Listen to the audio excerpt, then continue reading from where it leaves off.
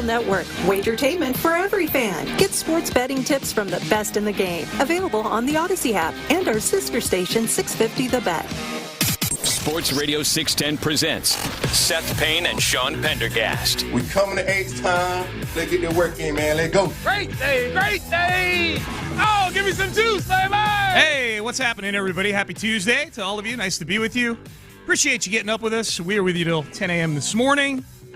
I am Sean Pendergast. He is Seth Payne. And the AFC South, the complexion changed drastically last night in the last few minutes of Monday Night Football. As we welcome you in on a Tuesday, Nick Caserio, Texans GM, scheduled to join us at 7:30 today. How you doing this morning, my friend? I'm good. I'm very, very excited about the fact that the Texans take on the Jets, which I know on paper doesn't look like the best matchup or anything, and in terms of intrigue. Looks like it should be, if the Texans take care of business, a pretty easy victory. We're intrigued by it here, but yeah, not a lot of Nashville. But it's Robert Saleh versus D'Amico Ryans for one, which is interesting. You know, this is protege versus student in some respects, and this goes way back to D'Amico's rookie year when Robert Saleh was coach, and so there's a lot of history there, and we'll listen to some of D'Amico weighing in on that later. But it's just the fact that, man, you've got the Jacksonville Jaguars now dropping a game last night after letting a rookie fill-in quarterback really just go off in an incredibly efficient performance. Hey, rookie quarterback playing for the Bengals, how are they going to do it? They're going to protect his arm? No, they're going to let him throw 38 times. Yeah. You still got weapons. You got to use them. And I guess the bigger news, I think probably even bigger news than the result of the game. The result of the game was huge, obviously, because the Jags now fall to 8-4, the Texans at 7-5. Trevor Lawrence left this game in the fourth quarter with what is being described as a sprained ankle. He went down. One of his offensive linemen stepped on his ankle, and he kind of went down awkwardly with like his leg tucked underneath him. And his reaction to the injury was one where you're like, oh my God, he might be done for the season. Like, he tried to get up, went back down. A little bit dramatic, eh? Slammed his fist to the ground, ripped his helmet off, and threw it. Why? Why have you forsaken me? Yeah, so C.J. Beathard came in, and the game went to overtime, and the Bengals end up winning the football game. So we'll know more. This is from ESPN.com. Michael DeRocco, I'm assuming, is the Jags beat writer. I think he writes he's in Florida. Yeah, so he's in Orlando. Yeah, right. So he's ESPN. I'm assuming he's like the DJ Bieneme of Jacksonville. Ultimately, he can go screw himself. We don't care. He writes this: Jags quarterback Trevor Lawrence suffered an injury last night. Initial tests showed that Lawrence sprained the ankle. A source told Adam Schefter he's scheduled to undergo additional testing to determine the extent of the injury and how much time he could miss.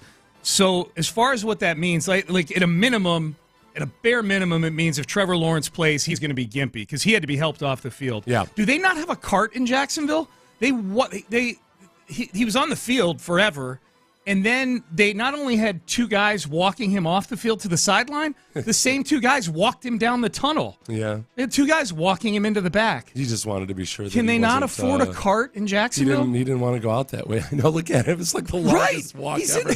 We're watching it right now. We're watching it on TV. He's down in the concourse still being... If I was one of those two guys, I'm like, how long are we going to carry this guy for? Given his level of drama queen on that, I'm guessing that they dimmed the lights at his request. You have a very dramatic scene of him walking down the tunnel with two people at his side, and the lights are dim. It's like a silhouette. Like, hey, how about you get to the X-ray room and maybe try to get back out there, sport? Yeah, well, there's a level of drama with these kids with these injuries these days. My goodness. So the Jags lose last night. So the Texans are a game back of the Jags in the standings. Like, this is gonna get crazy. You know this, Seth, because you and I went back and forth on this a little bit. I was declaring the division a dead issue if the Texans lost to the Jags because they were 2 games back and the tiebreakers all favored the Jaguars. I obviously wasn't factoring in the potential of a Trevor Lawrence injury in this whole thing in my assessment.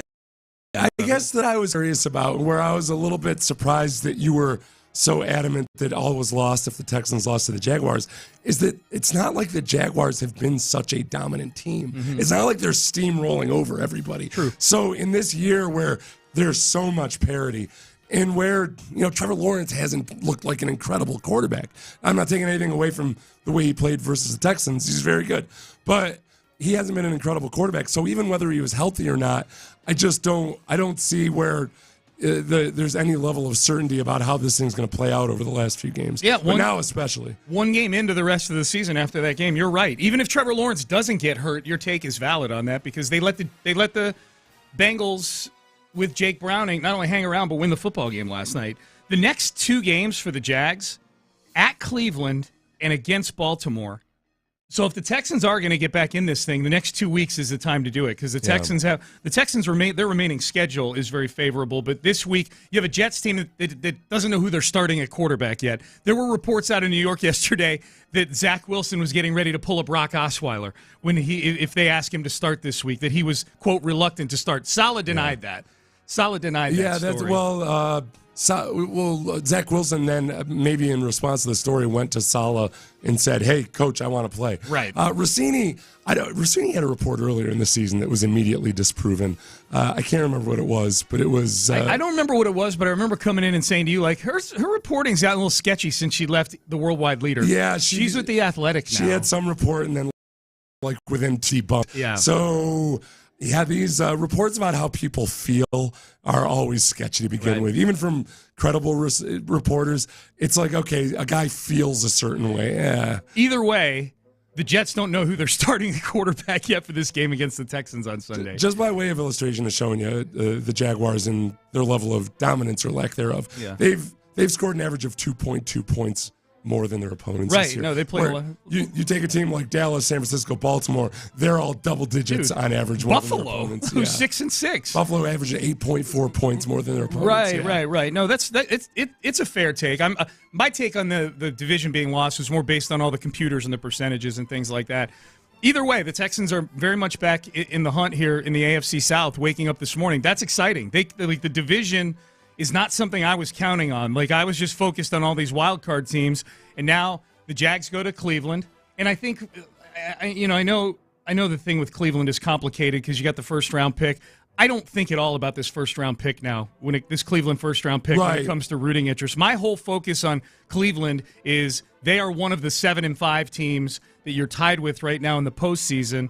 So I'm still holding out hope for the division. I'm rooting for Cleveland in this game on Sunday against Jacksonville. It's weird that it's really a no-lose situation for the Texans that game because either Cleveland wins, and if you beat the Jets, you're tied with the Jags in the standings, or if the Jags win, you're essentially knocking Cleveland to the ropes in the wild card hunt here. I guess who's more in need of being knocked to the... It feels like you want to continually say each week, well, the Browns don't have a quarterback. They should fall on their own at some point. You also get to play Cleveland on Christmas Eve. Yeah. You're going to get your shot at them. I'm rooting for Cleveland this weekend against Jacksonville. Cleveland beats Jacksonville this weekend. You beat the Jets. Yeah. You're tied.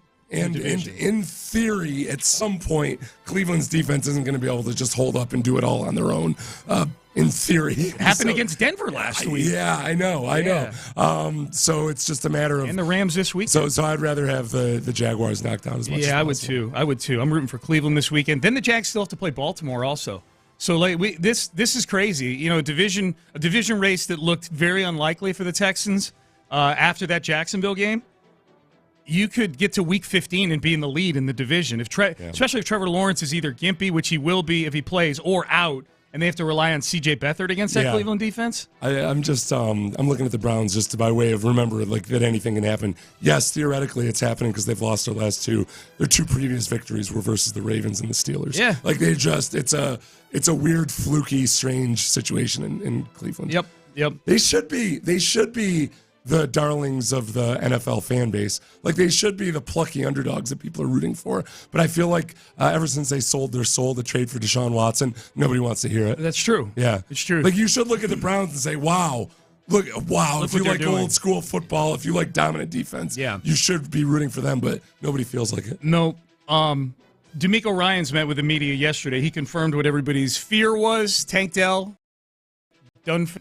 Unfortunate for Tank, he'll be out for the rest of the season. He had a successful surgery this morning, so on to a speedy recovery. Our prayers are with Tank. Our thoughts are with him. He's been such an inspiration for our team. Just incredible young man. Happy for the season that he has as a rookie and the impact that he has as a person, as a player for our organization. But we expect to get him back before the next offseason program. I got a lot of run. That injury, Monday's sort of my day to see what the nation is saying about the Texans.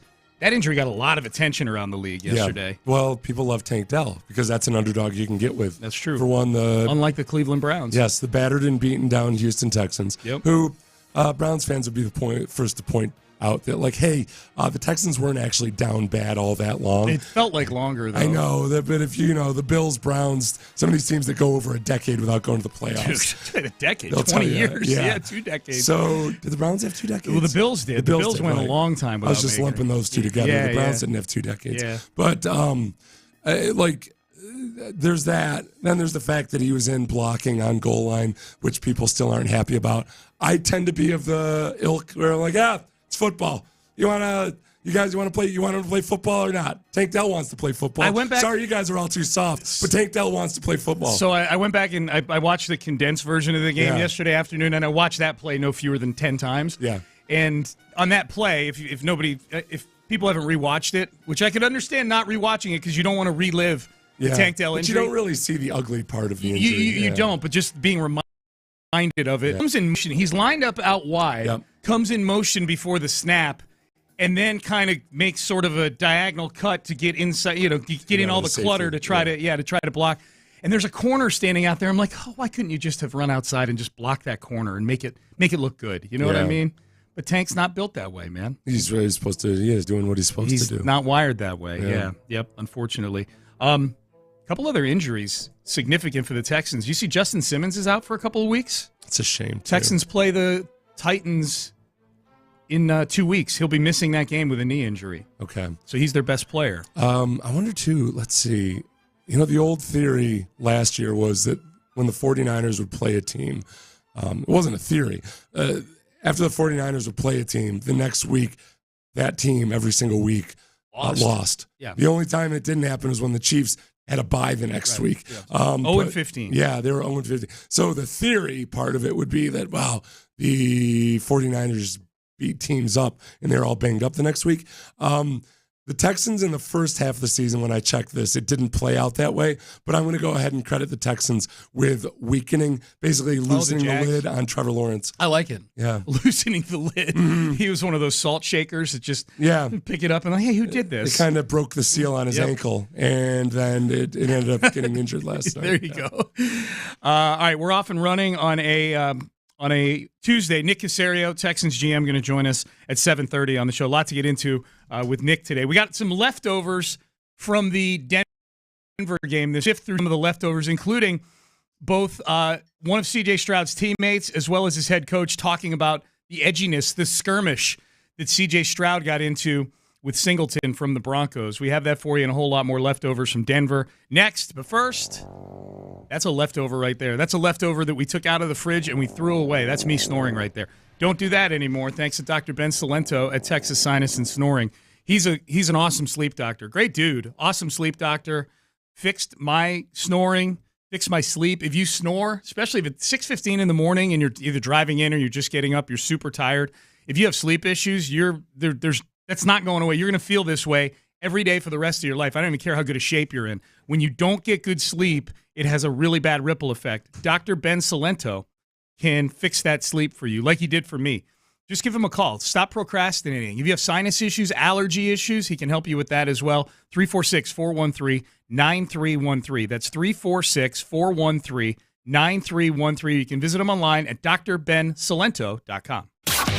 The Texans' 22-17 win went down to the wire again. How's this squad so resilient week after week? It's how you operate in that moment, right? And not blinking, not panicking. It's like everybody being under control, calm in the moment, and just executing. And that's what our team is continuing to show each and every week.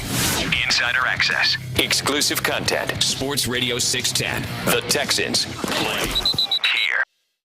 I'm PJ Glasser with BetQL. Bowl season is here. Number 9 Missouri faces number 7 Ohio. Mizzou's having an incredible season and playing in their first New Year's Six Bowl. Meanwhile, Ohio State had their QB, Kyle McCord, enter the transfer portal and are expected to have a lot of key players, including Marvin Harrison Jr., opt out of the game. This is a game where Mizzou will clearly be the more motivated team. Take the Tigers +3. I'm PJ Glasser. Bet smarter with BetQL and download the BetMGM app today.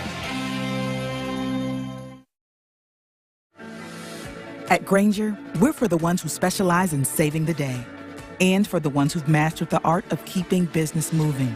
We offer industrial-grade supplies for every industry with same-day pickup and next-day delivery on most orders, all backed by real people ready to help. So you can get the right answers and products right when you need them. Call, clickgrainger.com, or just stop by. Grainger, for the ones who get it done.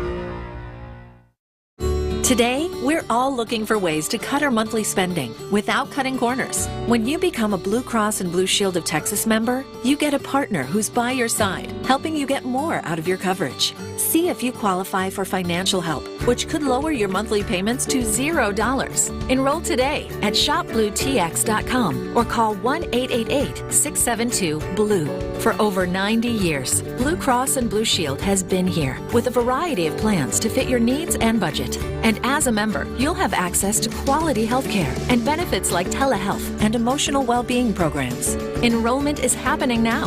Go to shopbluetx.com or call 1-888-672-BLUE. Blue Cross and Blue Shield of Texas will stand by you all. Blue Cross and Blue Shield of Texas, a division of Healthcare Service Corporation, a mutual legal reserve company. With your support, hundreds and hundreds of Houston's homeless will call Star of Hope home for Christmas. In addition to long-term recovery programs that help with employment, education, and life skills, Star of Hope serves more than 5,000 meals a week to our residents. You can provide them with a Christmas meal for just $2.80. What a great way to celebrate the season. How many meals will you provide? To donate, visit sohmission.org. sohmission.org. When it's time to buy a John Deere tractor, our customers at Shoppers expect the best. Matthew uses a John Deere 5055E tractor on his cattle ranch in Central Texas. You know, in Texas, the goal is to make sure that your property stays in your family for generations to come. And we find the best way to do that is buying our John Deere tractors through Shoppers Farm Supply. They treat their customers like family. The relationship is why I deal with Shoppers. We invite you to come experience the Shoppers difference. Shoppers, tractors for your piece of Texas. Reggie was a nurse for 16 years. I had become very burnt out. I wasn't making good money. Then it happened. There was an ad for My Computer Career, and it just spoke to me. My Computer Career was the best decision he ever made. I could study anywhere from my laptop, and I was working in the first couple weeks of me being in class. Reggie hit a home run. The field is teeming with jobs. Become an IT pro in just months with zero experience at mycomputercareer.edu. The school is amazing. It's not rocket science. It's mycomputercareer.edu. This is one student's experience. Individual results vary. Measure equal parts of hydrophosphorus with an alkaline balancer. Gardening doesn't have to be dull or difficult. This is a call in and we believe gardening should be fun. Or just listen to us chat. Welcome to Home Show Garden Pros, making gardening fun again. Saturday mornings 7 till 9. I want to get my butterfly garden going again. Aww. We answer. Other things that you could look advice and tips that put easy and fun into your lawn and landscaping. Getting a little crazy in here. Saturday mornings on Sports Radio 610. Bud Light is brewed to be a delicious, easy-to-drink beer. Bud Light. Easy to drink, easy to enjoy. Pick up Bud Light at your local retailer today. This is a special alert to all Americans who own a vehicle with less than 200,000 miles with an auto warranty about to expire or with no warranty coverage at all. Due to a decline in the economy, CarShield is announcing a low-cost month-to-month vehicle protection plan that is now available to the public to save any driver out-of-pocket expenses on future auto repairs. Call now to find out how you can pay almost nothing for covered auto repairs. Yes, you heard that correctly. Pay almost nothing for covered auto repairs. An open phone line has been established for all drivers to call for a free quick quote. Call 800-335-1274 now. Drivers who are covered will not have to pay for covered repairs again. This protection plan is at an all-time low. Additionally, drivers who activate this vehicle protection today will also receive free roadside assistance, free towing, and car rental options at no additional cost. Call us for your free quick quote today. 800-335-1274. That's 800-335-1274. What do you have to lose? Call 800-335-1274. Again, 800-335-1274. From 48 to partly cloudy, 72 today. Weather brought to you by Cricket Wireless. Switch to Cricket and let your flip era unfold by getting the all-new New extra rollers for just $199.99.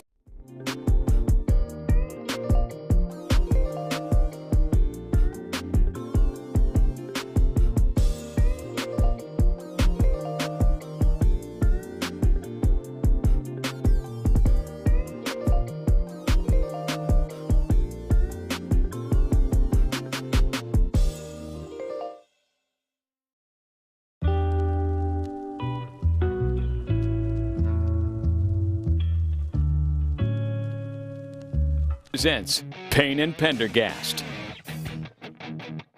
Payne and Pendergast with you.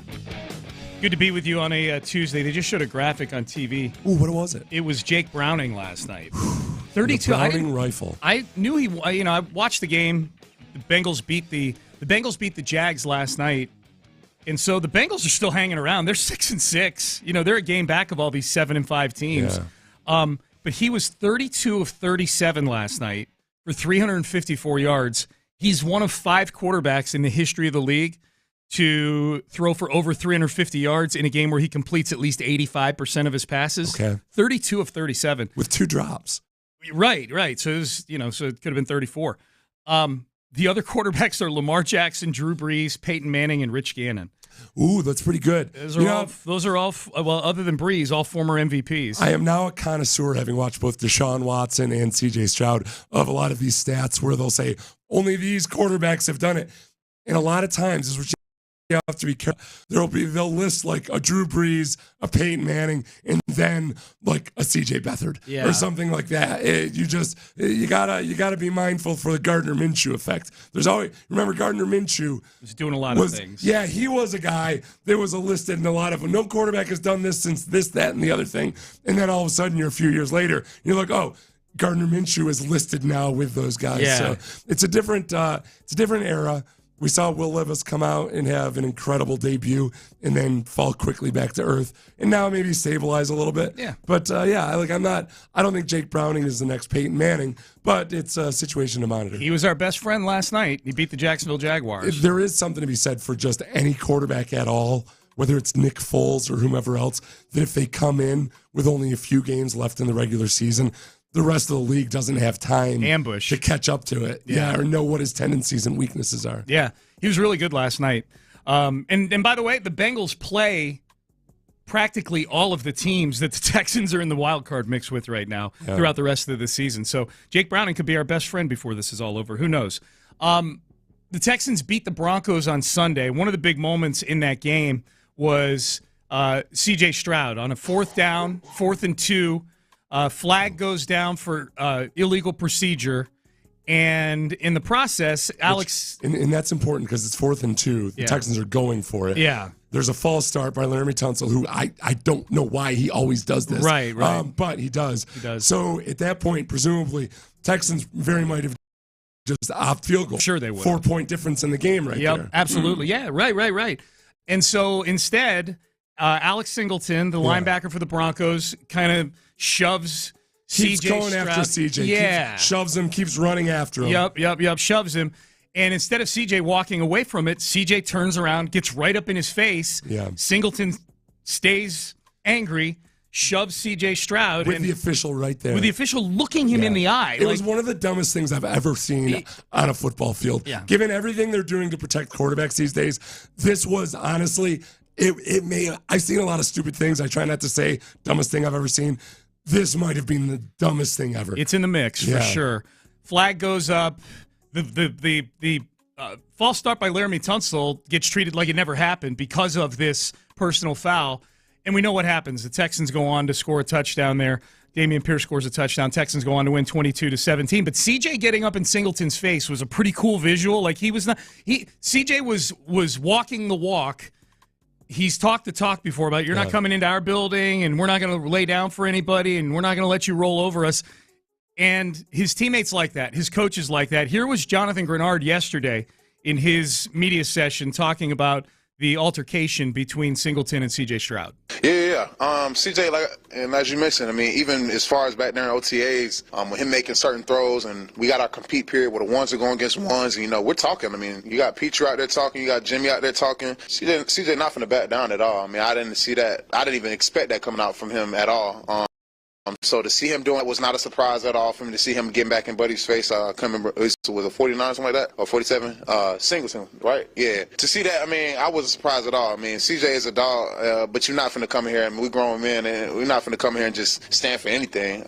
So I think overall, to see him in the throws that he was making back during OTAs, and I kept mentioning before, like, hey, we're gonna go as far as this team as this guy takes us, and obviously with our defense handling our part, definitely gives you, like I said, that confidence, and he has that confidence knowing that we are, we have his back whenever any of those stuff come on. It doesn't happen often. I mean, but when teams step or anybody try to step to us, I mean, that's how we all come behind them. Okay, a couple things there. One for John Grenard. Notice he called Singleton Buddy. Buddy, yeah. That's where it's there was a source of there was a little bit of miscommunication back in the day between me and Ryan Rocket, because when Ryan Rocket and I first started working together, former producer, I call lots of people buddy. You call everybody buddy. But depending on which neighborhood you grow up in, or like however you use language these days, shade.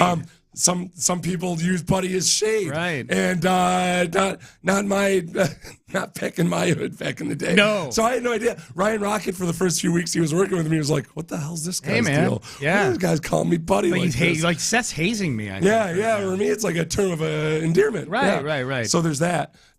Singleton, buddy.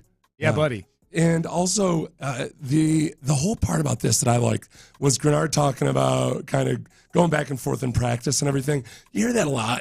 Tom Brady talking smack with the players. Sometimes somebody will put it in an expose and act like it's a huge deal. Yeah. Did you hear the defensive talking back to Tom Brady?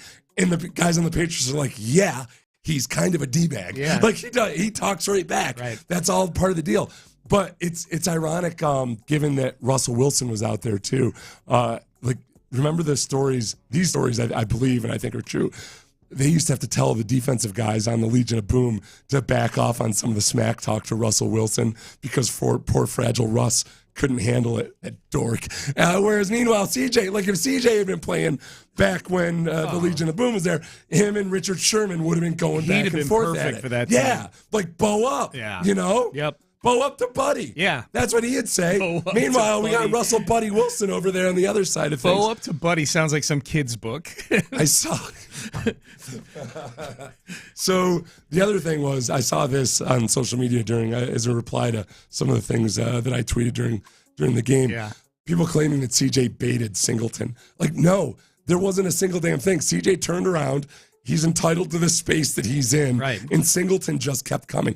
I cannot explain to you how stupid it was. If people in Denver are livid at Singleton right now, who I know is a fan favorite because he's a long-haired white dude who runs around a lot. Who is kind of an underdog story. Yeah. I like, if you're on the Texans, I would love him. I thought the same. Watching the game again yesterday, I thought the same thing. I'm like, I wouldn't mind this guy on our team. I would have 7 fat heads. But for right now, for all intents and purposes, he's the dumbest player who ever lived. Yep. Yeah. D'Amico talked about the skirmish yesterday on his coach's show. Oh, man. Love that moment. I really love that moment. Right, you got a linebacker who's trying to, mess with our quarterback. And this guy had been barking the whole game. Yeah. Right, and to see CJ just stand up like, hey, this is our house. You're not going to push us around. Like, I love that moment, right? That was my moment of the game, to see him stand up and then to see Shaq and George come and have his back. But anytime you can do that and you get a free 15 yards, we'll take it every single time. I love that. That's our coach. That's awesome. He loved it. That was great. Well, you could see on the sideline when they went to him, you could tell he didn't like Singleton either. Because Singleton does yap a lot. Yeah. He talks a lot. We need to start creating, going back to Grenard's cut, we might need to start a drinking game when it comes to things the guys on the Texans say in their cuts. We're grown men has now been uttered by at least 3 guys after that Denver game. Yeah. Will Anderson said it in the postgame show to me and Brandon Scott. I feel like CJ says it anytime you ask a question about some team coming into our house and it's, we're grown men we need a we're grown men shirt. There is a little bit of that I don't like about it just because these guys are probably too young to remember Mike Gundy's rant. I'm a man, I'm 40. I'm a man, I'm 40. Did anybody ask him about that in the press conference yesterday? No. In the conference call or not? No. Yeah, I think he's embraced it. That was one of the things. Oh, you're talking about in the Texas. I think you're talking about Grenard. Oh, you're talking about Gundy in the Texas Bowl press conference. Yeah, Mike Gundy. I'm a man. I'm 40. No, I got. Okay. Oh, yeah. No, I thought you had said he. I thought you were talking about. Sorry. Grenard did a press conference Mike yesterday. Gundy also had his conference call. Yeah, most people don't know about that one. Yeah. Cool yesterday. As far as some of the other things go in this game, just in watching it, what did you think of the video footage that surfaced of 93 Jones with the elbow down on Tank Dell's leg? Did you think that a lot of Texan fans contending it was a dirty play by the Broncos, that Tank Dell's broken leg was either caused or exacerbated by number 93 putting an elbow down on it? Did you see that footage? I've watched the play like 7 times. I didn't think I never even noticed it as anything out of sorts. So no, I'll rewatch. Yeah. I had zero clue. Okay, I didn't know if some of those tweets made it across your timeline or not. That guy, that 93, also, he took a run. He took a run at CJ early in the game on 3rd down. When CJ scrambled on 3rd down, the first series where the Texans went 3 and out, he kind of ran by CJ and kind of like bowed him in the head, like threw an elbow to his head. It didn't get called or anything like that. He didn't make great contact, but it looked like he was trying to take a run at CJ. 93. If they play the Denver Broncos next year, I'm gonna keep 93 put an elbow down on Tank's leg down in the pile there. Are you looking at it right now? Yeah, I don't even see a number 93. I guess that's what I'm confused about. Okay. So there's people were worked up. I mean, 93 tackled Dameon Pierce.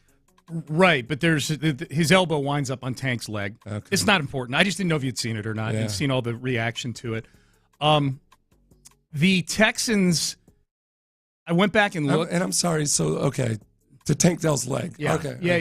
Yeah. Like, he had his elbow down on Tank's leg. There's people texting about it right now. I went back and looked. The average amount of time remaining in these last 8 Texans games in which the game has been decided, like the amount of time left on the clock after the deciding play, 11 seconds. The last 8 games on average, the final play that decides the game has happened with 11 seconds left in the game. I saw you tweet that out. 8 games in a row. Research by you. Thank you. It's I know you're a box scorer. You get into these wormholes. This was a worthwhile wormhole for you to get into. Thank you. Because the one was, let's see, the last play of the Atlanta game. Yep. 16 seconds left in New Orleans. Yep. Last play of the Carolina game. The Tank Dell touchdown with 6 seconds to go in the Tampa Bay game. Last second field goal, Cincinnati. The Steven Nelson pass breakup on 4th down against Kyler, 30 seconds left. The Jacksonville game, the boinked field goal, 29 seconds left. And the Denver game, 9 seconds left with the Jimmy Ward interception. Yeah, so the Jacksonville game was the most of all of those. Yeah. The Jacksonville one was the one that was most of it. Arizona and Jacksonville. Arizona was 30. Jacksonville was 29. But the Jacksonville one was the one that was most genuinely a coin flip. Like it just that was, man, if they had spotted the ball 2 inches further ahead, if the ball had been spinning a little bit differently, perhaps it would have gone in. Yep. 11 seconds left on average. The last 8 games is when it's been decided. Here's D'Amico Ryans yesterday, asked if his guys like playing in all these close games. For us, however those, whatever it comes down to, whether it's, in that final drive of the last 30 seconds of the game, last minute of the game, I think for our guys, they've gotten confidence through playing in so many of those games, and that's the climate of the NFL. So you have to be prepared for those situational football at the end of games, and the team that handles it the best, the team that doesn't panic in the moment, and the team that is confident in that moment, they end up coming out on top in most of those games. He is right. The NFL, if a game is a touchdown spread, that's a huge spread, like a betting spread, like a betting line, like 7 points. The Texans are favored by 6.5 points in New York this coming weekend. That's a big number for a betting spread, and yet it's under a touchdown. Well, and it's kind of one of those things, too, where it's a good reminder that you never, ever, ever, no matter who you are, go into some game thinking, there's no way we lose this game. I'm still floored when I see people that genuinely believe that there's no way a team will lose. The Eagles lost to the Jets earlier this season. So to put whichever damn quarterback you want out there, it doesn't matter. There's a very good chance that if you screw it up, then you can easily lose this game. Yeah, Jags were a 10-point favorite last night against the against the Cincinnati Bengals. So, yeah, if you're just waking up, the big news from last night's game, Trevor Lawrence left the game with an apparent ankle injury, and we're waiting to hear what the severity of it is. But it didn't look good. The thing about the Jets that I'm intrigued by is that they just have a awesome defense. They have a very, very solid defense. So it's going to be a test for CJ. He'll see things, and it's going to be a good learning opportunity for him. Ideally, you should look at this. All right, here's an opportunity for maybe the defense to come in and win a game for you. Yeah. If it has to be 13-10 or something, but that CJ will see some things he's never seen before. He's going to be tested in certain ways. In a lot of ways, the matchup, instead of quarterback versus quarterback, instead of Stroud versus or Bryce Young versus CJ Stroud, perhaps this is Derek Stingley versus Sauce Gardner. Maybe. Who can be a more integral factor in this game? It would be awesome if it were Derek Stingley. If he could keep that up, for sure. Yeah, 4 picks in his last 3 games. Hey, join the drive with Stoerner and Hughley and our friends at Bud Light Thursday afternoon at Buffalo Wild Wings, I-45 at Ritchie Road, so up on the north side for a Thirsty Thursday. Grab some wings, a cold Bud Light, enter to win some awesome prizes on site, and stick around after the show to watch the game. It's a Thirsty Thursday with the drive and our friends at Bud Light Thursday afternoon at Buffalo Wild Wings, I-45 at Ritchie. Headlines are next. We'll get to some updates on the Texans, injuries, Pro Bowl voting, their opponent this weekend, the Jets, Heisman finalists, a whole lot more coming up in headlines. Nick Caserio, about an hour from now with us. Stay there. Zadok Jewelers at 1801 Post.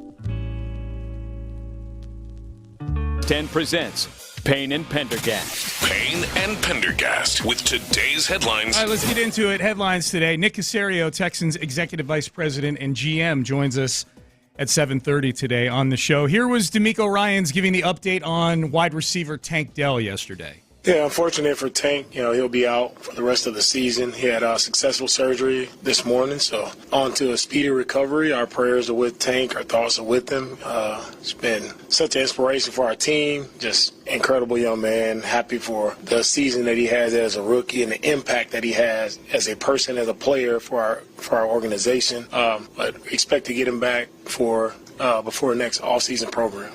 So no more Tank. So CJ's two favorite options, clearly, when everybody was healthy, were Tank Dell and Nico Collins. No Tank Dell on Sunday, so Nico got heavily targeted. He by far was the most productive receiver. Hell, he's the most productive receiver in football. On Sunday, he had 9 catches for 191 yards. Do you think that's a sign of things to come, or do you think that the ball gets without Tank Dell, that CJ still does the thing where he's finding the open guy? Well, I think that there will be some games where Nico goes off like that, and I think he did that through 3 quarters without Tank Dell. Yeah, Tank Dell wasn't on the field, and the Broncos, Vance Joseph is a pretty capable defensive coordinator. It's not like they wouldn't have adjusted for that. Now, having a whole week to prepare for it's different. So I think that there will still be some huge performances by Nico. But when teams do decide to bracket him or rotate to him, then CJ's already demonstrated that he's perfectly capable of spreading the ball around. That's where I think especially having the veterans like Robert Woods and Noah Brown really, really helps. Some of the younger guys might come along. Brevin Jordan might become part of more of a 2 tight end set type of scenario. So I'm not – it's tough. I don't want to sit here and say it's no big deal to lose Tank Dell. I don't think that their ceiling is nearly as high as an offense without Tank Dell as it is with it, but they still have other areas to exploit, and CJ still has room for improvement as a rookie quarterback that I think they can continue to get better as an offense. There's 2 sides of that coin.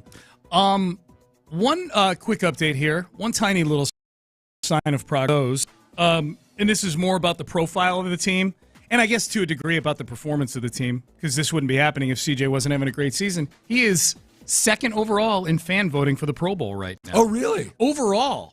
Not just second. Well, he is second among quarterbacks, Making the Pro Bowl as a rookie, just like Mac Jones. Did Mac Jones make the Pro Bowl as a rookie? Yeah, he's on the sideline there, mic'd up, chatting it up about all his boys. That had to be an alternate situation where 4 guys bailed.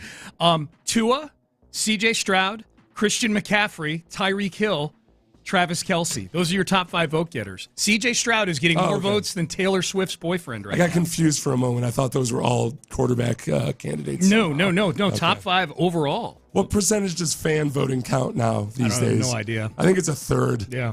I don't know. I'm not sure. They let the players vote. I think the coaches vote. Maybe the media. No, media doesn't get to vote. They don't get to vote? Okay. No. All right. So, CJ, 2nd overall. Get out and vote, people, okay? Get out and vote. Media, if the media is allowed to vote, then it goes to. It used to be, whoever had the most primetime games is getting in. Oh yeah, and then nowadays it would be whoever has the highest PFF grades would get in. Right. Yeah. Well, yeah, especially at the positions that media doesn't normally watch, even when they're watching games. The Jets, the Texans' opponent this weekend, according to Diana Rossini of The Athletic, may want to go back to Zach Wilson as their starting quarterback, but he is, quote, reluctant to step back in. That's Rossini's report. Yeah. Robert Saleh, later in the day yesterday, denied that report and said as much, that Zach Wilson basically to that report and said, I do want to start for the team this week. Zach Wilson's put in a tough situation there where, all right, he already got the reputation of being a little bit too much about himself last year. Now this report comes out that supposedly he's reluctant to go play. So he has to be in the position now of the guy who goes to the head coach and says, hey, coach, put me in. Yeah. It's my time. Right. I'm ready. I think he had to clarify. Rudy. Saleh basically said, Zach Wilson thinks he's the best guy for the job. He wants to play. He told me as much. I don't know if I would hope for Rossini's sake that she's accurate in this reporting, because that's kind of a messed up. That's one of those low-key things that I could see a reporter not even realizing how messed up it is to report that if they hear it. Like, you better be damn sure when you're. Remember Kelly? What's his name for the Panthers? The former number 1 overall pick for the Carolina Panthers. Kerry Collins. Thank you. Remember Kerry Collins went to Dom Capers and said he didn't want to play anymore? That's messed up stuff. Yeah. That's really, really bad stuff. Yeah, you got to get it right. The reaction to Rossini's tweet yesterday from a lot of people was, if this is true, he should never play in the NFL ever again. Yeah, yeah. Like, he doesn't want, if he's literally refusing to go into a game. Kerry Collins figured it out, and he came back and had a nice rebound. Went to a Super Bowl. Remember, that was the one, Kerry Collins, that was all part of a scenario in which Kerry Collins was seen talking to reporters outside of the courthouse at dawn after being released on bail for something, smoking a cigar. Remember, I don't remember he's that. Smoking a cigar on the steps of the courthouse talking to the press. I don't After all having asked Dom Capers to not start anymore. He hung around for a long time. He was a Kerry mess Collins. for a while. Yeah, he did clean himself up a little bit. Yeah, he had issues. He hung around for a while. Shaq Leonard to the Eagles. Yeah, he had to choose between the Cowboys and the Eagles. How's that taste? How's that taste, Cowboys? Yep. This linebacker who's apparently really not all that good anymore. Not nearly as good as he used to be. And yet, this is the classic scenario where a guy, kind of like a Des King, obviously, Des King actually was super high profile earlier in his career. Yeah. He came onto the scene strong. At one point, yeah. So Des King's been cut twice already this season. Comes in and gets this opportunity to play for the Texans, and he's gone off. Yep. So I wonder with Shaq Leonard if maybe in the right situation, used situationally, where it's not a blow to his ego or anything, he might really go off with the Eagles. The Eagles and Cowboys play each other this weekend. They should have had a stipulation that the winner gets Shaq Leonard. Oh yeah, that's what they should have. That would have been that's what Vince McMahon would have done. It's funny, he was waiting until after this week's games to make the decision, and presumably maybe he would have thought, like, well, I'm going to see who looks the best. He picked the wrong team. Yeah. The Eagles look like trash. The Cowboys' tough stretch comes up now. Yep. They've beaten up on the paupers of the league, and now they're going to have their true test. If Dak is an MVP, like a lot of people want to pigeonhole him into this MVP race, we'll find out in the next couple weeks. Caleb Williams, speaking of future quarterbacks, will not play in the Holiday Bowl. So I guess that whole game time decision thing about going pro, he's kind of shown his cards a little bit. We're not going to get to see him cry about losing the Holiday Bowl. To whoever they're playing. Yeah, I would love to see the prop bet on whether or not he cries if he loses the Holiday Bowl. Man, like the guy's dropping out. Who's in the Holiday Bowl? It's USC and somebody else. I don't know. Well, that was my question. Yeah. Okay. Oh, who are they playing? Yeah, I don't know. He said, who's in the Holiday Bowl? Heisman finalists, Jayden Daniels, LSU, Michael Penix Jr., Washington, Bo Nix, Oregon, Marvin Harrison Jr., Ohio State. What's interesting about that to me is that the three quarterbacks who are in there, all transfers, because that was the other big thing yesterday that was happening, was that 30 quarterbacks are putting their name in the transfer portal. Yeah. Ohio State's quarterback, transfer portal. Dylan Gabriel from Oklahoma, transfer portal. Jayden Daniels, Michael Penix Jr., Bo Nix, all transfers, all Heisman finalists. So the transfer portal is not slowing down anytime soon. All right, Payne and Pendergast with you. That was some of our headlines. Got another story in here about TJ Houshmandzadeh. Probably deserves more than 30 seconds. What did he do? No, he didn't do anything. He's got a woman that's stalking him right now that went as far as to change her last name to Houshmandzadeh, which to me that's serious commitment to the bit. It's one thing to change your name to like Jones or Smith when you're stalking somebody. Yeah. When you change your name to Houshmandzadeh, well, especially when a crazy person changes their name and who might be going around claiming that they're related to you. Oh, that's tough. She's tweeting out pictures of her, like with Houshmandzadeh's kids. I'm assuming like Photoshopped. Yeah. Oh, wow. Yeah. That's tough. I had a family member once who, there are two family members, and one's middle name was the same as the first name of the other. The one whose middle name was the first name is kinds of legal and credit issues. So he decided to start going by his middle name. And these two family members they were cousins, but they lived like 3 miles away from each other. So all of a sudden, the first family member who had, stellar credit rating, was a Boy Scout, stand-up human being, all of a sudden starts getting confused with this other relative who, if he had the old Chinese social credit rating, would have been down in the dumps. Oh, like all kinds of issues. It was a living hell for just 30 or 40 years until the middle name guy died. Oh my God, yeah. Yeah, you go to those background check sites, and you ever look yourself up on there, like all the people they have associated with you. Like, I haven't been associated with that person in 30 years. I usually wait until the restraining orders are served against me, and then I'm like, oh, okay, let's dig into this a little bit. Yeah, why waste time just doing it for fun? All right, Payne and Pendergast with you. Nick Caserio joins us at the bottom of the 7 o'clock hour. What are the national folks saying about the Houston Texans and the AFC South race? If you're just waking up, got a whole lot more interesting last night in Monday Night Football. We'll get you up to speed on that as well. That is next. It can get interesting in a bad way.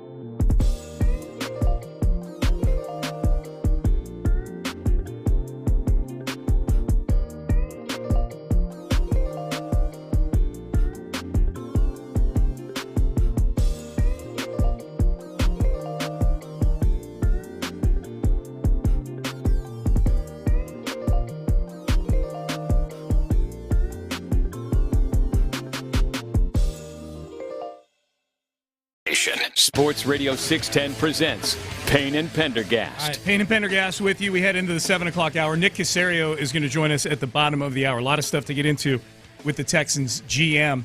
Monday Night Football last night, the Jacksonville Jaguars lose, and they may have lost Trevor Lawrence to injury here for an undetermined amount of time. That was, if you didn't stay up and watch that game last night, first of all, you missed a hell of a game. It was injury or no injury to Trevor Lawrence. That was a fun game to watch.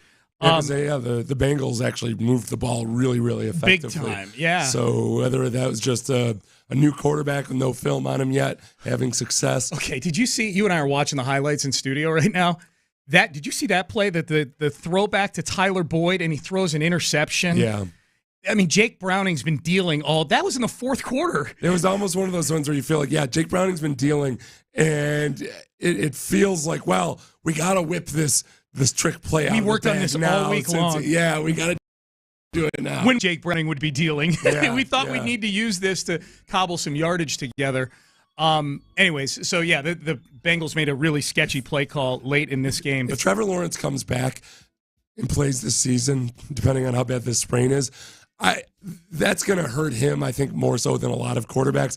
He's a first-read guy. I know that's a hugely contentious issue in Jacksonville right now. People are adamant that, no, it's the offensive line that's the problem. All right, whatever the issue is, he gets the ball out fast. That's why the Texans let me down. I anticipated them being better at jumping the first reads, and they weren't. The Texans weren't. So he needs to have the ball come out. If the ball doesn't come out fast, things really fall apart, and that's when he has to rely on his legs.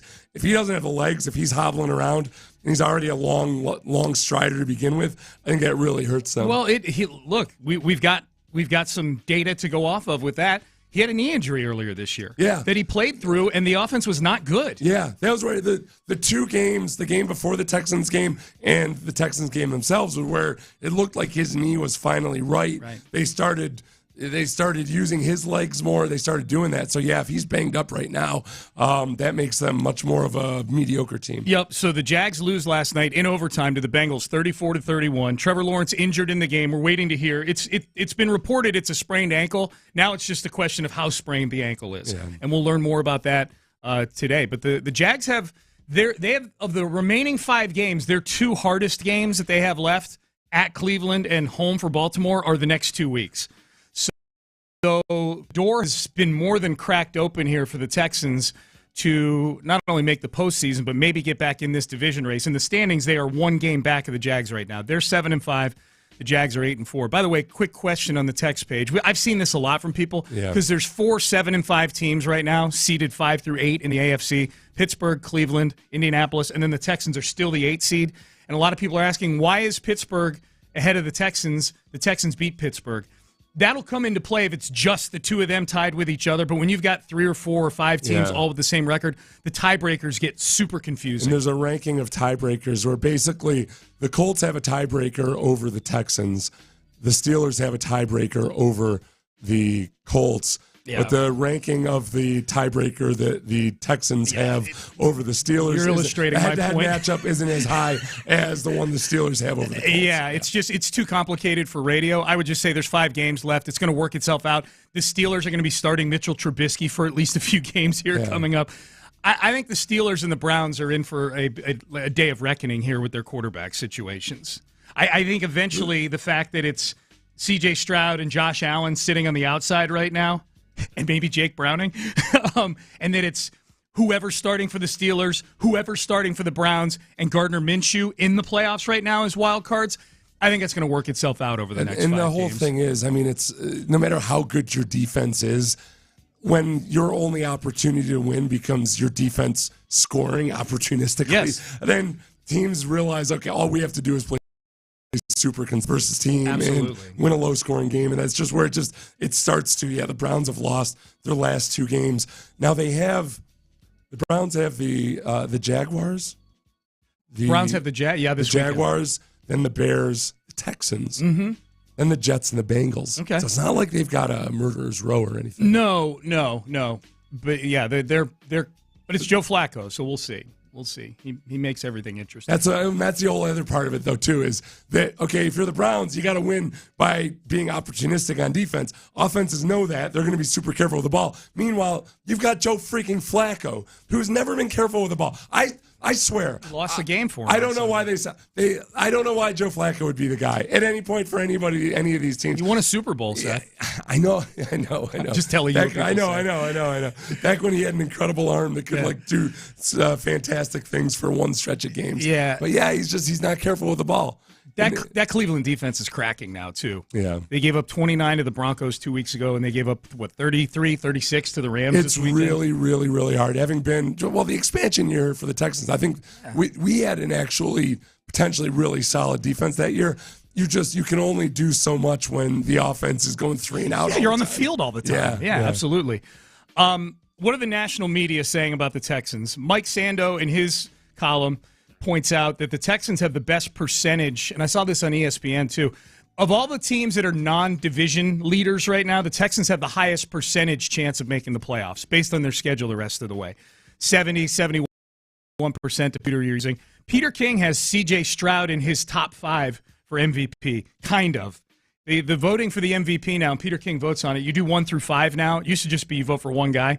They do 1 through 5. He's got Brock Purdy as his MVP, Dak number 2, Mahomes number 3, Tyreek Hill number 4, and he split his 5th place vote, or at least he would right now, between Jalen Hurts and C.J. Stroud. So Stroud he's on the radar still. C.J. can make a little hay in the MVP race over the next few weeks. Yeah, I would say. Yeah. Good. It's, who's got the most? Who's the favorite? Well, Peter King said he would vote for Brock Purdy. We'll know who the favorite is today. Jalen Hurts was the favorite last week, and he had a terrible game against the 49ers. Brock Purdy, statistically, is starting to really emerge along the most of the top categories. Oh, yeah. It's tough because Jalen Hurts, that people are so ingrained in just looking at, like, not even really paying attention to the running stats with Jalen Hurts that he gets screwed in that regard. I think the fact that head-to-head matchup was so resoundingly in favor of the 49ers, I think ends up being a Jalen or a Brock Purdy nudge.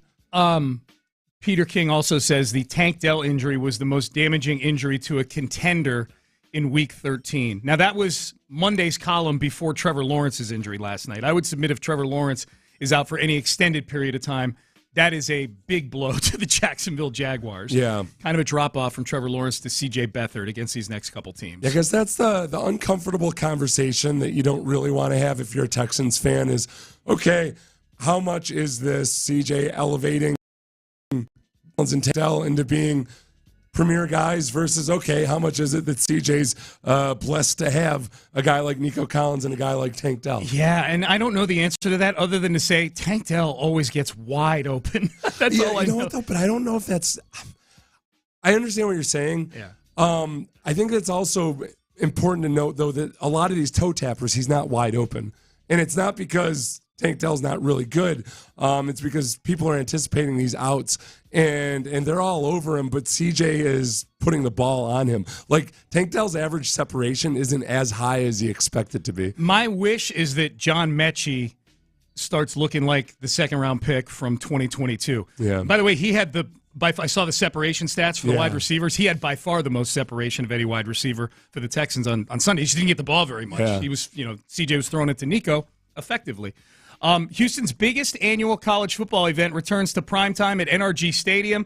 It's the Aggies against the Oklahoma State Cowboys, Wednesday, December 27th. Tickets on sale now. You can go to taxacttexasbowl.com for the best seats and suites on game day. Also, the exciting and free bowl week events, the Carbach Kickoff Concert presented by HEB on December 26th in the Carbach Love Street Tex Fest outside of NRG Stadium. For more information and to get your tickets, go to taxacttexasbowl.com. Let's start looking ahead to the Jets, that relationship between Robert Saleh and DeMeco Ryans. We will hear from the head coach on that. Nick Caserio joins us bottom of the hour. That's next. The Texans.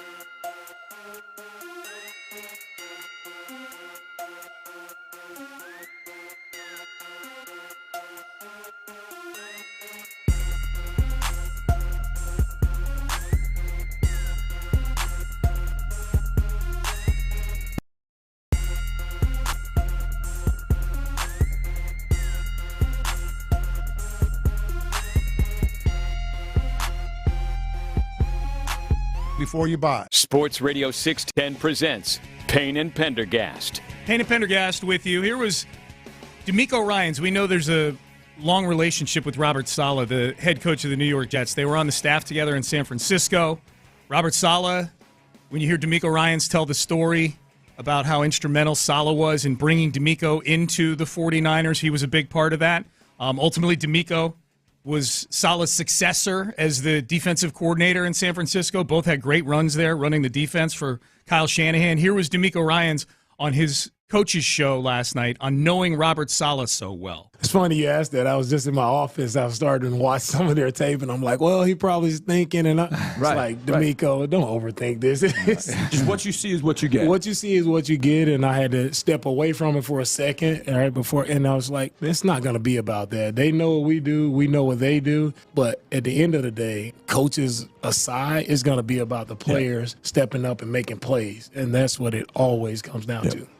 I thought the most interesting part of that soundbite, obvious, other than the obvious, like, okay, the old, he knows that I know that he knows that I know that he knows that I know, that part of it was him saying he had to step away from it for a second. I kind of like clear your head. Yeah, I just like thinking about the process of game planning, and when coaches or anybody that's involved in something like that realize, like, all right, you're getting a little too close. You're maybe going down a path instead of keeping the broad picture in line. Like the psychology of it is always interesting to me. Oh yeah, I'm always amazed. I'm always intrigued by people at high levels that understand the value of just taking a walk every now and then and just really just physically separating yourself from something. Now I don't know if he physically stepped away from it, but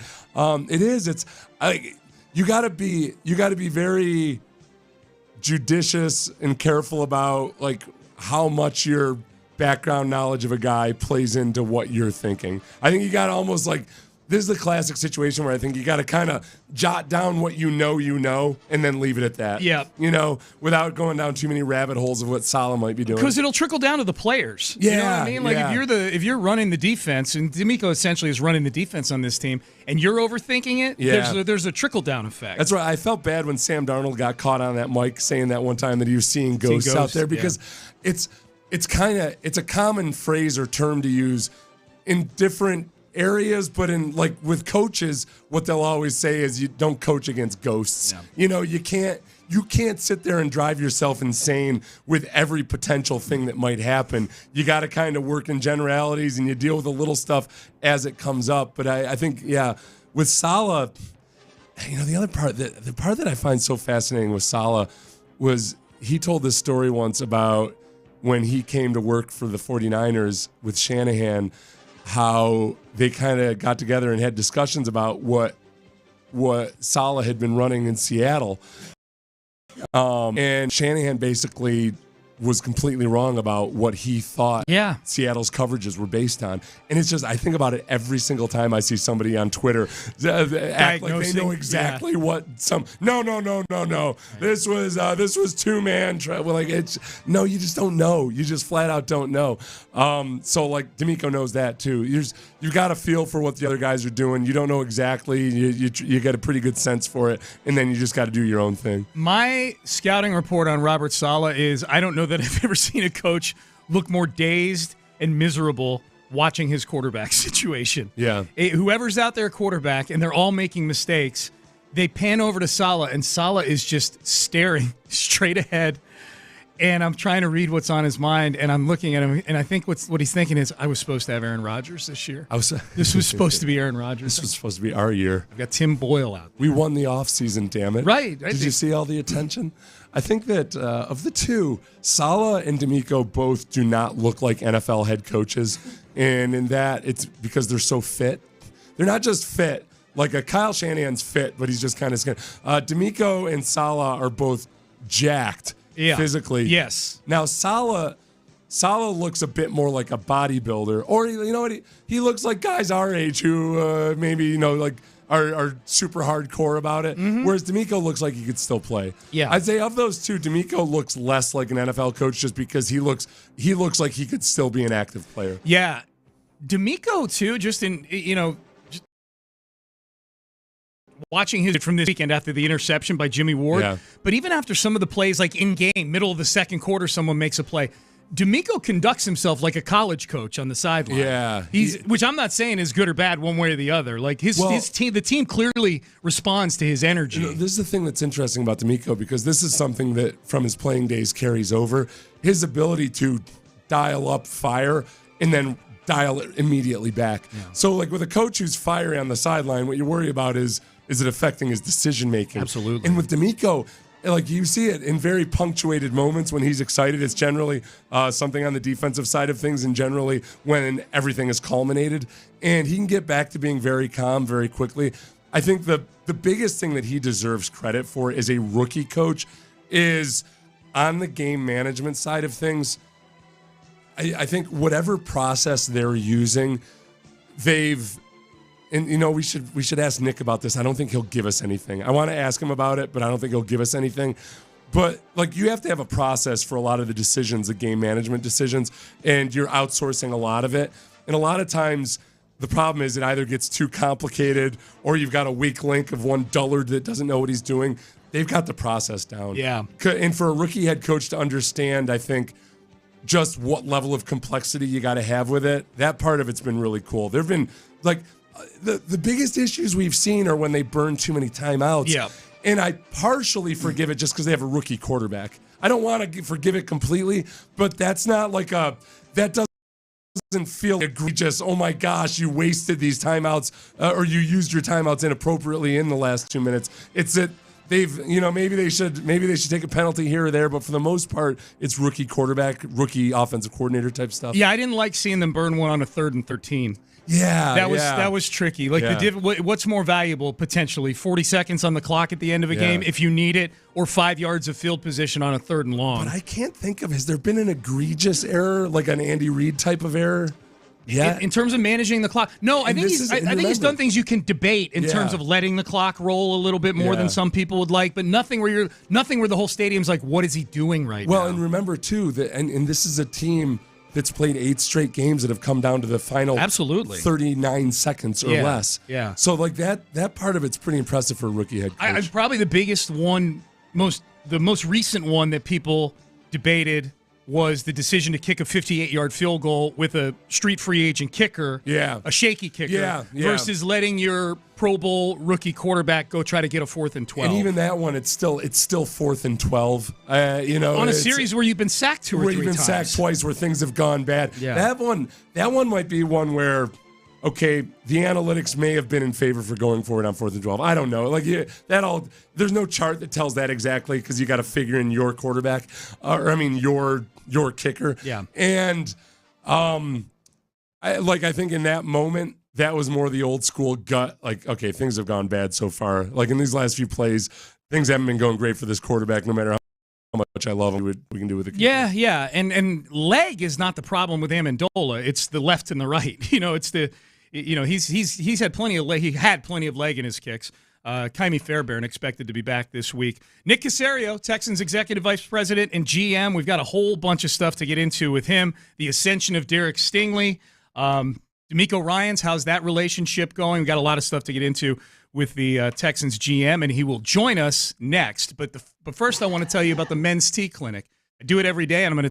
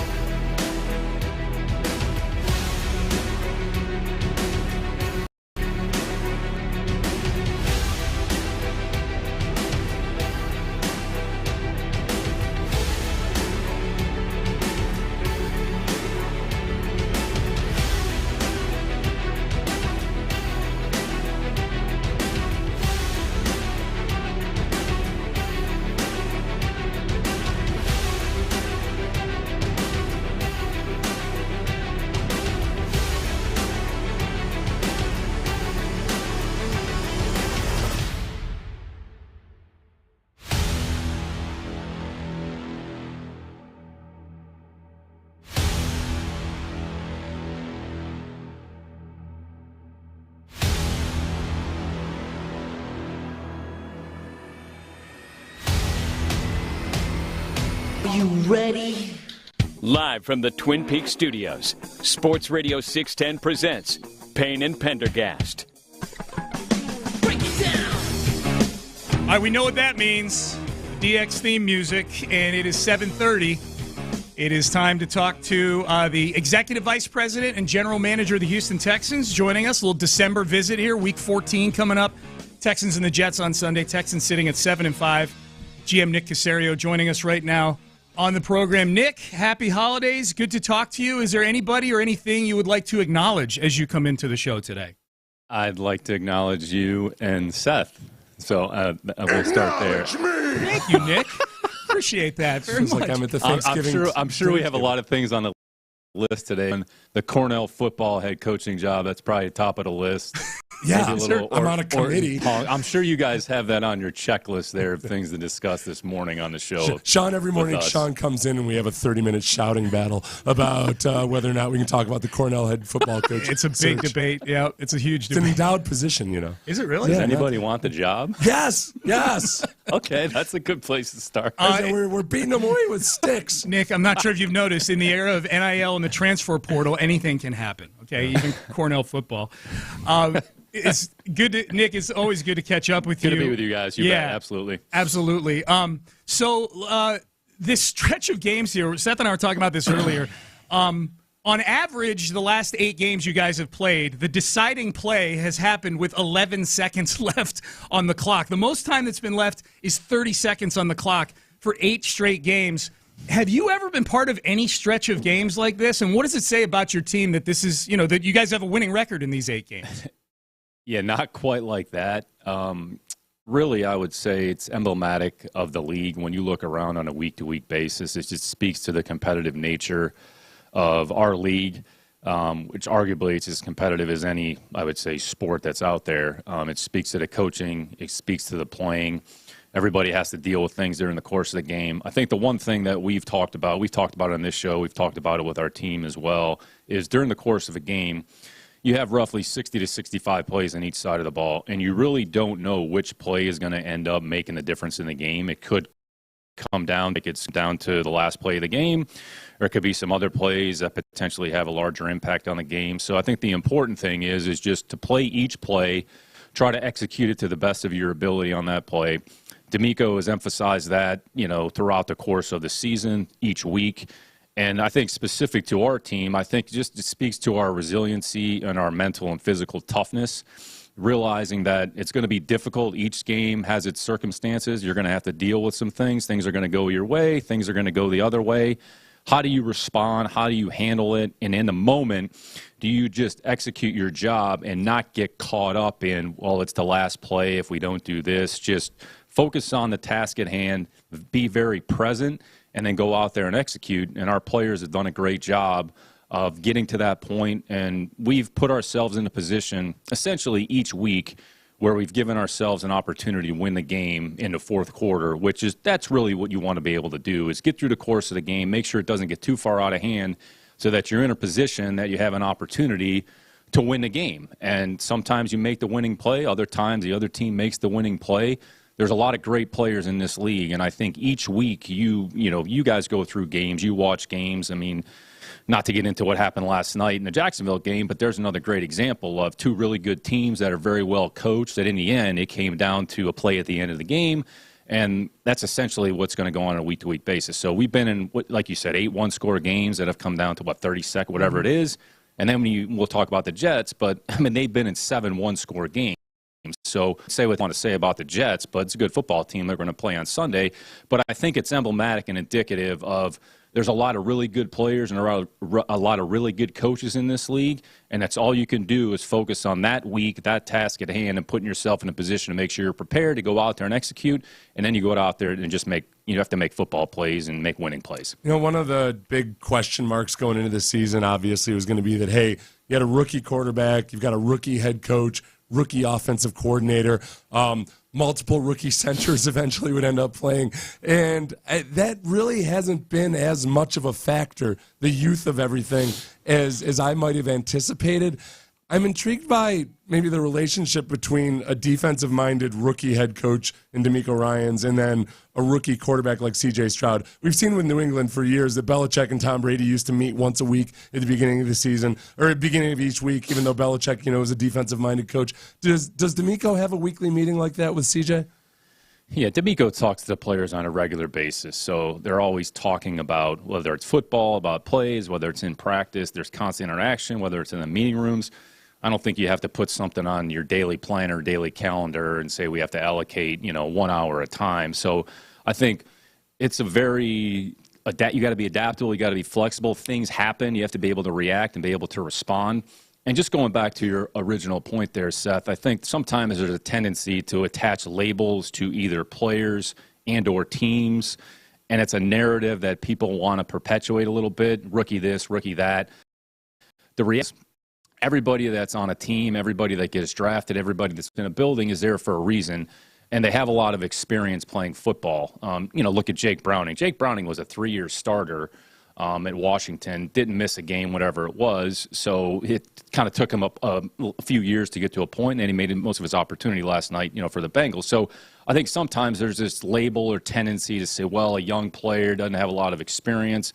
I would say when you look at some of the players that have come into our building, I mean, C.J. Stroud has much experience playing football against really good teams as much as any player in college football. Juice Scruggs, so Will Anderson. So when players have experience at their respective level, that certainly matters. Now, you sort of have to recalibrate or reset when you come into the NFL because you're starting from a different point. But the reality is it's still football. If you do the right things on a consistent basis, you have the right mindset, if you work hard, if you go out there and improve, you take the coaching, then it's about execution. And focus on the things that you can control and don't worry about what people are saying outside of the building because, candidly, it doesn't really matter. So what matters is, do you do your job well enough? Do you execute the plays when it matters most? And do you learn from the situations that come up and try not to make the same mistake when it comes up again? So there's going to be things that come up during the game. You're going to face adversity. Are you resilient? Do you have enough mental and physical toughness? And I would say our players collectively have done a really good job of that, and they realize it's not going to be perfect. There's no perfect game. There's no perfect play.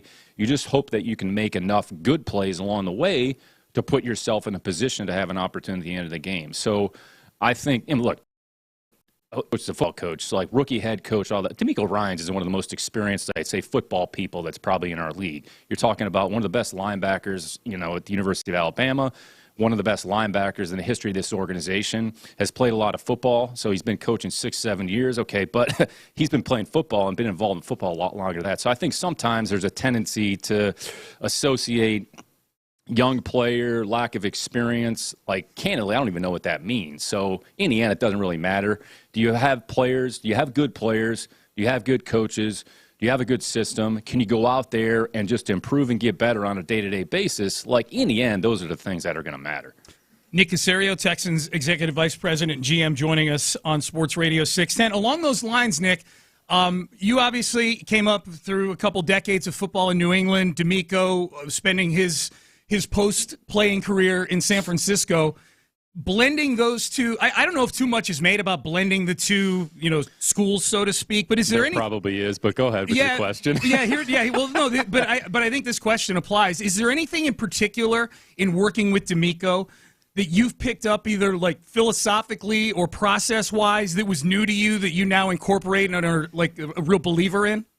Yeah, it's interesting. Football's football. I think you have a certain way of maybe how you were trained or how you were taught. So like in DeMeco's case, he was brought in. I think he actually mentioned this the other day, talked about his experience with Coach Saleh, when he came on, and Johnny Holland, the linebackers coach. And there's things that they did, how they play, I'd say systematically. I think the thing is just speaking specifically on the defensive side of the ball, the overall front structure, how we play. It's different than what I was accustomed to in New England. You're talking about kind of a 30 front, how that was built. And I would say over time that evolved into more of a, I would say, nickel defense with 3-4 principles, but the spacing and the elements, I would say, were similar versus, I would say, how DeMeco was trained or learned under Saleh in this system, because when you look at actually what the Jets are doing, I mean, you're seeing two mirror images of each other's defense. So, okay, what are the things that are important to that defense? What are the emphasis points? How are we coaching the techniques? So I think all of us that are in football, if you're curious, you're always constantly learning. You're trying to figure out ways, okay, maybe that's something I didn't realize or know before. Okay, that makes sense, or that technique. Hey, you know what? There's an application. We should try that. So I think the big thing is to maintain an open mind. I think all of us, and I've talked about this at different points, we're all a product of whatever our upbringing is, going back to how we were raised growing up as kids. So our philosophies, our foundations are rooted in that. I think over time, what you have to do is you have to evolve, you have to adjust, and you have to be willing to, I would say, learn different nuances about different systems and different people. So I think, and I've said this publicly multiple times, I mean, I've enjoyed every second of my time around D'Amico on a day-to-day basis. We have very open, very candid, very fluid conversations. I could pop in his office, hey, got, a couple quick thoughts for you here. Vice versa, he comes in my office. So it's always constantly moving. We respect each other's viewpoint, and I try to, let D'Amico do his job. And if there's a way that I can support him and the coaching staff, my role is to kind of be liaison from whether it's personnel and scouting to other areas of the football operation to making sure that we provide the infrastructure and the support that the coaching staff and the players need so they can go out there and just do their job on a day-to-day basis and ultimately do their job on Sunday. But I think just learning different systems, I'd say, and if you want to talk on the offensive side of the ball as well with Bobby, how we call plays, what are some of the things that we do, the different concepts. They're different than maybe that, I was accustomed to or grew up with. And, there's a lot of really good things that you do, and you're seeing that. I mean, you lead the league in passing offense. I mean, there's a lot of good things that you're doing. So I think all of us, really what we have to do is we can't be so, I would say, parochial in our thinking. Sometimes we got to open our minds a little bit and be curious. And if you're not sure, be willing to ask questions, get an understanding, and just what do we have to do to get the right people with the right mindset that when they come in this building, they understand what the standard of performance is on a day-to-day basis and go out there and try to play good football. So, I mean, every second that I've had, that I'm around D'Amico, I feel like he's making me better. Hopefully, like, we're leaning on each other and helping each other because in the end, it's a team effort. This program is not going to be about one individual or one person. D'Amico has said that. I've said that multiple times. Our players believe in that, and that's a truth. So if you want to be a part of the Houston Texan organization and our program moving forward, it's going to be about being a good teammate, being selfless, having a right mindset, working your ass off on a day-to-day basis, having mental, physical toughness. Talked about this after the game. The theme going into the Denver game was about an undeniable strain and just finishing plays. And there's no better example of that than what happened at the end of the game to make a play. Well, it was 7 or 8, however many seconds were left. Did Jimmy make the play in the end zone? Like, that encapsulated the week from start to finish. So, it's an exciting time to be, I'd say, in our building. It's not perfect. We certainly have work in front of us. I mean, 7 wins doesn't get you anywhere. But we put ourselves in a position to have an opportunity to play meaningful games in December. And ultimately, that's the goal. Nick, I'm a connoisseur of motivational slogans, mantras, and philosophies.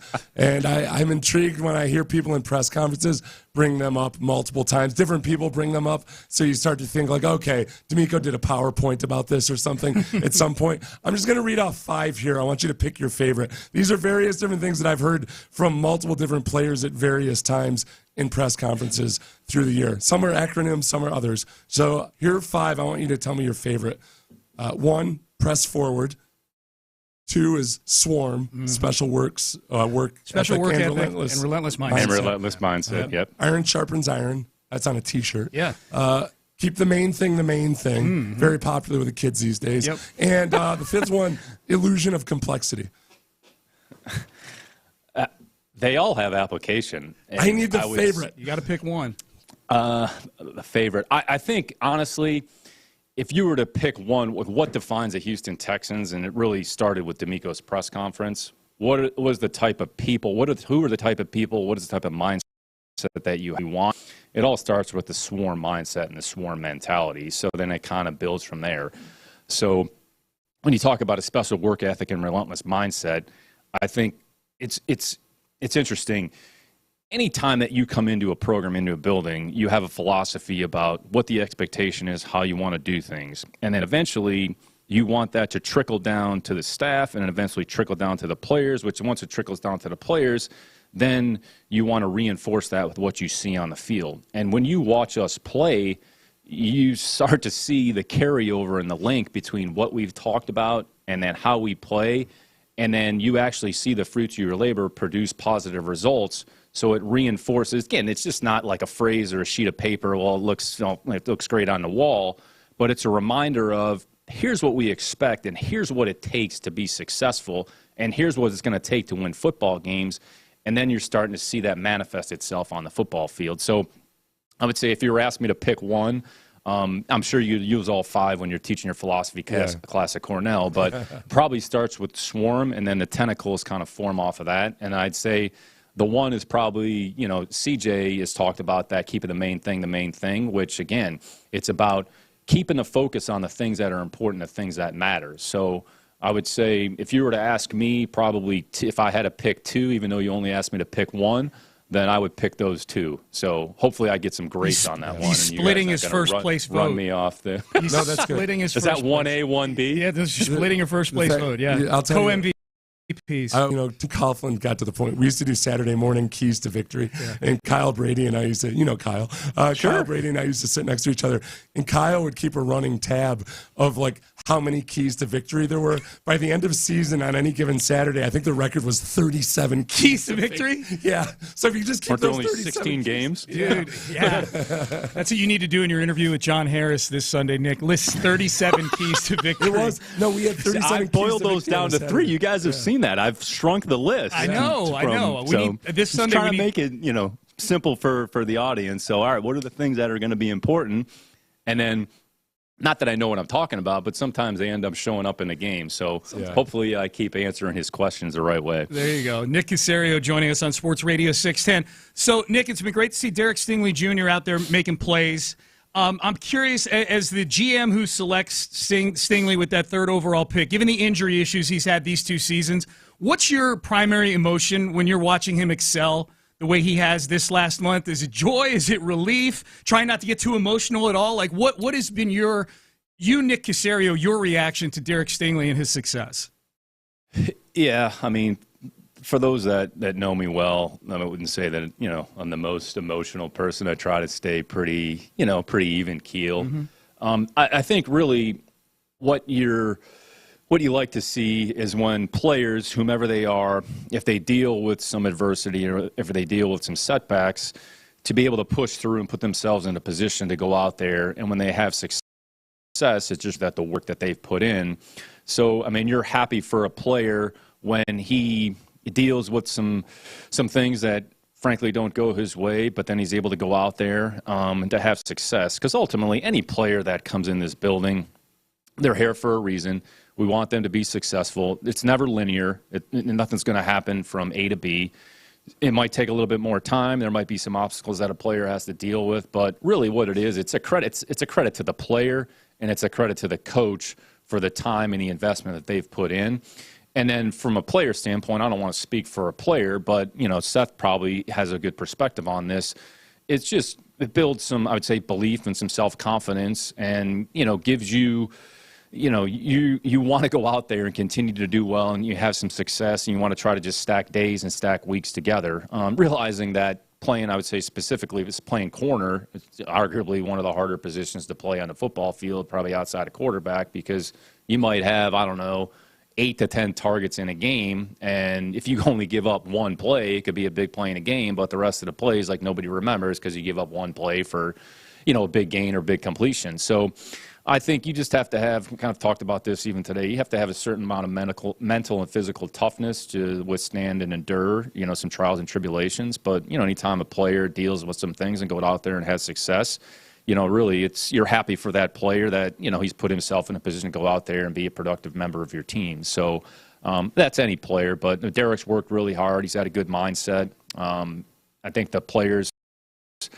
the time and the work that he's put in. Derek's, you guys have talked to him or maybe not talked to him, but he's a pretty soft-spoken kid. I think he just wants to go out there and just play football, and it's more about actions and words with him. So hopefully he can continue to build on some of the positive things that he's done and the defense has done here over the last, however many weeks. And, we're certainly going to need a good effort this Sunday. I mean, playing arguably one of the best receivers in the league in Garrett Wilson. So there's certainly going to be some challenges that are associated, with the Jets. So, it's credit to Sting, it's a credit to Dino and Corey and the training staff and everybody that has put the time in to put the player in a position to go out there and, potentially have some success. Nick, some of these guys who are on one-year contracts have performed very, very well.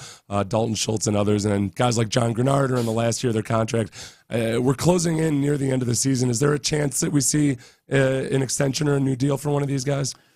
Yeah, we have about 24, 25 players whose contracts are going to expire. I would say at different points in the fall, we've had discussions, with multiple players. Sometimes these things take a little bit longer than others. We'll see where it goes here over the next however many weeks. And then even after the season, you have a little bit of a window there between the end of your season and the start of free agency, so where you can actually consummate a deal.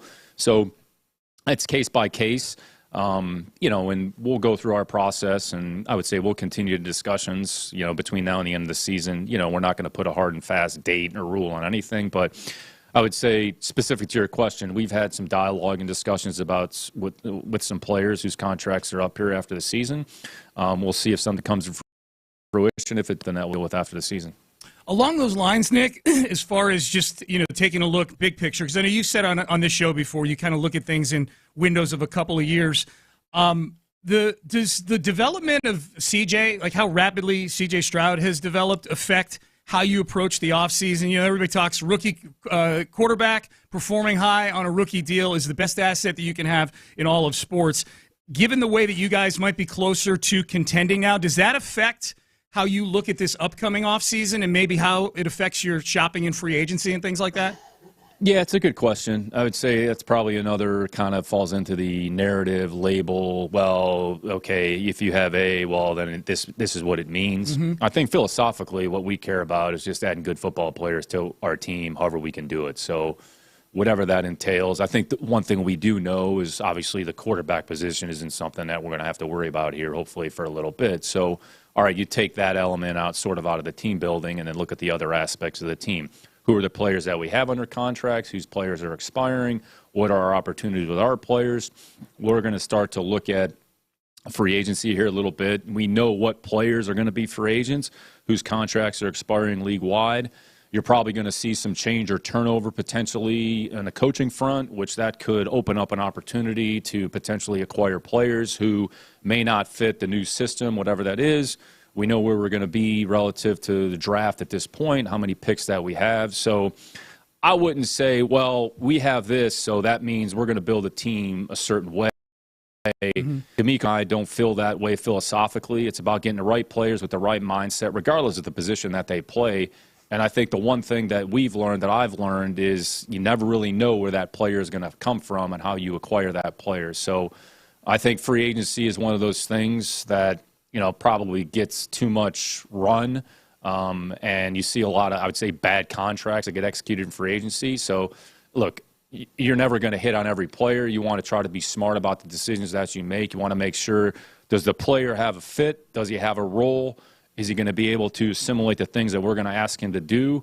And our goal is just find good football players, get them in a building, young, old, free agent, draft pick, create as competitive a situation as possible, and let the players go out there and ultimately dictate who's going to play and who's going to be involved and how big of a role that they're going to have.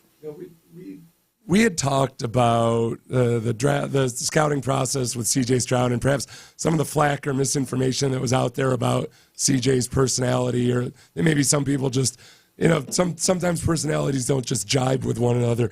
Is there, when it comes to free agency, do you almost have to accept as a wild card that guys have different personalities in different situations? Like if you had moments where a guy is touted as just the best guy in the world, and then he gets into your place, and for whatever reason, he's the opposite, and then also vice versa?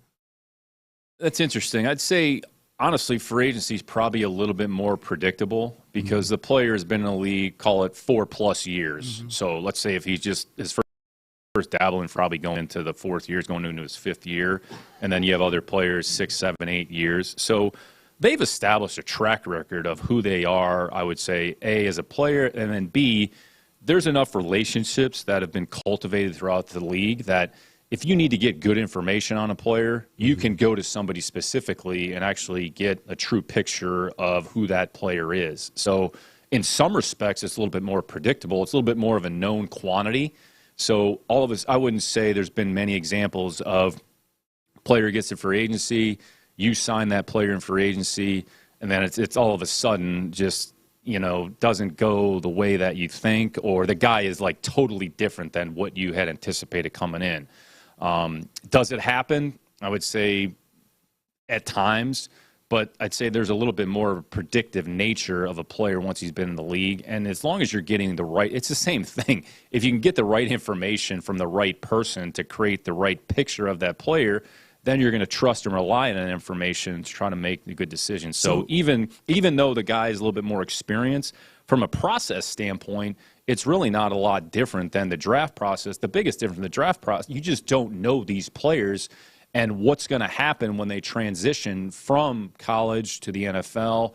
How do they handle everything that comes along with it? I think the one thing that actually, in some respects, is actually beneficial or helpful is the whole NIL situation, because at times you're trying to figure out how is a player going to handle the financial portion of it when he gets some money in his hands. Does it affect his mindset? Does it affect how he approaches his job? But some have a little bit more. You're talking about, again, Matt Rule is on, talking about it costs $1 to $2 million for a quarterback. Okay, so you're talking about guys that are basically undrafted rookies that are experiencing some of the things that maybe come along with it. So not that college football has become professional football, because I'm sure we'll have a big argument about that. But I'd say there's some things that maybe however many years ago you weren't even thinking about. So, but from a process standpoint, going back to the original question, you can get good information as long as you're getting information from the right people, and there's a little bit more predictive nature of it. And then when a guy walks in, like Jimmy Ward coming in the building, has been Jimmy Ward. Yeah. So it's not all of a sudden, Jimmy Ward is a tough-ass football player who's got a great personality, who's got great leadership qualities. Okay, and he's been in the league for, 9-10 years, whatever it's been. So Jimmy has a track record. This is who Jimmy Ward is. So if the guy's not all of a sudden going to walk in your building and going to do a complete 180, But I kind of wondered with Jimmy Ward, because I feel like Jimmy's the kind of guy that, Jimmy is not going to hold back his opinion, it doesn't seem. And it feels like some coaches might be able to handle that level of just input. Honesty from him. Yeah. But you can tell it always comes from the purest of places. He's a guy who really, really cares about the football team. I feel like it takes a certain level of maybe confidence or the maturity from coaches or GMs to handle that sometimes. No, look, the reality is you want the players to be real. You want the players to be authentic. You want them to be who they are, and to come to your building and all of a sudden be something different and try to change their behavior. A lot of times you've molded your behavior over the course of 4, 5, 6, 7 years. So when you bring a player in your building, you're getting everything that comes along with that player, good or bad.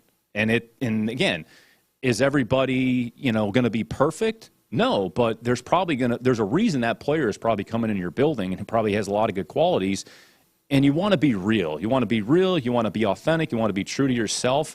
And as an organization, we have to understand what we're getting in that player and just give that player the opportunity to be themselves. So I'd say that's the one thing that maybe I've learned here through the years a little bit. My personality is maybe different than some other folks, but that's okay. It's everybody's personality is who they are, and that what makes them special. And you sort of have to be willing to embrace that. Now, if it gets to a point where it creates a problem in your building and it becomes a distraction, then that's where our job is to say, you know what, in the end, it's not worth it. It's time to move on or whatever that entails. But I think it goes both ways. You have to trust your players. You have to give them the opportunity to be who they are. But they also have to understand it's not about them. It's about the team. So there has to be give and take. I would say that's life. You can't try to box somebody in. It's like, dealing with your kids. All three of my daughters are different people, but if we try to treat them the same way or have them conform to certain behavior, they're going to want to, tell their father to go hit the road and, get the hell out of my. We're not going to do that. We're going to give them the opportunity to grow. We're going to give them the opportunity to be who they are, be true to yourself. And that's a responsibility that we have. And if we're getting the right people in the building, then it becomes very organic and authentic. And then we can continue to build and just try to put together the best team possible here on a year-to-year basis. Trust me, Nick, I have 3 kids in their 20s. That's exactly how they're going to say it, too, when they get older. They're going to use curse words and tell you. Oh no, I get it right now. My 13-year-old doesn't want. She had a dance the other night, and I told her I'm going to show up and do the worm, and she's like, "No, you can't do that." I'm not going to embarrass you, honey. I love you. I love you dearly. So I'm still your father. So that's what we're dealing with now with teenagers. Guy coming up to pick up Nick Casario's daughter for a dance. Probably not at 13, but that's coming, Nick. Oh no, we're going to have a push-up contest when the guy walks in the door. Don't worry about that. I love that. This is the part where I'm respectful of your time, and I ask, do you have a few more minutes for us, Nick? I always do. Okay, I know. Just making sure. You're listening to KILT and KILT HD2 and Odyssey Station. Nick, how would you assess Jalen Petre's season so far? Yeah, Jalen's a good football player. He's made a lot of good plays. There's always plays that we can improve and get better, but his energy, I'd say his playmaking ability, the tackling has been a little bit up and down at times, but I would say he cares a lot about football. He's a very instinctive player. He's very aware. I think he and Jimmy have complemented each other well. So, I think there's some growing pains that every player goes through. And, I think sometimes everybody's kind of, wants to nitpick and look for things. There's always things that players can do better. There's always things that we can improve. They can improve them on. I certainly can. Love having Jalen on a team. Love his personality. Love his mindset. The way he prepares, his focus. I mean, we'll take Jalen Petre in this building. We'll take 1,000 Jalen Petries on this football team any day of the week. There's no question about it. Do you have an update on Kenyon Green and where he's at with things right now, Nick? Yeah, no, he's. I would say he's kind of still in the rehab process here. He's getting to the point where he's able to kind of pick up some of his training. So he'll be ready to participate in the off-season program here in March, April. But he's doing the things necessary to get himself in a position to compete physically here. So he's been around the building. I mean, we've seen him here, not on a daily basis, but he's here on a fairly regular basis. He's still engaged. He's still involved. So I would say he has a lot of work ahead of him. He knows that, when you go into your third year. So at some point, the clock is ticking here. So, you got to make sure you're doing everything possible to put yourself into position. I would say the offensive line, it's a pretty competitive group. We played a lot of players this year. We have a number of players that are under contract next year. So our suspicion is that's going to be a pretty competitive group here, next year. But, we'll see how it all shakes out. Nick Casario joining us on Sports Radio 610. Nick, and we'd be remiss not to ask about Tank Dell. A lot of the conjecture about the play Tank was hurt on. You got a lot of people going, he's a smaller guy. What was he doing in on a play near the goal line, that kind of thing. What's your feeling on that as far as Tank's involvement in that play and the injury that he suffered? Is that just football as far as you're concerned? Yeah, I think so. I mean, look, I think it's a little bit of revisionist history. I mean, go back and watch our first 12 games and see how many plays that Tank was involved at the point of blocking standpoint. So, I mean, this isn't like some isolated situation or incident. I mean, I'd say he's one of the toughest mentally and physically players we have on our football team. I'd say he plays bigger than his size. I mean, every play is not going to be a pass play, but we love everything about Tank. I mean, I'd say D'Amico talked about it yesterday. Everything Tank is about and everything Tank stands for is what the Houston Texans are about. He's a great football player. We're lucky to have him on the team. We love having him on a team. Personally, I mean, you can't say enough great things about, what Tank Dell has done in a short period of time to help this football team, the way his teammates respond to him. And he goes out there and he's made plays and he's helped us win and he's helped us get to this point. So those things are unfortunate. I mean, I don't want to say each week, something happens during the course of the game where, this is part of football. It's unfortunate, and to paint a picture, I mean, I would say go back and watch our first 12 games and see how many plays. There's been a lot of plays way worse than that where he's had to go in there and block Rayshawn Jenkins and, talking about guys 220, 230 pounds in a running game. So where he's involved in the point of attack, and it just speaks to his willingness to do whatever it takes to help the team. So it's unfortunate. I think eventually Tank will be in the building. Hopefully he'll be in pretty good spirits. I'm sure he's dejected more than anything just about, not having the opportunity to finish the year. But, we love everything about Tank Dell, and, we're certainly lucky to have him on the football team. If you're looking for somebody to pick up the slack, maybe talk Stingley into playing both ways on those those 4 interceptions are 4 of the best catches I've seen all year. Well, it's interesting. I mean, not to talk specifically about Derek, but when you evaluate defensive backs, there's players that can play the ball and have a good feel for it, and there's other players that maybe that's not a strength of theirs. I think one of Derek's strengths is his ability to play the football, and that's the one thing that I think his freshman year, I don't know, it was 16 pass breakups and however many interceptions it was, but the ability to play the ball, because it's not easy, because a defensive back typically is running down the field vertically with his back to the football. So do you have the ability to turn your head, find the ball, go up and play the ball? And then once you actually see the ball, can you actually catch the ball? There's a lot of defensive backs, and we go through it each week. There's some defensive backs that have high passes defense or high pass breakups. They just don't have good hands. It doesn't mean that they're not good players. It just means they have more breakups, and they're not, I would say, interceptors, if you will. I would say when you look at Deron Bland, what he's doing, he's the interceptor. He's an instinctive player that can catch the ball. He's got good hands.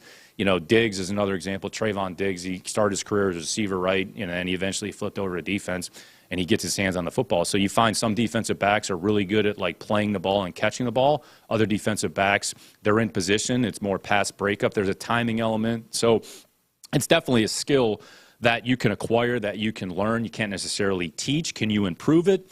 Yeah, you can improve it to a point, but sometimes the ability, the hand-eye that's involved in it, and that's one of the things when we look at defensive backs, it's one of the things that we try to note. When we're evaluating that player in the draft process or in free agency, and you're just trying to see if they have a track record of production or not. Hey, Nick, last thing before we get you out of here. You guys right now, as we're looking at the TV screen in here and looking at all the playoff percentages, that according to the computers, you guys have the highest percentage chance of making the postseason out of all the non-division leaders right now. I know you're an analytical guy on.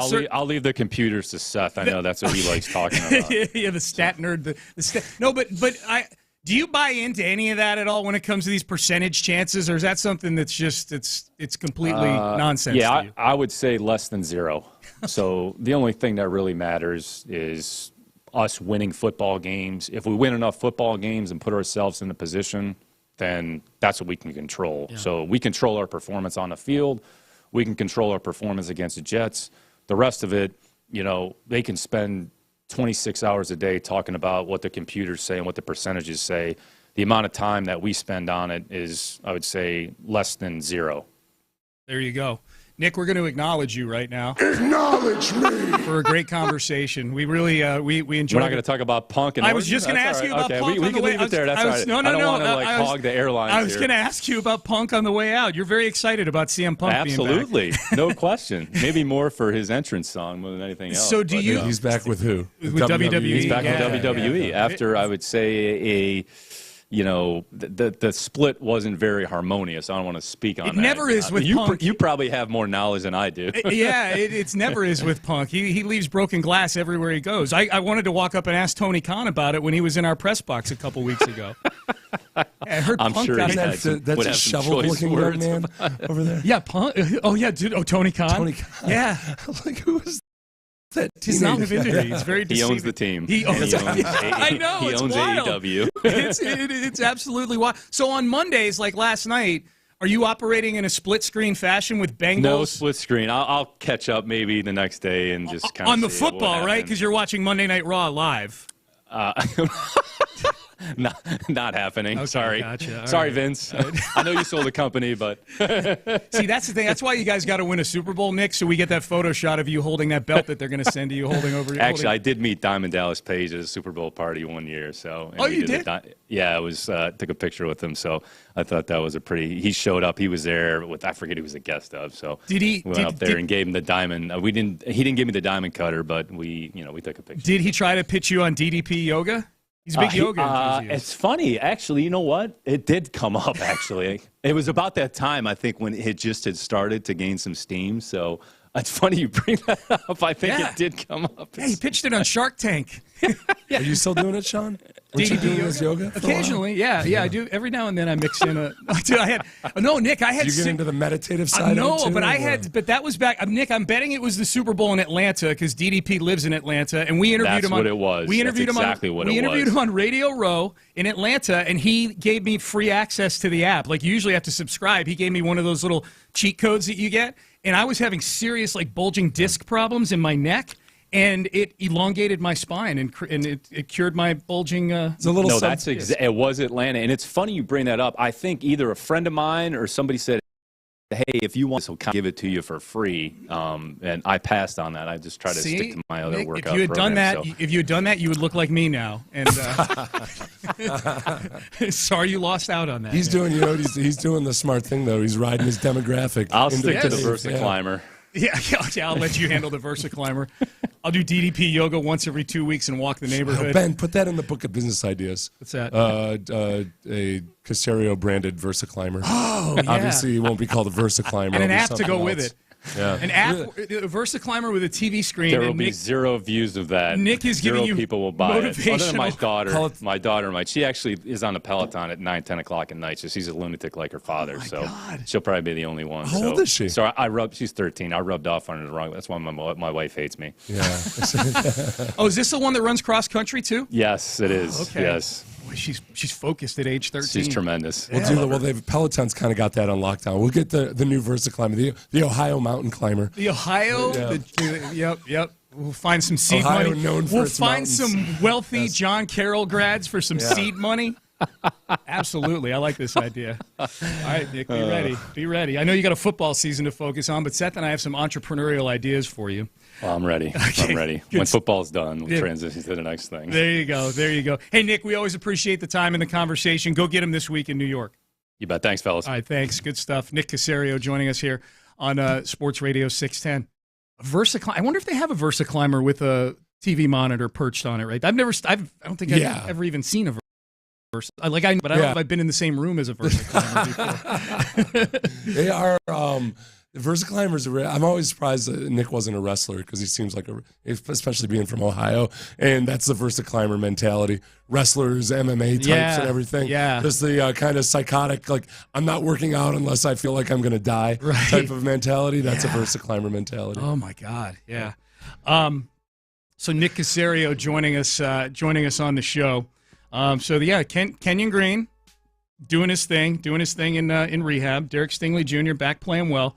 The Jalen Petrie answer. I did not expect a negative answer about Jalen Petrie, but he did acknowledge the tackling issues that Petrie has continued to have this season. I think with it's interesting. The defensive line and Chris Burke and all those guys get asked a lot or talk a lot about not chasing sacks because and you start to see it pay dividends. Like earlier in the season, you could argue that maybe some guys were they had sack fever and they started losing contain or going outside of their responsibilities, where over the last several weeks, you've seen a very disciplined pass rush. And sometimes it's Will Anderson flushing the quarterback to somebody else, or sometimes we've seen a couple of Will Anderson sacks where, Will has won his rep, but the quarterback gets flushed his way and he gets a sack because of it. But it only works if you it's like this Zen-like approach where you just try not to think about your actual thing that you want so much and it'll come to you. That's what happens. With Jalen, I feel like some of it is he needs to allow the game to come to him. He's a really eager dude. He wants to make plays, but at times it ends up in him biting on double moves or just him playing overly aggressive. He's just got to settle down and let the game come to him. Well, even the TFL that he had against the Broncos, he had a really nice TFL where he darted into the backfield and threw himself at horrible form. Threw himself right. Well, that's where I'm going with this. Threw himself at the running back's legs, which in the box score and the play-by-play that you read, you go, "Wow, Jalen Petrie TFL." The problem is there's 10 plays he's going to do that. That's the one where he hit the guy. Yeah, it's just like because he nicked the dude's ankle and ends up being a TFL. He's a baseball player who's basically just swinging for the fences every time. Look, honestly, and that's where, if you look at Will Anderson and Jalen Petrie, they're very much wired in the same way in a lot of respects. They both have extremely high motors. They're extremely high energy. They're just love making plays, but you've got to be able to channel it. And I think some of that this year with Petrie in playing in a defense that's going to require and demand a lot of discipline, maybe for the first time in his life. I don't know exactly what it was like for him in high school or anything, but, in high school he was probably allowed to just run around and make plays wherever he could. That's the challenge for him, and it's a process. But he's wired the right way. It just needs channeling. And I think that's sometimes a painful process. I got a text from a buddy. I got several texts. Anytime we talk to Nick, I get texts from a lot of people. I got a text from a buddy who says, "Ask about Zach Ertz." We would not have gotten a good answer about Zach Ertz from Nick Casario. Why? Well, he's Zach Ertz being available. Oh, you're saying we just wouldn't have gotten a good We wouldn't answer. get, I thought you meant there was an extra reason why we wouldn't have gotten a good answer. No, just because it's about a specific player. We would have gotten the we're going to do anything that we feel is the right thing to do that makes our team better answer. Sometimes, though, if they've got somebody coming in on a visit, they'll let you know. But the Zach Ertz requested his release. I think the assumption was that he was going to go to the back to the Eagles, is what I've heard. Hasn't happened yet. No, he must have cleared waivers, though, right? Well, he doesn't have. He wouldn't be on waivers. Everybody's got to go through waivers. Oh, what's during the regular season? Okay, all right. And once the trade deadline hits, everybody's I don't know. I don't know if they actually officially put him on waivers yet or what. Okay. JJ broke the news. Yeah. JJ Watt broke the news this weekend, so I don't know exactly what the timeline is. It's been a minute since JJ broke that news. It was like late last week. So yeah, we'll see. Tight end position's thin for this team right now. I mean, they could use bodies at tight end right now. But Brevin Jordan, boy, D'Amico had some big things. He loved Brevin Jordan's performance, Seth, on Sunday. You were enthusiastic about the way Brevin Jordan caught the football, but the blocking still needs work with Brevin Jordan. He still needs. There was one of CJ's sacks. Oh, it was the one that he fumbled on, right? It was is that Brevin Jordan? Brevin Jordan knew who he was supposed to be blocking as the blitzing defensive back, and he just was completely lost as to how to do it. In the run blocking, I think there's times where he does the right thing. There's times where he doesn't. He's just not. He's not. He's an interesting case because he's not a big guy. A lot of people think he's a monster. He's very muscly, but he's a small dude, and he plays like a small guy, which is fine. It's just that he's not a small guy who's so tenacious and so nasty that he's a good blocker. Lots of guys in the NFL aren't good blockers. He's not going to be your George Kittle. But I think that it is a liability if you put him out there in two tight end sets when he doesn't really bring a lot to the table as a blocker. And the Texans already have a whole lot of issues running the ball. So I don't know exactly how they're going to utilize him if and when Dalton Schultz comes back. Payne and Pendergast with you on a Tuesday. Ross Tucker, who normally joins us in the 7 o'clock hour, he's actually still going to join us today, but in the 9 o'clock hour. So we'll talk to Ross Tucker in the 9 o'clock hour. 713-572-4610 if you want to share any of your thoughts on our conversation with Texans GM Nick Caserio. Up next, the playoff picture in the AFC, specifically the AFC South, took a drastic turn last night, a big twist in the plot of the AFC South race that was actually very, very beneficial for the Texans. We will get to that next. When you call Mokaram Law because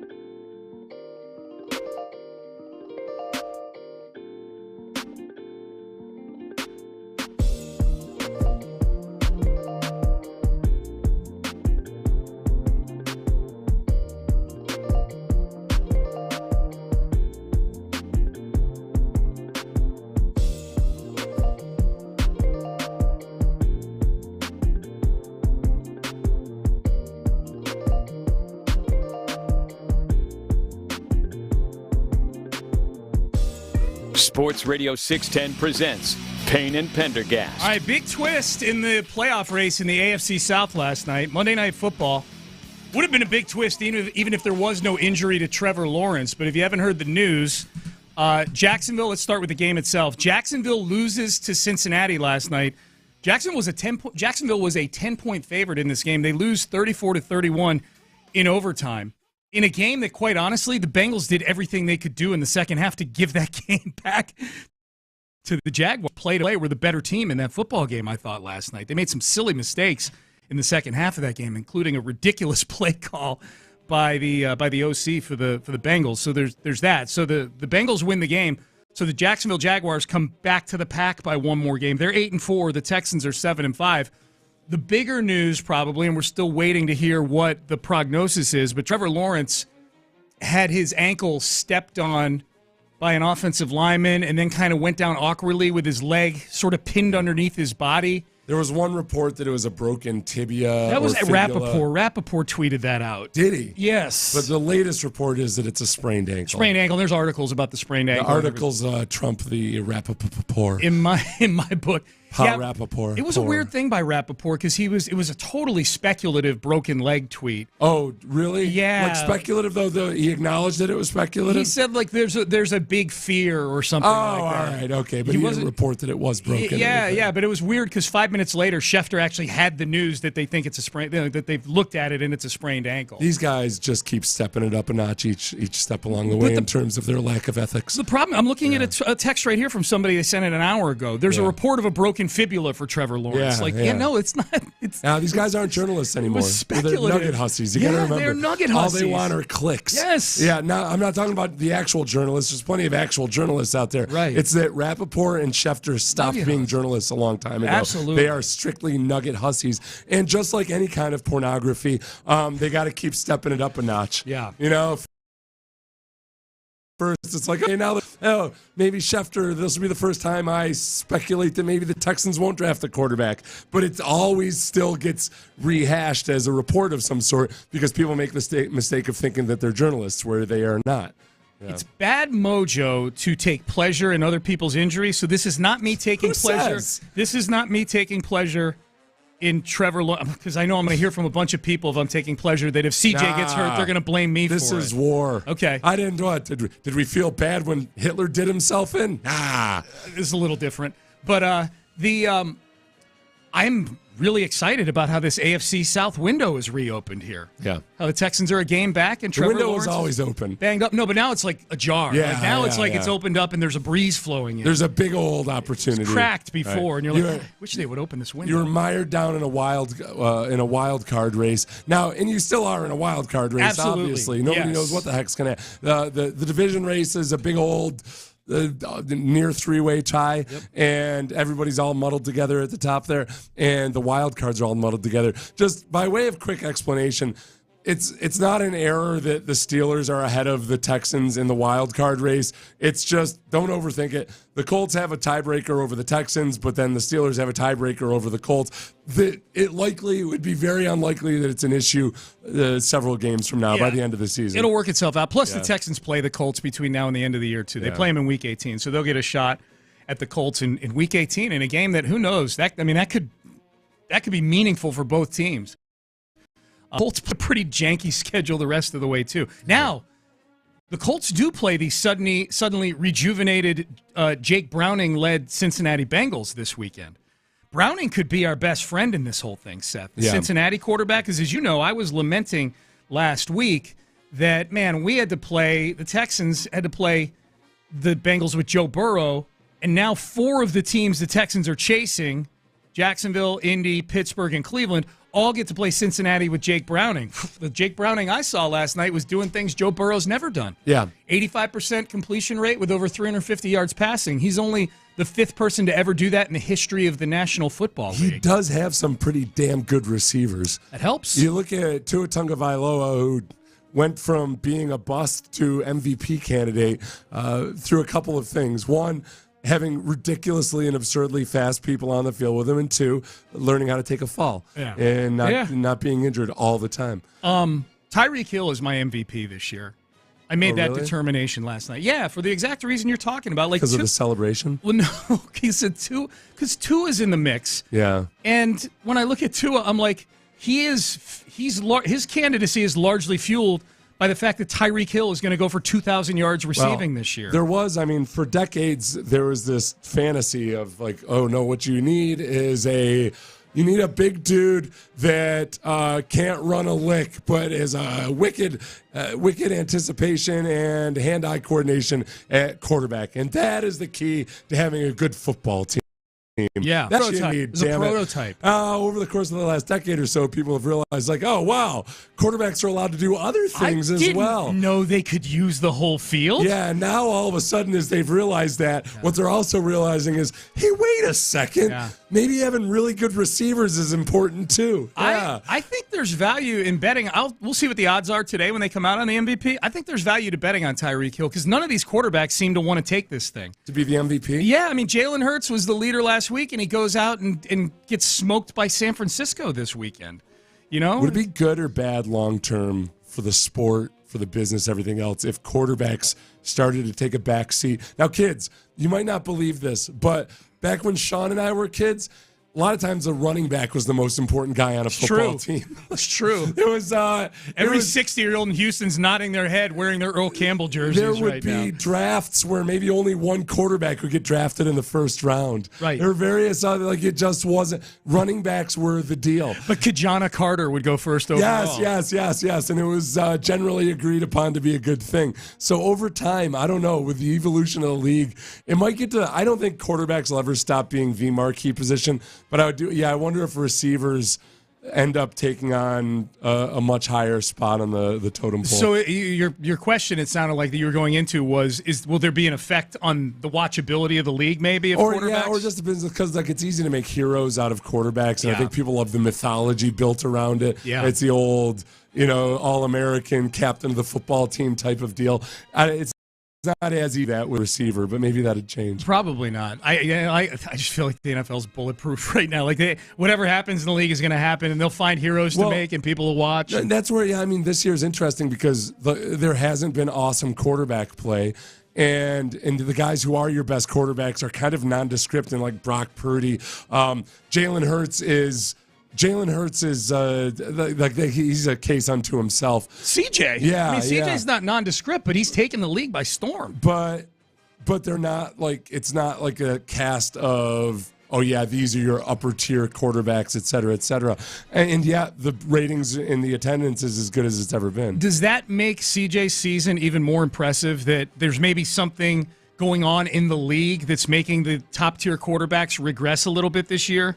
And that he's come in and he's put up numbers without a running game and done what he's done? Does it make it more impressive that he's doing it in this version of football? Well, I think that part of it is that, teams around the league have started to just understand, all right, you just don't let these guys get their huge chunk plays downfield. And Brock, Tua, and CJ are all getting those huge chunk plays. With Tua Tagovailoa and with Brock Purdy, it's easier to say, but look at the weapons that they have. I think with CJ, yes, he's got great weapons in Tank Dell and Nico Collins and those other guys, but he's had to do it. He's had to dink and dunk. Like, teams have tried to force him into dink and dunk, and he's still getting his shots downfield. Yeah, I think it's really impressive that he has adjusted as a rookie to what Pat Mahomes has to as a third or fourth year player. Right. When teams started playing a lot more cover two versus them and playing conservatively, it was an adjustment for Pat Mahomes. I think CJ did it over the course of a half season. Yeah. Biggest beneficiary of that stat you just read, or that, the top three in explosiveness, Bobby Slowick. Those are all Coop Shanistan. Those are all the same tree. Like, literally Shanahan. Yeah. Mike McDaniel, literally the OC for him, and Bobby Slowick here, literally the passing game coordinator for Kyle Shanahan. Yeah, if you look at some of the aggressiveness measures and everything, yards thrown past the sticks, all of that, he is super, super, super aggressive as a passer, and without also throwing a bunch of interceptions. With rookie, I think if you look at if you say, okay, give me a rookie quarterback who's super aggressive downfield, like an Andrew Luck, it's almost a mathematical fact that he's going to have a high interception rate. And it's just been the exact opposite with C.J. Stroud. That's probably been the most impressive thing that he's done. It's that he's aggressive downfield, but while still taking care of the football. Text page, Jalen Petre's been so bad this season that safety is now a draft concern. I wouldn't go that far. That they should prioritize safety in the draft. You still have Jimmy Ward for another year. And we asked Nick Caserio about Jalen Petre about 30 minutes ago. He literally said, I'll take 1,000 Jalen Petre's in the building. Yeah. So whatever you think of Petre and how he's played this year, and he's not played well, they are all in on Jalen Petre still. Yeah, I think they very much like the upside of it. And this is something that I would even say, don't write the book on Petre in his 2023 season yet. When D'Amico came in, and also when Robert Saleh took over, both those guys had moments in the first half of their first season where it looked like, man, I don't know if this offense is it. I just don't know if it's gonna work out the right way. And it just takes time. You saw it this year with the Broncos. The Broncos defense was awful wholesale early on in the season, but then all of a sudden it clicked for them. under Vance Joseph, and things changed dramatically. I think this defense has had various guys kind of click at various different times. I think with the pass rush, it started to really, really come along. And I think with Jalen Petrie, again, I think he's a conscientious dude. I think he's really learning to play genuine safety for the first time in his career, and it's going to be a little bit of an adjustment. I think the injuries around Jalen Petrie have probably stunted him a little bit too at safety. Like I think if Jimmy Ward were healthy all year, I think maybe we see an improved version of Jalen Petrie out there. But Jalen Petrie's been operating for big chunks of the season with DeAndre Houston Carson alongside him. There's no Jimmy Ward next to him to kind of I looked at Jimmy Ward to Jalen Petrie this season, Seth. That's kind of what Jonathan Joseph was for Kareem Jackson back in 2011. I think Petrie had a better rookie year than Kareem had, but I looked at Jimmy Ward coming in here as hopefully having an effect. J-Joe turned Kareem. He helped turn Kareem Jackson into a really good football player. Part of that too is Wade Phillips just let Kareem do what Kareem's good at, and without they didn't overthink a lot of things. Yep, yeah, different defense. You're right. All right, Payne and Pendergast with you on a Tuesday. Houston's biggest annual college football event returns to primetime, NRG Stadium, December 27th. Texas A&M Aggies taking on the Oklahoma State Cowboys, and you can get tickets now. TaxActTexasBowl.com for the best seats and suites on game day. Exciting free bowl week events before the game. The Carbach kickoff concert, Roger Krieger presented by HEB. That's the day before the game on the 26th of December. And the Carbach Love Street Tex Fest outside of NRG Stadium on the day of the game. For information and to get your tickets, go to TaxActTexasBowl.com. Up next, DeMeco Ryans trying to prepare for a Jets team that hasn't named a starting quarterback yet. We'll hear from the Texans head coach on that next. Top of the hour, we'll power rank the power rankings for the upcoming week in the NFL. I will power rank soda weight loss.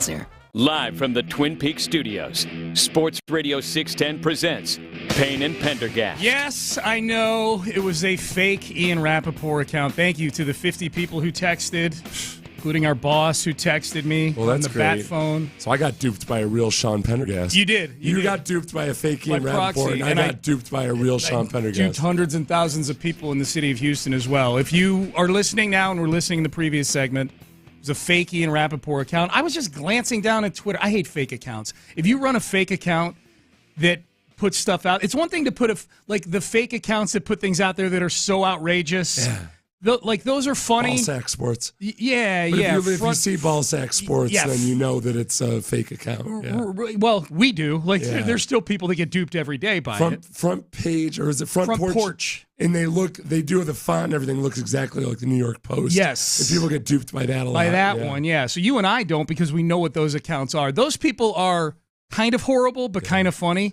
The ones that have literally look like Ian Rappaport's account and they're putting stuff out that looks newsy, then you're... Well, it's this blue check mark that thing makes it that much more it's an enabler. Because now you see the blue check mark and you still have that vestigial, I guess it's from a legitimate source or what have you. Yeah. It's kind of like when a brand that used to be huge is now available in Walmart. Yeah. There's still a party that's like, oh yeah, OP, all right. Yeah, that's what the cool kids are wearing. OP, and I I'd some back there. Which is true. I mean, it is just the same quality as it ever was. It's just brands are dumb in a lot of respects. Indeed. But there you go. Yep. So by all means, get the OP stuff and know that it's good. It's just not the same. It's not the same cachet as it used to be. No. Yeah. 40 years ago. Or Jordache, right? Didn't Jordache go that jeans, route man. Like Jordache used to be the thing, but now you can get them at Walmart. Yeah. Probably Calvin Klein. Yeah. Big thing. Really? Calvin Klein jeans, back in the day. Yeah, but I don't know if it's gone. I feel like Calvin Klein is still a little bit upscale, more expensive. Okay. I don't know. I have no clue. Kids text in. Do we find, or rich people text in? Yeah. Do you still see Calvin Klein at the places you shop? There's an actual Gap in Walmart now. You can actually go to. Yeah. It's a collab. There's an actual shopping mall inside Walmart. Inside of Walmart. They took the entire mall and they put it in there. You can go to Spencer's. You can do whatever you want. Brookstone. Yeah, absolutely. Brookstone. D'Amico Ryans. The Jets have not named a starting quarterback. In fact, there's actually... I've never seen more news around a team not announcing a starting quarterback before. The report yesterday by Diana Rossini of The Athletic is that the Jets were leaning towards bringing Zach Wilson back as the starting quarterback. He's been the emergency quarterback the last couple of weeks, but that he was, quote, reluctant to take the job over again, which led to all sorts of outrage. He should never play in the NFL. Robert Saleh quickly corrected that report yesterday at his press conference, said that Zach Wilson did the opposite of that, actually came to him saying, I want to be the starting quarterback. But the bottom line is, as of right now, unless there's a fake Ian Rappaport out there tweeting about it, I've not seen the Jets as a starting quarterback. Here's D'Amico Ryans on what it's like to prepare for a team when you don't know who is the quarterback. We watch the film, and we'll go back. Whoever plays, I'm pretty sure one of those quarterbacks has played this year at some point in time. We'll study the film and see who plays. And for us, man, it really doesn't matter about which quarterback is in. For us, we have a lot of stuff to fix. For us, defensively, we have a lot of stuff to fix, and we have to clean up things on our end. So the focus is really about us and where we can improve, where can we get better, and then we'll have to worry about our opponent on Sunday. But this week is about us. Let me help D'Amico out. Here's the answer. They all suck. Yeah. I mean, do we need to prepare for one of these specifically? Tim Boyle, Trevor Siemian, Zach Wilson, a homeless guy? They all suck at quarterback. You know what, though? I don't think it's one of those situations where you don't want to gloss over it quite so quickly, but you don't also want to get so wrapped up in having 3 separate game plans or something. I do think you have to identify what the most dangerous trait of each guy is. Well, Wilson has some qualities, right, obviously. Yeah. Well, Trevor Siemian, for a while, people thought that he ran a 4.38 40, but it was because he was joking about it. You know, really? On Twitter. See? Yeah, he was a walking, speaking front porch sports is what he was. He was a fake account. He was everybody totally believed joking, him. but because it was in quote and print, I think some people believed it. There you go. So, I think you have to probably identify what the most dangerous thing about each of those guys are, and then adjust your game plan accordingly for that. is from a mental standpoint as a player. I think it might be tougher for the players than the actual coordinators, in that a lot of what you do during the week is visualization. And when you've got film on a guy, you're watching film, you're visualizing, and you're trying to figure out, you're getting a beat on exactly what you're going to see, what your most dangerous situations are. And it's a lot tougher to do that for three players. So, the sum total of it all is you'd still rather face any of those three guys with some uncertainty than peak Aaron Rodgers, obviously. No doubt. But I don't think it's something that they're I don't think D'Amico is quite as casual about it as he hinted at there. Here's John Grenard when he was asked about the Jets quarterback situation yesterday. We're prepared for everybody. And we're going to watch last week's film because obviously that's the last thing they put on tape, obviously, against the Falcons. But we're going to be prepared for anything. I mean, who knows? I mean, they're trying to figure things out, whatever the case may be. But we know they're still going to bring it. They're going to put their best foot forward moving forward. So it's not going to be a cakewalk. At the end of the day, I don't care who you line up out there. It's the NFL. You can definitely go get beat by anybody and any person who's throwing the football. We just got to make sure that we still be very physical and very dominant up front so that way we can make it uncomfortable for them, whoever it is back there, so that it gives us the best chance to go out there and get a dub. So you were saying earlier in the show, Seth, about the chances that this could be the opportunity for the Texans to win a game they really haven't had to win, the type of game they haven't had to win this year, which is sort of a backyard brawl. It could end up being it could be tough without Tank Dell and with Robert Saleh having an entire week to account for it.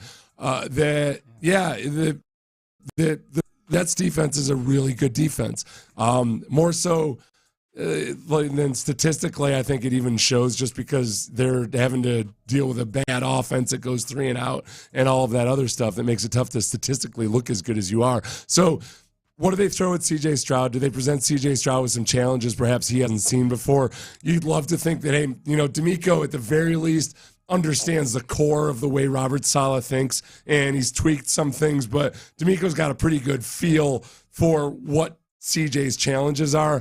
D'Amico himself talked about you don't want to go too far down that road and anticipate knowing exactly what Saleh's going to do, but every step along the way, and CJ knows this, he's going to see things that he hasn't seen before. Yeah. So versus this defense this week where the Texans can't run the ball even against bad defenses sometimes, it might be a low-scoring affair. So what does the Texans defense do to create opportunity to give it to the to tip the scales? It could be an ugly football game. And now I don't know what the current forecast is. I know this time of year it almost doesn't matter because it can change super quickly, but it could be a sloppy day up there. Could be, yep. It's just made me laugh, this text. Rich person here. Calvin Klein is in purgatory. Thanks, rich person. I love it. This person in a written fashion is raising their hand. Rich person over here, yeah. I know, but there's all different levels of rich, too. Yeah. The level of clothes buying that people are capable of, like when you go over to River Oaks District and stuff, boggles my mind. So I don't know. Like if you're a River Oaks District type of person, you can't really take your word for anything on what the quote-unquote rich brands are. Someone says Calvin Klein can be bought at Costco. Oh, really? Yes. Oh, wow. Yeah, that's okay. A texter. All right. I got duped by a fake Rappaport account, so don't blame this one on me. I feel like okay, when we say still like a more like a richer brand, I'm talking totally just, upper middle class, whatever, like Banana Republic. Okay? Right. Like, okay, Banana Republic is still, it's not high fashion or anything, but it's still going to be more expensive than what you can find at Target or their Walmart. Target a little underrated, I think. Well, no. Target's above Walmart. Yeah, for it's sure. It's not underrated, but it's still a discount. It's still but I was comparing it to, you were comparing it to Banana Republic, Target. It's below Banana Republic. Right, I know, and then I'm saying like, yeah, I know, but Target's got some underrated stuff. Like Target's got some good stuff. Okay. That was my point. So you're okay. I would say Walmart. Yeah. Then Target. Yeah. And then where would you go like after that? Is that like Gap up above there? I don't know. And then I go to the mall and I go to the Dior store. That's way above. I get it. That's way above. And then you got your J. Crew type, and then above that you get into the more designer Abercrombie and Fitch, stuff like that. Maybe. Well, Abercrombie and Fitch is for teenagers. Okay. And 29-year-olds who want to be teenagers. And so I like the T-shirts at Target. 29-year-olds who date. Seth, I'm wearing a WrestleMania Christmas hoodie and sweatpants right now. Okay. All right. Payne and Pendergast with you. We head into the 9 o'clock hour. Ross Tucker going to join us at 9:25 on the show today. 60 degrees and rainy on Sunday right now. Okay. In Elements. East Rutherford. for New Jersey. In game travels. Yeah. Oh, boy, that's going to be. Power rank the power rankings. What did the win over the Broncos do for the Texans? Do they crack the top 10 in any of the 5 power rankings that we look at 9 o'clock each Tuesday? That is next. Bayway Chevrolet is your.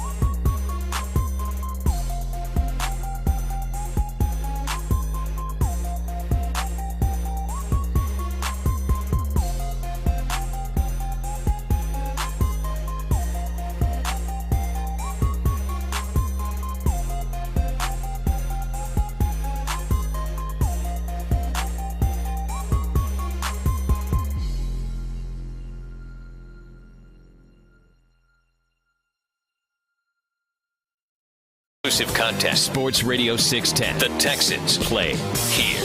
An Odyssey station. Sports Radio 610 presents Payne and Pendergast. All right, what are the power rankings saying about the Texans? 9 o'clock Tuesday, we power rank the power rankings. 6 total. I said 5 in the previous segment. 6 total. ESPN, CBS Sports, NFL.com, The Athletic, SI.com, and Mike Florio. You can get Banana Republic at Costco. Okay. Wow. What a world. We're power ranking. Sean and I have zero clue about what's an expensive clothing brand anymore. And where you can find them. And I'm looking at these prices at Costco Banana Republic. Yeah. And it's way more affordable than, man. Okay. Made labor to put that clothing together. It's not like they were ever manufacturing in Dubuque, I don't think. Yeah, probably not. Probably not. All right, power ranking the power rankings. Let's do it. We've got 6 of them here. 6th play. We base this on where they rank the Texans, and if there's a tie, the tie is broken by the quality of the analysis on the Houston Texans. Coming in at 6th on the power ranking of the power rankings, ESPN.com.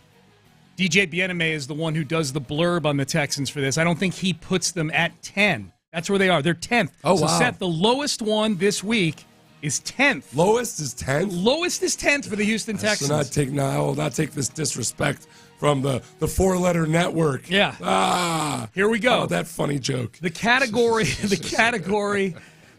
that they have this week, ESPN does a thing where they do a sort of a different category for all 32 teams. And this week's is what is each team's pleasant surprise? So the pleasant surprise for the Houston Texans. What is it?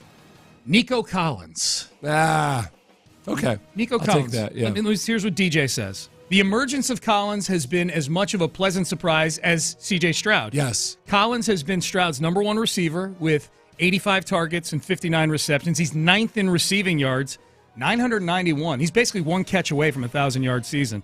Before the season, DeMeco Ryans and their receiving core said that their receiving core would surprise some people, and Collins has answered the call. In Week 13, Collins had 191 yards against the Broncos, the 5th most in a single game this season for any player. Actually, I honestly, when I was thinking about pleasant surprise, I was thinking about something over the last couple of weeks where, from the beginning of the season till now, pleasant surprise, I think there would be a lot of people that would say, well, it's not a surprise to me. I think even if you believe that Nico Collins was underutilized or just perhaps, Nico Collins last year didn't get hardly any good actual targets. Yeah. There are a lot of bad throws thrown his way. But until you actually see it happen, and until you see it over the course of a season, you certainly can't depend on it. So he's been a revelation in a lot of ways. I have 3 that I would put ahead of Nico Collins just off the top of my head. Okay.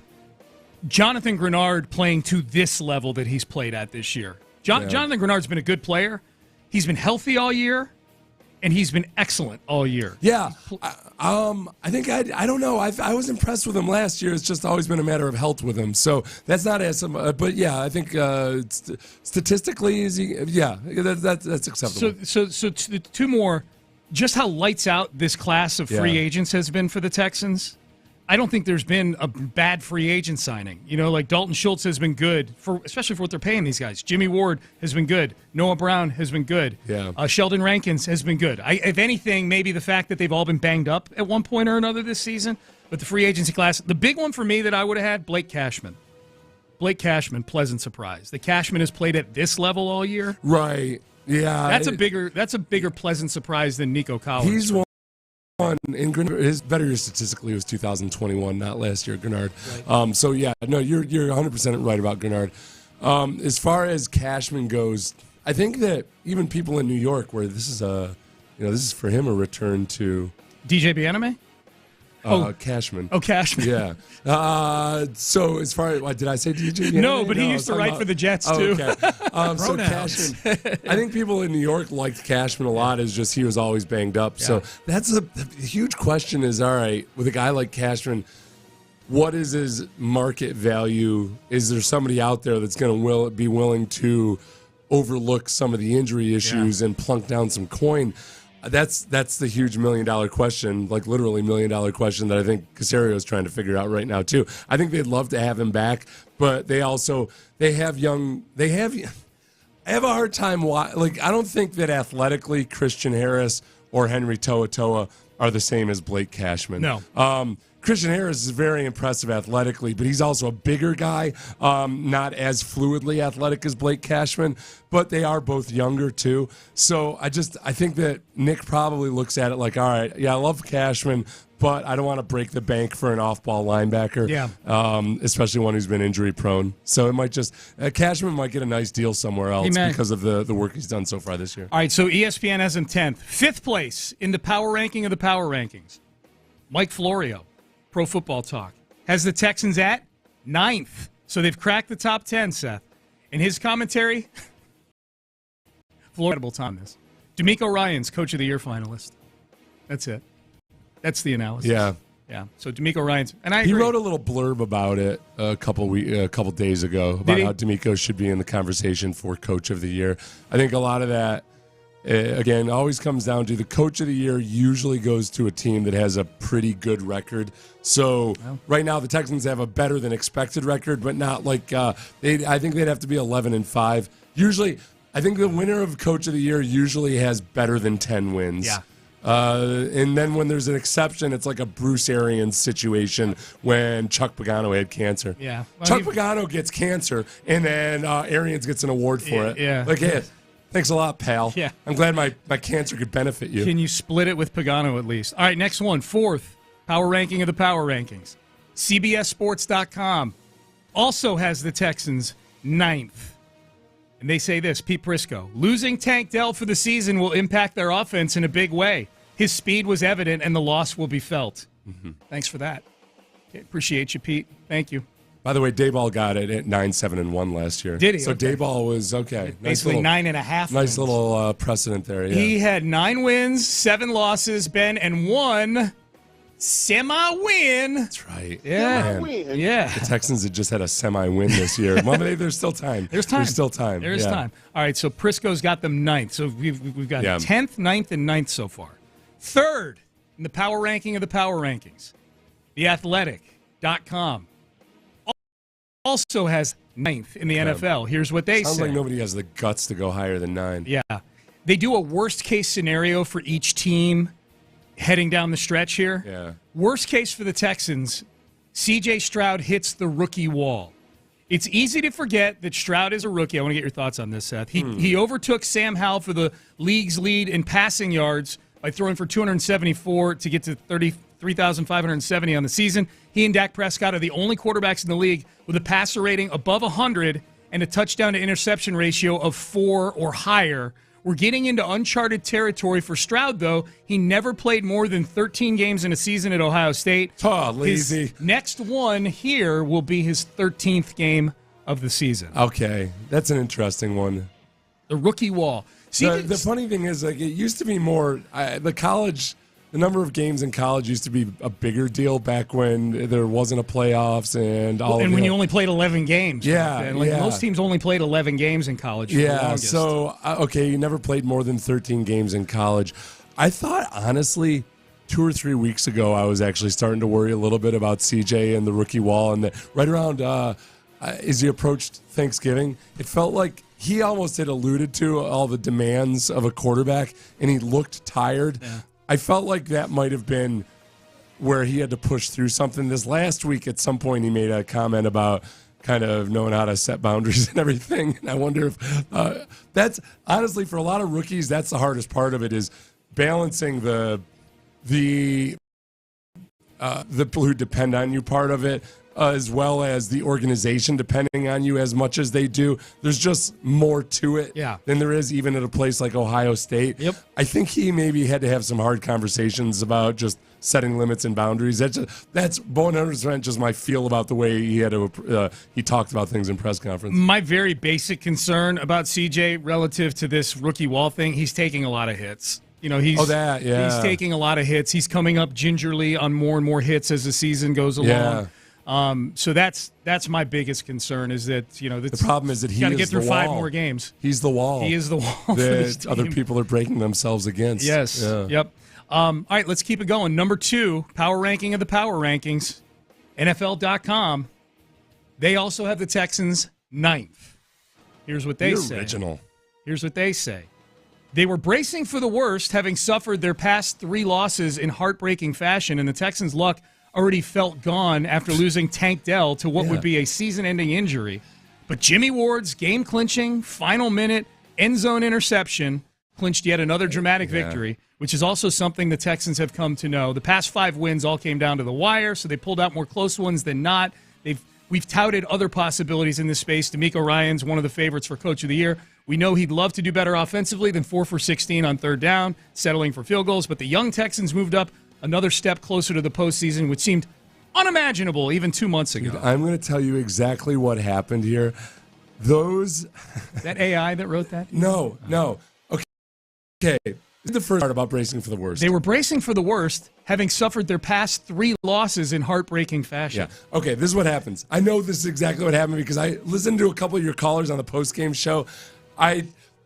Because they showed a graphic on the TV broadcast of the heartbreaking last 3 losses. Yep. It was week 5 at Atlanta. The field goal is time expired. Week 8 against Carolina. Yeah, and then week 12 versus Jacksonville, missed the game-tying field goal.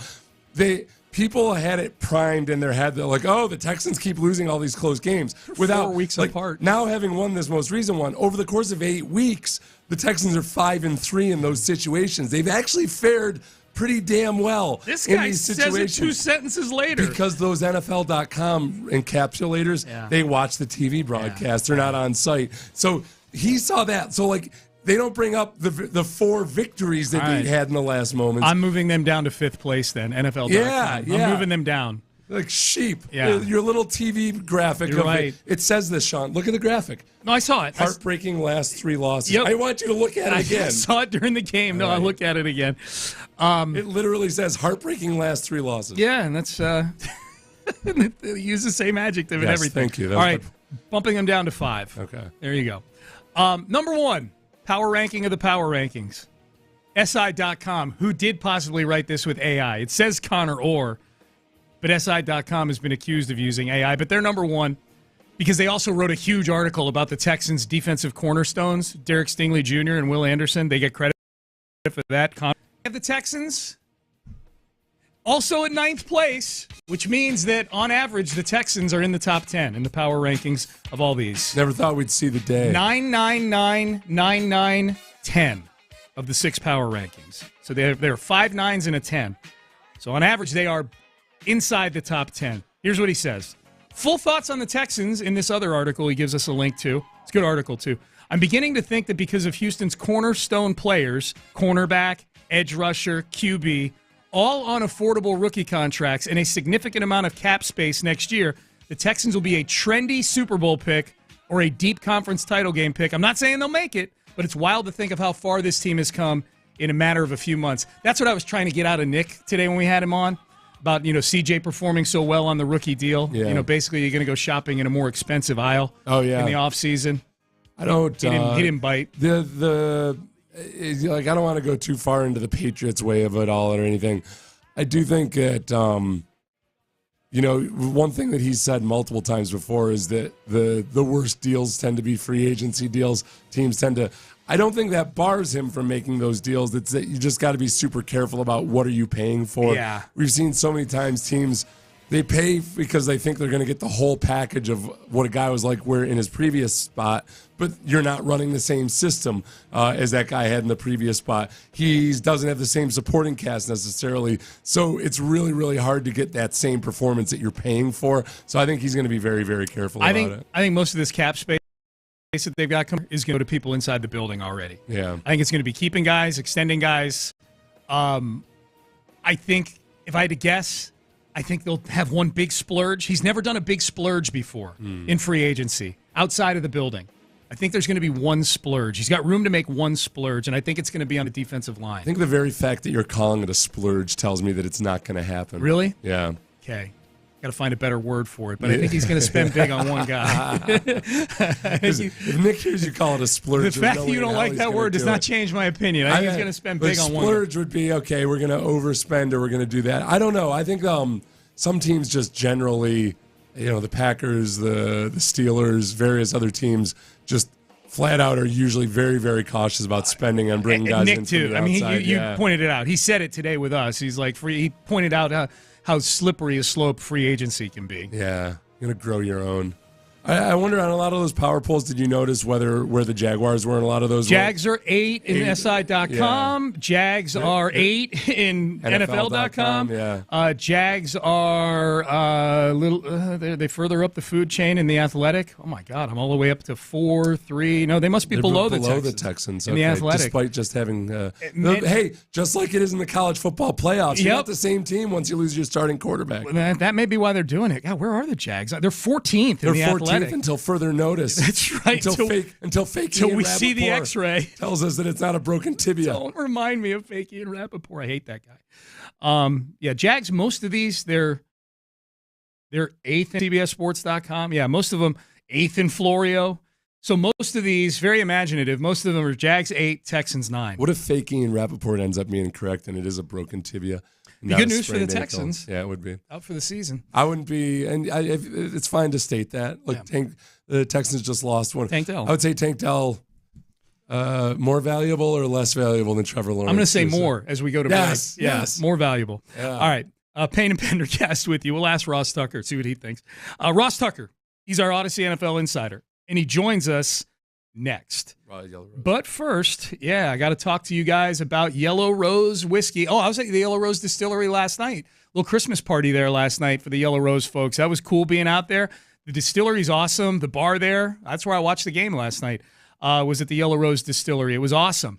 I want you to make a note. If you're looking for an awesome Christmas gift for a whiskey enthusiast, I will be at Specs downtown this Saturday, 11 a.m. to 1 p.m., and they're going to have an engraver out there engraving bottles of Yellow Rose whiskey. So you can put a personalized message on the side of it. Makes a great gift for a family member, a boss, a coworker, a relative, whatever the case may be. As long as they like whiskey, I promise you they'll love the whiskey, but you can do a nice personalized message. The engraving's free, by the way. They're going to engrave them for free. So make a note. Specs downtown on Smith Street, 11 a.m. to 1 p.m. I'll be out there. The engraver will be out there, and you should be out there as well. YellowRoseDistilling.com and drink responsibly. The Texans' win over the Broncos didn't come without a cost. Tank reportedly missed the rest of the season with a fractured leg. That's a massive blow for the squad. But we've seen D'Amico's crew overcome plenty of adversity this year. Here's hoping they can do it again and win for their guy going down the stretch. Get well soon, Tank. Insider access. Exclusive content. Sports Radio 610. The Texans play here. For the ones who get it done, the most important part is the one you need now. And the best partner is the one who can deliver. That's why millions of maintenance and repair pros trust Grainger, because we have professional.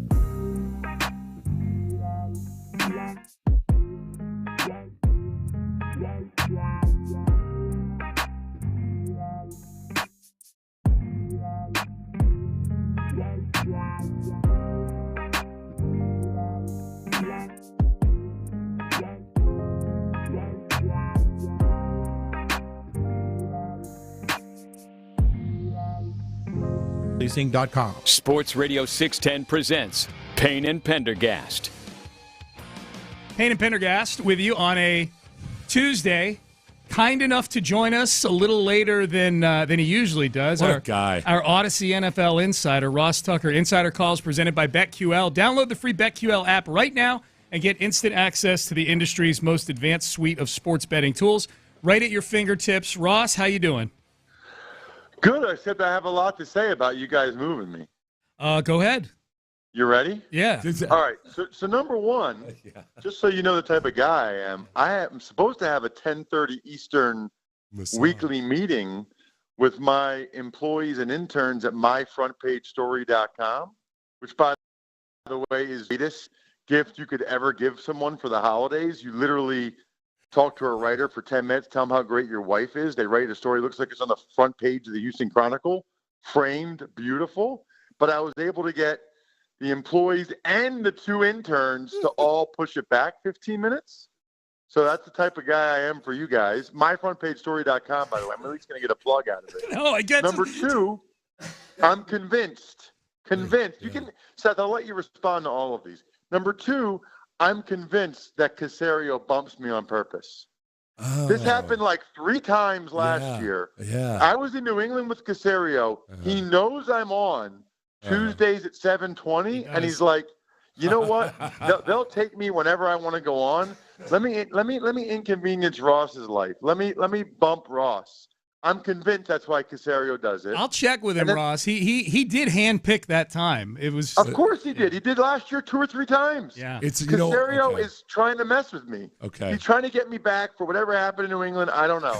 Is there whatever happened? Blames you for not winning a Super Bowl until Yeah, and then number 3 is I was gonna say like I'm glad to be on 2 hours later than normal in Houston, so I can talk to the lazy people that don't go to work until 10. But I'm not sure that's the case. Like a lot of the people I'm talking to now, I think like are already working. Like they're driving to their next work thing, or they're driving. You know what I mean? Like or they've already been on the road. They're like traveling. Sales. They're like in pharmaceutical, or whatever. Actually, you guys are Houston, right? So isn't everybody in oil? So they're all driving to their next drill site. Right. That's exactly what happens. their next oil well. And they go to school in little one-room schoolhouses next to the oil that's exactly derrick. right, Yes. Ross. Yeah. I'm glad you noticed that when you came and visited last year. You looked around and said, "These guys all look like oil workers here." In defense of the time thing, I do think that Nick drops his daughters off at school around 7:20 or so. So I think that it makes sense that that's when he can do it. So there's that. I want a video of you dressing down your employees. I have this vision of you walking in and telling them, "Do you know how much this watch even costs that I'm wearing? This is a $50,000 Casio. Yes. And if you guys ever think you want to have can rock a Casio like this, then you better get with the program." Jenkins, sit up. Hey, Sean. Yeah. Sean. Yeah. Sean, when does the show end? 30 minutes? Yeah. Top of the hour. Feels like forever. I'd say it's 50-50 whether Seth makes it. I know this has been like he's been grinding like this. Makes it to the top of the hour. It's been a 1 week thing, man. He's been grinding for a while now. Performing sex acts with sandpaper. I mean, when you just talked, Seth, you look like you sounded like you were 13 going through puberty. Yeah. Like that was crazy. It's about anatomically correct. All right, Ross, let's get to some things here. And by the way, that was the smoothest live read that I've ever heard from myfrontpagestory.com. I like that you. Sean, that now that bothers me. What? Do you think that I was intentionally trying to plug myfrontpagestory.com? I don't think as opposed to just telling you that I had to move a meeting from myfrontpagestory.com. Yes. For you guys? Yes. Wow. I'm offended. Sean, I would never do that for a company like myfrontpagestory.com. He had to adjust the schedules of highly detail-oriented freelance writers. Right. You know how freelance writers are about to schedule. Yeah. They're creatures of habit. Yes. I was supposed to do this at 10:46. I changed into my less dirty sweatpants for this. Right, exactly. All right, Ross. Let's get into a little bit of football. So last night, we've been talking today on the show, that game last night, The Jags lost to the Bengals, and then obviously the injury to Trevor Lawrence has a huge impact down here because the Texans are chasing the Jags in the division right now. We don't know the severity yet of this Trevor Lawrence injury. We do know he was hurt earlier this year but played through it, but they were bad offensively, but they still won some games. Is this Jaguars team good enough without Trevor Lawrence for at least a few games to muck their way to some wins?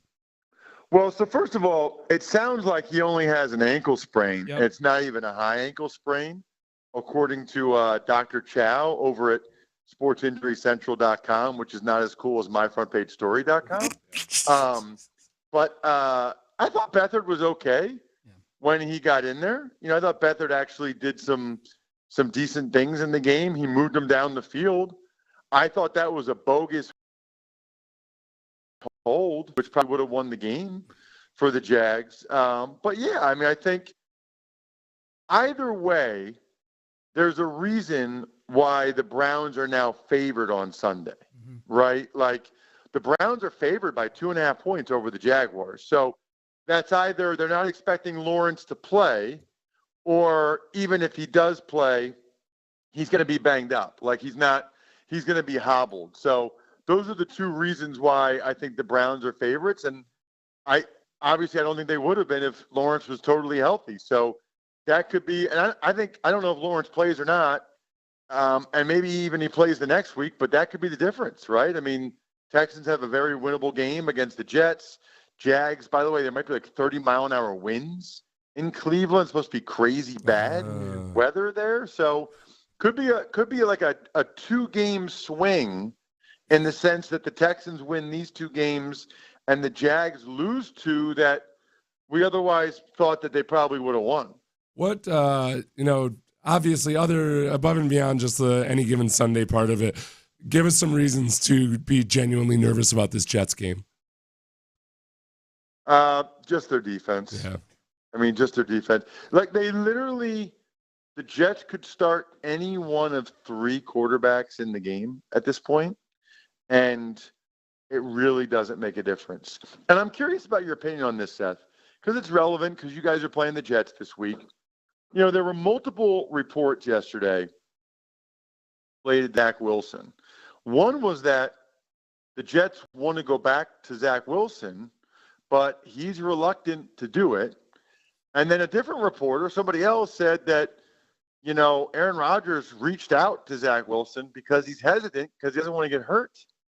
And Aaron Rodgers is like trying to talk him into it. And I tweeted this morning at Ross Tucker NFL, or actually it was at Ross Tucker Pod, the podcast account. I think he's done in the NFL. Like and maybe the Jets, maybe they smooth this over. Maybe he starts for the Jets this week, or maybe he starts for the Jets, you know, again this season. But he was already going to be on a different team next year. And there was already going to be teams that are very skeptical of him. Yeah. Perception is reality.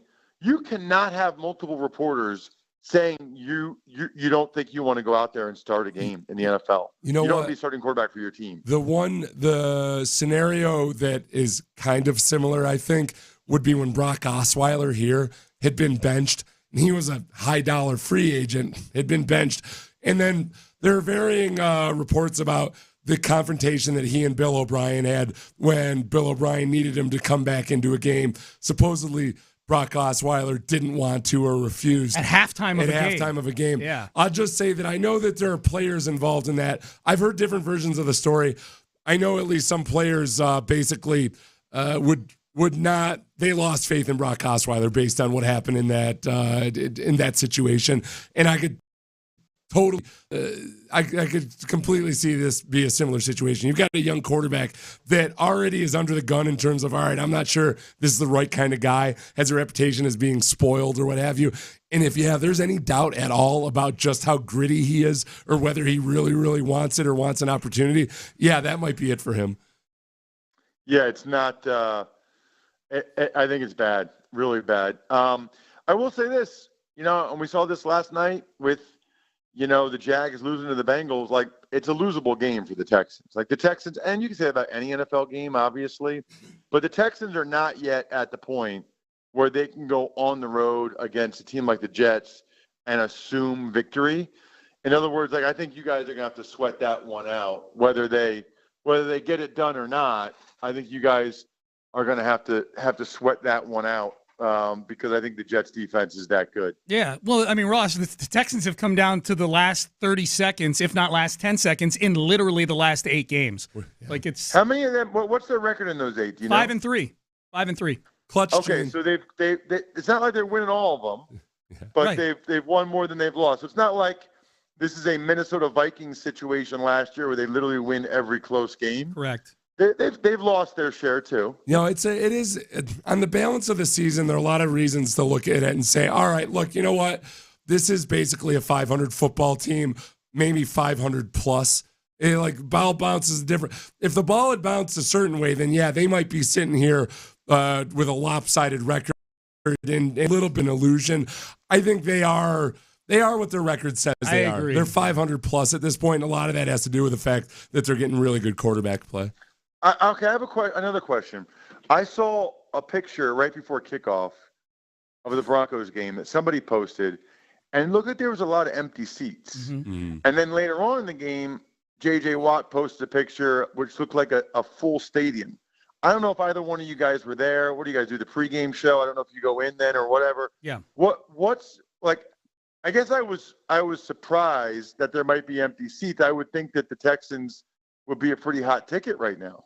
It's interesting. Okay, there's 2 things going on. One is that, yeah, the butts are not back in the seats as much as you would expect, given the performance, given how excited people are about C.J. Stroud. I mean, if you go back to kind of the dysfunction over the last couple of years, the fact that the Astros were awesome during that time, I think a lot of people just emotionally changed their habits and their allegiances and what they expect to do with their leisure time. So there is that. And then you add to it that Houston, as a rule, has a pretty late arriving crew. So, like, I get some of the photos that you see at kickoff, yeah, it doesn't look great, and there's not really a huge excuse for it other than that it's not as bad as it looks right then. People like the tailgate. Yeah, we like our brisket. Yeah. So it's both. It's a little bit of both. But it's usually pretty full, Ross, by about late first, early second quarter, and it's been loud. I will say that it's been really loud. And there were a ton of Broncos fans at this game. There too. were. Probably bought tickets before the season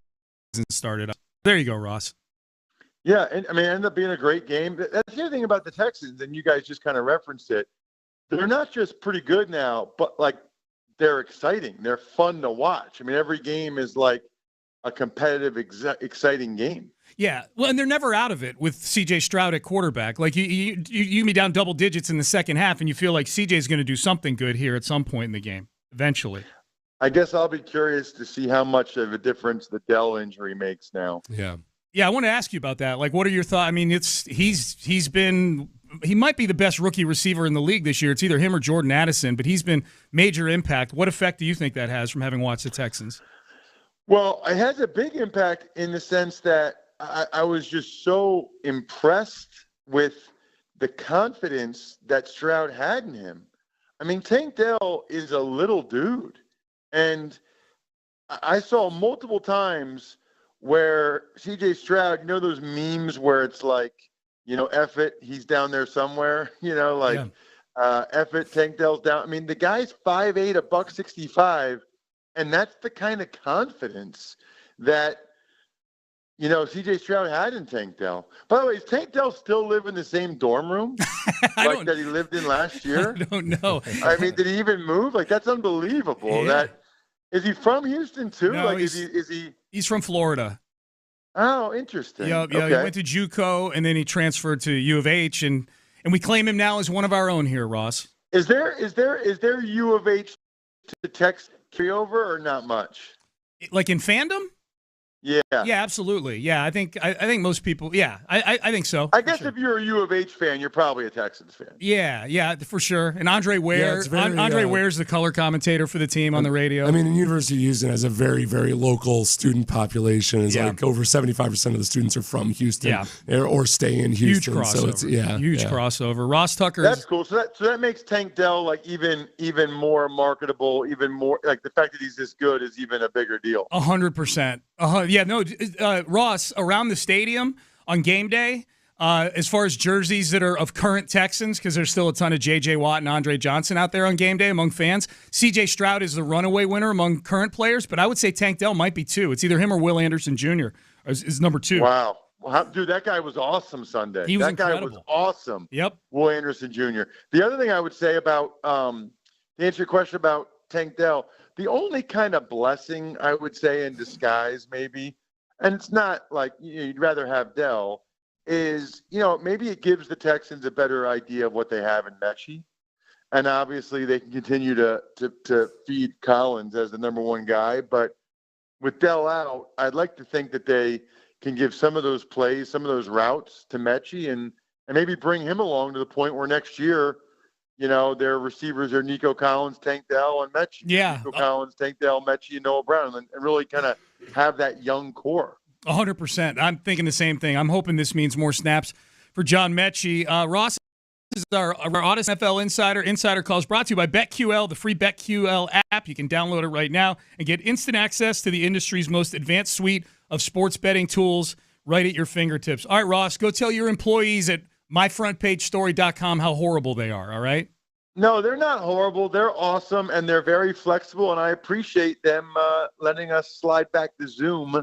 It's the Zoom, Seth. I'm not like walking in. It's the Zoom. You have to conspicuously flash your expensive watch with your car parked in the background. Suspenders and a tie and an expensive suit. Absolutely. The key here is while you're driving to your next oil rig site or whatever you guys are doing in your car right now, is to just get myfrontpagestory.com up on your phone. Don't try to order it now while you're driving. Right. But just pull it up on your phone so you can order it later. It's the best gift you could ever get your wife, your mom, or your co-host, who for a week has been suffering through the worst voice of all time. So I got to get one for Seth, is what you're saying. Yes, okay. Seth doesn't get enough pubs. Sean has had to deal with a very grumpy me, though, for a week, too. Yeah, I got some stories for that front page. It's all good. Ross, we appreciate it, man. We'll talk soon.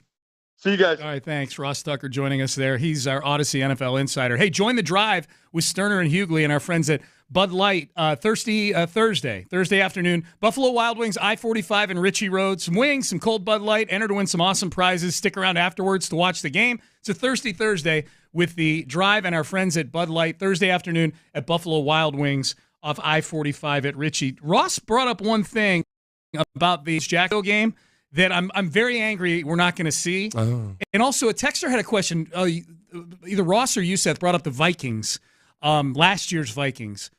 Are the Texans this year's Minnesota Vikings? I don't think so, and I will tell you why next. But first, Tax Act Texas Bowl. Tax Act Texas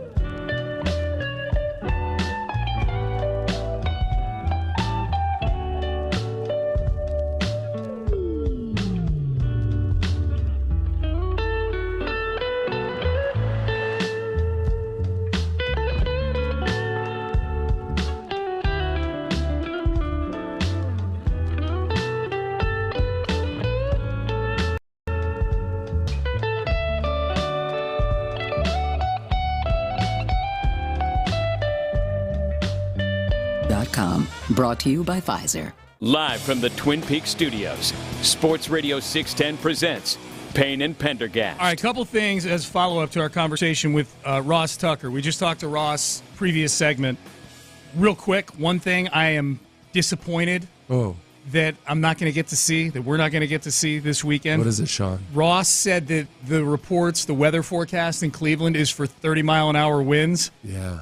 I'm really sad we're not going to get to see Deshaun Watson play in 30-mile-an-hour winds this he loves weekend. that, And get to doesn't he? experience. Yeah, that's why he signed in Cleveland, because he loves the elements. Yeah, according to Ian Rappaport, the actual Ian Rappaport, money had nothing to do with it. Right. He just wanted to uplift the Cleveland community and play in a stadium that's off of that has 25-degree and 40-mile-an-hour winds off a lake for half the season. I just want to go where I can help out the people of the southeastern United States. Okay, where are you going? I'm going to Cleveland. Cleveland, yeah. Okay. Obviously. What I meant was the southeastern part of the entirety of North America, not including Mexico. That was the big one with Reggie White was Reggie White, with an otherwise immaculate record in terms of PR and everything, did say that his main focus in free agency and leaving Philadelphia was going to be finding a place where he could help out the inner city youth. And he ended up going to Green Bay. Yes. Those rough streets of Green Bay. Doesn't even have an inner city, let alone youth. There's no city to have an inner of. Right. There's like, there's a side of the Piggly Wiggly, perhaps. Yep. I don't know. So I'm sad we're not going to see Deshaun playing in the elements this weekend. D'Amico Ryans. Here's D'Amico Ryans. This is the other follow-up to our conversation with Ross Tucker. Here's D'Amico Ryans yesterday on his team's ability to play well in close games. For us, however those games, whatever it comes down to, whether it's in that final drive of the last 30 seconds of the game, last minute of the game, I think for our guys, they've gotten confidence through playing in so many of those games, and that's the climate of the NFL. So you have to be prepared for those situational football at the end of games, and the team that handles it the best, the team that doesn't panic in the moment, and the team that is confident in that moment, they end up coming out on top in most of those games. So we had a texter text this earlier, and the Vikings came up in our conversation with Ross, too. The texter asked earlier, hey, guys, are the Texans this year's version of the Minnesota Vikings where they're winning all these close games, but there could be some regression next year?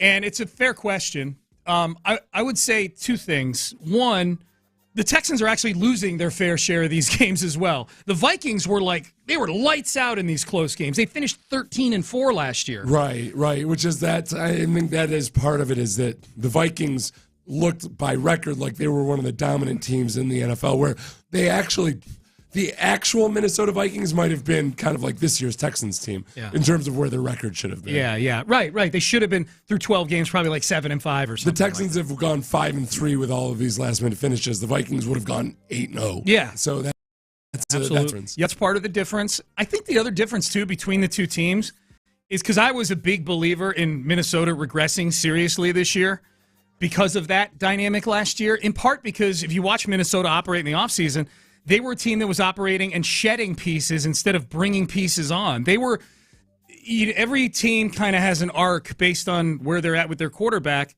and Minnesota felt like last year, Seth, that the band was getting ready to get broken up in Minnesota. Justin Jefferson being on the team notwithstanding, that was an older team last year that was probably on the downside of the Kirk Cousins time there. This is a team, the Texans, that still has a ton of room for improvement. It's a young team. The cornerstones on this team are all guys who are on rookie deals, essentially. Other than Tunsil maybe. But Will Anderson Jr., Derek Stingley Jr., C.J. Stroud, obviously, Tank Dell, if he were healthy. These are all guys that are in their first or second year in the league. No, and again, I think that, if you look at last year's 13-4 team out of the Vikings, realistic, you'd say, okay, in most seasons, that actually maybe would have been like a 10-6 football team or 10-7 football team. Agreed. Or a 9-8 or what have you. That's potentially where the Texans end up finishing up this year. And then the question is, okay, well, let's say that they basically are the same in terms of where the record should be.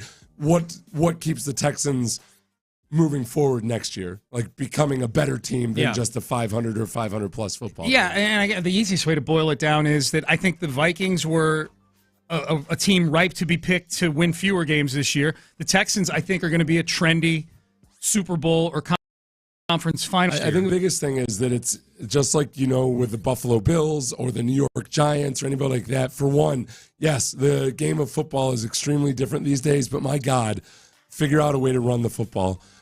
Figure out a way to be a complete offense. Because right now, I love everything. This is an easy team to get excited about, but it's not a real NFL offense when you're as bad. It's just completely incompetent at running the football. Those things start to add up. And whatever, if you don't fix those weaknesses, then they get even more exploited next year. Yeah. There are just some plays in that game on Sunday. I mean, this hasn't been Dameon Pierce's best work, obviously, this season.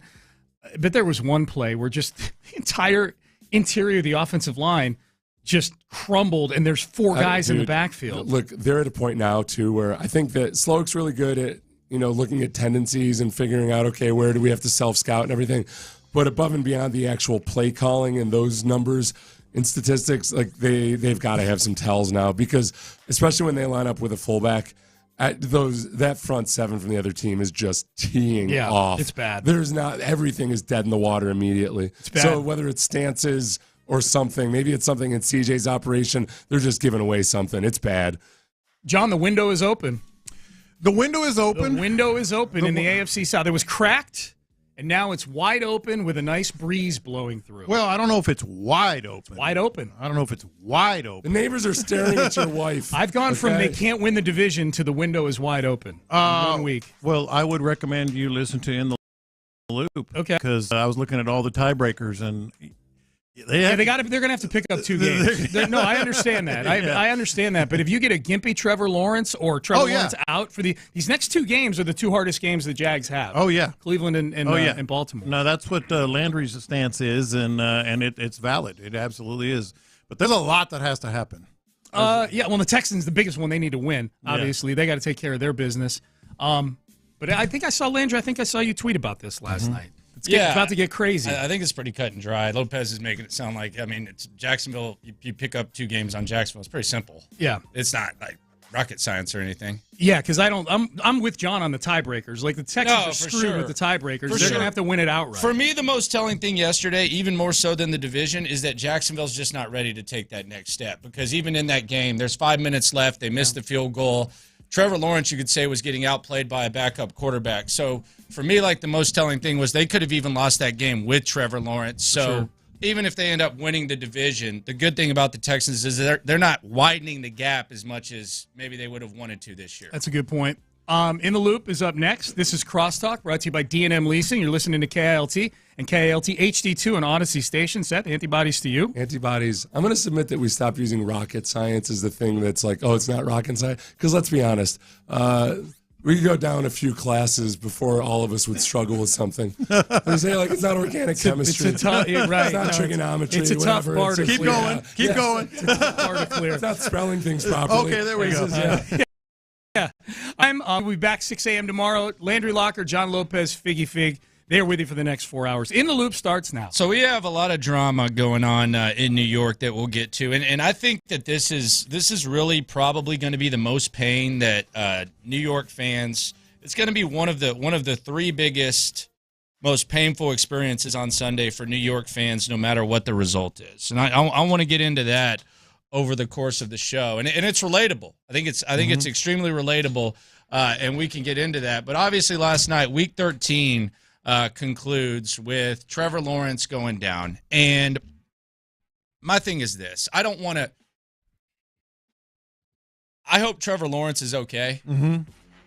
But I'll say this. I'll just get this out of the way. I don't even want to save it for confessions. I know that sprained ankles can be bad, but I'm going to start calling him Paul Pierce. If that is a sprained ankle, that is the football version of Paul Pierce with the way he acted. A little dramatic. Look, I've sprained my ankle many a times. There's not a lot I can speak to with what these athletes go through. I've torn tendons in my ankle. I feel like I was rolling my ankle 3 times a week. I do not – if that was just a sprained ankle, good, first of all, because I don't wish injury on anybody. But if that was just a sprained ankle, Paul Pierce has company. Seriously. With the way that whole thing went down – Paul Pierce, you have company. All right, look, if you're right, if it is just a sprained ankle, it wasn't just a sprained ankle. He did try to get up.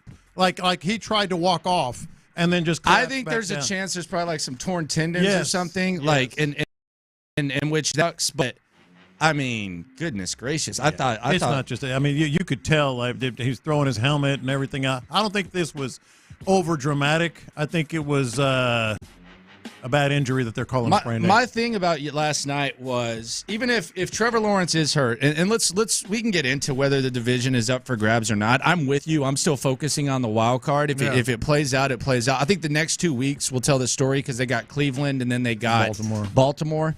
And the Texans have the Jets, and they have the Titans, by the way, without Jeffrey Simmons. We'll get into how lucky the damn Texans are. And I'm not trying to take anything away from it, but good God. Yeah. I don't know that I've seen a season of lucky breaks, unfortunate breaks for others, for the Texans. But the most telling thing for me is that the Jags are not ready to be elite. They're not ready to take that next step. And I know yesterday was a big opportunity. They would have been in first place in the entire AFC yesterday with the win. Yeah. And what did they do? They came out and they were having a pillow fight with the Bengals the entire game. Browning might have outplayed Trevor Lawrence. And quite frankly, the Jags shouldn't even been in that game. That should have been an interception in the end zone when they were up 7, and it lands right in the guy's hands.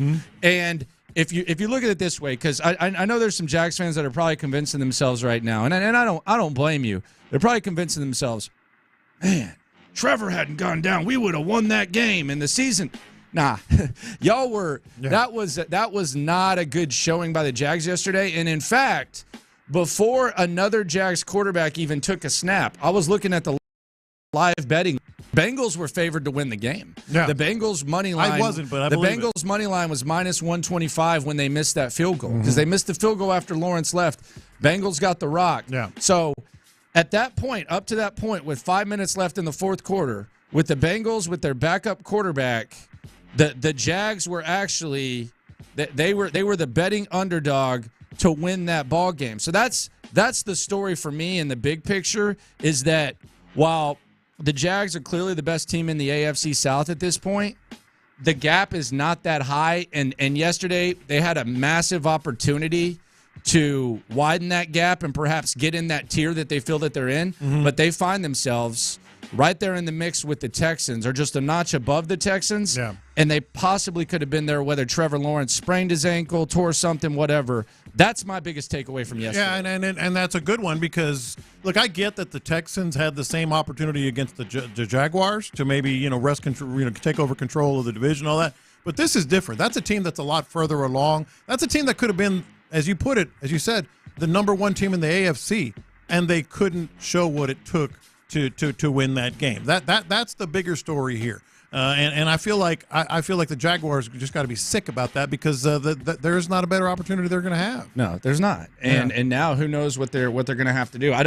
Spoiler alert: Trevor Lawrence ain't playing Sunday. Yeah. Like I can promise you that. No matter how serious the injury is or isn't, he's not playing Sunday. Who knows how long he'll be out? And after that, they got Baltimore. I don't know that more with Trevor Lawrence. So the Cleveland game this week, that's going to be the big thing for the Jags as to whether or not they widen that gap. Because if they lose and the Texans win, then it gets somewhat interesting. But I just thought it was a missed opportunity. I thought it was kind of misleading that they were even in that game in the first place. And then you get to the window wide open, like Sean was saying during the cross. It is open. I don't know if it's wide open because the Texans have to outplay them by 2 wins. There's 5 games left. That's a big ask. That's a very big ask. And so I think it remains like Texans' schedule is not hard though. No, it's not hard at all. I mean, they have obviously the Jets this week at Tennessee, Cleveland at home, Tennessee at home, and then at Indy. So it's doable. But do you go 4-1? Because you're going to have to get 11 wins if you're going to realistically have a chance to pass them. Let's say the Jags only win 2 more games. That means they go 2-3.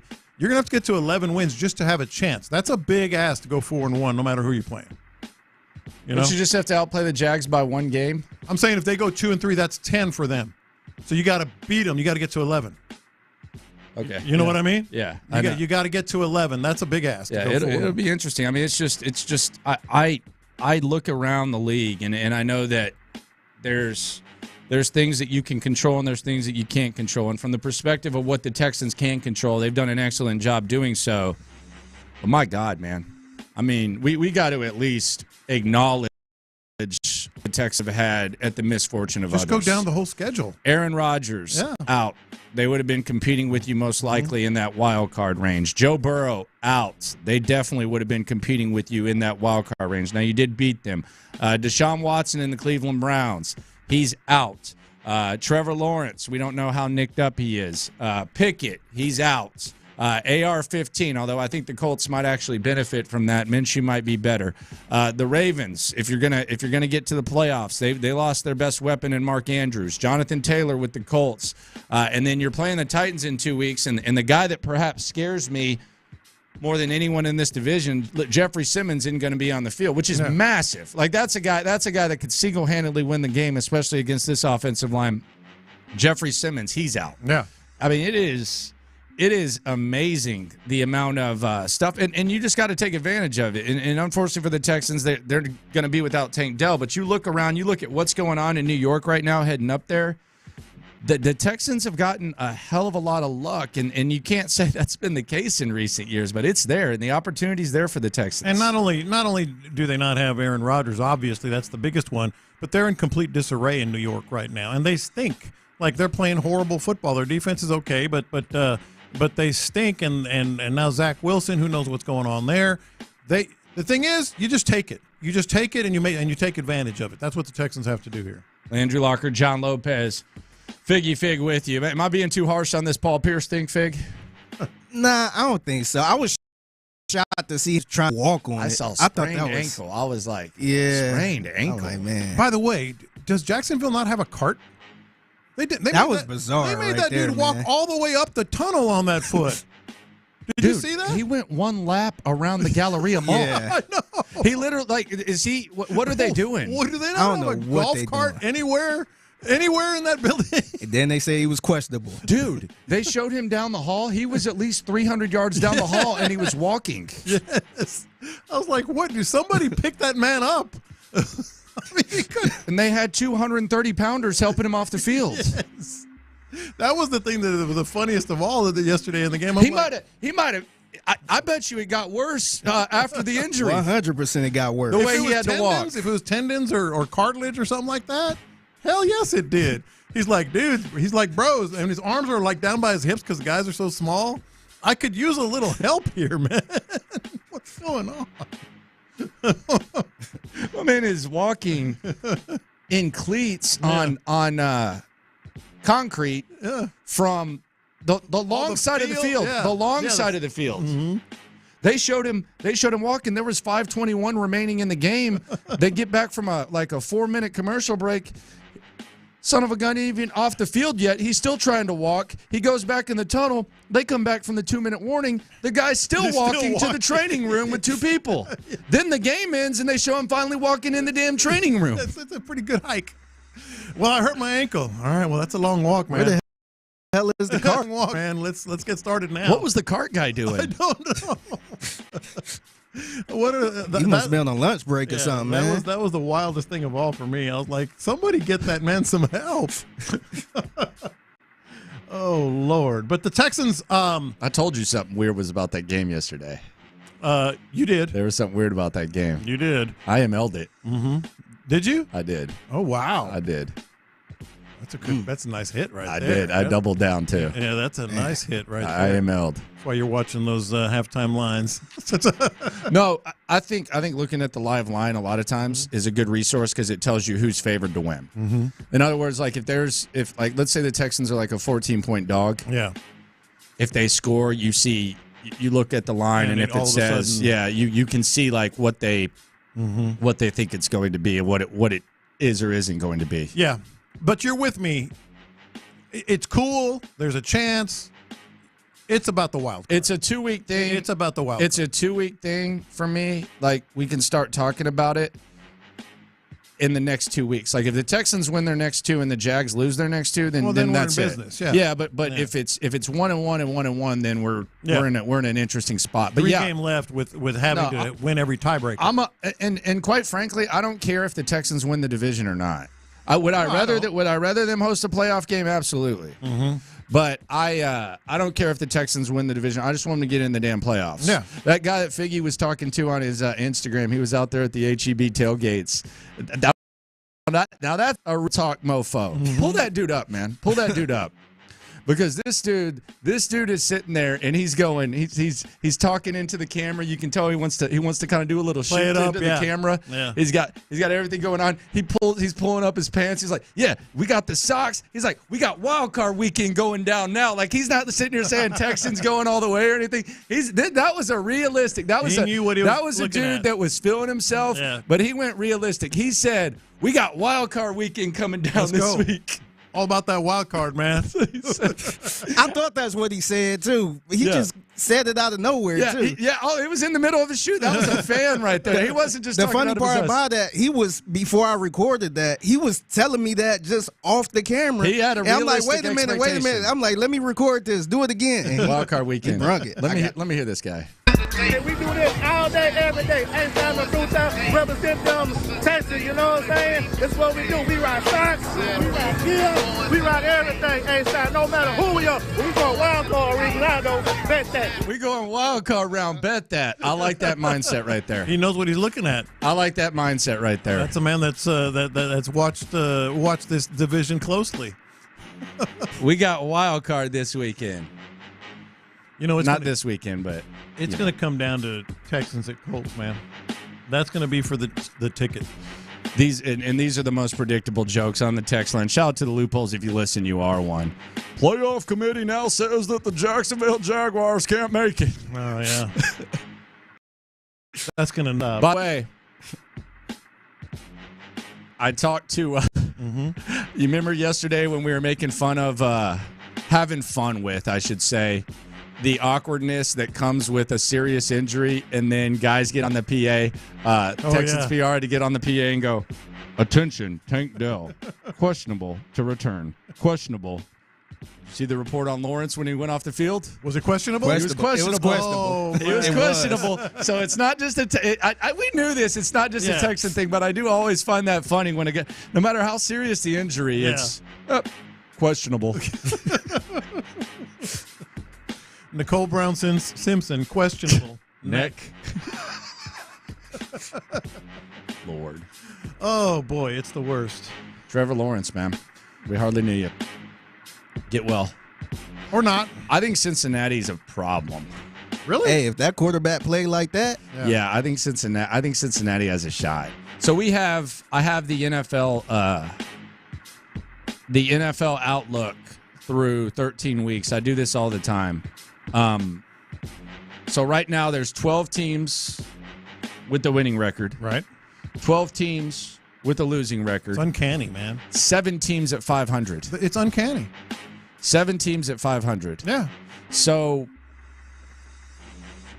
it's divided. And some people will ask, well, is it always like that? Not really, because 2 years ago, 19 teams had a winning record. I think last year there was 15. So no, it's not always like that.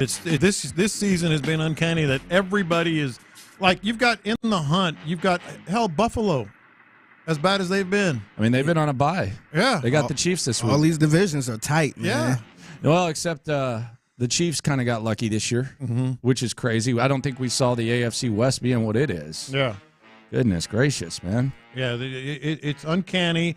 All these teams are in the playoffs, playoff hunt. And I think it's going to – obviously, they want it to come down to the last week. And I think for the Texans' purposes, Texans at Colts is going to be for a ticket. I just feel it. For a ticket? For a ticket to the playoffs. To punch your ticket. Ticket. Yeah. What's wrong with that? You need tickets to go to the playoffs? No, it's not literal.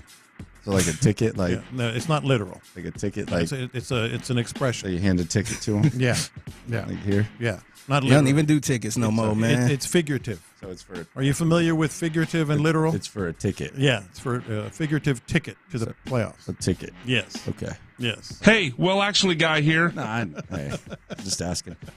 John McClain going to join us at 11. Good old John. What? What? I'm asking. Oh, John's going to be here. Yeah. He could. I don't know. You'd have to ask him. I have no clue. Excited? What's John going to say about the Texans' offensive line? Here's what he's going to say. asked me, like, let's come in with Mont McLean. Here's how he's going to start off. And I predicted this the other day, too. Mm-hmm. Here's what I was going to say. Go ahead. Just say. John. Start it off. Starts off. Ahead. John, what is the issue with the offensive line? They had a good stretch, but now they're just back to being a big problem. First of all, I just want to say congratulations to Landry Locker on his Texas Longhorns making the college football playoff. And, John, I didn't know you've been voting on the Heisman Trophy for 38 straight years. I didn't know they gave Heisman Trophy ballots to 15-year-olds. He tweeted that to me. I was like, come on, John. I used to... You know you're going to throw in the Texas Bowl, too. Oh, yeah, John, congrats on your Aggies for playing in the Texas Bowl. I bet you he is going to do that. That's some promotion right there, man. He ain't going to do him like that. He wouldn't do that. Mm-hmm. There's some serious drama going on in New York as the Texans head east. And they're really pissed off in New York, as you can imagine. We've been through quarterback drama. We ain't been through quarterback drama like this. Let's sit crisscross applesauce and enjoy the drama in New York. Yeah, man.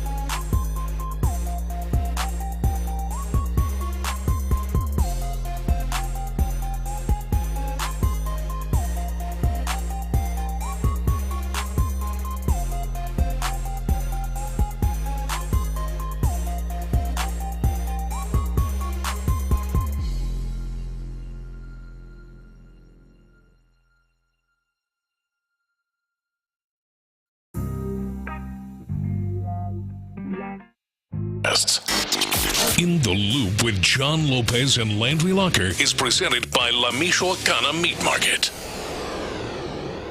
Faggy has hit him big time.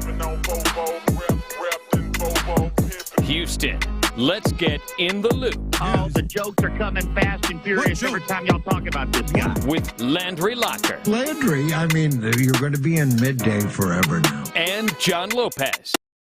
On the kid makes a statement that's so ludicrous, it makes me pick my phone up and call you guys. You're in the loop on Houston's sports leader. Your champ, 610. Sports Radio 610. Regardless of the result Sunday, Houston is going to be putting New York through a hefty amount of pain. We'll elaborate on that in the noon hour here on In the Loop on Sports Radio 610 during lunchtime. John McClain coming in at 11. But there is some drama in New York, to say the very least, at the quarterback position. And it's reached a peak this week with reports from Diana Rossini that Zach Wilson, Jets might want to go back to him at the quarterback position. He might not want to play, though.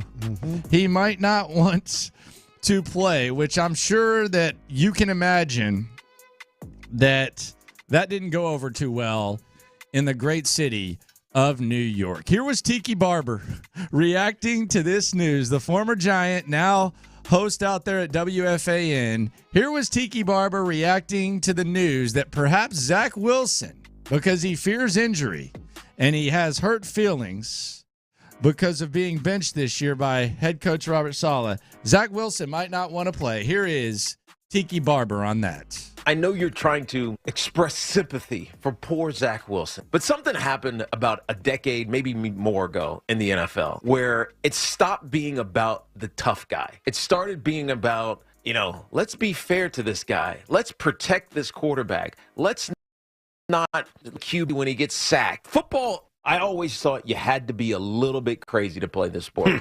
It is an atrocious game. It is not for the faint of heart. It is not for the, I got a hangnail, my pinky hurts. If you can't handle pain, if you can't handle agony, if you can't handle failure, you can't play football. I know we want it to be accessible for everybody. This is not that game, especially in the NFL.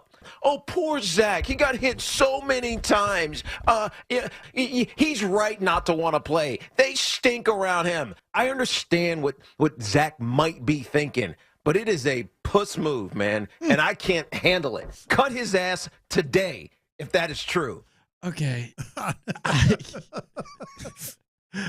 He just couldn't help himself. Yeah, I get it. I mean, I 100% get it. I don't know what I would do if I were Zach Wilson at this point. I mean, I guess what are we doing here? You can think it, but you just can't say it. I mean, that's how I. But what are we doing here? Like, you benched me for Tim Boyle. Yeah. Like now all of a sudden, that's what I say. You can think that all you want. No, I get it, but I mean, it's a dangerous game. The offensive line sucks. The dude's out there busting his ass. Do I think you should quit? Probably not. But I mean, I can actually understand, and maybe this says a lot about me. I'm sure there's some text that'll say that's wussification. I get it, and I do think that they'll well Zach Wilson, like as he tries to maybe expand his NFL career after this year. But I mean, I don't think I would be too pumped to play either behind with what's going on with the Jets right now. You put Tim Boyle and Trevor Siemian in ahead of me. Yeah. No, after saying you believed in me. If you ask me, do I buy what he's thinking as a legitimate reason? The answer is yes. Like, he's getting destroyed. They put those other guys in front of him. They paid him all this money. They drafted him where they drafted him, and they put him in this position. You just can't say it. Now, here is the thing that I will say. We did kind of see this last year with Davis Mills. I mean, he got benched for Kyle Allen, and then he came right back in, and he reacted to it. So we've seen similar situations here. So there is actually like a localized point of view of that. But I can't say that I necessarily blame Zach Wilson in this situation. I am amused by it, though. I am very amused by it, though, and I don't know how he's going to recover from this. at this He won't. point. And Spoiler. Diana Rossini is sticking by the report. It was pretty boss that she actually reported it. Saleh went up there and disputed it, and then she followed up on the report why Saleh was at the podium. Yeah. So she is not backing down from it. I think this is the most relatable quote that we will ever hear from someone in New York. And I think Gio is one of the best radio hosts in the business. He's grinded his ass off. He hosts now with Boomer at WFAN, and we've been through some dog-butted football the last few years. We've been through some dog-butted football. We've never shied away from it. We've continued to follow it as close as possible and talk about it. Yeah. It's not always fun, though. And I think Gio described it perfectly when he was talking about what it's like to watch the Jets right now in a season that seems somewhat familiar around here. I think this is one of the best descriptions from Gio and Boomer about what's going on in New York. Watching this game is like, it feels like homework now. It has gotten to that point where it feels that's all it is. There's not a single bit of enjoyment watching Jets football at all. It's kind of like driving on the LIE and you're backed up in traffic. You're backed up in traffic for hours and hours. There's a fender bender, and the people are staying in the middle lane discussing their insurance issues and not getting out of the middle lane and moving over to the shoulder. Sure. That's what this is like. This is like, what the F are we doing? And I feel bad for the fans that ended up attending that game. I often reflect back to a game in 1995, same kind of conditions, meaningless football game. 25,000 people came just to tell us how much we sucked, and I can understand exactly where the Jets are right now. How many times in the previous few years did you tell yourself, well, I've got to go.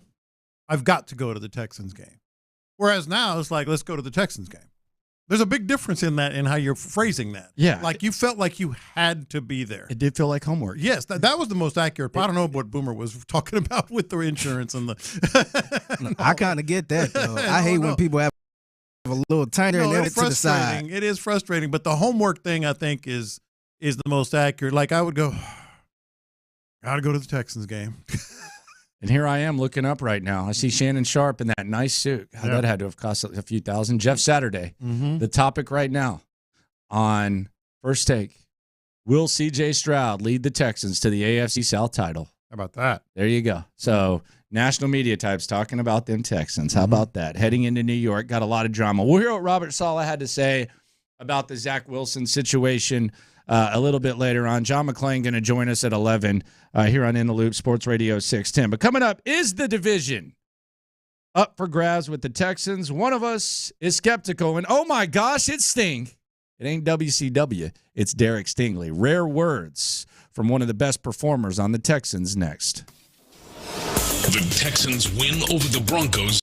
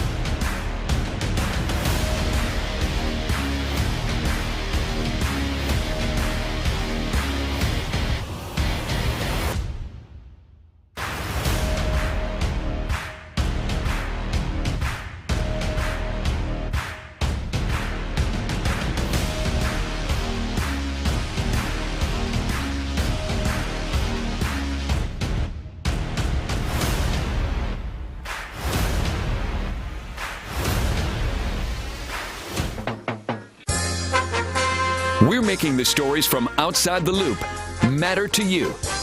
This is Localize It. Don't you know I'm local? You're in the loop on Houston's sports leader. Sports Radio 610. Oh my gosh, he exists. Derek Stingley. He exists. Sting. We don't hear from him very often. He's been coming down the rafters, though, the last few weeks. Hey! Oh, okay. Okay. It's Sting. And there's a wet spot where Eric Bischoff is sitting because Sting is out here.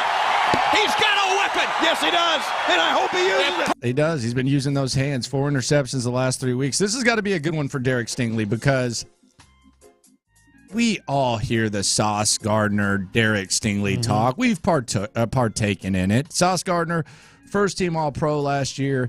Derek Stingley gets hurt at the start of this year, and you're hearing it even more, but it's kind of died down a little bit. And this is, to say the very least, this is a lot of momentum for Derek Stingley heading into a place against a guy who he's always going to be tied to. We talk about C.J. Stroud, Bryce Young. He's always going to be tied to Sauce Gardner. And Sauce Gardner, I don't think you could have gotten off to a bigger lead when it comes to those ties than Sauce Gardner did last year. But Derek Stingley's got to be feeling himself. Here was Aaron Wilson. I thought Aaron Wilson asked a good question. Shout out to Aaron Wilson to Sting. And this is the man of few words saying about as much as you'll ever hear him say here on In the Loop, Sports Radio 610. Do you feel like the narrative about you is starting to change, too, about what you're capable of, what you can do, what type of player you are? I mean, I feel like my teammates, they always knew. I knew that I don't really, it can change, but it can change again and all that. What CJ said a while back, 1 week, it can change up. So, I just believe in me. Like, I know I put the work in. I know my teammates put the work in. And, everything will be all right. There you go. Not say there. Now, he's talking about it can change. I think that goes back to the don't eat the rat poison that D'Amico Ryans always speaks of. But of all the grudge matches, and there's a few, and they're not ugly grudges. I'm sure Derek Stingley feels some type of way about Sauce Gardner. Yeah. I mean, he wants Sauce Gardner getting cooked and vice versa. Yeah. But you have that grudge match, and then you have D'Amico versus Robert Saleh. Yep. And those two guys, they're buddies. D'Amico himself said, I wouldn't be where I'm at without Robert Saleh. See, I think Sting and Sauce are maybe not tight, but they're buddies. They came up through the draft together. No, I'm saying they came up through the draft together. They were in a lot of the same places. They're buddies. Combine. Like I said, I don't think it's like Robert Saleh and D'Amico, but I think they have a decent relationship. But it comes back to pride, man. I mean, you want to be the best, and I think it is. Pride. It's simple pride. I mean, we want to have the best show possible. It doesn't mean we don't like other people, or have good relationships with other people. It's the pride. And I think that's what Sting is going to be. Landry Locker, John Lopez, Figgy Fig with you. It's been good. Like Stingley, the last few weeks, he's done a good job for Caserio. The other day I saw a graphic and it was like, and this is just when you talk about week-to-week league, and I always say sports are fluid. This is like the ultimate symbol. I saw the graphic, and then you take graphics with the grain of salt, but it was funny because it was like, top 3 picks the last 2 years by Nick Caserio, C.J. Stroud, Will Anderson, Derek Stingley, right there. After all this chatter, that's what it was. And the top, and they were on display Monday. By the way, Nick Caserio was on speaking of other shows, he was on Payne and Pendergast this morning. What was your biggest takeaway from that? Not much. We know Caserio is going to be pretty straightforward, especially during the season. He's not going to shed a lot of light on a lot of things. But I'll tell you what, his drafting is looking pretty dang good right now. I mean, in a lot of ways. Nico's making him look good. All that, I mean, and that's the fluid thing. That's why, that's why. Just got to stay even keel. He's doing his thing. Nick's having a very good year. He's having a very solid year. John McClain's talking about him getting exec of the year. I don't know who's even in the discussion. Like, if you drafted C.J. Stroud, you drafted Will Anderson, and all these guys are doing their thing, and you're going to get credit for hiring D'Amico Ryans. Yeah. And the other thing is this. Like, I don't know whether he would have come to this conclusion by himself, hiring D'Amico Ryans. And quite frankly, I don't know how much D'Amico wanted to be here if it was just Nick Caserio and Cal and Hannah weren't making it clear that they loved the guy. Like I think it's not so much Cal and Hannah like stepping in, because it's a team, but it's not so much them stepping in and like making Caserio do it. It's making it clear that we support you. We are the leaders of this organization. We feel this way, and them being transparent and having the dialogue with D'Amico. So I don't know, like I don't want to assume like what Caserio would or wouldn't have done, but regardless of what went down, whether he was nudged to do it, whether he decided on it or not, the hiring of D'Amico Ryans, because this is the other thing. Mm-hmm. This is the thing that needs to be made clear. If they're not running D'Amico's scheme, I don't know that Stingley's looking this good. Absolutely. Yeah, so that's the other thing. Like I do like you talk about the fairy dust, pixie dust, mm-hmm. Fairy dust. Is pixie dust and fairy dust the same? Yeah, I just say pixie dust. You just went, well, actually, I mean, dust. I say pixie dust. You can call it fairy dust if you want. Okay. Ooh, well, actually, guy. Yeah, but I think I think Stingley, you're seeing it. Like 100%. That's where the dust is right there. And the other thing about like yes. Now we did also think that maybe there'd be some pixie dust on Jalen Petrie. Mm-hmm. That's more angel dust. But oh god, we got pixie dust. We got the pixie dust and the fairy dust on Stingley. He's tackling ghosts. Oh my god. But the other thing is with Nick Caserio, look, you seen him in the chicken coop in his damn drawers. We were under the impression that shout out to Friday that D'Amico. Let's go back in time.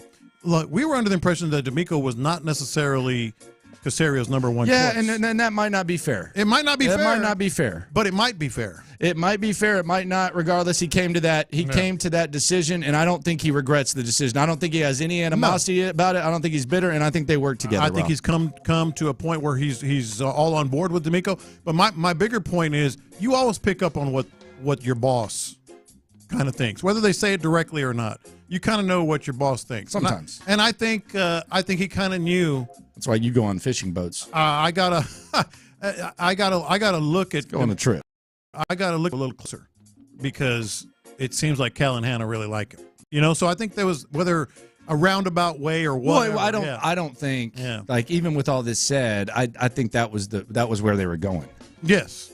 But they kind of made it probably clear and made him look again at D'Amico. I think that's where they were going, and I think it was the right choice. And I think that all this is tied, and it's not one thing. There's a lot of variables, situation, system, all that, health, that all those kind of coming together with Stingley, and Caserio is feeling himself. What was your favorite about the Caserio interview, Fig?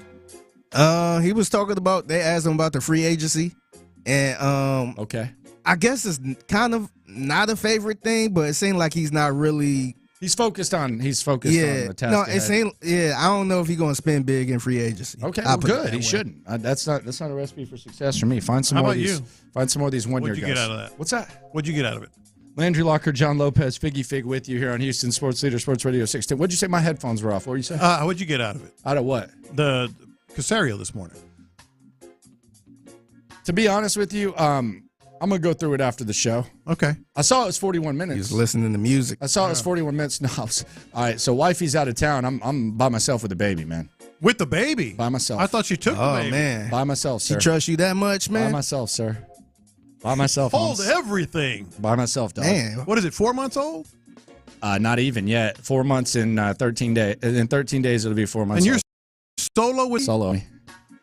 Yeah. How I feel. Did my stream yesterday. You can go look at my YouTube locker room stream. The Was baby, she right there? She cried, man. So I had Stutz on and he held it down for me, but she cried, so I had to go get her, and then we were just kind of chilling. But yeah, by myself with the baby, man. Got her to sleep. I'm very proud of you. Got her to sleep. Got her to and she didn't wake up last night? She woke up and I rocked her. And I put her right in the on the side bed. She fell asleep the whole time. Now I left the music on, like the sound stuff. Yeah. I left it on so I didn't sleep as well. Mm-hmm. But she was asleep, and yeah, this is a big step. Right now.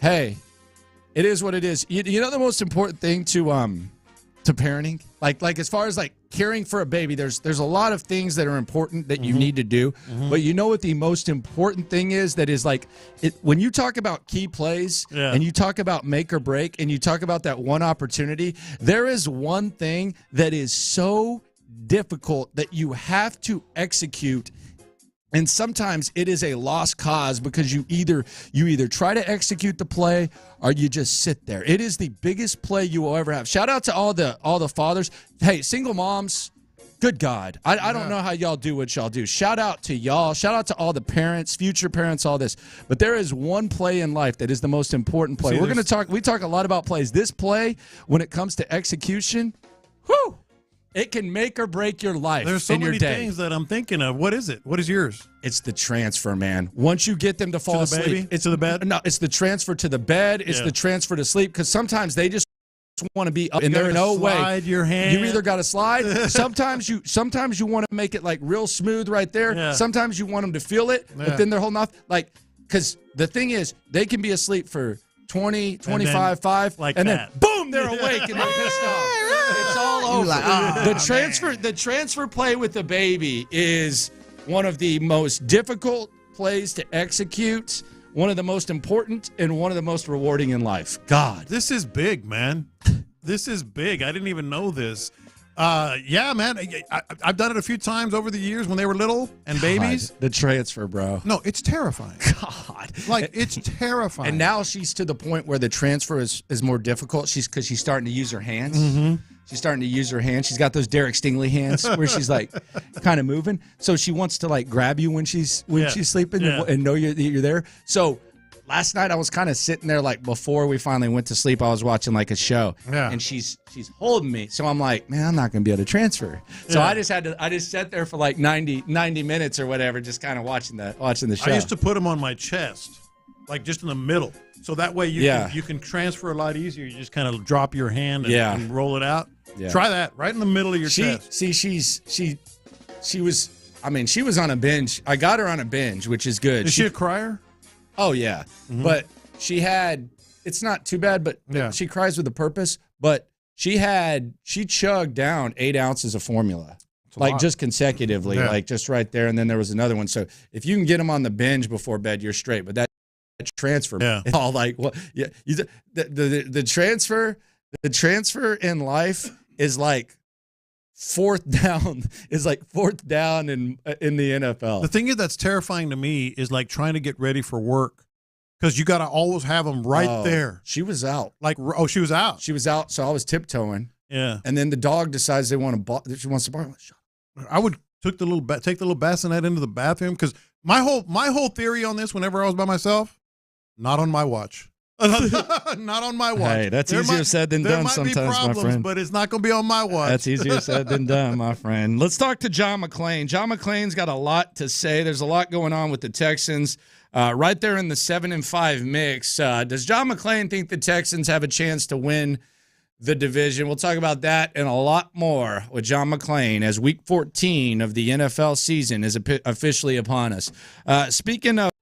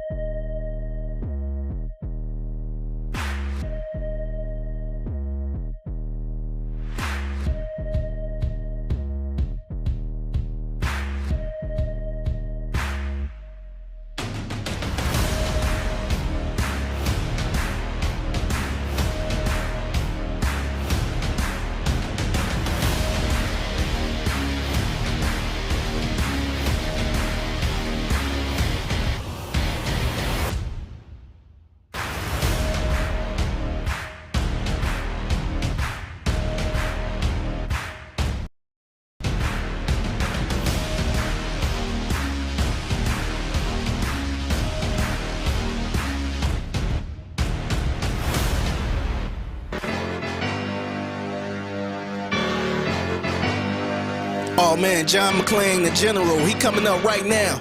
Everybody line up. Line up, everybody. Stand up straight. Make sure you fit your hat. Fix your collar.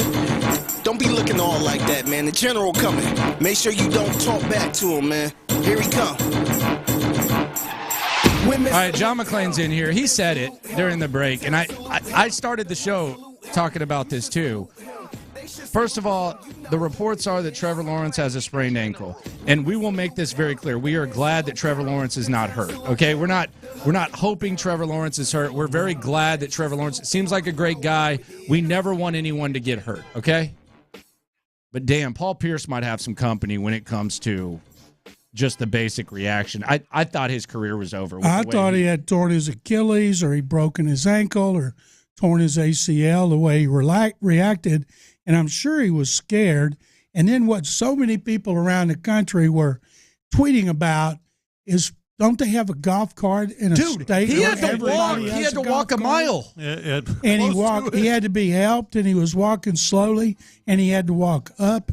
When you leave the field there, you have a long walk underneath to get to the locker room, and they couldn't get a golf cart. I just was shocked, and I loved it afterward. Doug Peterson said, well, we don't open Will tomorrow. Well, it already was all over the country from Ian Rappaport what it was. No. Guys get it from agents, and it's a sprained ankle. They're going to do more tests today, but he is very, very lucky if all it was a sprained ankle. Well, and, I mean, maybe we should have known that it was a sprained ankle, the fact that he was able to walk that far. I mean, maybe that could have been the first take. Maybe they said it's good for you. Walk on it. Yeah, let's walk on it. Walk it off. Yeah. That was scary, the way he was walking so slow with his arm over two guys, and they didn't get him a golf cart. Yeah, that was wild. I'm going to reserve judgment on the whole just a sprained ankle thing, because that always happens. They say sprained ankles can be like 4 or 5 weeks, though. That's true, depending high ankle, all that stuff, because it looked like he tried to get up and then just collapsed back down. What about the deal? Kenny Pickett has surgery on his ankle, and he's questionable for the next game. Yeah, we laughed about this. We had some fun. We had some fun with poor Omar after the Tank Dell injury. Poor Omar, Texans PR, has to get on the PA, and they're just messengers. They're not trying to lie to you or anything. But he gets on after Tank Dell, and he goes, questionable. Attention, guys, we have an injury update. Tank Dell, questionable with the return. What's the question? Did you hear Bomar last year in Buffalo? No. Buffalo Omar? You didn't hear him last year? DeMar Hamlin, questionable to return. Oh, yeah. All questionable. I think they say originally questionable on everybody. Yeah. Good for DeMar Hamlin, by the way. He's good. I was can glad say that because he's good. I was glad that D'Amico Ryan said yesterday Tank had surgery and was out for the year, because usually D'Amico's like that. Well, we'll know more later. Yeah, we'll figure it out. Yeah. We'll see what's going on. We'll let you know. John, what are they going to do about the running game, man? It was. I've got a simple solution. Simple? I do. Oh, okay. I've got a simple solution. So the running game has died the last couple of weeks. What's changed? Damian Pierce has come back. Thank you. You have a different left guard, Juice Scruggs. They had 77 yards in the first half. They were on a pace for 154, and it was against the worst run defense in the NFL. And I thought, wow, they're giving up 155. They're on a pace for 154. Maybe they'll up the Broncos' average. And then they came out and I think ran for 19. And you take away Damian Pierce's 22-yard run, and he averaged 1 point something a carry. Yeah. The run blocking is terrible. Guys are getting hit at the line. They're getting hit at the backfield. It's just bad all around. But as I said before, Singletary should get the bulk of the carries, but he's getting stuffed early. I remember when they ran the run and shoot. He's not getting any carries. And the run and the shoot was always backing up. The lineman would back up, so you run draw plays. Mm-hmm. You don't see him run any draw plays.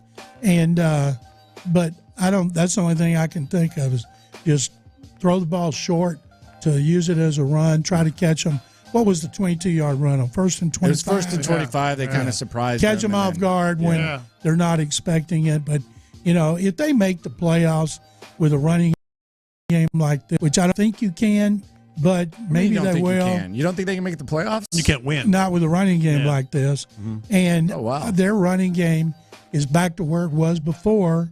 when Devin Singletary had his back-to-back 100-something yard games. So you basically don't think they're going to make the playoffs then? Because if the run game, I don't see the fix. I think if the running game continues to be this pathetic, they're going to have a hard time making the playoffs. Well, the other part of this is not only has the running game in the last couple of games been awful, because of the awful running game, C.J. Stroud has been running for his life. And he's running Those way things too are much. tied together. And also, having 3 sneaks for first downs, that's great. But, and then he had, I think, 3 other carries, and he was hit. He was hit, I think, knocked down 5 or 6 times.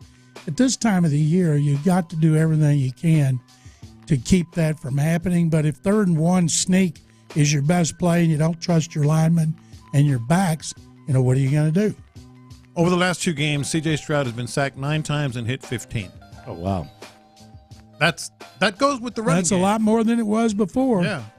They did. He was sacked 11 times in the first 2. Then all of a sudden, everything was great.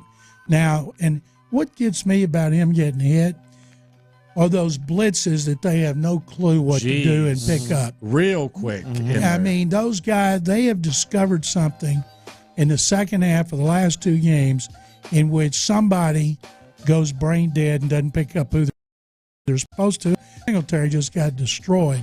So teams have found a weak spot, whether it's mental or just they can beat people physically, but it's scary. John McClain with us here on In the Loop Sports Radio 610 for his weekly visit, talking about the Texans heading into Week 14. Week 13 is concluded with the Trevor Lawrence injury. So you're not even looking at the division. You don't think the Texans are in the mix for the division? No, they're still basically 2 games down. They'd have to win it because they're so far behind in the tiebreaker with the Jaguars. I still think it would be a wild card. And C.J. Beathard, under the circumstances, looked pretty good. Jake Browning looked great. Phenomenal. Jaguars are terrible at home. They've lost twice as many as they've won. Then they have a 8-game winning streak on the road going back to last season. But, maybe they'll lose 2 or 3 games and the Texans can overcome them. But it's right there for the Texans if they keep winning, starting with the Jets. Zach Wilson's going to start against them. And if he starts bad, Sure is he? Fans Breaking news here? No, I just heard the Jets beat writer say expected it to be announced today. Wednesday. Okay. And so if he starts off bad, and everybody up there thinks he was a reluctant starter, whether that's true or not, the fans are going to kill him. Throw an interception, fans are going to kill him. He is in a really, really bad situation. They haven't scored more than 13 points in 2 months. They're giving up they're averaging 9 points a game in the last 5 games. So the Texans should win, but it'll be another close one because all their games are close. You mentioned the Jags. Landry Locker, John Lopez, Figgy Fig with you. Can I interest you in a stat? Sure. Jags are 2-4 in Jacksonville. They're 6-0 on the road and in London. So they haven't lost a game away from Jacksonville. They're 2-4 in that stadium. That is just absolutely You got insane. a better chance to win $100 last night. Well, yeah, but I don't want to win it. Here's the thing that I do want to make clear. They had a good chance to lose that game whether Trevor Lawrence got hurt or not. They sure did. They were actually on the Vegas live betting. They were actually the underdog because before another Jags quarterback took a snap, they missed the field goal. So Cincinnati had the ball. So that's the other thing is they had a massive opportunity yesterday to take the 1 seed in the AFC. And the Trevor Lawrence injury kind of masks what was a really, really kind of pitiful effort. And Trevor Lawrence should have thrown that interception in the end zone, too. They never should have when they were down 7. So I think that's kind of lost in this whole thing is that Jacksonville wet the bed yesterday, and they nearly gave away an opportunity with or without Trevor Lawrence. And now they're going to have to figure some stuff out if they want to try to get in that elite mix. You'd love to go on the road, play at Jacksonville in the playoffs. No doubt. I'd love to see the Texans and the Jaguars play in Jacksonville. Give me that, please. What are they going to do with Tank Dell out? How are they going to fix that? Tank Dell didn't catch a pass. Neither did Dalton Schultz, Noah Brown, or Robert Woods. And he still threw for 200 yards. So they've been able to overcome all their injuries so far, including at receiver. I'm guessing Schultz, you got a hamstring, you don't come back in 1 week. Brevin Jordan showed what he's capable of doing. Noah Brown played. He dropped one right in his hands over the middle. Robert Woods played, but he didn't get a target. Brown had 2. So as long as Stroud's playing, they're going to be able to throw the ball. To who, though? Mechie? Where does he fit in? To their main receivers. You got Nico, you got Brown, and you got Woods, and maybe Mechie steps up. Brevin Jordan and Schultz, when he comes back, I think we'll see him playing a lot of 2 tight ends. Brevin's like just a big receiver. Yeah. He's not a tight end. Did you think that maybe we see more 2 tight ends, though? Yep. That's where we're going with this. I think that's a good chance of it, especially the way Brevin Jordan played. When Dalton Schultz is ready to come back, and I think based on what we've seen Noah Brown do, they'll still be able to throw the ball. Can you tell me why they like Dameon Pierce so much? No, I don't. You have no idea? No clue. Yeah, I mean, I don't expect you to. I like Dameon Pierce. I don't have any clue. I mean, they clearly like him a lot more than Singletary. Now, maybe that pass pro is something that has. This isn't hard. This is not hard, John. Like they started Damian Singletary. Your quarterback's getting crushed. What did I say? Dameon Pierce. Damian Singletary. You kind of combined them. That's kind of what it is. They started Dameon Pierce. You can't run the ball, and your quarterback. They bring in Devin Singletary. Quarterback has MVP discussion all around him. They're rushing the ball better. You come back to Dameon Pierce. You can't run the ball, and your quarterback's getting killed again. This is not hard. They have to realize that. I think they realize that neither one of those guys the last 2 games done squat. Now, they did in the first half, but they didn't in the second. Something changed with the Broncos' defense that the Texans could not counter with and run the ball the way they did in the first half.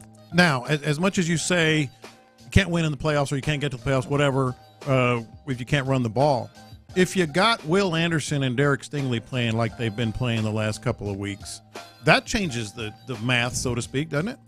It should, but they're still playing close games decided right at the end. They're 5-3 in these 8 games that have been decided in the last 30 seconds, and all by 7 or fewer points, so they're still close.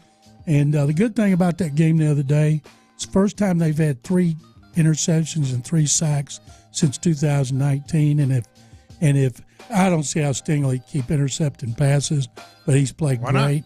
He's had an unprecedented stretch in Texans history the last 2 games, and Anderson's just going to keep getting more and more attention. But Jonathan Grenard played a good game. It's just Anderson played a fantastic game, and I don't think the Jets will run on him. Nobody's been running on him. You take away Russell Wilson and just the 2 top backs for the Broncos, they didn't do squat. So the run defense has been great. So it's going to come down to the pass again.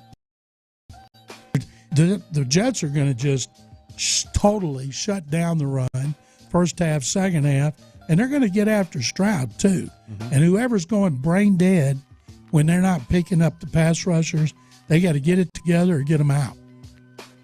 Well, I mean, I don't think they're going to get him out. I think they're just kind of there. But, yeah, I am concerned because the Jets do have a very physical, very, very good, very, very capable, borderline championship caliber defense if they had an offense. They do. Them. And that is going to be very, very interesting. It's going to be really, really rough. A rough game. Robert Saleh versus D'Amico Ryans, love fest. And the Jets are going to be all fired up to play against C.J. It's all they're going to hear all week, C.J. Stroud. Isn't it interesting? I think they might hear a little thing about Zach Wilson was the second overall pick. C.J. Stroud was the second overall pick. Stingley was third. Sauce was fourth. They're connected. Robert Saleh and D'Amico Ryans, there's that connection. There's a lot of connections in this game.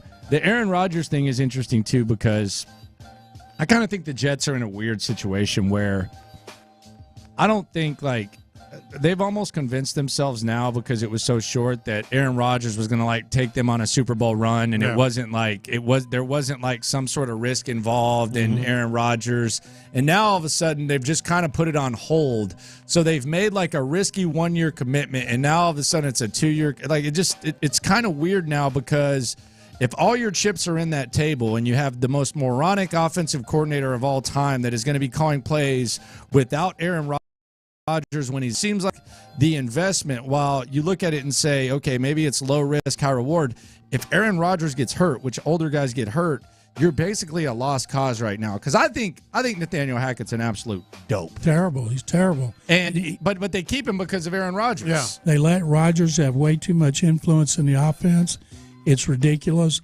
Hackett didn't call plays in Green Bay, and then he goes to Denver, and they hired him because they thought he could get Rodgers there. Mm-hmm. And then, and of course, he was awful.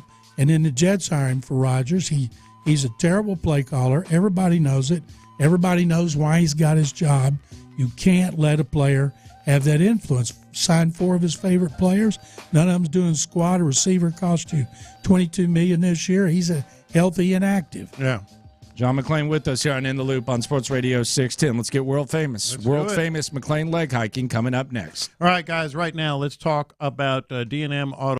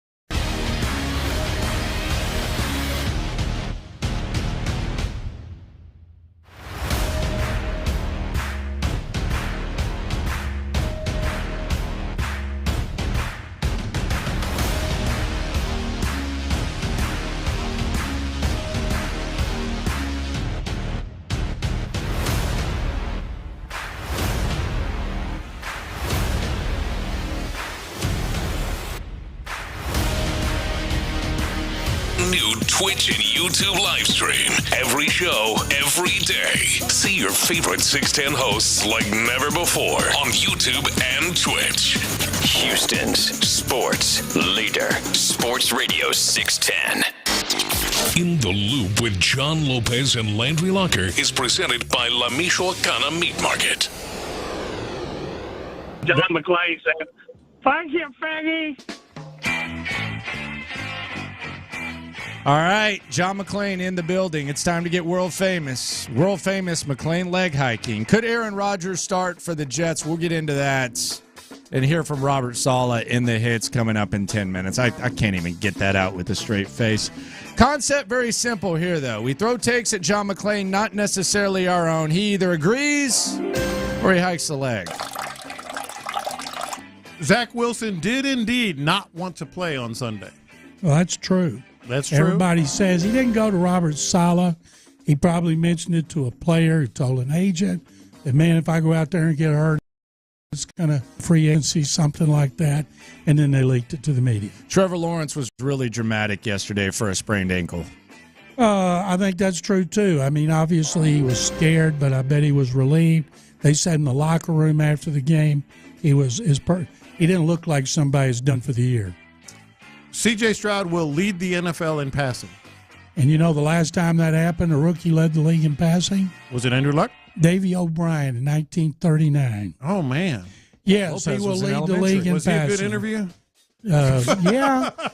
They had to talk to the media back then. He was kind of boring for a TCU guy. So you think, yes, he will? Yes. Trevor Lawrence got 5,000 steps in on his Fitbit after he got hurt and had to walk to the locker room. Hike it, Figgy. I think it was 10. You just can't get over that. Neither could I. I can't either. If we're being honest. That's here. unbelievable. I can't believe somebody didn't ask Doug Peterson about it. Yes. Nico Collins will finish with 1,400 yards receiving. Ooh, that's a lot. Let's see. He's 9 yards away from a thousand. He's going to get a lot of dough. Hike it, Figgy. I think he'll end up 1,300 something. John Mechie will have at least 2 touchdowns this year. Hike it, Figgy. I don't think they're going to be throwing to him when they can throw to the other 3 and the tight ends. This one pains me. C.J. Stroud will miss at least 1 game down the stretch. Hike it, Figgy. He's invincible. Haven't you been watching? What the hell is wrong with him? The hell are you doing? The guy's beat up. Oh my! He's going to get more beat up based on you about to get beat up. No, there are 8 starting quarterbacks that have missed games that are out. Regardless, better knock on wood. I'm not saying I want it. Like a slime ball nomination. Slime. I already hiked a leg on it. He need to get beat up for this. He got knocked. And now what happens with Lopez is he's going to like cross his fingers and say, "I told you so." God, no. When players get hurt and stuff, next. That's what he does. God, no. What an absolute. Hike it on both of them, Figgy. We don't even need to have a slime off this week for that. Save that, please. That's offensive line is crap. Running game is crap. He's beat up. That's fine. I'm not saying it's going to be debilitating long term. Okay, there you go. You need to get beat up. You guys are just, it's the reality. Put you behind that offensive line. Absolute slime ball. What an absolute slime ball. John McClain with us here on In the Loop on Sports Radio 610. Florida State deserved to be in the college football playoff. Hike it, Figgy. They're not one of the 4 best teams in the country. It was the worse for Georgia than Florida State.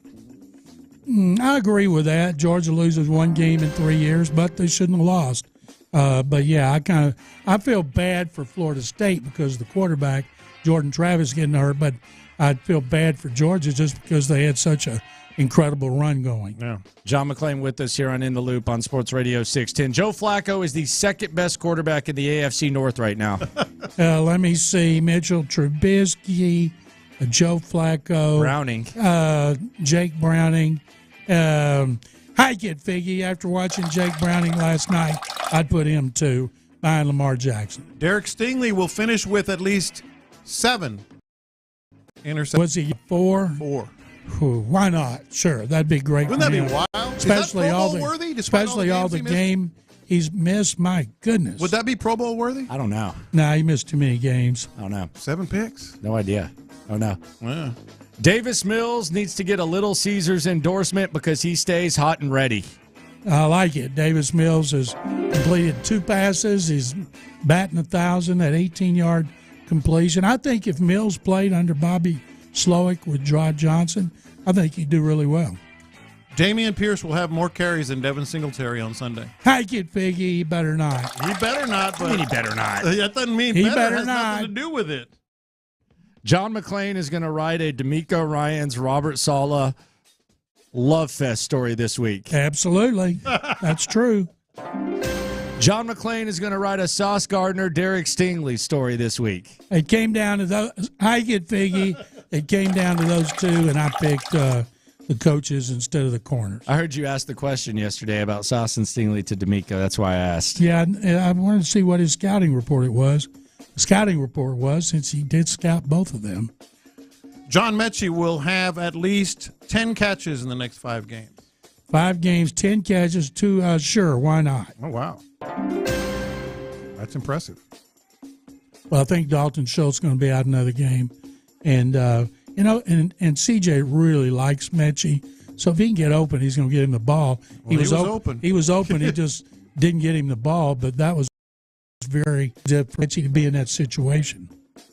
John McClain with us here on In the Loop, Sports Radio 610. It's a disgrace that there were so many Broncos fans at the game on Sunday.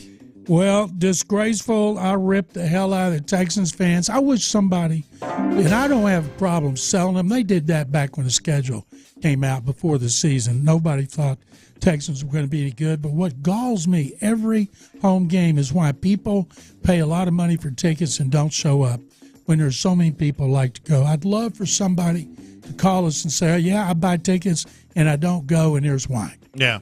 Because it makes no sense. Texans at Colts will be for punching a ticket to the playoffs. I agree. I definitely agree because I saw him, can't remember who it was, saying what a great job Shane Steichen's doing and how Shane Steichen is the leading candidate for Coach of the Year. And I'm thinking, yeah, he's beaten a bunch of teams with losing records, and I can't imagine anybody would take him over D'Amico's beating teams with winning records. So you think D'Amico's going to win Coach of the Year? I do. Some good jobs being done, but he got rid of Russ. He got rid of Sean Payton, and now he's got a chance to get rid of Shane Steichen in that last game in Indy. There is no general manager worthy of the Executive of the Year more than Nick Caserio. Absolutely. We were trying to. Who's in? Caserio's done a fabulous job. We were trying to think. Nobody. Who's even in it? Nobody. Well, if you look at teams with good records like Lions, the Lions, What'd they do? But the Lions last year, I Yeah, don't understand. They started their turnaround midway through the season, and right now the AFC South is better than the NFC North. So the fact that Dan Campbell is still number one in the eyes of the voters, I mean, of the bettors, and he is still favored in Vegas. What a bit. Kind of blows me away. What a walking bit he is. Goodness gracious, Dan Campbell. Hullabaloo, connect. Darn right. What's that? Hullabaloo, connect. The Aggie fight song? Yeah. That's right. Wore him, but that's all right. Oh, wore him. My bad. Love it. I don't know the words. I do. Except UT. I think I do. Goodbye to dear old Texas University. Hello. So long to the something like that. Oh, yeah. So long tonight. Sadly, I know every word to the Notre Dame fight song. Do you really? Yeah. Why? That is the song they sing so well. Sounds like her. Yeah. Because when you were a kid watching TV and they were on all the time? Sister Mary Ambrose, first grade, made us all learn the Notre Dame fight Is that song. right? Because she went to St. Mary. Is it St. Mary's that's across the street? That's great. So I know every word to this day of the Notre Dame fight song. That is we would great. sing it like once a week. Yeah, well, we won't ask you to sing it. No. Did you go to a you go to a Catholic school, McLean? Nope. Did you ever get your ass whooped in school? Sure. By kids or by teachers or by both? I got spanked by teachers with boards, with rulers, and got beat up by guys. Why? Got in fights. How many guys you whoop? A couple more, mainly. What was I your got record? mine whooped. I didn't keep a record. What do you think? If you had to guess, One time I got beat up. It was away from school. I got beat up so bad my shirt peeled off because of the blood. And there was a Pizza Hut, so I walked into the Pizza Hut covered in blood. People are screaming, thought I'd gotten shot or stabbed. Damn. And they took me in the back and threw me out the back door. Don't you come in here looking like that. Was that a pizza? Hey, was that a Pizza Hut buffet? I don't have any idea. Oh, the Pizza Hut buffets back in the day. I just went in the old front door schools. and out the back. Those old school Pizza Hut buffets back in the day. Man, I would kill the They fun were of great. those. If there's any of those alive, just let me know, please. Goodness gracious. Those are the best. Man, I would drive probably 90 minutes right now for a all-you-can-eat buffet? Pizza Hut buffet. Oh, God, man. Just right there. They had that, that light thing above the buffet. They had the lights all the way across. Man, they had to use old school lights to keep that pizza warm back then. You know what I mean? They were using. They had the light. I think they just turned the damn switch up. Heat lamps to try to keep those warm. That's world famous McLean leg hiking here on In the Loop Sports Radio 610. Coming up next, the old man coach comments that had a lot of people laughing, involving one of the most polarizing coaches in football. Plus, could Aaron Rodgers make his return this Sunday? His head coach speaks next. First, though, John McClain, why are you looking so damn skinny? If you're like me, you like to eat at the holidays, you like to eat at Christmas, don't you? Well, you don't have to. I'm on a sort of weight loss program, just about anything I want. Ham, turkey, chicken, fish, lots of vegetables, and I do it every week. And I can't wait to get my weekly call from the nutritional experts so I can talk about what I've eaten. I can talk about what I want to eat. And I also can talk about all the exercise I'm getting. I have so much more energy because of the Soda Weight Loss Program. My clothes, I've had to go buy new clothes. They fit great. I can't wait to get up every day and start with breakfast. I also have lunch. I have dinner. I can't recommend the Soda Weight Loss Program enough. You need to go today. Don't delay. SodaWeightLoss.com. You know what SODA stands for? It's state of the art, and that is the truth. The Texans win.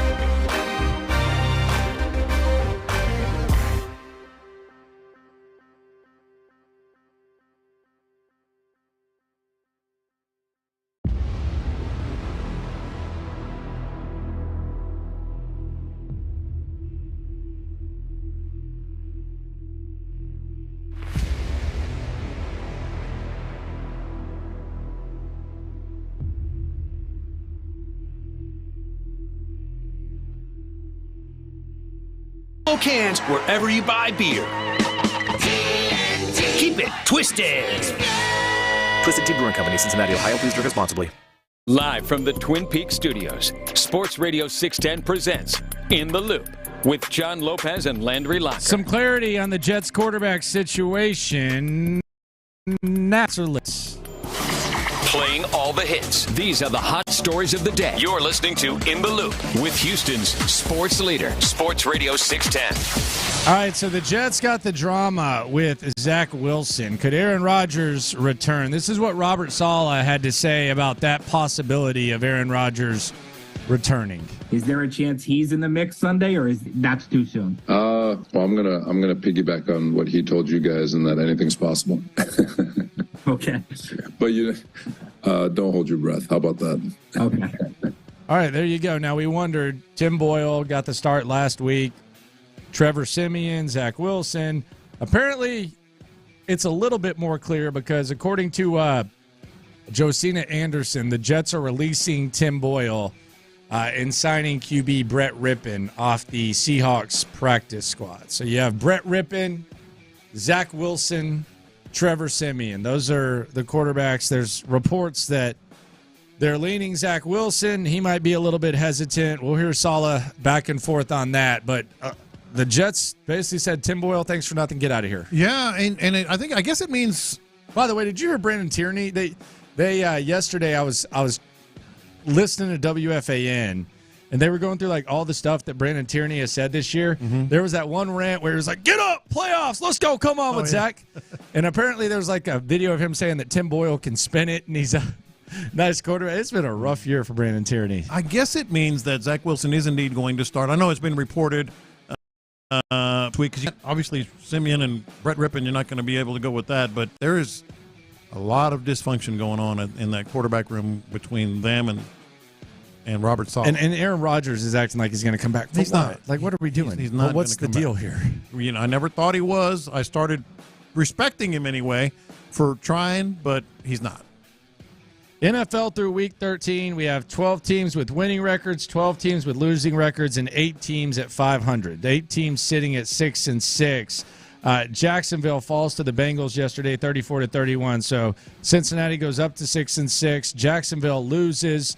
They missed the opportunity to go up and be the 1 seed in the AFC for the time being. They also lost Trevor Lawrence. It appeared to be very serious. However, reports now are it's an ankle sprain, which could be anywhere from 1 to 2 to 4 to 6. Yeah. Like, who knows? But ankle sprain is the early diagnosis per Adam Schefter. And I don't want to just downplay what he was feeling, because I was convinced he was trying to get up. He fell back down. It was in legitimate pain. It was stupid that they didn't give him a cart. We talked about that. But I can't downplay it. I can't say he was overreacting or whatever, being dramatic. That was a serious injury. If it's an ankle sprain, that can be serious, as you just said. It's going to linger. The next 2 games will really be what decides whether or not there is a puncher's chance for the Texans, because they got Cleveland, good defense, by the way. And then they got the Ravens. The Ravens. Yeah. Another good defense. Yeah, not great. Are they going to be able to beat the Ravens with or without Trevor Lawrence? I don't. I think it's a team. So. I think it's a French squad. I think the Jags are a French squad. I don't think they're ready to take the next step. Oh, they're going 7-1 in that 8-week stretch. Props to you. Mm-hmm. 2-4 in Jacksonville, undefeated outside of Jacksonville. That's the wildest stat of all, right there, man. 6-0, winning in London. 6-0 out of Jacksonville, 2-4 in Jacksonville. Yeah, it was the first time in like over 10, 12 years that Monday Night Football was there. Mm-hmm. They were pumped. They were yelling Duval. Well, it didn't work. Tank Dell, he's out for the season. Here was D'Amico Ryans talking about the loss of one of C.J. Stroud's closest friends and top receivers. Yeah, unfortunate for Tank. He'll be out for the rest of the season. He had a successful surgery this morning, so on to a speedy recovery. Our prayers are with Tank. Our thoughts are with him. It's been such an inspiration for our team. Just incredible young man. Happy for the season that he has as a rookie and the impact that he has as a person, as a player for our organization. But we expect to get him back for before the next offseason program. So, John Mechie, I said earlier, 10 catches in 5 weeks. Could that be enough to kind of balance everything? 10 catches, I'll take the over. That's even better. Yeah, he's gonna have over 10 catches. Yeah, he has to. Well, that's what I'm saying. That has to be like the baseline for them to kind of have that balance. I think he'll surpass that in 3. Whew, that would be awesome. I mean, we're talking about 3 catches. I know, but he's not. He's only getting like little sprinkles of attention. Yeah. I mean, he should have had a 58-yard touchdown the other day, or 55, whatever it was. Yeah, wide open, and hard to blame him. I mean, because the throw was overhead, but still wide open. Yeah, that was just kind of. Yeah, it looked. I'm sure that's one CJ would like to have back. Yeah, that was on CJ, that one. Well, from what we could tell. I don't know if he was supposed to go out higher or whatever. You can always talk about. You can just put some air on that one, right? Yeah, just put a little more air under it. That's on CJ. That's easy for us to say. We're not getting our heads ripped off. Exactly. Exactly. But that, with the caliber of quarterback CJ Stroud is, and what you expect, 9 times out of 10, whether it's his fault, whether it's Mechie's fault, whether it's a combination, that's a play I'm sure that they would like to have back, no doubt. So there is that. College football playoff on New Year's Day. Michigan versus Bama in the Rose Bowl. Texas versus Washington in the nightcap. Jim Harbaugh. I guess he thinks his players invented something. I forgot about this. Because whenever you ask someone something and the answer is yes, now it's bet. It's been that way for years. Like I think even going like 20 years almost. At least 10. How long is that? I mean, I would say ever since I can 20 remember. years. Yeah, 20 years bet. Yes. 20 years. Not for Jim Harbaugh. Yeah, all right, bet. Yeah, every time. I guess Jim Harbaugh just heard it and he took it to the next level. Acronym. Here's old man Jim Harbaugh getting ready for the college football playoff. Our players came up with this bet, and I even had to look up what it means. But what it works to me is bringing everyone together, and that's what our team has done. So bet. It's not, except it's not. They came up with it. Hey, good for them. They're creative. Bring everyone together. No, Jim. I don't think that's why they saying bet. Even I know that. No. I texted you that this morning. Bring everyone together. Yeah. Okay. I low-key want to stop using it now. Yeah. Well, I did it on purpose this morning. Yeah, for that reason. I'm about done with that. Yeah. Oh, Lord. Bring everyone together. Mm-hmm. How many times have you been asked for tickets already for the national championship game? Me? I got 3 texts yesterday. Hey, from my Longhorn sister and my Longhorn niece and my Longhorn friend. Hey, if Texas wins, it's at NRG Stadium. I'm like, $1,500 minimum right now. Can you imagine what the prices are going to be? I'll put it this way. Mm-hmm. So I'm going no matter what. My father didn't even ask. I told him, I was like, look, if there's anything that can happen, I'll obviously you'll be the first person I tell. Yeah. He's like, I'm not expecting that. I'm gonna go no matter what, but I'm not expecting that. My sister has season tickets. She's a big Longhorn. I mean, just awesome fan. And she's like, so that's in your city, and you know those people, right? I said, yes and yes. that ain't gonna help. Maybe Texas. I can get you Texas Bowl all you want, but I'm not gonna. What is like the toughest ask that you've had personally in a while? Like you asked someone for something. No. Oh, that I have? You asked, like you shaped your lips or you shaped your thumbs to ask for something. What is like the most you've had to? Like you were embarrassed, but you had to, or not? Maybe you weren't even embarrassed, but like it was a bold ask. I feel like sometimes there's no shame. Yeah. I always have shame, so I don't do that a lot. But recently, as in last weekend, I was offered and definitely accepted. I bent the prop shaft on my boat. You know where the propeller is? I hit something underneath the water and I don't know what that means, but okay. And bent the shaft, which means sounds expensive. Yes, which means you can't really run your boat. So I texted my buddy Captain Dean from the podcast who lives down there. I said, well, he took it off to look at it. What'd you do, like the small talk? So no, I did this. I said, how you doing, Dean? Well, I'll be down there next weekend, which was Saturday, to get it, and I'll take it to the shop. And he goes, oh no, man, I'm here all week. I'll be able to take it for you. I went, all right. So it was kind of a roundabout, bold ask. I didn't ask him, but I knew he was going to offer. That's cool. Yeah. The ticket thing is interesting because last year I gave away, I think I ended up being like 220 tickets. Yeah. Because it was like people didn't want to go, and it was a chance for people going for the first time, like to go to their game for the first time. Like, so it was a cool thing to do. And then I've got a couple DMs. It's like, hey, the Browns game. I'm like, brother, like I didn't like start a. Hey, I want to like figure this. That's not what I was trying to do, sir. Like this isn't the last year at the World Series. I had a buddy say, "Can you get me some World Series?" Dude, I had just like that. I had sosomeone ask me for World Series tickets I hadn't talked to in like 3 years, and I was like, I don't even have them. Let me check in the back.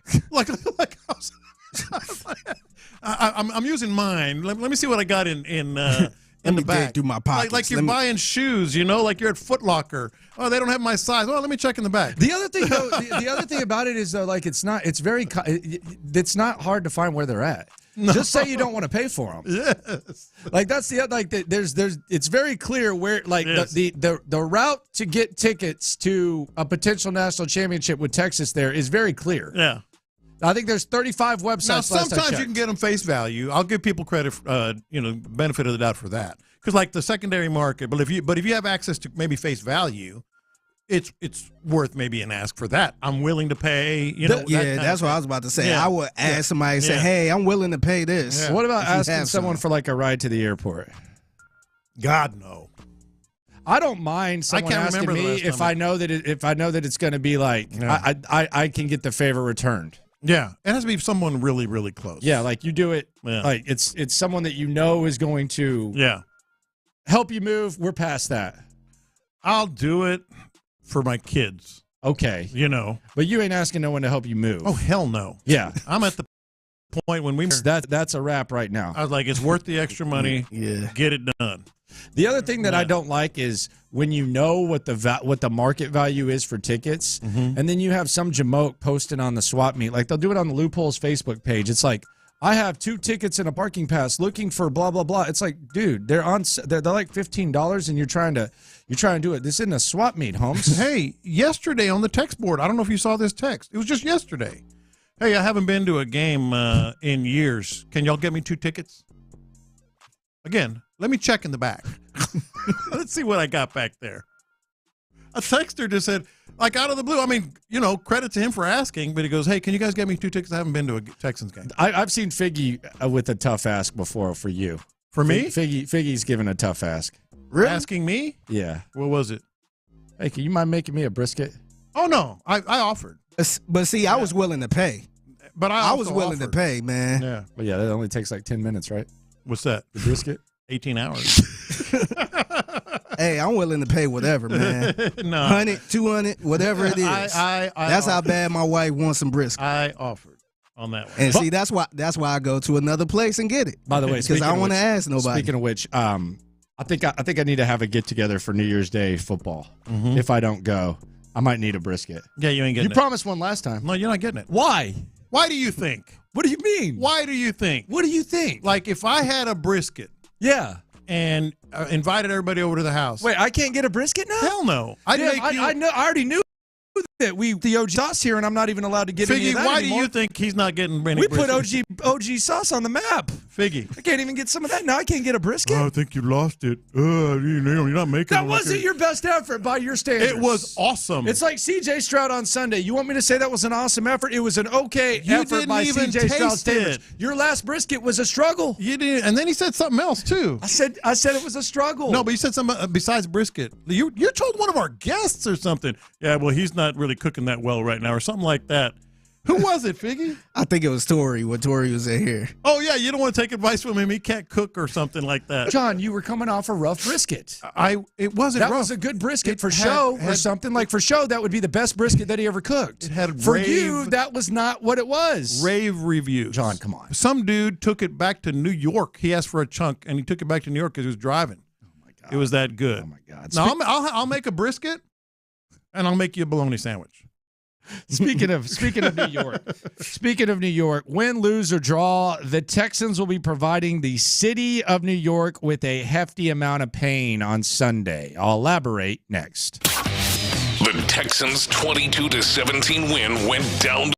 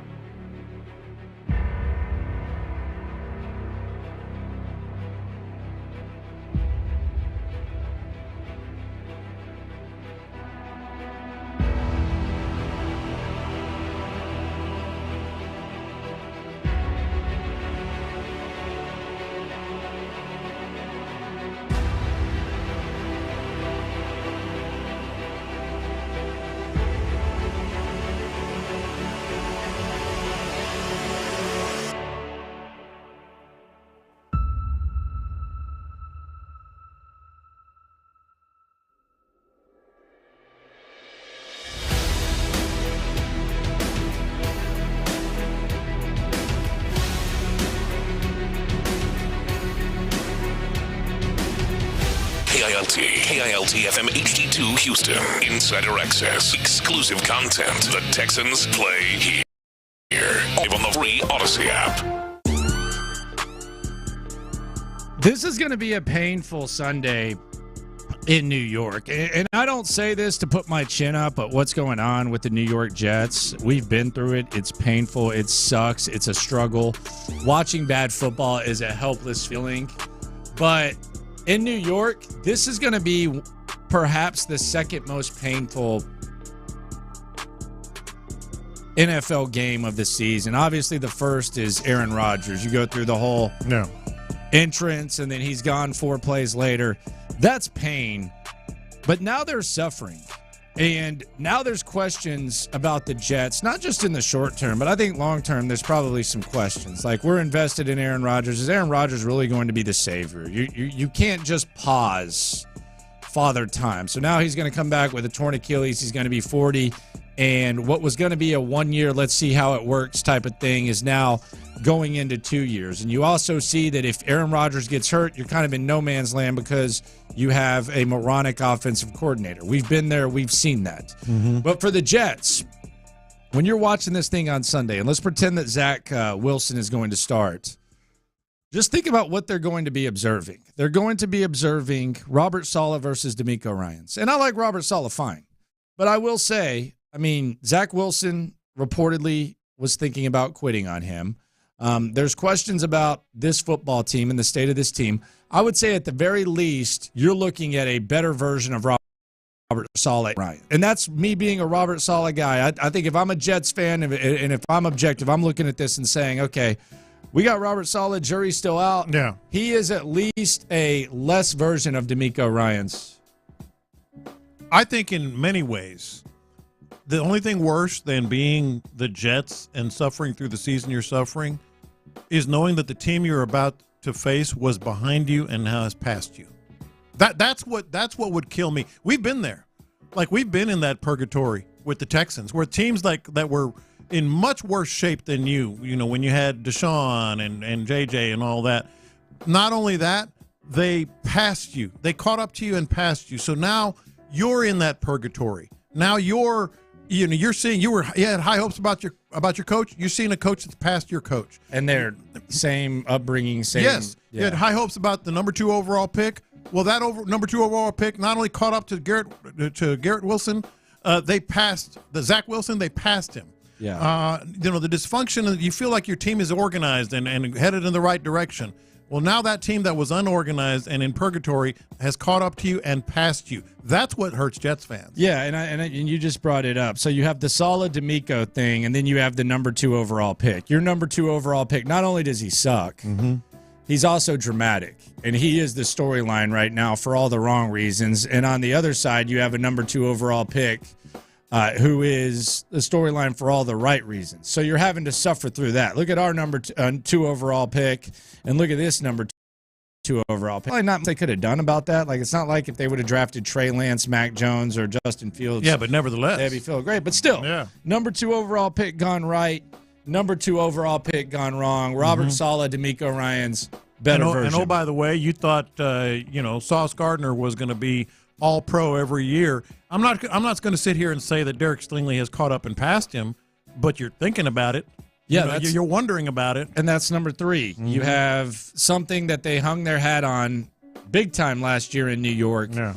We got the better cornerback in Sauce Gardner, All-Pro, etc. Derek Stingley, this guy can't hold his jock. Derek Stingley's been better than Sauce Gardner so far. Yeah. And when he's been on the field, he's been better than him. So you've kind of lost that. Then you have the quarterback drama. And we've been through quarterback drama. It is miserable. But they're dealing with quarterback drama with Aaron Rodgers acting like he's going to come back from a torn Achilles at the age of 40, coming off one of the worst years of his career, and Zach Wilson, who is a bust. He's a bust. They're dealing with that quarterback drama. At least the quarterback drama that the Texans were dealing with was Deshaun Watson, who was considered an elite quarterback for a large majority of his time, or potentially an elite quarterback for the large majority of his time with the Texans. They're having to deal with QB drama, and they're doing so with the ghost of Aaron Rodgers and Zach freaking Wilson. Yeah. That is a painful, painful watch for Jets fans. And they got some very passionate, loyal fans. I'm not saying this to sit there and say, ha, ha, ha. I'm sitting here in your pain. And we've been there. We've been through some dog-butted seasons, and a lot of times you get reminders. Yeah. Like, you always get reminders, man, that could have been us. Man, we could have had that. Man, we have this. You know, you're doing that with Salah D'Amico, number 2 overall pick. The cornerback thing kind of, the gap has at least closed a little bit to where it's a discussion. You got quarterback drama. And here's the other thing that sucks for the Jets. Mm-hmm. And this is something I never want to go back to. Sometimes a win almost feels like a loss. Like, you almost feel, and it's not even about draft equity or anything like that. They're kind of in that middle range anyways. But when you win, it sucks because you want to celebrate wins, but then it's just, we won, but we're not going anywhere and all that. So that's the other thing is, even when you watch this game and you sit down, you put on your green and whatever the hell they wear, fireman hat or whatever the hell that guy is, a win almost feels like a loss. Yeah, because you didn't put this down, but I think this is what you're talking about. You're a team that had all kinds of hope. Just last season, obviously, when you got Aaron Rodgers and, Stingley and all that stuff, Sauce Gardner and all that stuff, you don't feel like you have any hope right now if you're a Jets fan. Sure, maybe Aaron Rodgers is going to come back, but you don't feel like that team is going to make any noise, really. Whereas the Texans now had no hope, and all of a sudden that's all this team is about. Like, you feel like, you're getting, they've got the same record as a lot of teams in the playoff chase, but Texans fans have to feel better than those teams with the same record, because of their youth and coach and quarterback. We got some updates from Jacksonville. Misery in New York. Some misery in Jacksonville as well after the conclusion of Week 13 yesterday when the Jags took the L to the Bengals. Breaking news from Sports Radio 610 is presented by BetQL. Smarter bets start with BetQL. Download the BetQL app or visit BetQL.com today. All right, this is from Ian Rappaport. I'm assuming he was monitoring the media availability of Jags head coach Doug Peterson. We'll start with that. We'll get to Trevor Lawrence in a sec, but Christian Kirk, perhaps their best receiver. Calvin Ridley's been playing well, but Christian Kirk, we talk about Tank Dell being lost. Christian Kirk suffered a core muscle injury on his catch last night. He's expected to need surgery. This should take about 8 weeks, which means he could play in the Super Bowl if Jacksonville. There you go. Rap's got jokes, man. If they make it to the Super Bowl, Rap's got jokes. If they make it to the Super Bowl, he could be in. Oh, that Ian Rappaport, funny guy. First comment. So he's out for the season then. Yeah, pretty much. Okay, he can make it back to the Super Bowl. So Christian Kirk's out. You got a quarterback with officially a high ankle sprain, according to Doug Peterson. This is how Rapp put it. Okay. Coach Doug Peterson says Trevor Lawrence has, quote, just a high ankle sprain, with all other tests coming back clean. Now, high ankle sprains are serious. Yes. That's the 4 to 6 weeks you're talking about. That's a borderline 6 to 8 week. And he was already wearing a brace bigger than Stone Cold Steve Austin's. Mm-hmm. So, yeah, Trevor Lawrence, no Christian Kirk, no Trevor Lawrence. Core muscle injury that needs surgery. I don't know. I think the division's up for play now. Well, the window's open because the final 5, like they could lose 4 of them. Well, that's kind of what they have to do.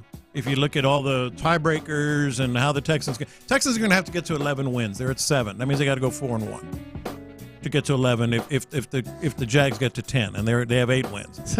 But getting to 10 is going to be hard for them. But now getting 10 is going to be hard for them. All of a sudden, that looks a lot more difficult. And I think it's this week. If Jacksonville guts out a dub this week against Cleveland, then they're safe. You would think they're safe. But if they don't, then you got Baltimore. Yeah, that's rough. So Trevor Lawrence, high ankle sprain, and he has the knee injury. So. For Jacksonville, at Cleveland, and then Baltimore at home, at Tampa Bay, Carolina at home, and at Tennessee. So if they can gut out a win here, I don't know that. Not all those are guaranteed. I don't think any of them are. Well, Carolina. I don't even know about that. Yeah, I would say Carolina. I'll bet you right now that they lose to Carolina. They lose to Carolina? I'll bet you the Jags lose to Carolina. Oh, dude, I'll take that bet. Okay. Yeah. $20. $20. Jackson. Write it down. Now 'cause I'll Trevor forget. Lawrence can't play. Well, come on now. No, I mean that's well, of course, then I'm with you on that. Then Trevor Lawrence doesn't play against Carolina, then I think Carolina beats him. no, they're going to be fighting. This is a corny ass ending for Carolina. They don't benefit from losing. So this is going to be like the corny ass rally the troop, like let's win, let's finish strong. You want to see something with Bryce type of win. Yeah. I think it'll be one of those. Well, like, I don't know about ones. that bet though. They stink, man. Yeah. Like now they. So don't, you don't think the Jazz could beat the Panthers without Trevor Lawrence? Well, and then Christian don't have Kirk Christian too. Kirk. Yeah. Christian Kirk too. That's not a good Jazz team then. If they can't beat Carolina. Well, I mean, they weren't without going to beat them. Cincinnati yesterday with Trevor Lawrence. No. They should have been losing that game. I mean, they were already expected to lose based on the live wagering. Yeah. I mean, before this is the thing. Like, and I know Jags fans will convince themselves because they're good at Florida at convincing themselves of imaginary things. Hell, they're convincing themselves that Florida State would have made a damn title run. But they were going to lose yesterday without Trevor Lawrence. I think. Yeah. The way that they're playing. Well, that's not a good team. They're then, not man. good without those two. They're guys. a good team. They're not a great team. Yeah. And without Trevor Lawrence, They could lose. They go from good to mediocre. It's not an elite defense. No, and Now their they're run game is not that good. I love Travis Etienne Etienne. did well here, but they'll probably lean a little more on Etienne. Ingram will probably get a little bit more opportunity. Ridley now, but I mean you can key on Ridley now. Now you got Zay Jones as your three. Yeah. Well, he was throwing a fit yesterday when Trevor Lawrence missed him. Mm-hmm. Missed him on what would have been a touchdown. My man was throwing a damn fit.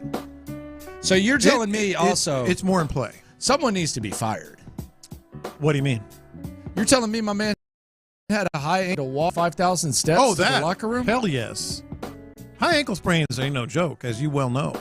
And he's walking all the way around the tunnel, man, and whatever they call that thing, the guts of the stadium. You just tuned in Trevor Lawrence, just a high ankle sprain. That's the wording that Ian Rappaport used, which I guess is appropriate because you thought that it might be worse. And Christian Kirk likely done for the season unless the Jags make the Super Bowl. Yeah. Okay. Yeah. So keep an eye on Texans that. getting a lot of breaks, man. All kinds of breaks. Unfortunate for everyone else, but I'm glad Trevor Lawrence is okay. We'll see how this goes and where it goes, but the Texans got to be thinking pretty big right now, especially given the fact that we started this thing off with talking about the turmoil with the Jets. Sometimes things don't align like this quite often, and they're in excellent shape. I mean, you look at the Texans schedule; it's very doable. Very doable if you want to get to 4 By the way, wins. no Jeffrey Simmons against the Titans either. Yeah, and that's next week. Then the Browns here with Flacco and who knows what else is going on with them. They have a great defense, but that's about it. And then Tennessee and at Indianapolis. That's going to be for everything. How much love you blue are you and McLean going to talk next week? You want me to just leave y'all two alone? You're not going to talk about Love You Blue? I mean, they're wearing uniforms. Cool. Yeah. Focused on the game, man. I've already had my Love You Blue fix. I've already had my Love You Blue Focused on the game. I'm just saying they're wearing the Oiler uniforms. What are we going to talk about? It's part of the story. Talk about your boy Pasto. No, I didn't say I was going to do that. Amy Ann's drunk. And can we ask McLean to get her on? I would love to get her on because I wouldn't play. You know that. Text McLean and ask him to get Amy Adams on. I will. You will? I will. What would you say to her? I would say that I have heard that you specifically went to the NFL to try to keep the Texans from wearing the H-Town blue. Does she talk? I don't know. I think she's talk. Obviously, they all talk a little bit, but I don't know if she's very accessible or not. McLean's going to Tennessee, right? Is he? I think so. He should. He doesn't travel a lot, and he covers the game here. This one's a little bit different. This one is different. He wants to go home.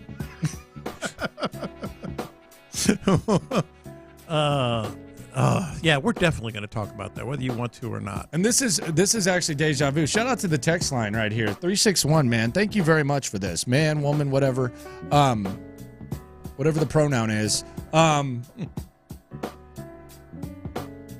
This is a lot like Tennessee last year, where Tennessee was in control of the division and then Tannehill went down. Mm-hmm.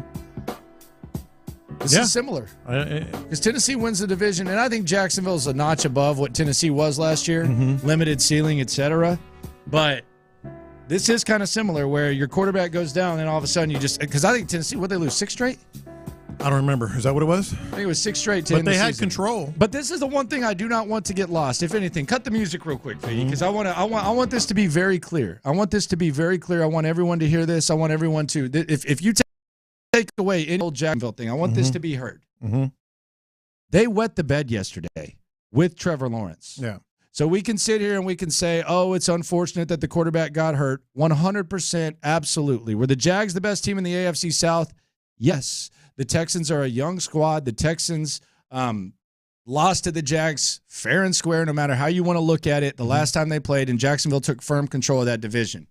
But Jacksonville yesterday, with an opportunity to be to get in that elite company that they've been claiming that they've been knocking on the door at for the last couple of years, with that opportunity, Jake Browning outplayed Trevor Lawrence, and Cincinnati should have beaten the Jags and very well could have beaten the Jags with Trevor Lawrence. So don't let that get lost here. Yeah. That Jacksonville wet the bed last night, okay? Now, it's tough now without Trevor Lawrence. We'll see how it ends up. But do not let it get lost that the Jags choked yesterday. With a chance to be number one in the AFC. Choked. Yeah. First time you've had a Monday Night Football game for over a decade. You choked with Trevor Lawrence. After that missed field goal before another Jags quarterback took a snap, you were expected, according to the live betting odds, to lose. So let's not get lost in that. The Jags, before Trevor Lawrence got hurt, you pissed away an opportunity. You were trying to think of another word. Well, I almost said something I can't say. You pissed away an opportunity to be elite. So let's make that clear. Before this happened, it was not all about Trevor Lawrence. It was about y'all not being ready to take that step that you claim that you're ready. Lunch confessions coming up next. It's good to get back in the win column.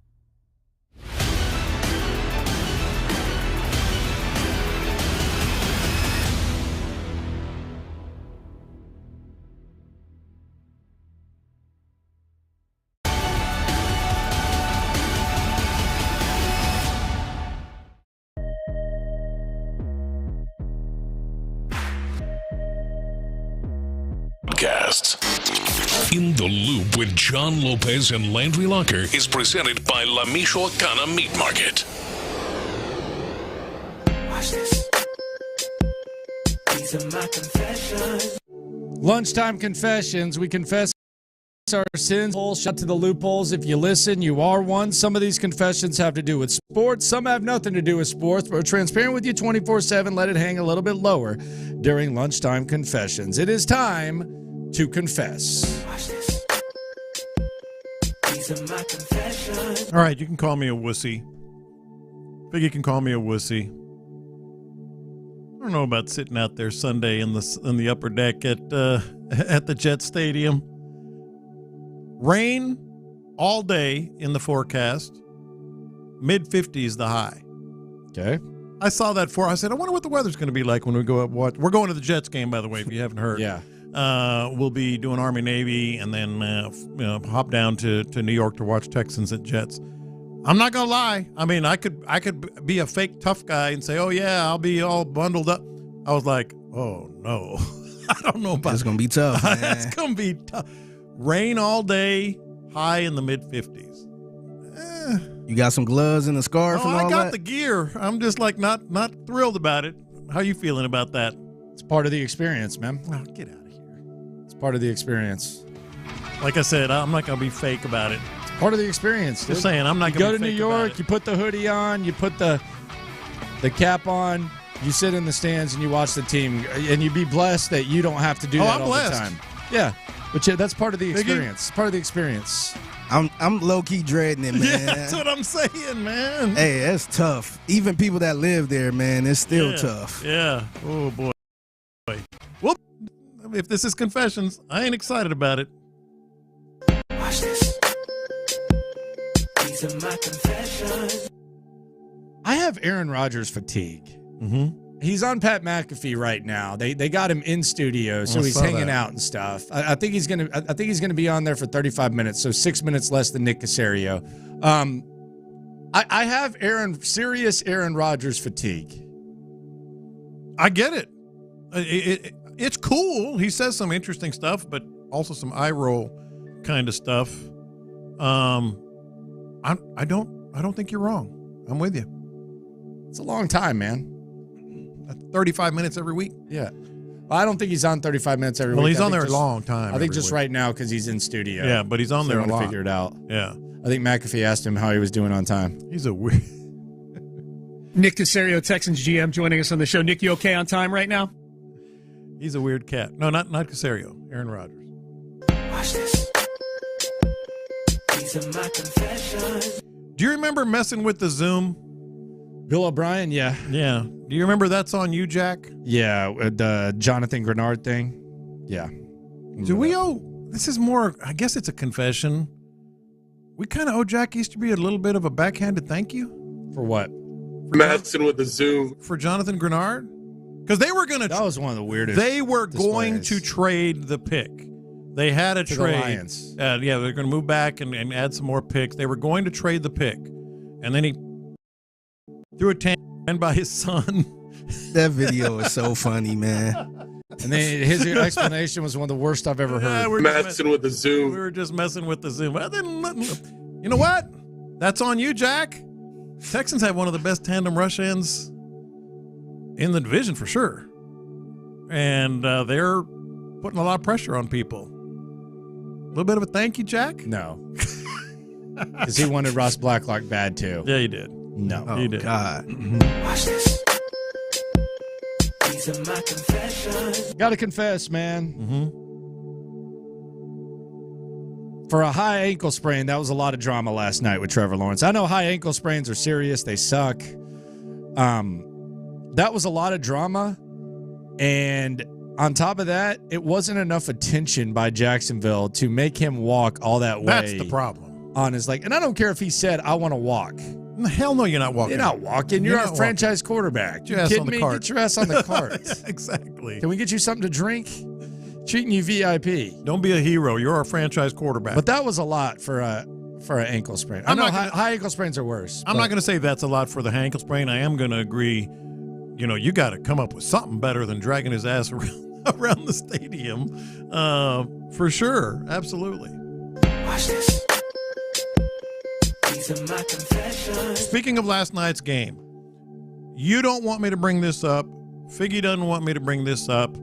I've been nominated for the slime off, but this is confession. My goodness, man. This is confession.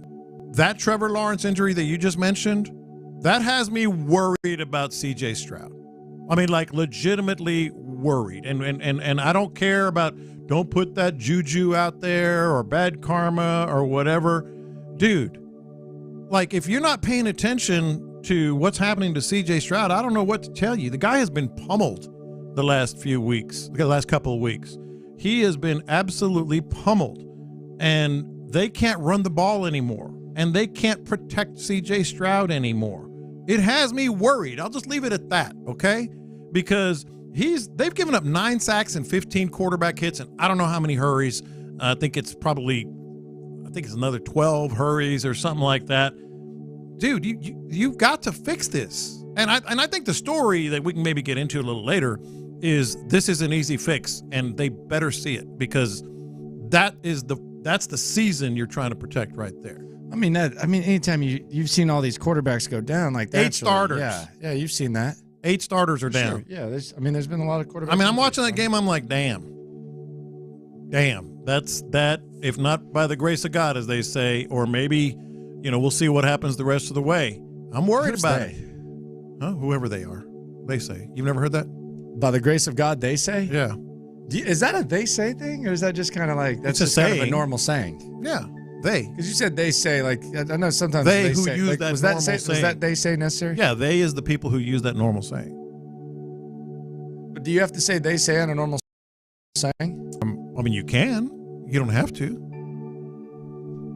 There, but by the grace of God goes I, in this case, CJ. They say. Yeah, I'm just being honest. This is confessions. I'm worried about CJ's health.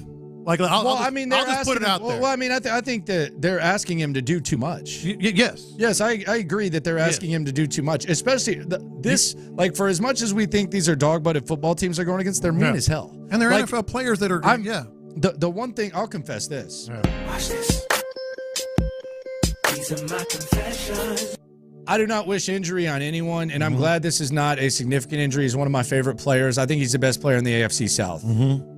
I was happy to hear that Jeffrey Simmons wasn't playing in 2 weeks. Of course. That was my scariest thought, is Jeffrey Simmons. And it's coming, you still get the same Stroud thing when you have the Colts at the end and you have the Jets. But the fact that Jeffrey Simmons is not getting to try to do whatever he wants to this offensive line, for me, very encouraging. If you want to pile on and say I'm jinxing this or I'm putting bad karma in the universe past this, John, and all that. No one wants to even touch this. I don't care.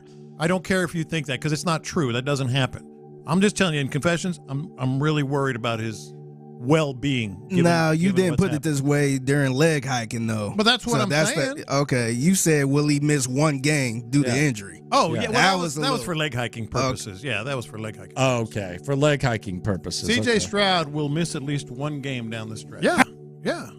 I'm worried. That ties in with exactly. You could have phrased that a little better. Well, it was leg hiking. I was trying to get John McClain to take a stand. So the Texans are asking C.J. Stroud to do too much. He's carrying too much. Or are you worried about C.J. Stroud health? Yeah. Well, that's not a leg hiking. Like, you should worry about C.J. Stroud's health. Are you worried? No. Watch this. These are my confessions. I'm worried about you and McClain next week. Why? Because the Texans are facing the Titans. The Titans are going to be wearing Oilers uniforms. I'm just worried about y'all just kind of turning this into Love You Blue. No, I never do that. They play the Titans all the time. They got the uniforms on. But now they're wearing the uniforms. Yeah, they got the uniforms on now. Hey, ho, ho, Texans in the Super Bowl. There you go. I'm not. When you're talking Texans, you're talking Super Bowl. I don't play that game. Houston Texans. But what's his column next week? It's going to be that. I don't play that game. What's he going to say? But you feel like he's kind of trying to backtrack a little bit from his initial thing. He took a lot of heat. We got very upset with me and told me to cut out the Titans crap, and I said I can't do that. Yeah. And what did you say? Well, we're going to have to talk about it Titans when they play the Titans. Well, I did. I talked about it then too, but I just don't. My thing. He's defending something that doesn't need to be defended. Like, she's being petty, if I were her, I would understand being petty. She being Amy Adams Strunk, Bud Adams took a lot of crap from people here, whether it was validated or not. If I was Bud Adams' son or daughter, I would probably want to stick it to him too. But don't act like it's just like that's not what it is. Yeah, I'm not going to reminisce about the Oilers. I can promise you that. Okay. I am going to torture. Deserves to be torched because she's petty, as you just said, and she's causing a stir that doesn't need to be caused. Like, it's H-Town Blues been around forever. McLean tried to say they just happened to be wearing it against the Texans. The hell out of here. That was weird. That was coincidence. I was like, dude, let's stop. Just a coincidence, Landry. It's Lunchtime Confessions here on In the Loop. Coming up, Zach Wilson. There's a lot of drama. Does he not want to play? We're going to hear from Robert Saleh coming up next. Incredible drama, and what the Texans know can go right, it can go just as wrong. Next. The Texans win.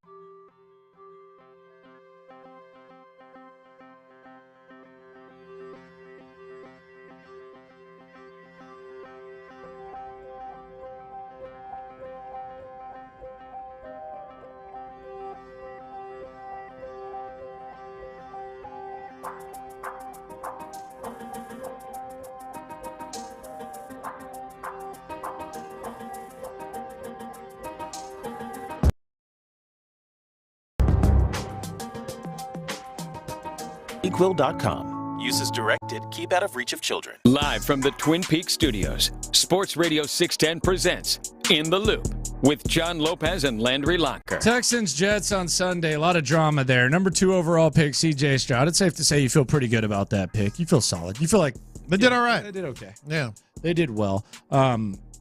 It's early, but you feel good. They don't feel good about Zach Wilson, number 2 overall pick 2 years before that. It goes without saying. Disappointing start to his career. Disappointing relief work of Aaron Rodgers, and now apparently he wants to quit. At least that's the report from Diana Rossini. He don't want to play. Robert Saleh wants him to play. He don't want to play. They released Tim Boyle today. Brett Rippon added to the practice squad, and there's reports that they want Zach Wilson to play, but he don't want to play. Here was Robert Saleh facing the New York media types following these reports. I always like these New York media types because they're going to get in there and ask questions. There ain't no playing around. There ain't no softball around there. There ain't no pussyfooting around. No, they're going. They are not getting free beverages in New York. They are paying for the sodas. They are not carrying water. No, I'll just have a water here. When you go order your drink, a lot of times, what would you like to drink? I'll just have a water. And that's what I call high quality H2O. Not in and New I'll York. even carry yours for you. Straight sodas. Yeah. Sometimes just straight vodka on the rocks. No water carrying black there. coffee. Nah, it ain't going down like that. Yeah, just black coffee. Yeah. Extra black. Robert's all addressing the media types with all this Zach Wilson drama going on. Robert, have you decided on a quarterback this week? No, I'm still not there yet. Robert, can you comment at all on the report today that Zach Wilson and the accuracy of the report that Zach Wilson is reluctant to play? Well, let's be clear. If he was reluctant to play, guys, he wouldn't be here. Coincidentally, just got done speaking with him. He came in about a half hour ago, and we had a really good conversation. The young man wants the ball. He wants to start. He believes he's the best quarterback in the room and best quarterback for this team and the guy who gives us the best chance to win. I appreciate the fact that he wants to play. I'm just not there yet. So you're saying he expressed to you no reluctance whatsoever about playing this week? I'll never share all my discussions that I have with players. I'm just telling you guys he wants the ball. I mean, what was your original thought or takeaway when that was put on your desk? Because it did cite multiple people within the multiple Jet sources or team sources. You guys know me. I'm always going to put myself in another person's shoes to try to understand what they are or aren't feeling. And so you would say empathetically, we're in a society now where kids miss bowl games because they're worried about their draft status. So empathetically, if that discussion had been had somewhere, again, it wasn't with me, but if that conversation was had and it somehow leaked out to the media, I don't think that's indicative of his mindset. The kid wants to play. Just understanding what goes through all these young men's head nowadays and how many voices are in their heads. But like I said, Zach wants the ball. He believes for the team and the best player for this team and the best player to get it moving. All right. Man, that last part was interesting, right? Like he's giving examples of guys sitting out bowl games. Yeah. It's weird. This ain't that though. No, but he said like we live in a society where that happens. So the correlation, so the statement was true then. So the correlation. Well, I don't know if it's true or not. He knows it's true. Well, he does, but I'm saying I don't blame Zach Wilson. I just don't know if I would want it out.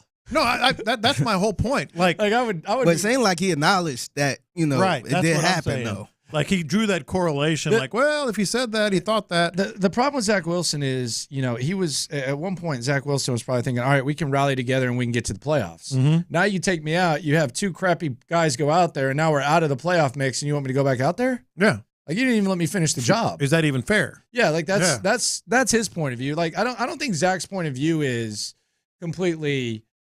It's basically like now you almost feel like a sacrificial lamb. Well, and I'm trying to, like Saleh says, he's trying to put himself in his shoes. I'm trying to put myself in his shoes as well. Like that, I think that's how he's feeling. Just like when Deshaun Watson wanted out of town, we said what? I don't blame him. It's understandable. It's understandable. We understand. Yeah.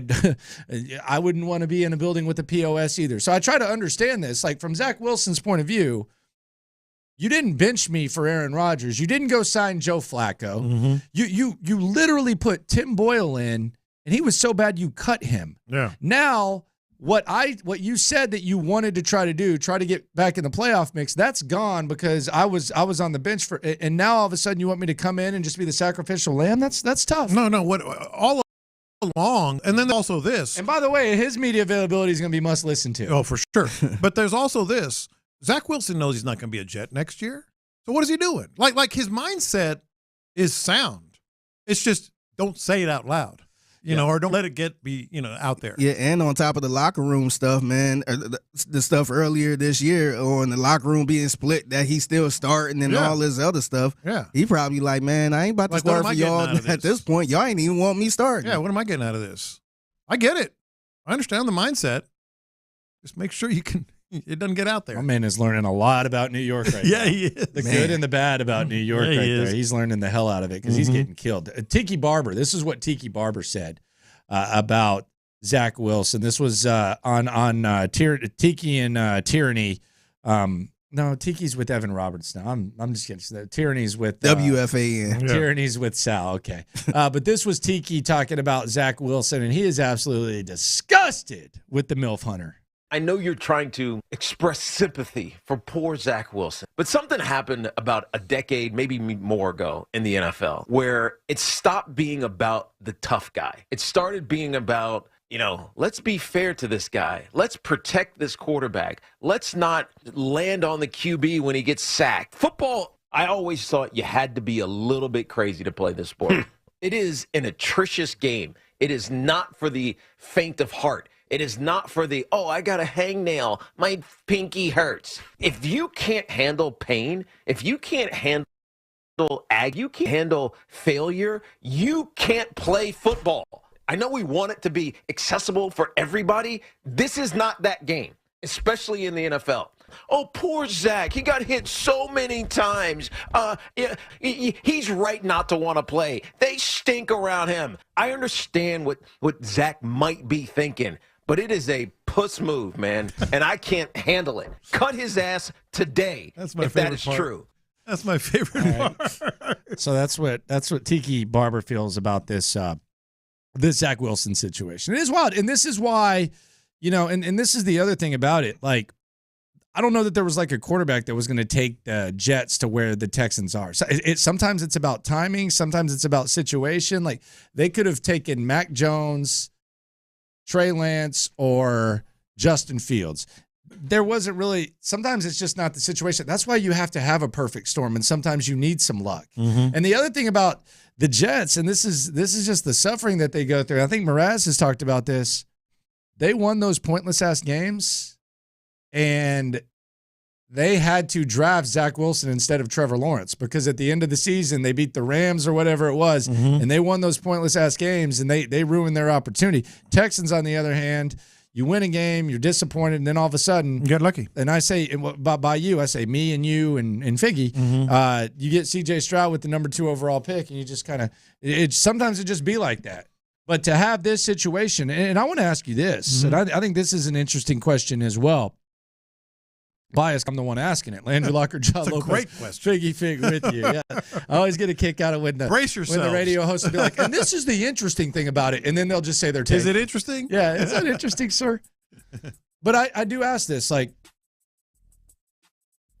is it an indictment on Robert Saleh that someone that he has kind of put faith in and, pounded the table for? Remember when Robert Saleh at the start of the season was like, I don't know why everybody's doing our funeral, acting like our football team's done. We believe in Zach. Zach Wilson is our guy. Remember that? Yeah. Now all of a sudden Zach Wilson doesn't even want to play for you. That was the week after, right? Is this a bad look for Robert Saleh? He's not going to get fired because I think Aaron Rodgers has his back. But is this a bad look for him? Like if DeMeco Ryans, let's say DeMeco Ryans were here, and let's say that DeMeco Ryans was in a situation where he was having to do what Saleh's doing. Is like, would you sit here and say, man, I'm kind of questioning old DeMeco right now. It's a bad look for everyone, right? Because that franchise from where they were a year ago, and certainly when they got Aaron Rodgers, has completely fallen apart. Well, of course, that's an indictment on Robert Saleh. You can ask fair questions about, was it just Aaron Rodgers and nobody else? Why are you sticking to Zach Wilson so much?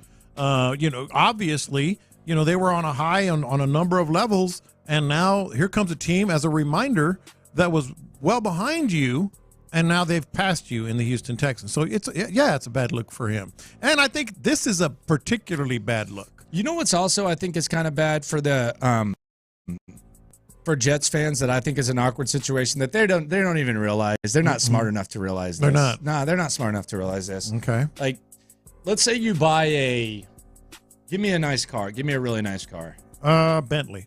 All right, let's say you buy a Bentley that has 175,000 miles on it. Mm-hmm. And the Bentley breaks down as soon as you drive out of the driveway. Yeah. You knew that there was risk in buying the Bentley, but you got it for pennies on the dollar, and you crossed your fingers that it was going to be okay. And that Bentley's not going to be ready for a year later. Yeah. They're basically delaying what was a 175,000 mile Bentley with Aaron Rodgers, and Jets fans, they've kind of convinced themselves that, well, the only reason that things are going wrong right now is because Aaron Rodgers got hurt, and it's all going to be, dude, he's freaking 40. He's on his Achilles. So what should have been, I don't think they were going to win a Super Bowl with Aaron Rodgers. I think they were going to be somewhat of a flawed team. Yeah. And maybe they get into the playoffs. But now they've almost convinced themselves, and like the romance of the risk is all of a sudden increasing now to where it's basically being looked at as all of our problems are because Aaron Rodgers is going to come save the day. And this 40-year-old's going to come in here with a torn Achilles. You're going to have a culture now that is just kind of weird. Like, I don't know. I don't know. Like, do you just completely eliminate everything that's happened? Like, if you're a young player in that locker room, like Garrett Wilson stuff, like, I think Garrett Wilson will be fine, but it almost seems like they're now just like putting pause on something that I don't think had as high of a ceiling as they thought it did to begin with. Yeah, no, I think Does you're that right. make sense? That Bentley's still going to get it back in a year, and you know what's going to happen? Yeah, it's not what it was. It's still going to be an old Bentley with a lot of miles on it. Yeah, it's not what it was. So there's that. But here's the other thing I was going to say about Robert Saleh where he looks bad. This particular thing, sort of having to sweep up the mess that is Zach Wilson not wanting to play, and he signed up for Hackett.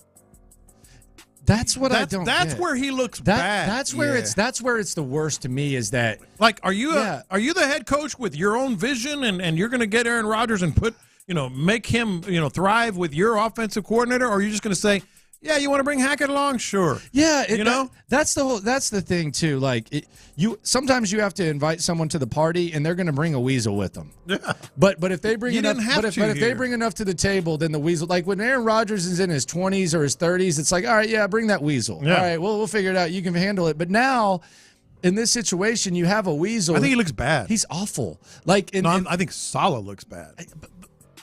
I don't think their offense should be as bad as it is. Mm-hmm. I think Hackett is an absolute You've got moron. weapons, man. It's Aaron Rodgers' offense. Yeah. Like, remember Peyton Manning? Like, Peyton Manning, like, he called the shots. Yeah. Yeah. And this is, they got Nathaniel Hackett calling plays for him. Mm-hmm. And they're going to keep him around. To answer your question, yes, he looks bad. Bad. Yeah. Headline showdown coming up here on In the Loop on Sports Radio 610. We'll also go around the NFL. There's some big news with the Houston Texans that might make a very optimistic season even more optimistic. That's next.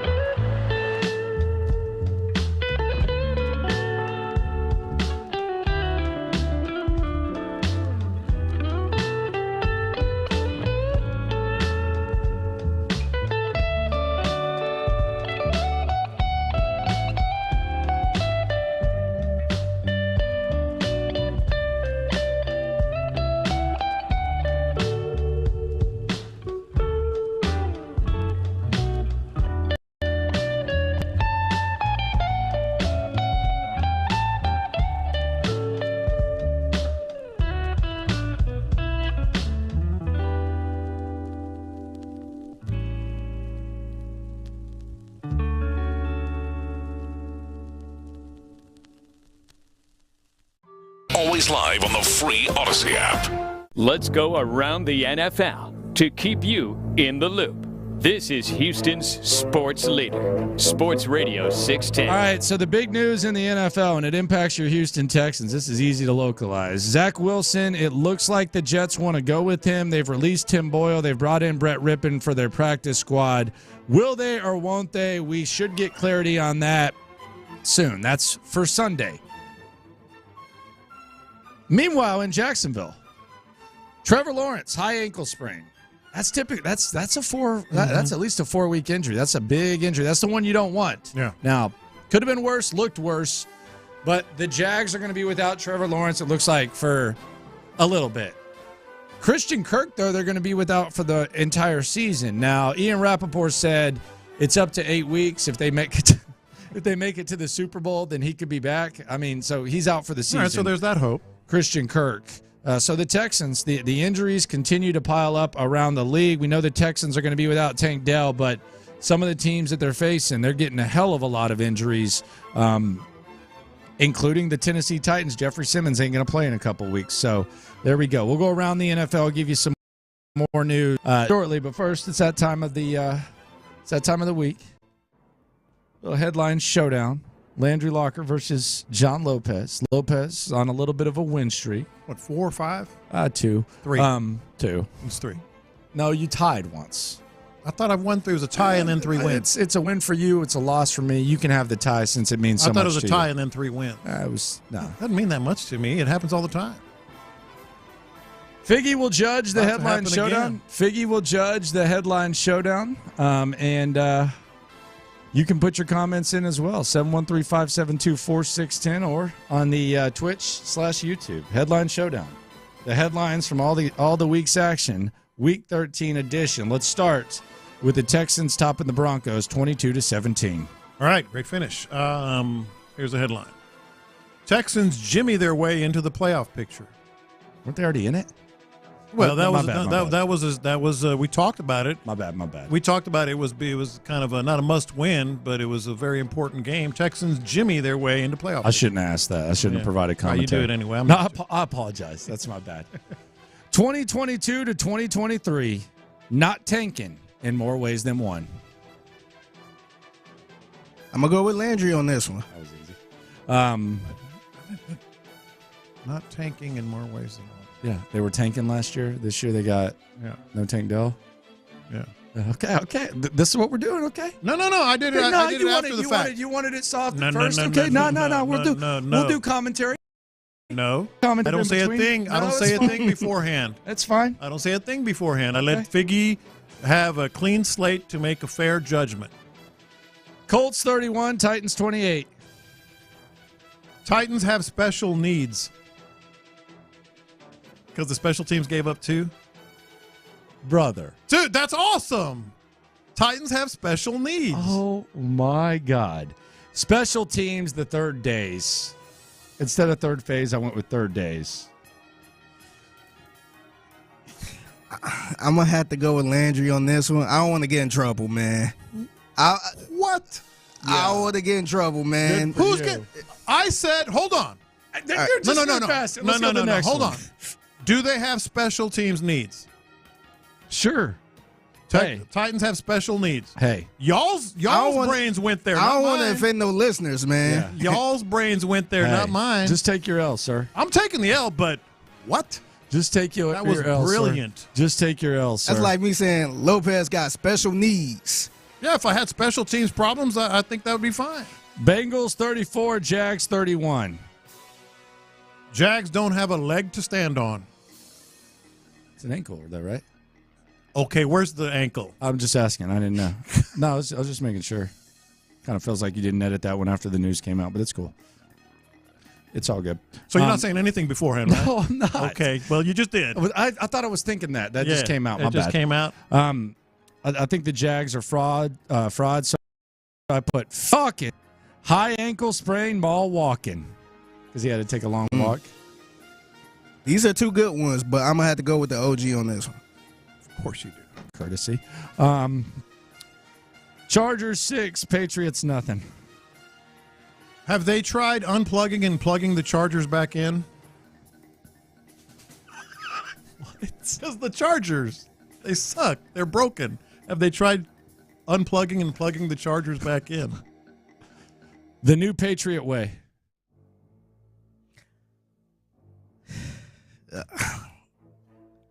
John, can you read yours one more time? Have they tried unplugging and plugging the Chargers back in? Your Charger? I got you. Yeah. Everybody says, I'm going to go with Lopez on this one. Everybody says, like have you tried unplugging it and plugging it back in? Okay. Yeah. 2-2. Landry Locker, John Lopez, Figgy Fig. With you, the coffee drinker, Dan Campbell, and the Lions top the Saints 33-28. No Lions detected. Detroit's the real deal. Okay. Coffee with a shot of Jameson. I'm going to go with Landry on this one. Jets fall to the Falcons 13-8. Don't be scared, Zach. Yakety Zach, please come back. I'm going to go with Landry on this one. Steelers fall to the Cardinals 24-10. The quarterback hurt in JV game. Remember Tomlin? Yeah. The Steelers hurting. The Steel hurting.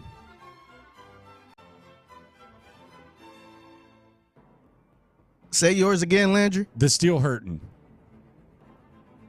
All right, I'm gonna go with Lopez on this one. All right, it's 4-3 good guys right now.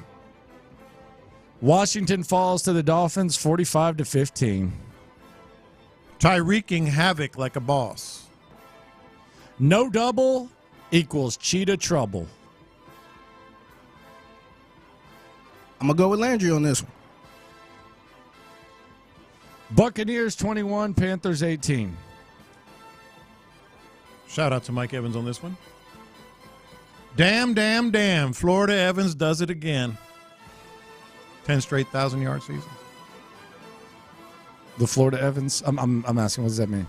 From Good Times. Good Times. Florida. Oh, okay. Florida Evans. That one went over my head. That's on me. Decade-long toast to the beast from the coast. I think these are two good ones too, but I got to go with Lopez on this one. Good times. Pandering. Yeah, he is.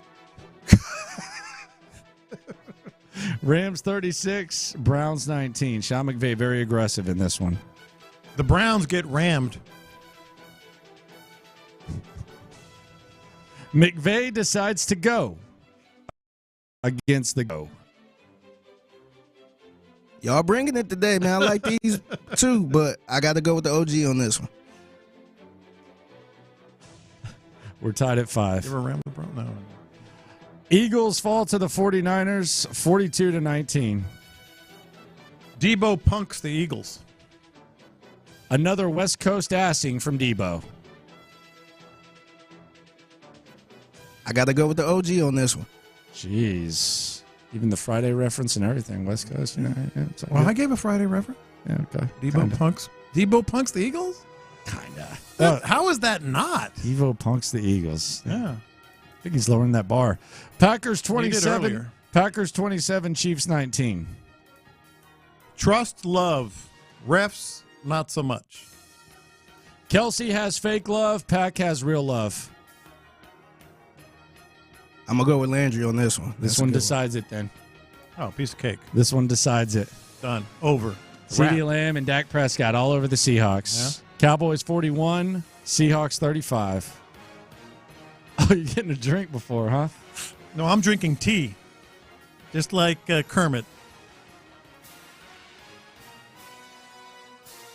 Cowboys come to life. So does Al Michaels. Come on. Go ahead. Do yours.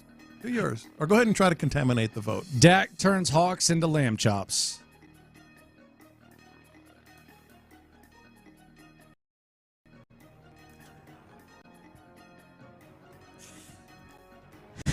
This is kind of tough, man. Say y'all's again. I just want to make sure I get this one right. Cowboys come to life. So does Al Michaels. Dak turns Hawks into lamb chops. CeeDee Lamb. I got to give this one to Landry. That was a good one. Both of these was good, man. But baby. Yeah. That's what's up. Some would say the Cows already had life, though, but there you go. Yeah. That's a dub well, right that was there. the first team that Thank was you very winning much. record. That they Shout did. out to all the loopholes. If you listen, you are one. Y'all was, it's a dub. NFL through week 13, 12 teams with a winning record, 12 teams with a losing record, 8 teams at 500. How about that? Desmond King. Been a big contributor for the Texans the last couple of weeks after being released at the start of the season. Here's Desmond King. He got sent to the podium. How about that? He did. Little Des King podium time. Here's what Des King had to say about what he brings to the table. I'm a guy that brings energy, so this team already had it, and I seen it, when I wasn't here. They was already playing at a high level. They was playing with their energy. They was playing together. And just me coming back, that's just who I am. I go out there, and we just play. We ball, you know what I'm saying? And as long as we keep playing together, that's what's going to keep showing on film. He's a great story. I mean, of all the subplots, with this team. Man, he's physical, man. Well, he's going to get burned every once in a while. It's going to happen. How about the tackle on the goal line? The tackle on the goal line should have been even though that we talk about the call, it was still a third down tackle that Yeah. Like when you put the highlight reel together, Javier is watching now. Yeah, he is. So when you put the highlight reel together of this season, no matter where it ends up, like that play's going to be on there. The scoop and score would have and should have been on there, and some of his other plays already. I mean, he's been a great story. Robert Saleh. He was asked a lot about Zach Wilson yesterday. He was also asked about Aaron Rodgers. Is there a chance he's in the mix Sunday, or is that's too soon? Well, I'm gonna piggyback on what he told you guys, and that anything's possible. Okay. But don't hold your breath. How about that? Okay. Yeah, I never have believed this was going to happen, and certainly not going to happen now. Aaron Rodgers is certainly milking it. Good for him. He is putting in the work. So good for him on that. Jaguars are now 2-4 in Jacksonville and 6-0 out of Jacksonville. They won the 2 games in London. They're 4-0 on the road, and they're 2-4 in Jacksonville. This is interesting. This is kind of Houston Astros type of stuff where you're good on the road and you struggle at home. Jacksonville can't win at home. That's wild. But they can win in London. That's for darn sure. That's home. After having 2 of their punts blocked yesterday, the Tennessee Titans, they have fired special teams coordinator Craig Ackerman. Not to be confused with Craig Ackerman. Yeah. Voice of the Rockets on TV. Craig Ackerman, special teams coach for the Titans. So they literally have special needs. Eagles signed Shaq Leonard. Shaq Leonard had visited with the Dallas Cowboys. Shaq Leonard is going to be a Philadelphia Eagle. And there's rumors that Ndamukong is soon to follow. Rumors, reports, whatever you want to call it. So the Eagles are talking about getting all in, trying to do everything they can to get over the top. They're doing it right now. You didn't mention John Weeks. Yeah, John Weeks, friend of the show. Yeah, every time I think of Walter Payton now, I'm going to think of John Weeks. John Weeks has been named the Walter Payton Man of the Year nominee for the Houston Texans. Well deserved. And he does a lot. He does a lot in the community that you know about, some you don't know about. And the longest tenured veteran, so congrats to him. Congrats, of course, to him. That's a huge honor. Some people say that's about the biggest honor you can get in the NFL outside of MVP, to be named Walter Payton Man of the Year. You get to wear that logo the rest of your career. It's big time.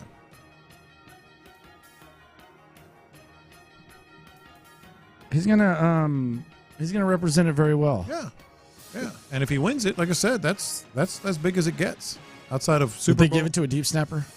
I think they look at what you've done. I don't think all kinds of different positions. I mean, I know they don't look at position, but don't you think they want to give it to Well, they've given it to everyone from J.J. Watt, the most acclaimed player, and some players that aren't as acclaimed. So, I mean, I don't know if he's going to win it. I don't think the odds would be on it, but he go then, right? Yeah.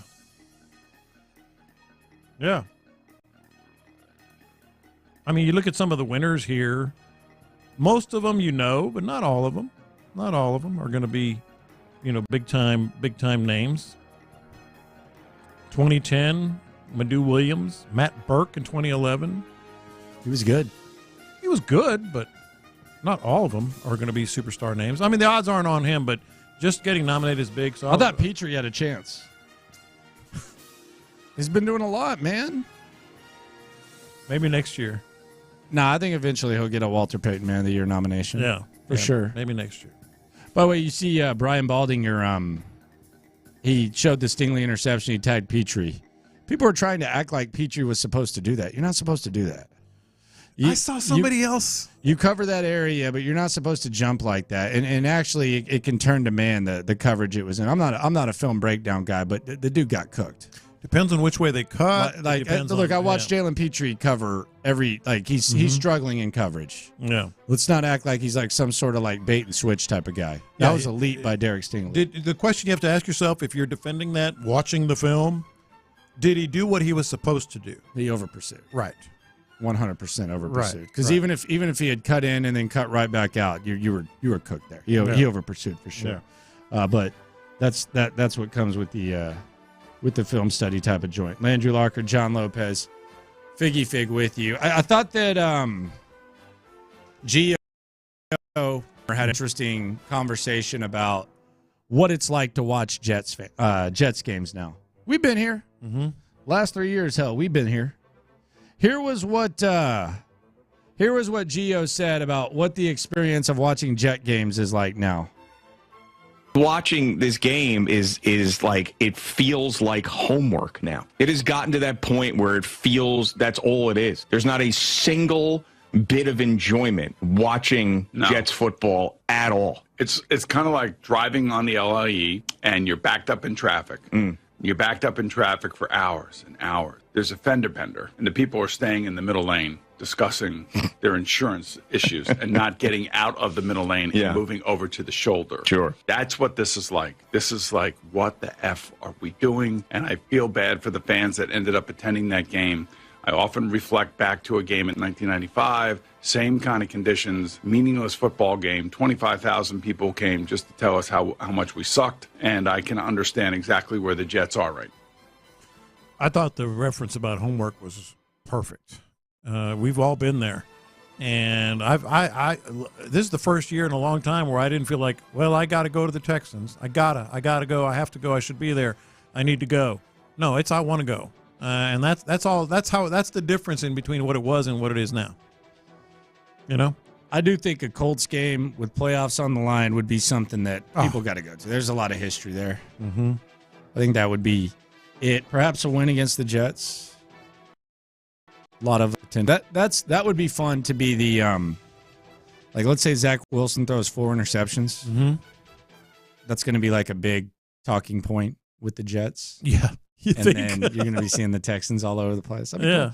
I mean, but hey, don't sleep on what the Jets could do this Sunday. It's a 6-point line. It's not like it's like something massive. It's a good football team. It's ugly ass weather. That's the one wild CJ card. To do a lot of things. Like it's I'm not going to sit here and start getting ahead of myself. It's going to be I could anticipate this being a little bit of a dogfight for the Texans. Well, the weather's going to be the biggest wild card to me. You're already complaining about it. Yeah, I am. I mean, I'm not going to back away from that. Yes, I'm complaining about rainy weather in the mid-50s and sitting on the upper deck. I mean, I'm not, but I'm complaining about it.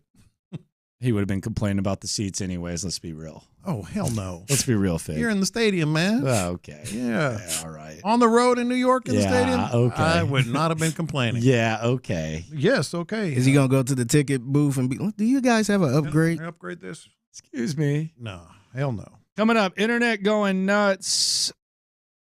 LeBron gets called a B, or did he?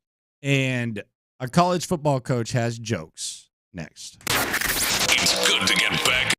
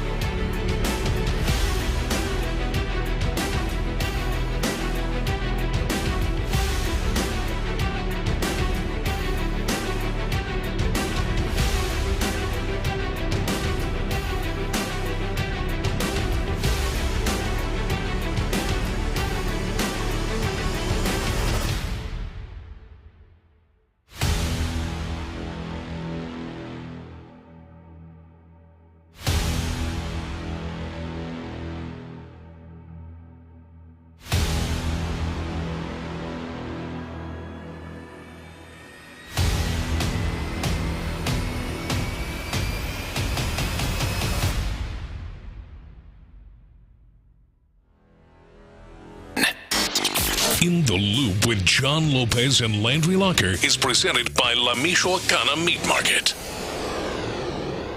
I got the internet going nuts.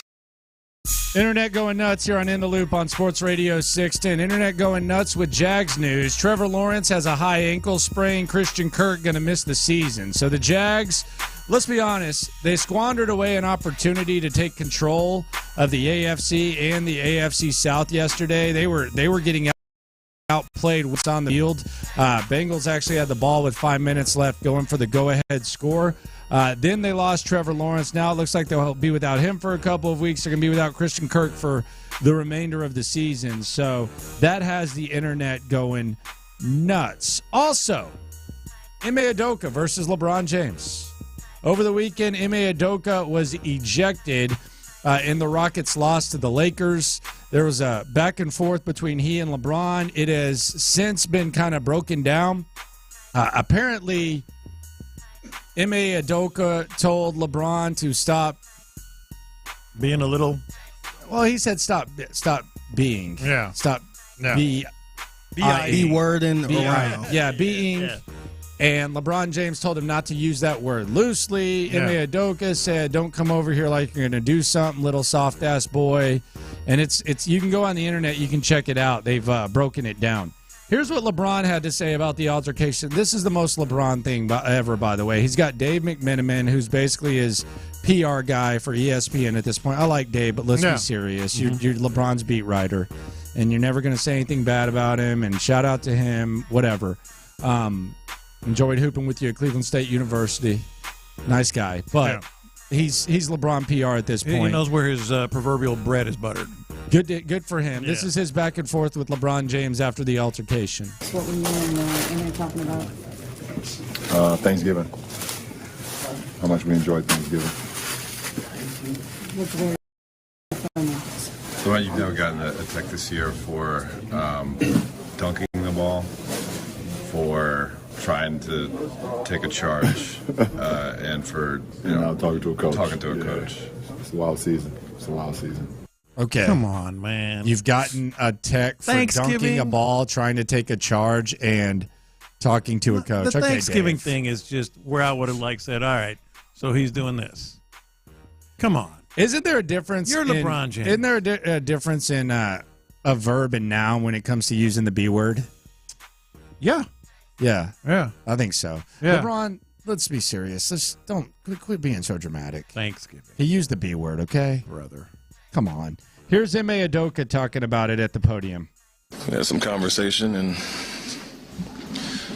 they didn't like what they heard, the refs. Was the conversation with the officials, with JT Orr, or was it LeBron and you? Me and the player, yes. All right, I'll take that. Me and the player. Yeah, it was a conversation. They didn't like it. Okay. At least that's not the best answer, but at least you're addressing it, right? I got the internet going nuts. Alex Bregman, man. Not going to happen. According to Dana Brown, Alex Bregman will not be traded. It is interesting, though, because you're kind of playing with fire going into his free agent year. So, but Dana Brown, I guess Chandler Rome got it, saying that they're not entertaining offers for Alex Bregman. It's good. It's good for now. Yeah, it is what it is. It's good for now, but who knows what you're going to get in the in the offseason when he's a free agent. See what happens. Yeah. We'll stick around for the trade deadline. Or that. Depending on how the team looked. And you don't get anything for him. Or that, yeah. Going to explain. Trade deadlines gets a lot more interesting. See what happens with old Breggy. You said that's your favorite salsa, Figgy? Nah, I didn't say that. Oh, okay. I was just checking. I do like the wing sauce from Pluckers, though. No, the wing sauce from Pluckers is off the hook. Mm-hmm. I don't know about that sauce. It's on the app. Oh, you don't? I don't know about it. Not a fan? Nah, I literally don't know about it. I feel like you do. Yeah, I feel like you don't. I feel like just say you don't like his salsa. Nah, according to sources, aka y'all, I don't want to try. Just say you don't like the salsa. I never had it. No, just come on, man. All right, I don't like it. All right, there you go. I do like the wing sauce though. Yeah, okay. The wing sauce is great. It's on the Pluckers app right there. By the way, what is the giveaway at Pluckers this week? Y'all always get coupons at Pluckers, man. And you $20 lifetime membership. What's the giveaway today? Let's see. That's awesome. What's the? I just don't go there enough. Oh, I got another free meal. Yeah? Okay. Another one. Oh, damn. Didn't know that was coming. Yeah. Let's see. Oh, fried Twinkies. Okay. It's not bad. I got the internet going nuts. Good. Not bad. Not terrible. No, they're pretty good. It's basically like a funnel cake. Oh, okay. It's I'll basically go like with a that. funnel cake. Yeah. Yeah. I don't like Twinkies. It's like a funnel cake. So Missouri is playing Ohio State in a bowl game. Their coach, Eli Drinkowitz. Yeah. He's on with Reese Davis talking about this bowl game, and man's got some jokes. Hey guys, I got a quick phone call. Connor Stallion's beeping in right here. I'm trying to get a few signals here, so I gotta go. But as soon as we get done, look forward to competing against Ryan Day, and we'll go from there. Okay. It is funny, but I don't know what he was trying to accomplish there. But it was. So he's just taking shots at Harbaugh maybe now, just huh? maybe just a good laugh. Yeah. Okay. Hey, coaches know, man. They know, what is more about what happened than we do. So maybe he was taking These bowl games are wild, like the spreads and stuff, because you don't know who's going to play, and they try to put out these early lines. It's like, man, you got to try to figure this out and maybe Everybody jump on it. thought that the college playoff was going to diminish bowl games. It didn't. The NIL and the transfer portal are, especially this transfer portal. Yeah, some of these like lower level bowl games, like I still enjoy watching the kids go out there and play in the bowl games. Well, it's a bowl game. It's cool. But you know what the weakest thing is now in sports? What's that? And I had this argument with the old head the other day. Mm-hmm. He was a Big Ten guy, which is hilarious because, come on. What's the Big Ten? Like, it's the Big Two. Yeah. and they're getting some, let's be serious about it. And this year it's probably like the Big Half, maybe one.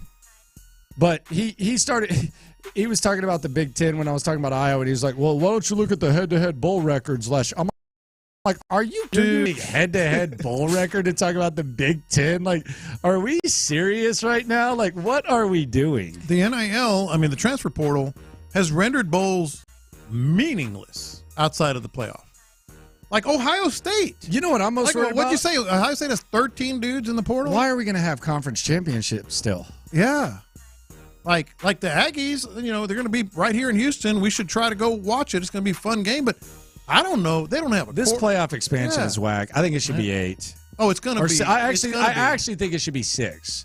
If you're going to expand it all, I think it should be 6, and the top 2 get buys. Yeah, that's what it should be. Let's just go ahead and do this. Let's have a round table, okay? Let's pretend that the playoff expansion has expanded to 12. Okay? Yeah. You ready? Yeah. All right. Let's argue about Ole Miss, Oklahoma, LSU, Arizona, Louisville, Notre Dame, and Iowa. Okay. So that sounds fun. Well, here's the deal. If it goes to 8, this is the good part. And this is what I told my sister. She's a big Longhorn fan and was looking for tickets. She didn't even try to hide it. So she goes, well, what do you think about when it goes to 8? I said, I kind of love it in this regard. I was going to 12. Or 12 or 8. Like, I kind of like it in this regard. If you're arguing we should be number 12, yeah, then win another damn game. Because you probably lost at least 2. Right? So, whereas now, like FSU, as much as we think they got it right, they have an argument about being number 4. It's a solid argument. They're 13-0. Whether you agree or not. No, I think it's a good argument. Yeah, they have an argument. It's a discussion worth having for sure. But if you're an LSU, 10-2 Oklahoma, 9-3 LSU, win another damn game. You got no argument. You know what I mean?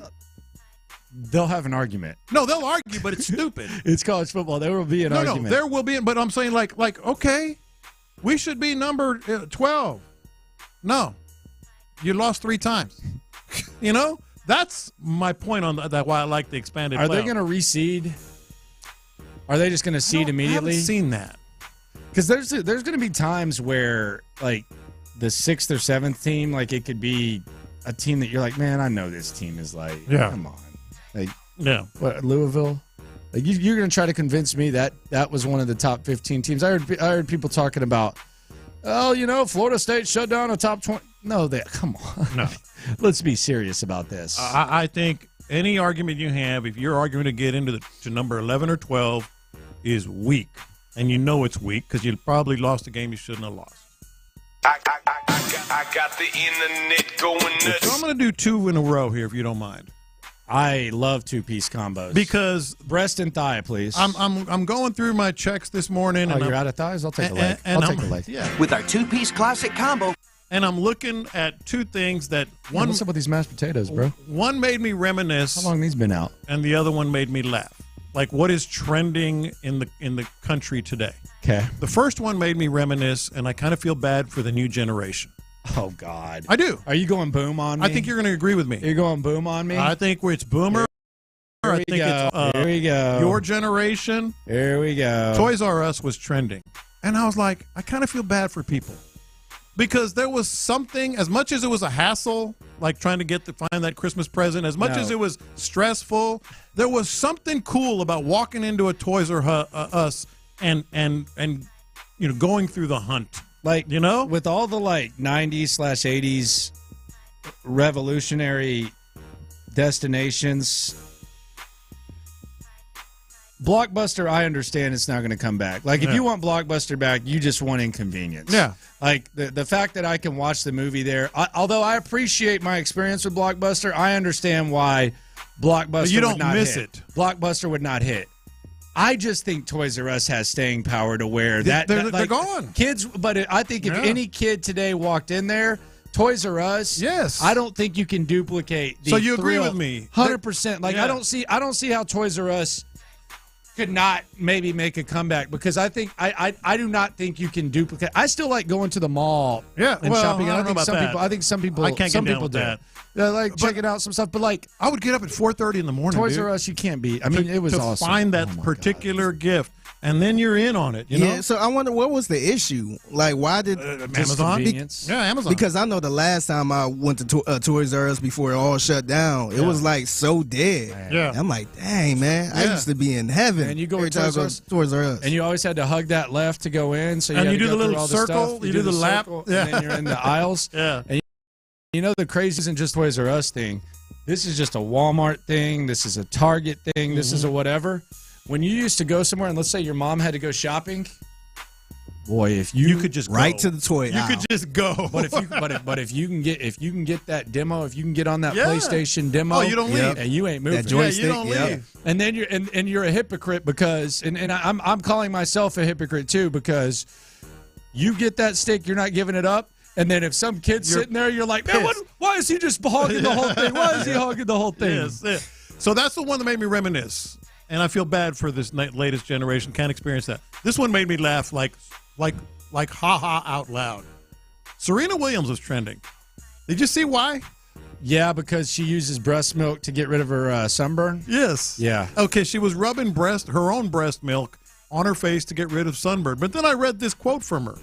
She said, "Yeah, I rubbed it on my face, and then I was pain-free after a few days." Dude, that you're happens- pain-free anyway. Yeah, on sunburn. Yeah, You're a few days. pain-free. Oh, so it wasn't immediate? No, I just saw her rubbing the nip milk on her face. I didn't know it was like that. She goes, "It works. I was pain-free after a few days." Yes, so was I, and I didn't do squat. I was like, what? People are going to be rubbing breast milk on their faces thinking, yeah, I'll be pain-free right away. No, it's a few days like everyone else. I was just, what are you doing, Serena? Only took about 3 or 4 days. People will do anything now. You know, some jamokes are rubbing breast milk on their face. I thought about it till you just told me that. Yeah. I was about to go to the fridge. I do it occasionally. No, I'm just kidding. Coming up, is it better to be lucky? Keep going with the T's, man. Just keep going with the T's. Is it better to be lucky than good? The answer is no, because there's something even better than that next.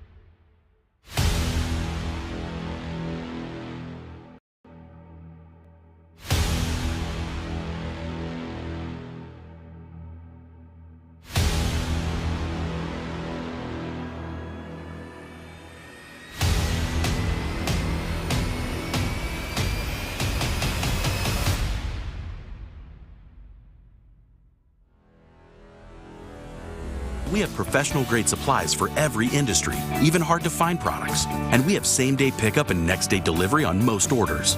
But most importantly, we have an unwavering commitment to help keep you up and running. Call, click Grainger.com, or just stop by. Grainger, for the ones who get it done. Thank you, Figgy. Live from the Twin Peaks studios, Sports Radio 610 presents In the Loop with John Lopez and Landry Locker. Listen to this list of injuries, and these are teams that are in the Texans' way in some way, shape, or form, and will be, especially if they make a playoff run or end up in the postseason. Aaron Rodgers, Jets. First 4 games of the season, he gone. Joe Burrow, he gone. Deshaun Watson, we know him around here. He gone. Trevor Lawrence, high ankle sprain. Not gone, but gone for now. Pickett of the Steelers, never was really there, but now officially gone. AR-15, he gone. Mark Andrews for the Ravens, he's gone. Jonathan Taylor, Jeffrey Simmons, both banged up, 2 of the best players in the division. I don't want to say the Texans are 100% lucky. They're dealing with their own stuff. They've had a lot of injuries. Tank Dell's out. But I don't know that I've ever seen this many injuries that directly impact the Texans in a long time, man, if ever. And this is one of those seasons where it's gone from pleasant surprise, oh, wow, this team might be a little bit better than most people thought it would, too. Man, this team damn sure better make the playoffs. Like, McClain is still talking about this like they're 4 games back or something. Yeah. Why is he so skeptical about the playoffs? I don't know. I would. Was that not wild to you? If I had to guess, I think it's just he did mention the running game. Like, you can't run like that and make the playoffs. But it's not like you're facing awesome squads. Like, I don't think you can win in the playoffs, but I do. I think remember, that's what I said. I said, you mean win in the playoffs? And that's what you said. Yeah. I just don't think. I don't think that. I think they can play the way that they're playing right now and make the playoffs. Well, they proved it. I mean, look at their record. Despite not really running very well for a good chunk of the season, if not the majority. But the other thing about these injuries, I believe that's 9 major injuries, 8 different teams. I mean, that's huge for the Texans as they go down the stretch. Like, every team they faced have had a major setback health-wise, and I they have been very fortunate, and you do not apologize for that. That just happens. I mean, you just take it. You take it and you move on. Because no, you charge it to the game and you keep going. You've been on the other side of that. Yeah, and it can always happen. I mean, Gary Kubiak lost a job because of that. For sure. So yeah, you just take it and move on. But the way McClain was talking about the playoff race, I was just like, they do have to change the way they run the ball, man. I said it in the first segment today. I think. I disagree. I don't agree. This is not hard to figure out. Yeah. That's what I believe. I think they didn't need to change. Oh no, I'm saying they need to change back. Yeah, they never should have changed that. Yeah. Like, the fact that Dameon Pierce is getting treated like Jonathan Taylor will get treated with the Colts is weird. Yeah. Can I interest you in some stats? Yes. The Texans right now have the 5th worst yards per carry in the league. The Jaguars rank right below the Texans. Only 8 teams have rushed for fewer yards than the Texans. The Jaguars rank right behind the Texans. C.J. Stroud has been absolutely pummeled. 9 sacks, 15 quarterback hits, and I can't remember the exact number because I didn't write it down, but I think it's like 12 hurries in the last 2 games. So I'll ask you what I asked McClain earlier. What's different? What's different from in the last 2 games than when you were having success running the ball and C.J. Stroud was becoming an MVP candidate? Pierce. Yeah. It's not difficult. I'm amazed that they've gone to Dameon Pierce gets majority of the carries. I think it's interesting to me. I don't get it. I want to get it. I just don't get it. And I don't think Dameon Pierce is like worthless. I don't think we're talking about Rex Burkhead. But I mean, you know where you had success. It's like it's in the record, and it just got and it just got completely just thrown away. And Bobby Slowick knows better than we do. He watches tape and all that, so he's all over the place. But it just seems like the fact that he was just completely thrown to the side, Devin Singletary, it's wild. You know who was on the field, you know what their production was, and you know what your quarterback did when you were just clicking, and then you changed all that. This is not a difficult thing to change back. To figure out. You just change back. I don't know, man. I'm with you. I don't know. I think I have my own theories. I think they're trying to force feed Dameon Pierce into this offense. Now, I don't know who's doing that, whether it's D'Amico or Slowick or whomever. Hell, maybe Kaseri. I don't know. I truly, I'm not trying to speculate. I truly don't know. But they are trying to force feed Dameon Pierce. Someone is, somehow. And you got to go back to before that. The other problem is they got pass protection issues. And I don't know if that's a running back thing. I don't know who's responsible for what. I don't pretend to know. Yeah. But there's something going on with the pass pro. Mm-hmm. I mean, these guys are getting in without even being acknowledged. And a lot of times, even if they had been acknowledged, I don't even know that they would have been able to get to them because they're getting through there so damn quick. Yeah. Yeah. Well, you saw it. 9 sacks, 15 hits. I mean, there's a lot of moving parts. Is that the CJ didn't I don't recognize? So. Is that an offensive line communication thing? Because whatever reason, the way in which teams are getting through and hitting CJ Stroud, it's like, okay, they didn't recognize it, but even if they had, the dude was at his legs before the running back, had a chance to make a step. I don't know what the hell's going on there. Yeah, this is the most confusing thing for me in the last 2 weeks. You were successful with Singletary and the passing game. Then you change, and not only you're not successful again running the ball, your quarterback's getting destroyed. I can't figure that out. I just like I'm not trying to be coy or whatever. You're a natural, John. I just can't. You're a natural. I can't figure out why. You don't have to try. It's effortless for you to be coy. Coyness just comes naturally coy. Very natural. I just ooze coyness. You're just coy, man. I just ooze coyness. I want to ask the boys though, because it's right there in front of you.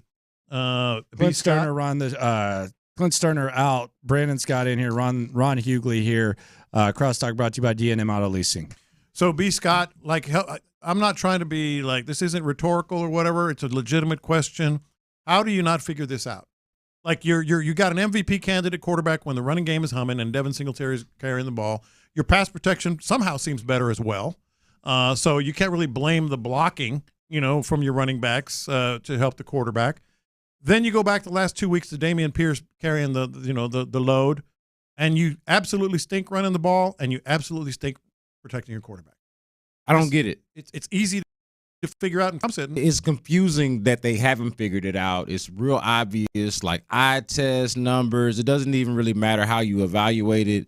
Devin Singletary has been better.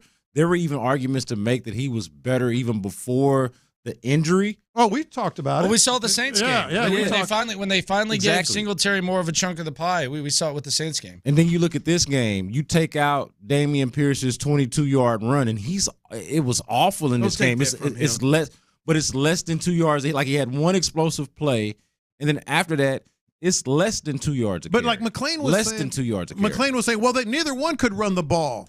I don't know. No, Devin Singletary had a 4.5 yard carry per carry average. Exactly. 4.5, and even with a 22-yard run, Dameon Pierce had a 2.7. And it does not justify double the amount of carries. I don't understand the game situation that we're talking about where Dameon Pierce with this kind of production is getting almost double the carries that Devin Singletary got in that game. I don't get it. Yeah, I'm with you on that part of it. I mean, to the point of John is, the last 2 weeks, they were going to struggle running the football. I mean, the Jags and the Broncos, and I know the Broncos have that I heard you talk about it last week, that 70-point outlier where the Dolphins just ran crazy on them too, but they've been a lot better here of late. No, we said that, against the run. Yeah. So they were going to struggle, especially with this offensive line up front. But it did seem like they morphed back into the beginning of the year. Hell, they even let Devin run out as the starter. Yeah. They announced his name as a starter. And then he gets, 5 carries? Or 8 difference. Mm-hmm. And going into the game, they got the depth chart saying Devin Orr. Yeah. What was that about? It said Orr, man. It It's weird. I'm really mowing some thoughts over on that though. I have to think about that. On the Orr? No, just the whole situation between those two. Yeah, look, you say that because Ron was really invested in Dameon Pierce's success. I'm invested in Dameon Pierce. I was very much invested like in Bitcoin? his success. I really didn't see this. No, it's a surprise. See it like this. All right, I was probably closer to the Andre Ware situation. not completely there. No, I was probably closer into thinking of the Andre Ware situation. Wow. On that, I got some thoughts on that a little bit later on. I don't know. Dre came around too a little bit. I was listening to the broadcast during the game. Has he come off that? I'm not trying to speak for him. All I'm saying is I was listening to the broadcast during the game, and it seemed like he was kind of coming around a little bit. I think he may owe a slick apology to the people he was talking about. Yeah. Not just on the air. Like he said what he said. Like, yeah. My man he's said good. what he said. Yeah, stick it out.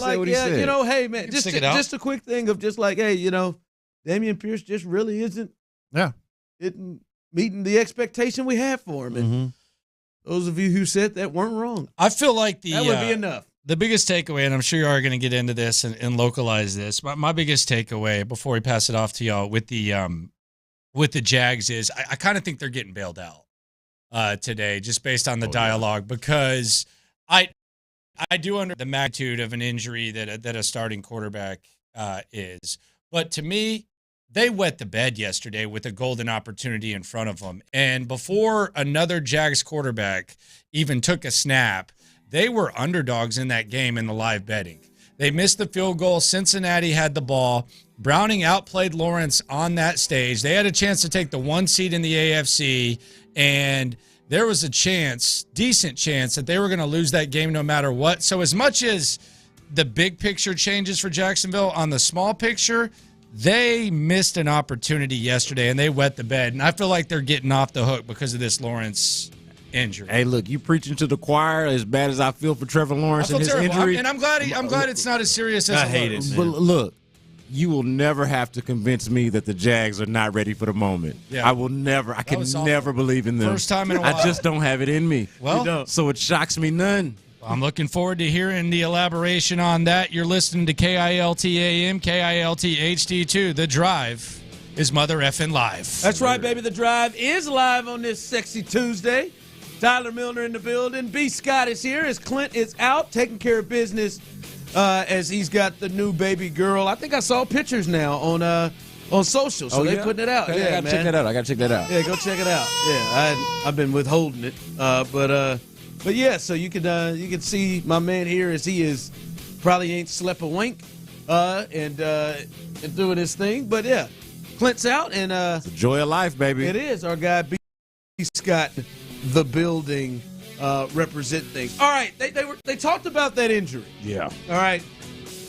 Because because this conversation here that I want to start today is, and I want to hear from the people. All right, I almost really want to hear from them. You can text in, those of you on YouTube and Twitch. Hello. You can get involved in the conversation as well as Tyler is waving at you and smiling with that fake smile. The man that leaves his friends for an hour waiting to meet him. And now he's got his tongue out. So hey, if you're watching that, good, sorry. But this is where I want to take this. I'm just now looking. This is a little delay. Yeah, it's a little I'm delay. just now seeing how it looks on the YouTube. Tyler, man. What a clown. Could you stop, man? Like you're getting... yeah, that's what it looks like. It looks like you're... You said it was a sexy Tuesday. I got excited. Yeah, but I mean, you ain't got to be going down like that. I mean, good God, man. Keep your tongue in your mouth, man. And stop making that noise. Can you stop? You gotta watch on YouTube and Twitch to get the real effect. It sounds a lot weirder. I'm not gonna lie just to in you. your ear. I would tell you to wait 30 seconds where you watch that. That's uncomfortable, man. I mean, I'm sure the people riding just listening just can hear him. Yeah, like he's sounding like one of his, as he calls them, his kids. Yeah, my fur babies. Viewer discretion advised on that, man. Viewer discretion advised. I'm going to try this one more time. Sexy Tuesday. This is where I want to take you. So, yes, a big injury occurred last night, and this will, in a way, affect the Texans, potentially. We'll see what happens with the Jags moving forward. We'll see how long Trevor Lawrence is out, if any time. We'll see. It was a sprained ankle, but it looks similar in a way to Mahomes' injury last year. And now I know the playoffs aren't on the line, but we know Mahomes played the rest of the way through. We'll see what happens with him. You have to think at least even if he does play, it's going to limit him in some kind of way. Yeah, he's not going to be exactly the same guy. And if that's not a high ankle sprain, I don't know what is. What it is. Yeah. I'd be surprised if he got away with that. But we'll see once we get complete understanding of what the injury is. But it's a big injury. But man, I am one that likes to deal in its own house. And I know many people look at it, oh, Trevor's down. What is this going to mean? I still haven't gotten over the big injury that the Texans got. Yeah, it was pretty big. Right? Like, I'm not saying it's on the Trevor end of things. But, I mean, hell, by the way, they lost Christian Kirk, too, last night. So maybe this is more of a similar. But they along those lines. It is along those lines. Along those. But especially for this team, at least with them, they've got some other weapons that they feel good about. But for this team, Tank, I would hear Clint talk about it all the time. Tank is the one that can create separation immediately like anybody else. You say, well, you were so disgusted that he was in the position he was blocking like that because he can do something that nobody else on the team can do. So I'm looking at I'm looking at the Texans' house. All right, I understand what happened with Trevor, but I'm still looking at the Tank Dell injury. And now we know what is going to happen. He is out for the year. He has had surgery. He is gone. Immediately, the thought is, well, who's gonna pick up the slack? Who's gonna fill the void? Who is going to do those things? We heard D'Amico say, well, no one can replace a Tank Dell, but you need some of that. You have to replace the production. Or some way. You can't replace him individually as a player, but you do have to replace the catches, the yards, the touchdowns. You have to replace that in some kind of way. If they're shifting coverage over to Nico Collins, which I would imagine teams would do to try to take him away or to at least slow him down, somebody on the other side is going to have to. That was a deal where you would see those two often trade off, and Noah Brown would take advantage. Those two guys are on the field, and those guys can beat one-on-one coverage consistently along with CJ getting them the ball. Here was D'Amico last night on the Coaches Show, every Monday right after us. This was D'Amico talking about the wide receiver room and what has to happen with Tank Dell. Yeah, we have to rally for Tank, and it's going to take everybody, starting in that receiver room. Everybody got to step up, right? Those plays that Tank made, how do we make up for those plays, that Tank made for us, those explosive? I want to step up in that room, and I know whoever it may be, is Metsy, is Hutchinson, right, Noah, right? It's time for guys to step up in that room, and everybody got to play well around them as well. But we'll definitely miss Tank. All right, that is D'Amico Ryans. Definitely miss Tank and talking about the wide receiver room is going to step up. So, look, man, this is where I am. And 713-572-4610, you can jump in on this. Like, fellas, we can look at the wide receiver room. Like, we all know who is the person that we would think is supposed to do this. We would all know the natural fit, the natural person you would say, hey, that is the dude that we would first look at to least try to provide picking up the slack there, getting that type of production. When we look at talent and how the team felt about him, we all know who it is supposed to be. And it ain't Noah Brown, and it ain't Xavier Hutchinson, and it damn sure ain't Bob Woods. We know who it is to be. But my question is to you, Tyler, B. Scott, Drive family, and you can chime in on this. We look at it, it's supposed to be John Mechie. John Mechie is the only player, I repeat, in the last 3 years, and they've had a bevy of first and second round picks. Outside of C.J. Stroud, he is the only skilled position player they have taken in the draft in round with multiple first and seconds. He's the only one. Multiple seconds. He's the only one. Now, we understand why he has been slowed. Obviously, came off a knee injury coming into college from Alabama. Yep, ACL. And then, obviously, the cancer situation last year. But he is now in week 13 and been playing. And like I said, we all know who it should be. He's more talented than the rest of the guys. I know Noah Brown has had a 2-week run, but he's more talented than the rest of the guys consistently. My question to you all is, have you reached a point where you don't view him with medical glasses? Have you reached a point where it is fair to have original expectations, or are you still to the point where it's not fair to put him and expect that from him in that role because of the medical stuff? I think at this point, based off of where we are in the season, how many games have they played? 12. So they've played 12 games this season, and based off of how they used him, so it's not just the medical glasses, it's not just all the context that you mentioned, but also based off the way that they've used John Mechie so far. And you got to think about it, man. He's played in 11 games, and he's got 12 catches in 11 games.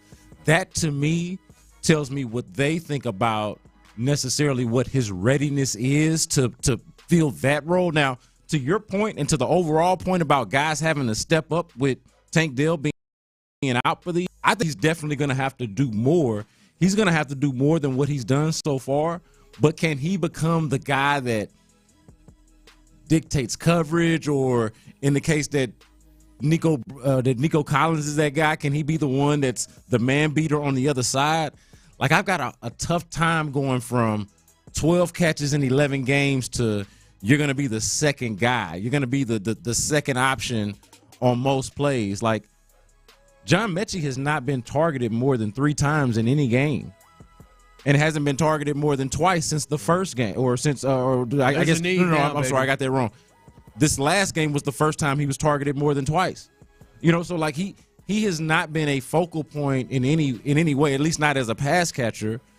He's been involved, but it's just that would be a drastic shift. That would be a drastic punch up in weight class to go from 2 targets a game at best to now you're going to be the second option. So I feel like I got to look at him with whatever kind of lens you want to call it, medical lens, just not quite ready, red shirt year, medical red shirt, however you want to look at it, just getting acclimated to playing football. Because you got 2 things that's going on, the leukemia and just flat out missing football for a whole year. So I think you got to consider all of that when you think about it, and it's probably unrealistic to expect him to be the number 2 guy, even though if you get it, you'll take it. Yeah, the number 2 pass catcher, maybe wide receiver, wide receiving pass catcher. Now we'll see when Dalton Schultz comes back. We'll see whatever that means. Because there are tactics. It doesn't just have to be a wide receiver, but when you're talking about specifically wide receiver production, who's that guy going to be? Can Mechie be that guy? I think you make good points in terms of how much they've used him, how they have slowly pushed him along. But for me, man, I am ready, and not just because he said it on In the Loop, but I am personally ready to move past the medical eyes. To me, they need him. They need him, and he is the next person there. Like, to me, Noah, like, they've got Nico, and then they have a lot of guys that they have to scheme up stuff for. I think I think Noah Brown falls into that category. I think Robert Woods probably falls into that category. I think he is the guy that may be able to beat somebody one-on-one, may be able to get some separation in a way that those guys can't. I'm not saying he's going to be Tank, although when you drafted him, the thought is that he would have that type of production. But I'm not saying he needs to be Tank, but he does need, to me, to be a guy that brings some level of production. And if they're going to try to take away Nico, that he can beat a second or third best corner on the team one-on-one. And to me, if I would say who are the guys that you look at and really believe can do that, to me, it's him at the top of the list. I get it. And I understand, but I am ready to take that. Like, there's a person who just texted in, I think Derek Stingley can play wide receiver. I just serious conversation today. I'm not against it. Dude's got ball skills. Brandon, I want to have Dude's a got serious ball skills. I want to have a serious conversation today, Brandon. Don't do this to me, B. What are you doing here, man? Dude's got ball skills. Stop it. Have you seen his interceptions? Have you seen Dude's movies? There are receipts on this. I think he could do it. What? Now that's coloring a little bit outside the lines, but A little bit. Do you want to have a Tyler? Okay, Tyler. I'm sorry. Yeah, Tyler, I don't think that was in the lines I at all, I was man. ready for you, B. Scott. Now you the now one that know. read the damn text. I know it, but I didn't think just you was in saying. it. I didn't think you was. Who else you got next? I read the text and smiled and said, He gonna think he could do it. Don't threaten me with a good time. No, I just think it's time, man. All I I'm think it's saying. time. We're 13 weeks in. I hear you. And I think and for me, and if someone thinks I'm being insensitive, I get that. don't. I think this is a fair conversation. I'm just like, all right, I feel like the Texans need it, and I feel like we've reached a time where let's go see why they draft you in the second round. Let's go see why they looked at you and took you over a guy like George Pickens. Let's go see what it is, and this is your opportunity. It's you, because I trust you more than Xavier Hutchinson, who I think could be solid in the league, but this is a 6th-round pick as a rookie, and I trust you more than Noah and Robert Woods to be able to consistently be a bigger threat than them. I do feel like there is a way for him to step up and do more, because they all need to step up and do more, like just collectively. I don't think that there's a player on the team that's quite like Tank, and so they're going to need a little bit more for all of them. But I don't think it's unreasonable to look at it from a standpoint of what if he is a guy that they also have to scheme open. Like, what if he's not exactly what you're describing? Hey, the second guy who can beat man coverage if Nico Collins is doubled up. But why do you think he wouldn't be that? Is it because you think he's not healthy? Yeah, partly because maybe he's just not ready yet, and also just they have not used him in that way. Like, if he was a threat to be that kind of player, I feel like he would get more than 2 targets a game. I would think that this past week, this last game against the Broncos, wouldn't be the first time that we see him get at least 3 targets in a game. But I think there could be a combination of we're kind of bringing him on slow, and we got 2 guys. But here's what I'm saying what the combination could be. What's the problem? What is the issue with scheming him up more than you have before? Because the way it could look, especially with John Mechie's game, he's a yards after the catch guy. I know Tank is one in a different way, but John Mechie is somebody like if Bobby Slowick is the dude that he's been sold to be, and the guy that's going to get head coaching interviews and then the talk for assistant coach of the year and all that kind of stuff, like if he's really that guy, he should be able to scheme up John Mechie. And John Mechie, his player profile is get the ball in his hands, and he's going to haul ass. He's the type of dude that is going to invite contact. He was like, you go watch that Alabama tape. Like, that is a guy where you're like, hey, you should be. That's a guy that can beat second and third corners. And I think, and I can like you just said it. Like I'm still all, but you didn't just say the medical. You said but I think the totality of everything. I think beyond just beating second and third corners, it is a matter of using him in certain ways and trying to create as many mismatches as you possibly can and just get him out in space and allow him to kind of just operate, as opposed to, hey, I just need you to beat the second corner. Not just to say I need him to beat the second corner, but I need to figure out ways to get him out in space more often than I have. Like, I think it's just a matter of using him more. Sure. Like aside However from, you want to put it. Yeah, like aside from just beating the second or third best corner, like just use the guy more, and I think you should get a lot more production. However you want to put it, like whether it's like, hey, we're going to put him in the screen game. We're going to do it. However you want to put it. I'm just saying, right now, Tank is out. Who is the guy that you look at as these receivers on the roster that you think is best equipped to give you the production there? Yeah, no, and for because sure. when you say scheme stuff, sure, it is also getting the ball in his hands and let's see if he can make plays. I'm just scheme whatever. He gets the ball in his hands or he gets opportunity to run certain routes that could be big plays. I believe he has more of the talent, and I think he is the guy most equipped that is left to be able to give you big plays and give you big things. Like, to me, if you say, hey, Mechie, Hutchinson, Noah Brown, Robert Woods, we're going to run screens for you. Yeah. Or go like who do I the most talented and the best chance to make big plays out of that, I think it's Mechie if you're not looking at him in a way of, hey, man, this guy just kind of came off of the medical situation and we want to take it slow. We don't think he's ready to take on that load. And to be clear about it, man, I have no clue how much his medical condition limits him or any injuries or anything like that might limit him in the game. I just know that they have not used him in a prominent role. But when he's out there, you can see they could probably taking it slow with it. Oh, yeah, for sure. But when he has the ball in his hands, he does not look necessarily like a limited player in any kind of way. So, yeah, I do expect to at least see more from him, even if it's not necessarily, hey, he's the guy that's beating the second corner on the team. I want to hear from the people on this one. 713-572-4610. Call in. Tyler will get you set. Where are you at? Tank is out. Tank is going to be out for the year. And you look at the roster of receivers. For me, I'm looking at John Mechie, second-round pick, the only skilled position player they have drafted outside of CJ in the first 2 rounds the last 3 years. The only one. To me, it points to him. Do you feel like you're ready to have fair and real expectations that he can fill a role like this, or are you still concerned about the medical thing and you don't think it's fair to have those expectations on him? 713-572-4610. We'll turn it over to the Drive family. Want to hear your thoughts on that. That's coming up next right here on the Drive. All right, everybody out there, get your Holidays Academy Sports and Outdoors.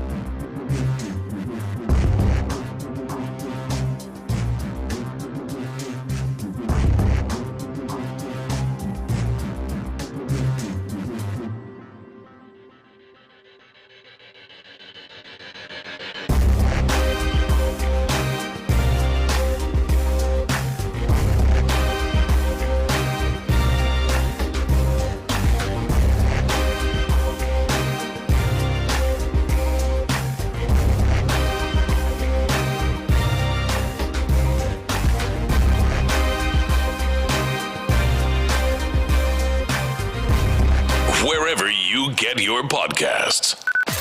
Sports Radio 610 presents The Drive with Stoerner and Hughley.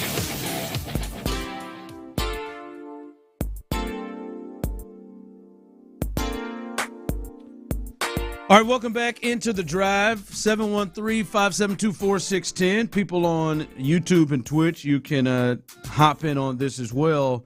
As I said to you, I think, yes, people are talking about the Trevor Lawrence injury last night, and yes, it's a big, big injury. But to me, I'm like, it's hard not to focus on your own thing, right? They're in first place right now. We'll see what happens, but the Texans also lost a major piece in Tank Dell, which will change a lot of the offense. Nobody with C.J. Stroud quite like Tank Dell, it would seem like, both on the field and apparently off it. And so the thought is, well, how are they going to come close to filling that void? And you look in the wide receiver room and you say, all right, who is the person with talent, with everything that can give you the best opportunity to fill that void? And for me, it's John Mechie. And I think the only thing that would hold John Mechie a second-round pick that they looked at is if they don't view or feel that he is ready, whether that is medically, which I think a lot of people looked at John Mechie and said, after this year is when, you'll look at him with the second-round pick, expectations.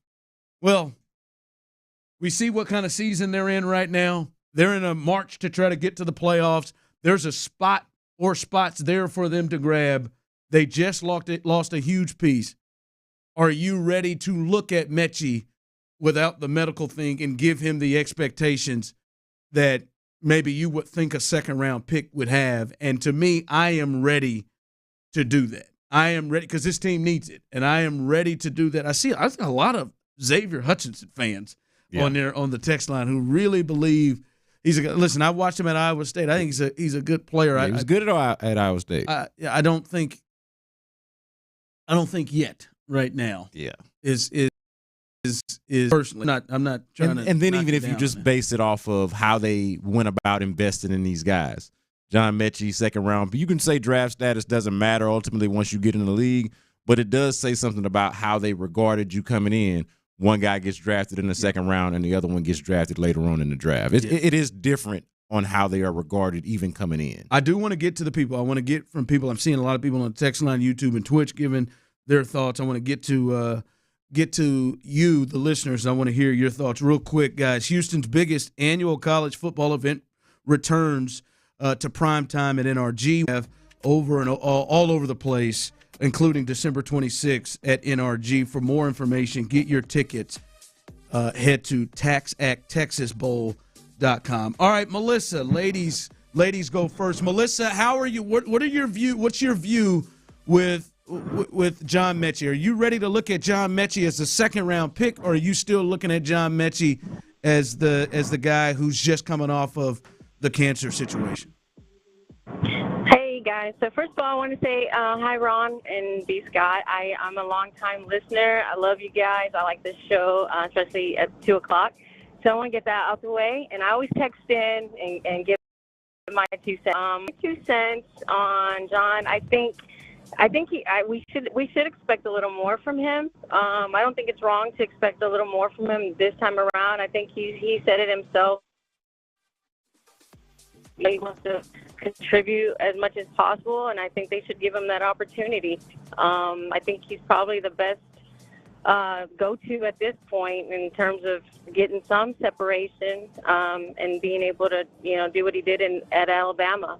So I agree with you, Ron. That's all I wanted to say, and I'll always be listening. I appreciate that, Melissa. I'm a fan of Melissa. Yeah, Melissa. I really like her opinions. That's a really good call. Yeah, I like her opinions as well. We love you, Mel. That was fantastic. I think Tyler, you're there too. You're ready, like Melissa and myself.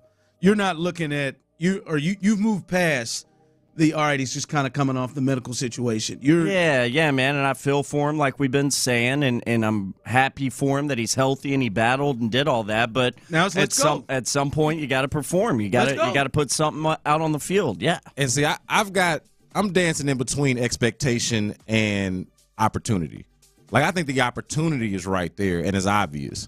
But can I have the expectation realistically? I'm having a hard time getting there based on how he's been used this year, based on how they have eased him in. Now, the opportunity is obvious. It's right there. Hard to have the expectation for me right now. But it's interesting to see if the opportunity will be there. Based off the point you made earlier is, hell, they ain't used him. Well, it's a numbers game. I mean, there's been injuries. I mean, like Tank missed a game earlier this year. Thought John would come in more. I don't think he did. Nico missed a game. Nico missed a game. Noah Brown missed 2 games. I mean, they have not been really giving him that opportunity to the point. But I'm just saying, all the more reason it's hard to have the expectation from him. To me, I mean, I get it. To me, the talent, the pick, all of it, the investment. That's a spot to I go get to. it. Our guy Victor, what's your thoughts on this? How are you viewing Mechie? Oh, it's gonna be messy, but y'all need to go kind of loosen up. It's gonna be messy and the guy named Hutchinson. Let me tell y'all what everybody is undermining is C.J. Stroud's ability to lift other players. He know he lost Tank Dell. I can guarantee C.J. gonna tell Xavier Hutchinson and John Mechie, I need y'all. I need y'all to ball. And because he is such a good facilitator of the ball, because nobody knew about none of these receivers other than us in Houston. And now they're having these breakout games in the country, go like, wow, look at Nico Collins. Look at this. But we kind of knew. We didn't know to this extent, but we knew, they had potential. So don't undermine C.J. Stroud and Bobby Sloyd. I honestly believe it's going to be Mechie, but I'm going to twist in Hutchinson. They're going to throw him into the limelight. Thank you, guys. And my buddy Tyler, happy birthday. And you're one of the coolest dudes I know. Thank you. All right, let's not get ahead of ourselves. Vic. Hey, Vic. Appreciate you, bro. Listen, I hear what Victor's saying, but when you start to face against better defenses like they're going to face against on Sunday, and you take away that, and it's like, hey, Nico is the one that you're going to hurt us. Like, I understand CJ does uplift and make others better. But if you can't create enough separation and teams feel like they can kind of choke you down, we're seeing it in Kansas City. Patrick Mahomes is a really, really talented player that they are struggling with their passing game. I'm just saying good defenses can hurt that situation. So I do think you got to have the best guys out there that can also, because we do see Nico and Tank creating huge amounts of separation as well. On Xavier Hutchinson, he's a talented dude, was a really productive college player. He has 4 targets on the year. 4 big ones. He's got some end arounds, though. He's been targeted 4 times. But his will probably go up as well.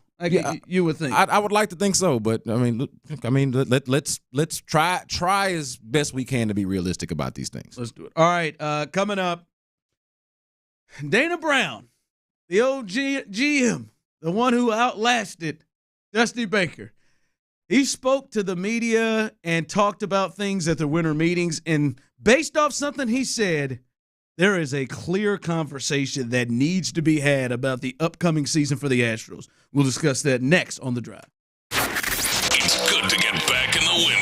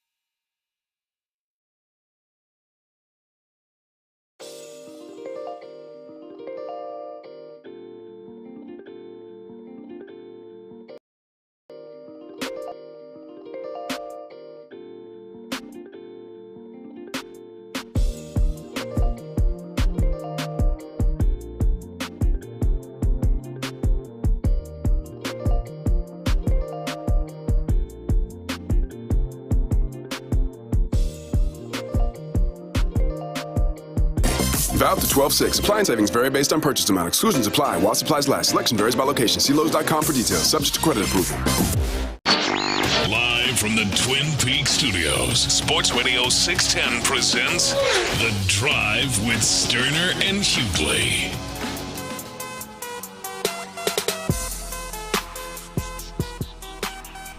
Welcome back into the drive. Clint Stoerner is out. Brandon Scott is in.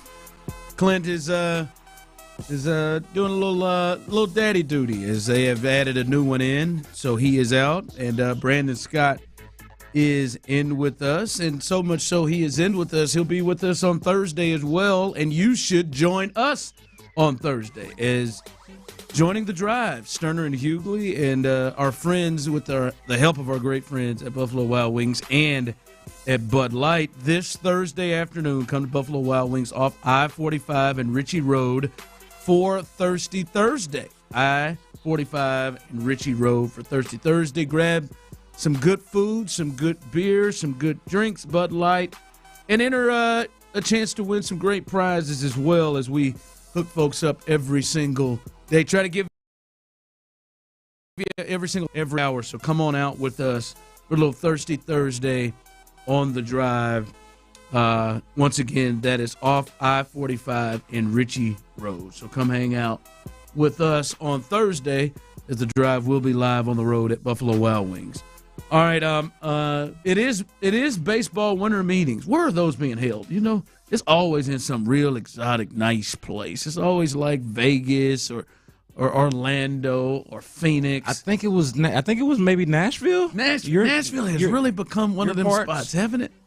I mean, I've only been there about 5 years. Nashville, is it in Nashville? I think it's Nashville. Nashville has really become one of them destination spots. I bet it's a bridal party happening. A bridal party or bridal. What is it? What am I looking for? Bachelorette party. Jesus, boy, I wasn't gonna feel that. I was gonna say a wedding. I'm out here giving hints, man. I'm thinking bachelorette right party. there. I got your back, bro. Party, yeah. My bad. That's where they all are. Picking it up. I wouldn't. Yeah, I wasn't throwing it very well. It was like the bridal shower. Bachelorette party, though. Tyler went down there and get that thing. It's probably both. They're probably having bridal showers and bachelorette parties. I could pick that out. They're having both. But no, the Astros are down there. Dana Brown down there. Captain Joe, he was down there and spoke to the media as well. Here was Dana Brown talking about one of the topics of the offseason, and that is Alex Bregman.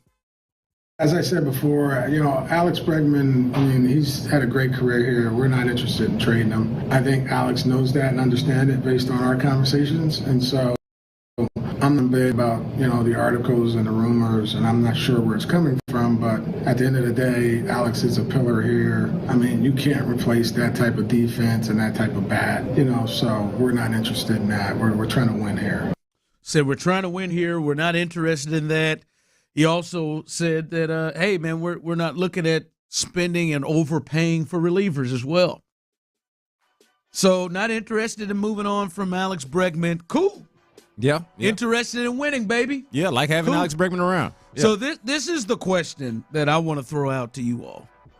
And you all in the Drive family can jump in however you're listening to us or watching us. Like, are we a situation here with the Astros who were Games 6 and 7 at home at Minute Maid?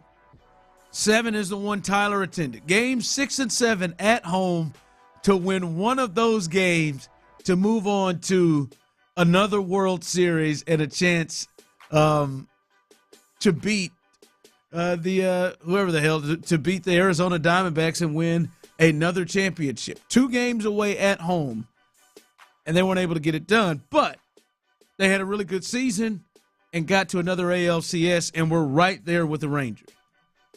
My thought with this, and I'm hearing him, and this is where it took me, was you think the Astros will be good. They'd be good to just kind of run it back with their important pieces. I'm not talking about little ancillary parts here where you add like a middle reliever or maybe a 7th inning guy or a utility player or something like that. Or a backup catcher. Not those moves. There are going to be some changes. But you know what I'm talking about. Something major in terms of an everyday player or somebody that's going to be having the expectation to be in the rotation, or even a big piece. Josh Hader's out there, a big piece in the bullpen. Do you think the Astros are good to just run it back and try to get back to where they were last year and go further with the group they have? If we're just talking about going to the ALCS, then yeah, I guess. Yeah, run it back. They showed that they were good enough to go to the ALCS, and let's be honest. 7 times. The ALCS is the Minute Maid Invitational. Like, it's a Houston Invitational at this point. So it almost feels like a given if you follow the Astros and if you're an Astros fan, it almost feels like a given that they're going to make it to the ALCS or that they're going to at least put a team together that's good enough to make it to the ALCS. But if your aspirations are above that, or if you have any kind of level of disappointment that this run has resulted in 2 World Series and not more, and you'd like for it, feeling like you're toward the tail end of it, this run, this championship window, this title window, you want to maximize it? You want to actually win a World Series? No, it feels like you do need to make a move. Like you do need to do something significant, add something significant, whether it be a frontline starting pitcher, or I'm with you, or another left-hand bat, or an outfielder specifically in center field, something like that. It does feel like you have to make a big move to take that next step. Now, you talk about treading water, you talk about staying in place. Can they get back to the ALCS if they run it back? Yeah, I think so. But I feel like we're wanting to do more than that, especially with some of the disappointment that we've had. From the text line, they're absolutely good enough. Health withstanding, of course. That was the big downfall. Maybe just 1 or 2 above average pieces. Let's go. From the text line, no more senile manager. Yes, run it back. I just, for me, the run it back thing, I don't think it's just going to be, hey, keep Bregman, keep Tucker, keep everything you got. Because I look at it right now. Look at their rotation. Because I think I think there are 3 spots. I think the rotation, I think there's an everyday spot in the outfield, and I think there's a thought that you could add a really big piece to really put together a dominating bullpen to go along with Presley and Abreu. I think those are 3 spots. I think they're going to need bullpen help anyway when you look at the guys that are leaving. I think those are 3 spots there. I don't necessarily think they have to fill the void in all 3, but I do think there needs to be a significant piece in one of them. If you're doing what did Dana say in that piece at the end? We're here to win. I believe that's what Dana said. And I believe him, by the way. And I do too. Yes. And I look at it and I'm like, all right, I think this team could really use any legit everyday center fielder or left fielder.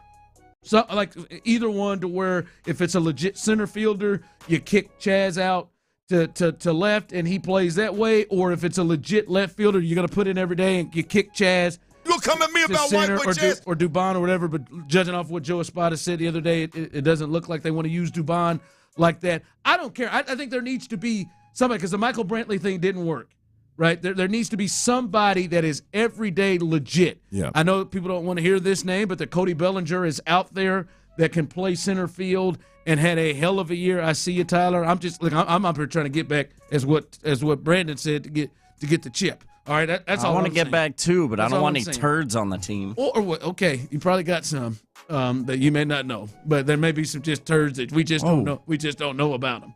All right, we ain't got no turds. Tyler offended his sensibilities. Okay, all right, but or to me in the rotation, because you look at the rotation, you have an aging ace. Odorizzi's gone. At Justin Verlander, you had an aging ace, and you have Framber, who I don't think right now you have complete confidence that you know exactly what you're going to get start to start. He may be the guy from 2 years ago, or he may be this guy last year you didn't know what you're going to get. Christian Javier kind of fits in the same boat. Lance, come on. And then, the rest of the guys, I could see saying, all right, let's go get a guy we know is going to make starts. Like Jordan Montgomery or something. I just think they got to fill a void in one of those spots. Listen, I understand that Jose Abreu eventually picked it up. Good play for you down the stretch. But this is also where the chickens come home to roost on not having a good offseason last year, because the Astros are right there next to the competitive balance tax, and that is because they are paying a lot of money to guys like Jose Abreu and Rafael Montero, who they were able to neutralize, and it didn't matter as much that they paid all this money to this one guy who they couldn't use in the situations that they paid him and wanted to use him in. But now you're still paying those guys, and you're only a couple of $1 million under the luxury tax or under the competitive balance tax with an owner who has not shown a great appetite to pay above that. Very true. So you over here talking about Cody Bellinger and guys that's going to command high salaries and long-term deals. I'm with you. I'm ambitious like that. I'm just saying. Based off what he said. But he ain't got the power to do it. He don't sign the checks. I know who. You know what I'm saying? We're talking about the Astros. Like, if you're in a place to win, like, you just go look over at the world champs right now that's in your division, who you lost to in the ALCS. Man, listen. They got Jacob deGrom coming back. They're going to be better than they were last year. And they put their money where their mouth is. I know it. I'm just saying. Right? To me, like, that's what they got to do. To me, they're in your division. And for me, when you look at what they're going to bring back, and all of these guys are young, a year older with more experience, and Jacob deGrom at the front of this rotation, I look at this, and to me, just running it back and not adding something to this is a move that doesn't put you in the best position to win, like Dana just said. And Jim Crane wants to win too. I know he does.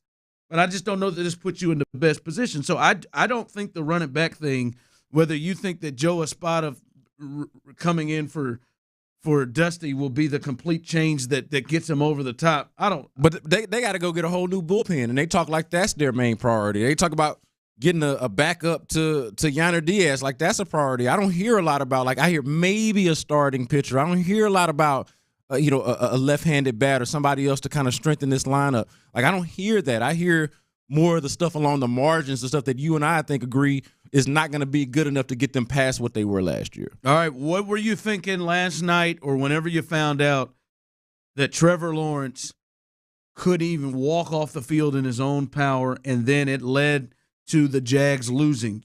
The Texans a game back from the Jags in the division.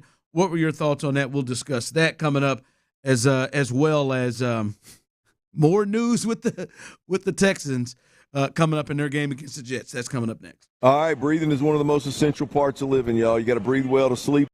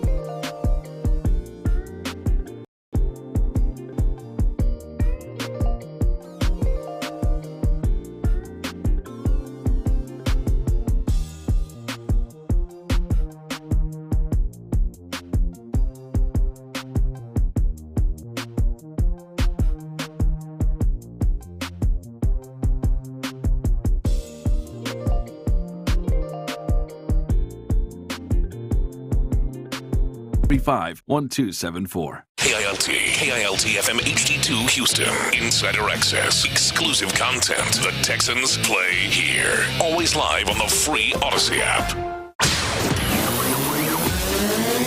Sports Radio 610 presents The Drive with Stoerner and Hughley. With the biggest stories of the day. It's the Big Three at 3. Number 1. All right, welcome back into The Drive. Clint is out as they welcomed a new baby girl in. Brandon Scott is in.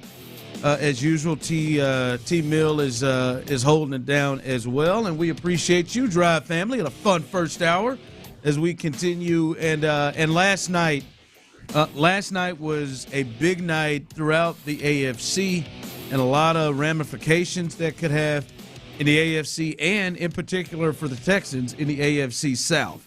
And that is the Jacksonville Jaguars not only lost the game on a field goal by Evan McPherson in overtime by the Bengals, they lost the game, and then they also lost their quarterback. We'll see how long it is as Trevor Lawrence got his foot stepped on by his left tackle. And by the way, in a weird thing, the left tackle never returned to the game either. I don't know if he was injured or if he was mentally destroyed. Not to be insensitive, but that's what you call an ass whooping, where you take out the quarterback and the left tackle on one play. Yeah. The left tackle, he didn't. Good God. He never returned to the game.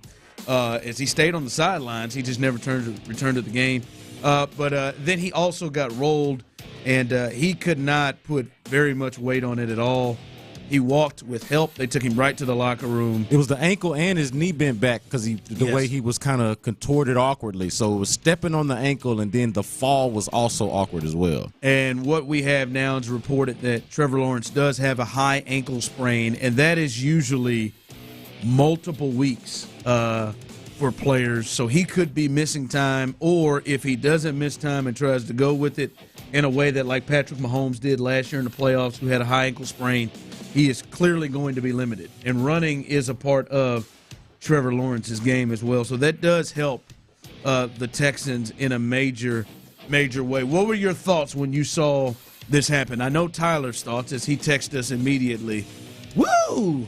Yeah, in all seriousness, not to be insensitive to Trevor Lawrence. We know your track record with injuries.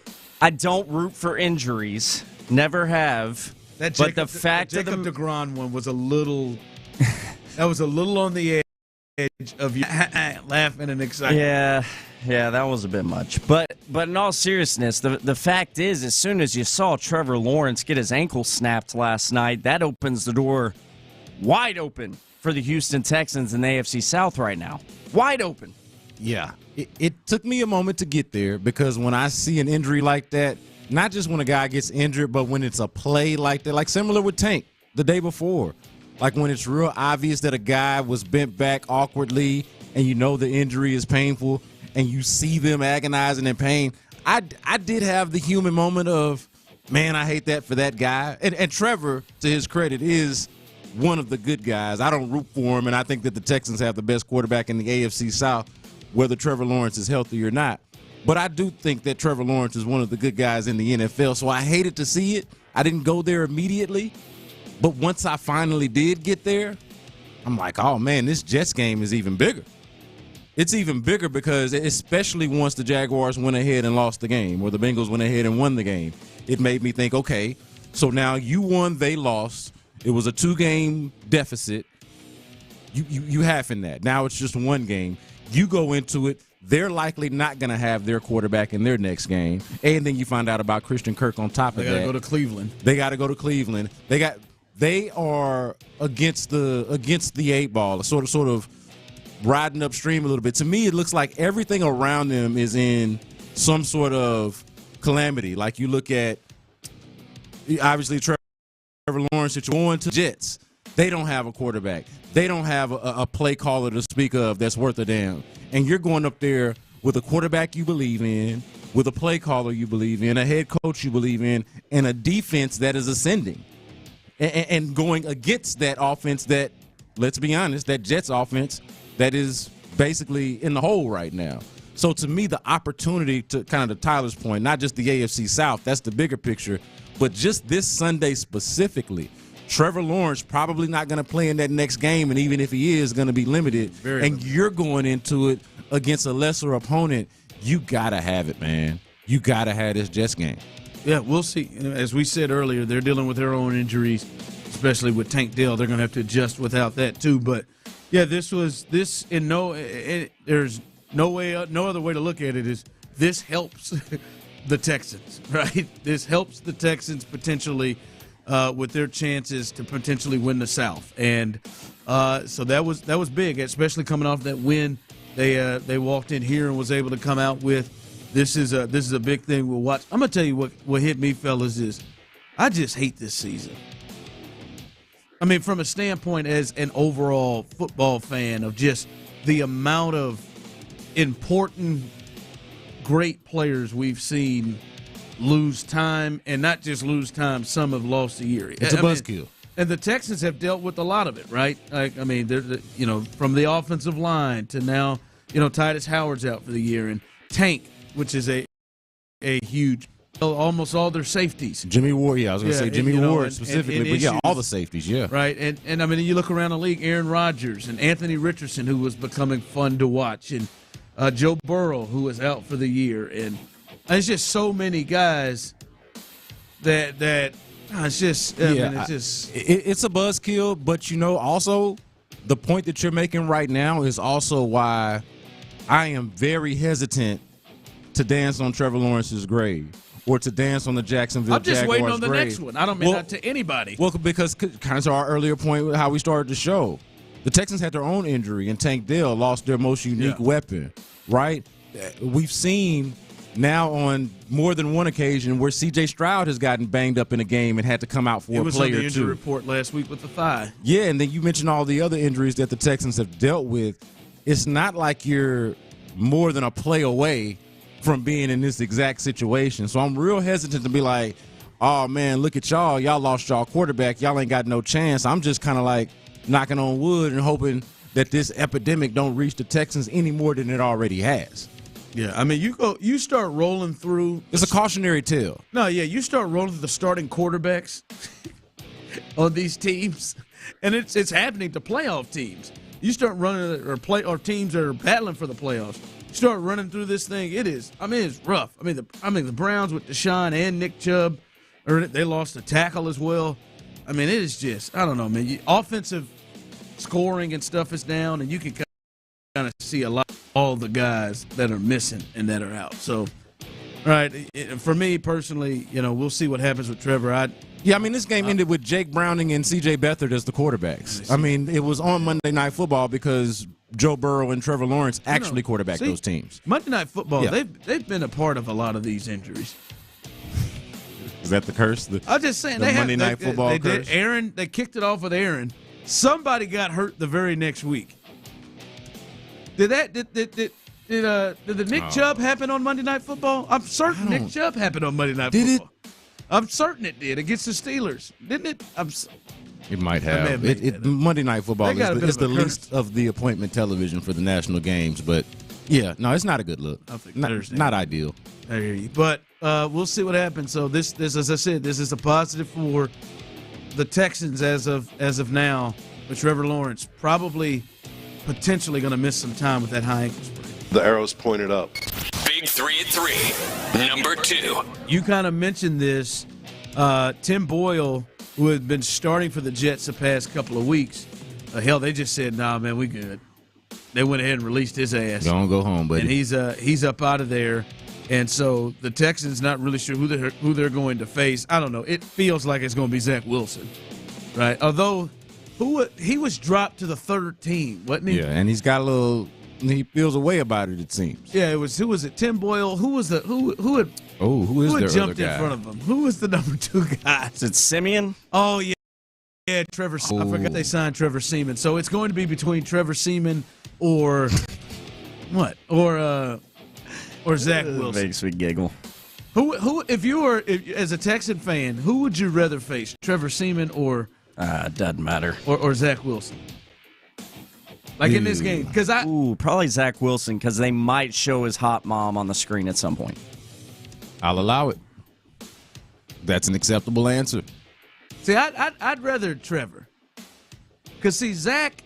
I felt like you were trying to bait us into saying that we'd rather Seaman, and I wasn't gonna fall for it. If you'd rather, I would never rather. If you'd rather Seaman, that's fine. I felt like that was for some reason I felt like that was the game we were playing.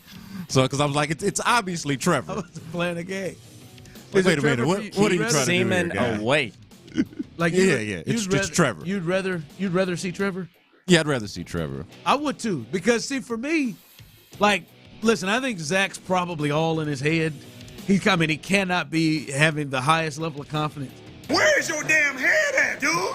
But we have seen, even this year, him have stretches where the talent of the number 2 pick that people loved, comes about. And it may last for like a quarter or two. And with their defense, sometimes that equals wins. And they are staying in the games. Trevor has limitations. Now, Trevor may, as Clint would say, the layups more consistently. But sometimes Zach Wilson can have about a 2-quarter run where you're like, yo, okay, that's the dude that they drafted. That's the kind of throw he can make. So I'd rather face Trevor. Yeah.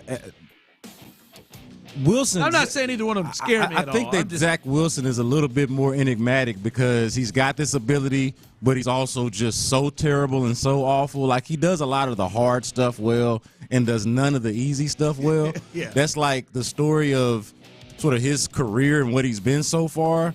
But he does still do some of those harder things well. Like, you see the ability there. But I look at it like this. I understand he lost his job.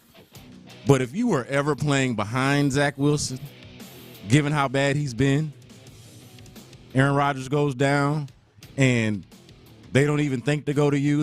We're going to go with Zach Wilson and go with him for a long time until we finally lose our patience. It's that simple.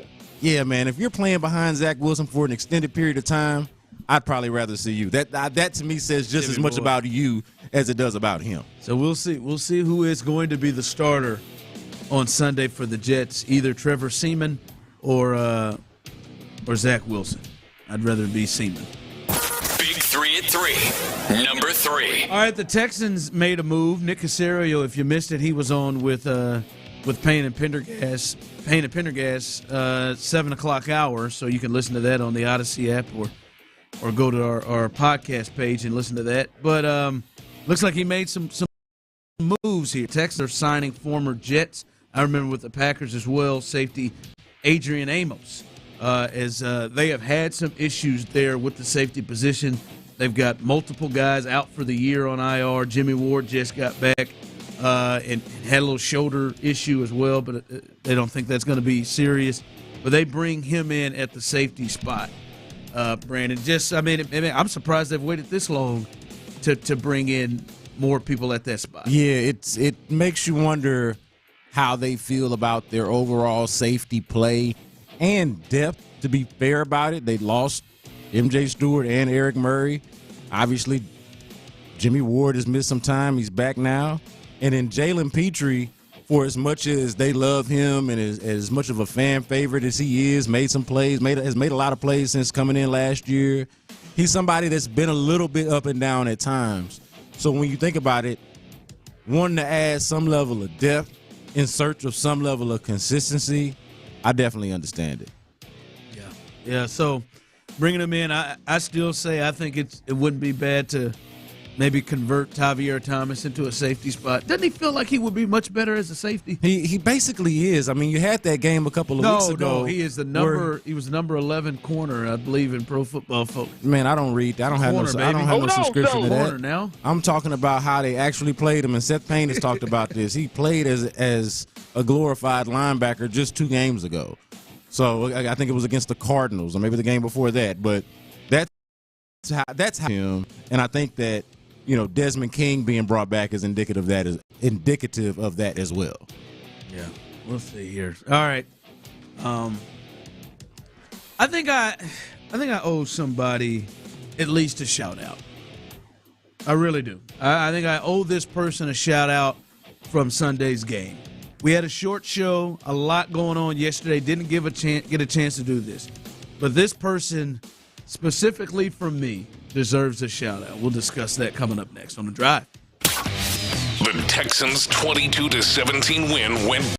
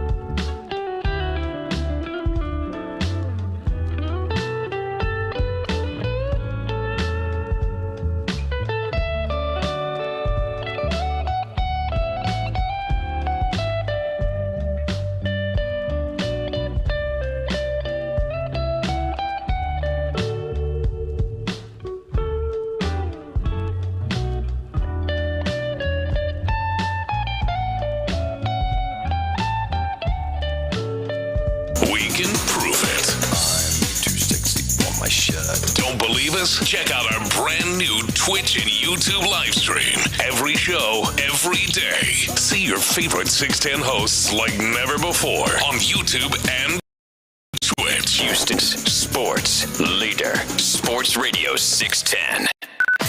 Sports Radio 610 presents The Drive with Stoerner and Hughley. Second and goal at the 3. Stroud under center. Pierce the back. CJ fakes the give. He has a lot of time. Throws left side of the end zone. Caught. Nico Collins. Touchdown. Houston. Well, I don't know what. I have not taken a look at my fantasy team today, but Nico has got him on fire, baby. All right, everybody, Andre Ware, baby. He was on my fantasy team. Mine too. He was my leading scorer. I beat the brakes off of whoever I had. How is it Sunday and Dre is not taking a look at his fantasy team? Why even have a fantasy team busy, if Sunday man. comes around and you're not looking at your fantasy team? Whoa. I beat the brakes off, dude. I had Evan Ingram last night and Trevor. And even before Trevor got hurt, he still gave me 3 touchdowns. 2 passing, 1 receiving, baby. I beat the hell out of this person. God almighty. Yeah, he gave me a good 34 points last night. Yeah. He was big time. Listen, there were a lot of people who were big time. And we talked about a lot of them. Nico, there's one. Obviously on the defensive side, Will Anderson. We talked about it. For me, it was easily Will's best game. I really don't know how it could be argued. Derek Stingley. Helped Derek Stingley get a pick, and he had 2 of them. Probably his best game as a Texan. A lot of guys had days. I got to be honest, man. I think Nick Caserio may have had the best day of anybody. You think so? As I said, you can hear Nick. He was on with the guys earlier today, Payne and Pendergast. If you missed what he had to say, he always sits there long form and thanks, guys. Appreciate answers it. everything. But I think Nick had a big day, and I've probably been harder on Nick than anybody in the city. But I'm fair. And Nick had a big day. I mean, when you talk about Nico, as we just heard that cut, 9 catches, 191 yards. That's his guy. In the 3rd round, he moved up to go get, and not just yesterday. I mean, hell, Nico is 9th in the NFL in receiving yards, and he's missed a game. And everything we keep hearing, everything we've heard is Tank Dell. But Nico Collins leads this team in catches and yards, and that was going into the game. And then, of course, that jumped even more. How about Brevin Jordan, who helped me as I was my Mad Dog player of the game? He showed up, a guy that I wondered was going to make the team. He showed up and had him a big day. Derek Stingley, as we mentioned, 2 interceptions, had him a big day. Hell, Davis Mills chipped in. Davis Mills came in and got a big 18-yard first down to Nico Collins. Threw a dot His to top Nico, 2 picks right there. Yeah. So first 2 picks. I mean, top 2 picks. It's the first 2, top 2 that year. So, I mean, Nick Caserio had a big day and has had a big year. And for somebody who was fairly on the hot seat when he entered the year, I think that is over at this point. And yesterday was he was short Kenyon Green running out there on that field and doing something. When you look at the day he had. So a big day for Nick Caserio. Big as anybody. I think it's amazing just overall how the job that you do as a general manager, how it can look when you get the head coach and quarterback right. Like just starting there from that initial point. Now, you got to do other things. That's not all the team that you make. But if you just start from that initial point, it can help you a lot. And I think that goes a long way with what's going on here with D'Amico and C.J. Stroud and just the foundation that's been built. But, man, you preaching to the choir here, man, because I have been actually changing my tune on the Nick Caserio evaluation. I thought it was still an incomplete grade coming into this year because the last 2 years have just been clunky and odd and weird. And in some ways, some of the challenges that Nick Caserio faced, I thought were some convenient excuses for whatever shortcomings that the Texans had, okay? This was the first year where I felt all of that was kind of gone. You got the coach. You went and drafted the quarterback. You've got money to spend. You've got the draft picks. Like, you've got the drama surrounding, your best player not wanting to be here. All of that is gone. And then everything else that was going on with the player. Like, you don't have any of those excuses tied to what's going on to the team. It needs to look a lot better. And to his credit, it has. And I've thought this going all the way back to the win against the Saints. That was a big day for Nick Caserio acquisitions. You remember Dalton Schultz had a big game. It was before Noah Brown had that stretch, but he even had a play that set up a touchdown. I think about other players that had an impact in that game. Devin Singletary, I felt like it was one of the first games where we saw glimpses of him. Sheldon Rankins, Malik Collins. Like, I felt like that was my first Nick Caserio game of the year, and I feel like this is just another one, a supplement to that. But I've been looking at it like, hey, quiet as kept. This guy did a pretty good job of putting a team together when it didn't necessarily always feel that way in previous years. Like, this feels like a solidly built team all around. Yeah, like we'll see what happens. This yesterday in particular, like Brevin and we'll see if that continues. Like, what are the biggest criticisms you would have for the roster is tight end depth. They went out and signed Dalton Schultz, but you would say, hey, where's the depth? That's why the Brevin thing is also really cool. The money invested in the offensive line. You have to respect the effort, but then you look at it, hey, the result doesn't feel that gratifying yet. So, like, but you can kind of see what's going on here. The effort that they're making and putting together a team is hard to knock it right now. Listen, I thought he had a big day. I thought a lot of guys, like, to me, especially guys that I feel like it to be here is that D'Amico has much more of a say-so. I'll just put it like that. Yeah. Than the other previous people who worked as the coach with Nick Caserio. These are all guys that predated D'Amico coming in that had huge roles in this game. And these are all Nick guys. These were all when he had the bulk of the power of deciding personnel. So, but think about Derek Stingley as a perfect example of somebody that's actually being utilized properly. I mean, I don't think it's just that he's healthy. That helps his availability, him being on the field, but also that he's playing in D'Amico's system. I think Blake Cashman, Christian Harris, guys like that, I think they're all better for playing under D'Amico. Yeah. Oh, yeah. Yeah, I think so as well. But those guys, big day for Nick Caserio. All right, man, you get your flowers today, Nicky. Big day. All right, coming up, we got to have a conversation about the ongoing major issue with the Texans, and I think I have drawn a line in the sand here on this. We'll discuss that coming up next right here on The Drive. All right, fellas, to all y'all out there with a full head of hair, man, beautiful head of hair. Congratulations. All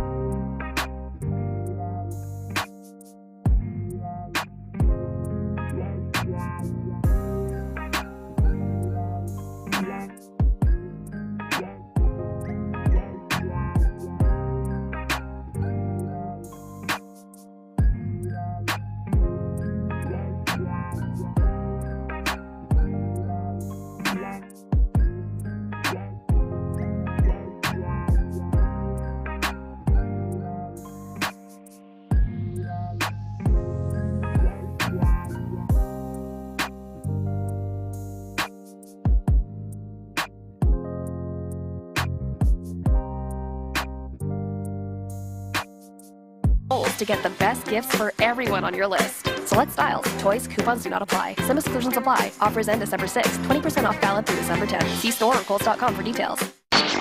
Live from the Twin Peaks studios, Sports Radio 610 presents The Drive with Stoerner and Hughley.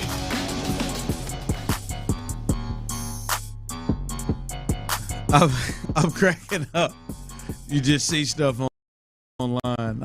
Cowherd bring up an excellent point. I didn't even think about it. You letting him convince you about your Chiefs? No, I wasn't even thinking about it. Why didn't they have a card out for Trevor Lawrence? Oh, everybody's been talking about that. When it happened, why didn't they have a They card still out? haven't located one. It took him forever to get to that tunnel. Yeah, the only explanation They had one for Titus Howard. The only explanation I could find is that maybe he didn't want one, but I wouldn't have gave a damn. Oh, you don't get that choice. You getting on this cart, buddy. You are too valuable to the whole entire operation to be out here risking putting weight on this, whatever's going on with the ankle or foot, whatever. Like at that point, you don't know what it is. You don't even know you don't have a diagnosis. What in the world was that? In my mind, I was thinking, boy, this taking him an awful long time. Like, man, is he good? Is he?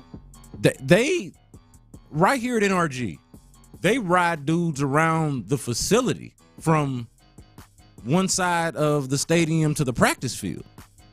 Like healthy guys. Where are they? Just to save their legs. It took him. I wonder how long it took Trevor to get to that X-ray room. I've fallen and I can't get up. No reason for that, Tyler. It probably took him about 10, 15 minutes in real time to get to that X-ray room. At what point? I look like at one point they took a break. I was going to say, at what point during the walk do you feel like he was thinking anybody. abort? No, I'm thinking about Trevor himself. Like let's just stuff guy be carted off the That's field. right. That has to be the only reason. It's not that Jacksonville doesn't have cards. That's ridiculous. Right? It's got to be at some point. I figure he's walking and he's like, man, abort mission, man. Somebody come carry your boy. It will not be a good night. I don't get it. I don't understand why you would exacerbate a problem, something that's already traumatic enough. We just watched the man's leg get bent back, and we gonna make him walk back to the locker room. And he's not. And it was clear in many moments that it would probably help him to have some assistance. When he tried to get up and then had to drop down to the knee and then slammed the helmet and then kind of put his hand, I can't remember if he put his hand in his armpit or like kind of toward his knee his head, like you could see the disgust. At that point, you got to know, okay, we got to help this dude out. They had a damn security guard. That is not how you treat a star. Yeah, interesting. Yeah. My man Trevor had to walk in and limp that thing. Hey, knock on wood. God forbid anything happened to C.J. Stroud at any point. But if anything happened to his ankle where he got to go to the locker room, please give my boy some assistance. I mean, at least lift him. Yeah. At least lift him off the ground. Laying down for nobody. With the cart. At least lift him off the ground. Yeah, man. I ain't got to have you walking on a bum leg, man. All right, I wanna make this statement. And I'm sure there are others who are already here, or maybe you're not. Maybe you need some more time. I'm officially jumping off the Damian Pierce train. Oh, man. This was really hard for me. I'm officially jumping. Really believed in Damian Pierce. I mean, I really believed in him. I thought he was going to. You look at that offensive line he was able to run behind last year. Had he not had the injury, he would have been well over 1,000 yards. He was a top 10 rusher in the league, 8, I believe, when he got injured. A star in Pep Hamilton's offense. Oh, and Pep's, I mean, running through. I mean, there would be guys unblocked, and he'd make it happen. Y'all ain't got like him, but y'all love him. Right, and I thought coming into the year, he was the number one option. He was the best offensive player on the team. I think a lot of people did. I mean, I had crazy thoughts, especially now when we see what he is doing now. I thought 1,300 yards. Said it multiple times in 17 games. He could do it. Goodness. In my mind, thinking, hey, bringing over that run style, one of the best run systems we've seen. I thought the O-line would be improved. I remember the conversation being that the Texans needed to find a second running back, not a lead running back, because it was a given that they had one. They got one. Yeah, I remember that. I got to hop off the train now, man. I'm telling you, I'm not going to be the one that just goes down with the ship. I'm not drowning. I will hop off that puppy. I'm hopping off that sucker, and I think Devin Singletary is clear that he should be the primary back for this team. I don't know why. Like, I'm not going to lie to you. I am not 100% convinced, but I cannot argue with the numbers and everything that we watch. I don't know why. It seems like one piece it is Dame. There's some things that his patience and things like that. Sometimes it does appear that the offensive line just blocks better for Devin Singletary. Because I do. There are times where I look and say, boy, DP is getting a lot more immediate penetration than Devin Singletary at times. I can't explain it. I don't. But right now, it's clear. Damian Pierce should be used in short yardage situations for this team. And it should be Devin Singletary. Him getting 15 carries to his 8 when they tried to come out and kick things off in the second half with Damian Pierce. I got people texting me all over the place. I won't put his name out there. No, I am. Cecil Short just texted me at the game. I just don't think he has it. Oh. Cecil was befuddled in the third quarter with Damian Pierce. I just don't think he has it.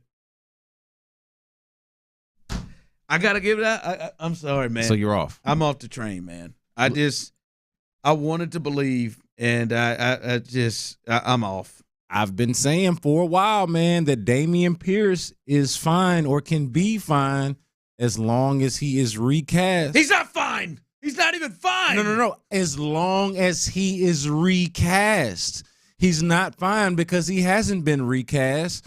They're still treating him as if he is either the lead back or as if it is some sort of equal split. It's either an equal split or he gets double the carries that Devin Singletary gets. Now, if you can minimize the role a little bit and do what you just said, more of a short yardage guy, like the touchdown that he got, the play where Tank Dell unfortunately gets injured. That's a perfect Dameon Pierce play. And you can also mix him in a little bit.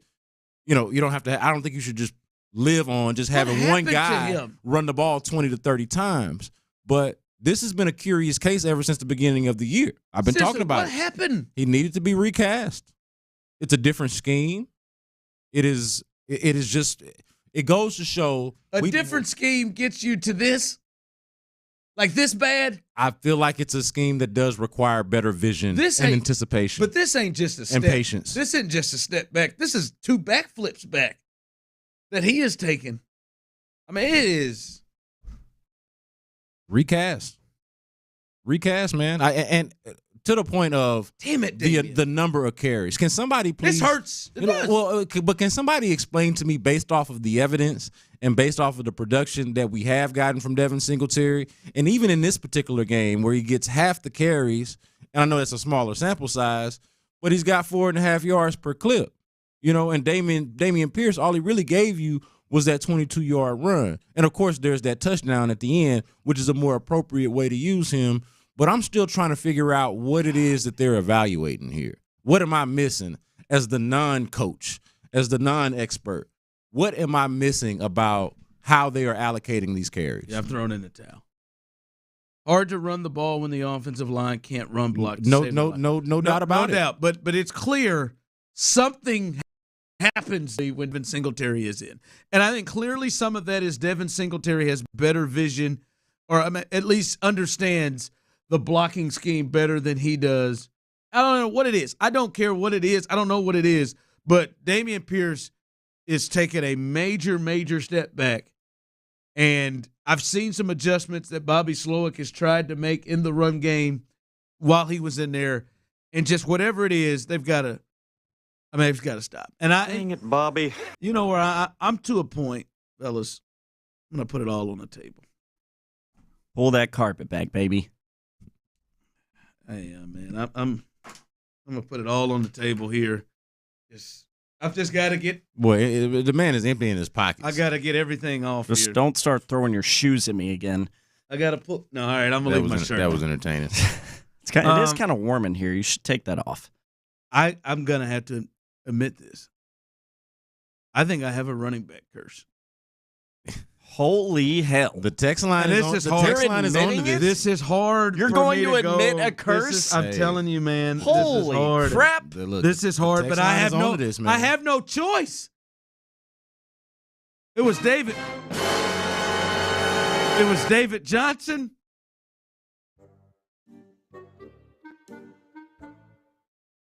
I saw David Johnson, and I believed, man. I believed. Still in town with his family and living his life, by the way. Doing well. And he's going to hell in a handbasket. No, he's doing great. Doing great. David Johnson. Football-wise, hell in a handbasket. Shout out to David Johnson. I said, good man. I said, man, I really believe. 1,300 yards. Well, I said, me and Brandon would have conversations. He would just try to, like I was crazy. I said, no, I believe in this kid. And I'd ask him, like, why? You remember the comparison I made? I said, like maybe a slightly lesser version of Jonathan Taylor. Oh. Yeah, I was really trying to understand that one.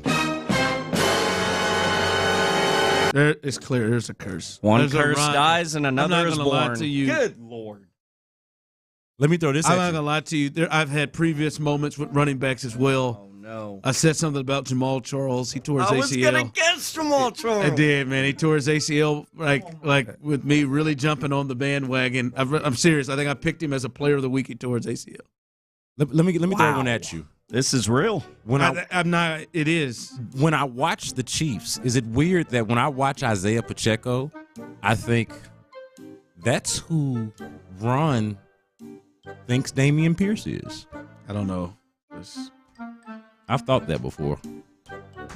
I clearly. Man, I'm trying to figure out a way to get Dameon going, man. I'm not off the train. Forget that. I'm off. You get off, man. I'm off the damn train. I'll stay on this bad boy. That's okay. And I'm gonna get Dameon going. I'm not. Seriously, Damien's a dog, man. I'm gonna have to be honest and fair of assessments. I don't know.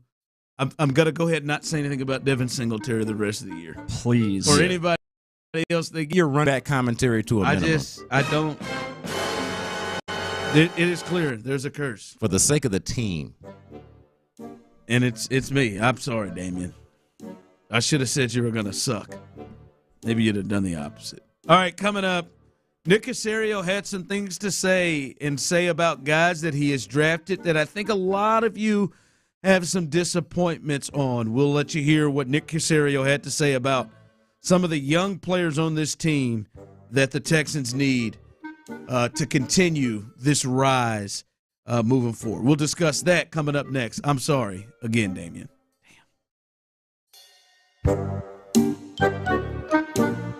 Tell you about these cold Coors Light as I'm tipping one back myself. I got a long neck bottle with Blue Mountains on.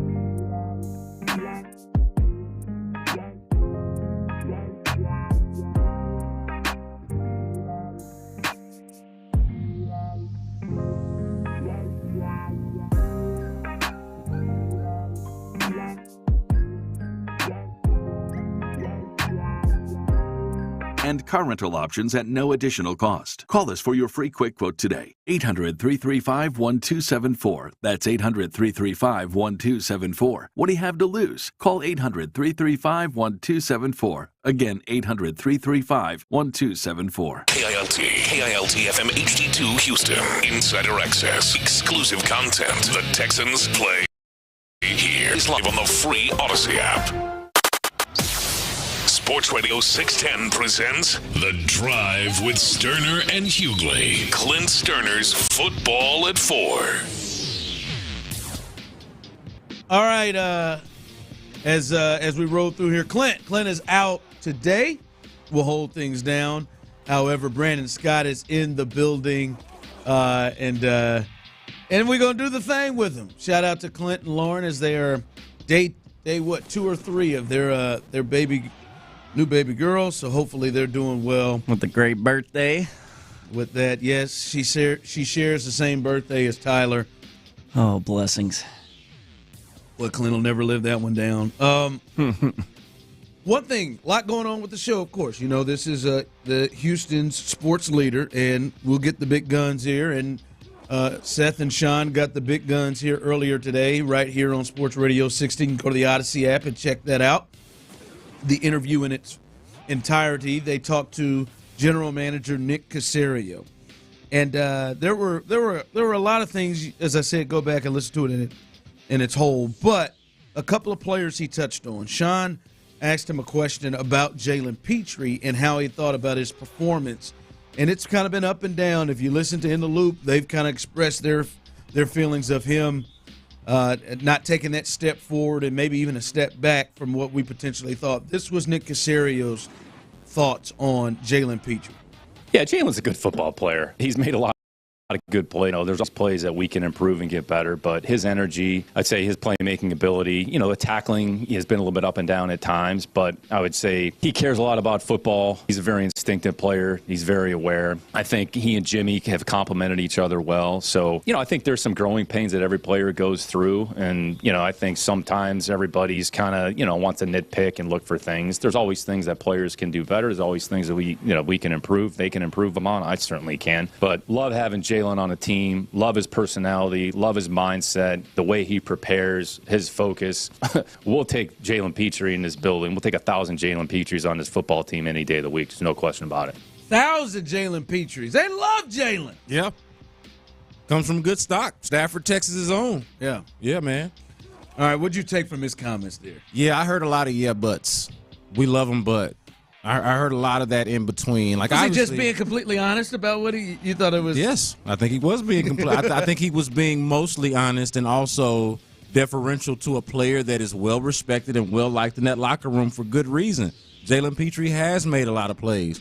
Jalen Petrie does bring a lot to the table in terms of intangibles, preparation, energy, leadership, all of those types of things.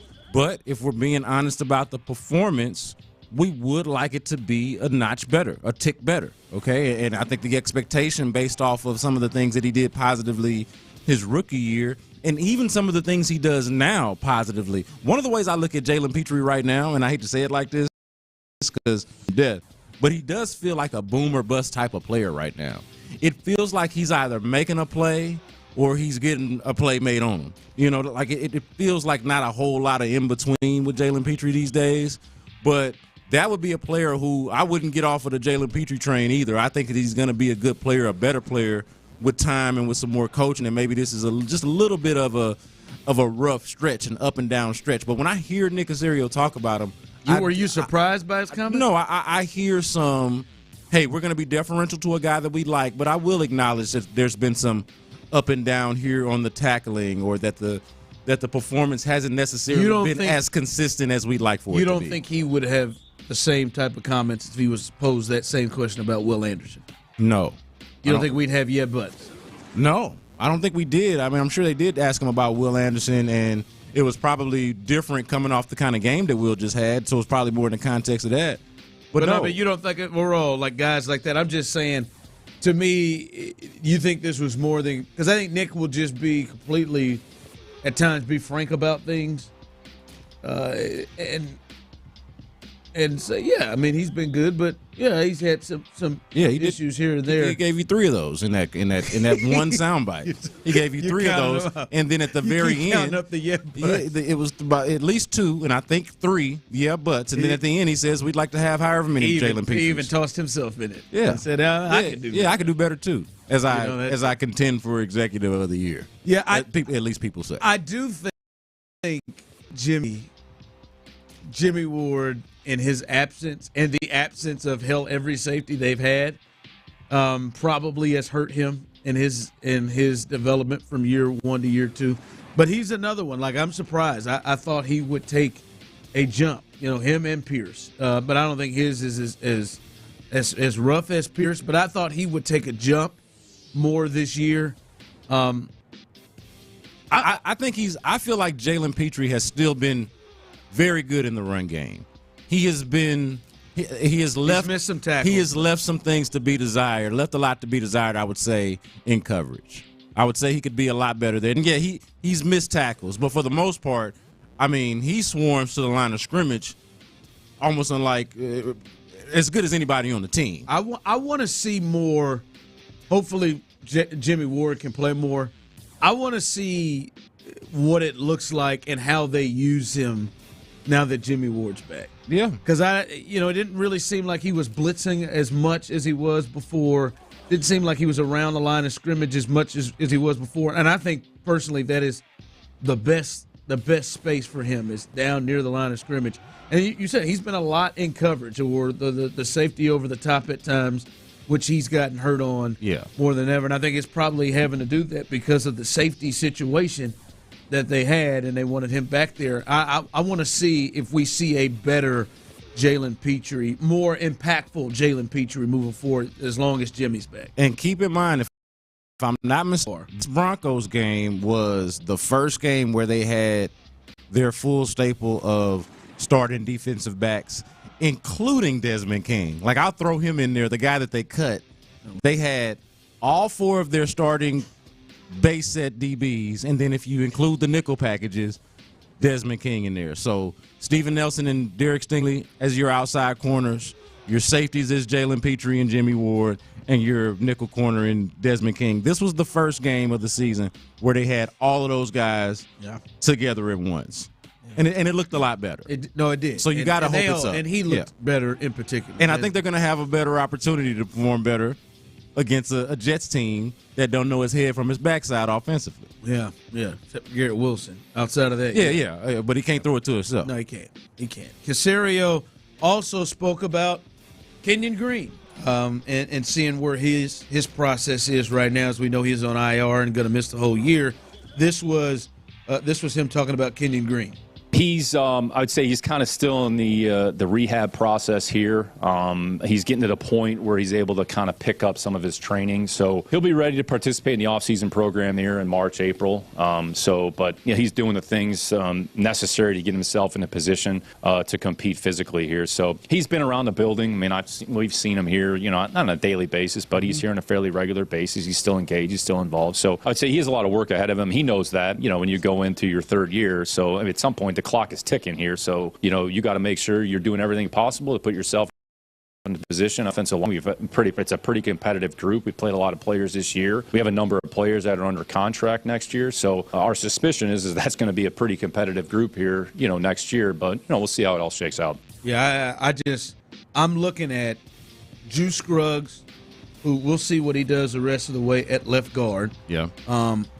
And then Patterson, who they drafted in the 6th round, who played guard until he injured his leg.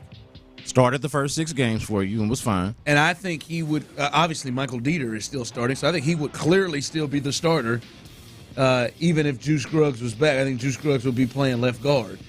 If Patterson never got injured, I think they were happy and should have been with his performance. How the hell is Kenyon Green going to get on the field?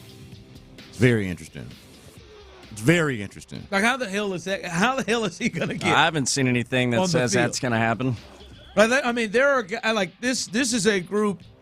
Hell, I mean, just how many guys are in front of him? Like, honest to God, right now. And if you take away where he was drafted, the number he was drafted, which I think that is gone.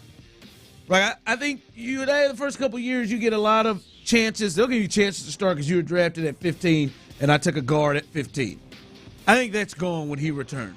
How many guys are ahead of Kenyon Green right now that could be here that he would have to jump over to become a starter at guard for this team? Yeah, I feel like the number is 2, fairly, and it's the rookies that you mentioned. Patterson, whatever combination of Patterson and Juice Scruggs, whatever they would do. But I feel like based off of what you've seen from those guys, if they're healthy going into next year. You think he's ahead of Michael Dieter?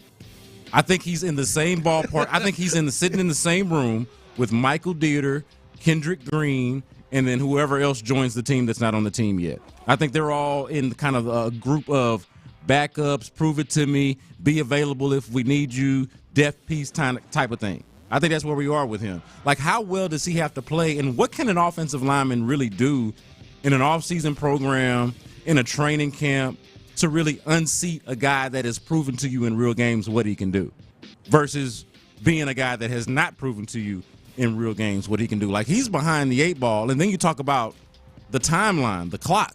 He said, you heard the clip. Nick Caserio said the clock is kind of ticking here going into year 3. Year 3 is especially important, particularly for a first-round pick, because it is after year 3 usually when a team makes the decision on whether they're going to pick up that 5th-year option. And really, that's the decision on, hey, am I going to sign this guy to an extension? And so we're talking about 2 lost years going into a 3rd year where there is no guaranteed playing time or space for him to play, to your point. So I think it's a very interesting position for Kenyon Green to be in.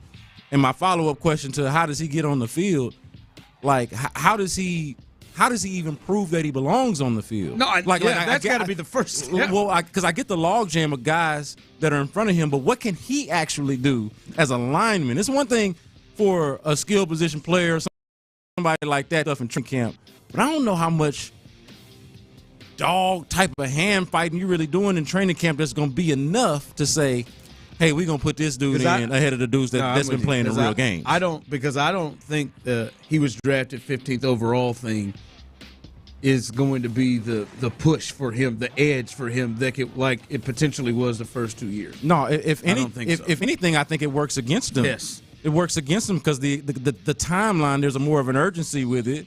And then also you've got guys that were drafted in lower spots that have given you more production in a shorter amount of time. So now, if anything, I think that draft status or that draft spot is speaking against them than it is more so than it's speaking for them. It really is. Interesting thought about how they're going to have to handle this situation moving forward. Is Kenyon Green? He is working to get himself back on the field, but he is actually trying to save his career. Yeah, I think more than I think he's going to have a spot in the league more than likely. Yeah, because somebody will give him a chance. But I think that the return is going to dictate how long he's actually in the league and what his role is. Who was that guard for the Alabama? Alex Leatherwood. Yes. Who was drafted really high in the first round by the Raiders and then just kept moving and moving and moving. And I wouldn't be surprised if he's either playing in Canada or have shut this thing down. Yeah. I mean, that is a guy that's playing for his viability in the league. Assistant somewhere. Yeah, that's where he is. All right. Coming up, Dana Brown had something interesting to address Alex Bregman's situation, but then he's saying things today, and for me, it just don't match up. We'll let you hear that, and you decide. Coming up next right here on The Drive. Before we do that, I got to tell you about Twin Peaks. Twin Peaks, there's 5 lodges around the city. We got sports damn near every single day, y'all.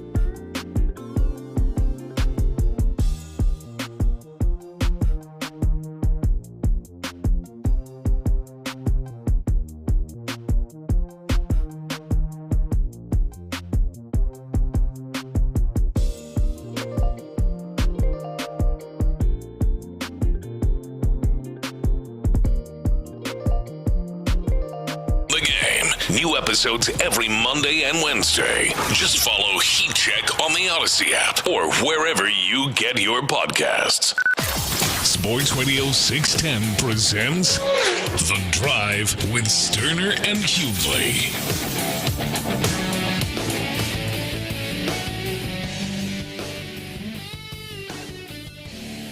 All right, welcome back into The Drive.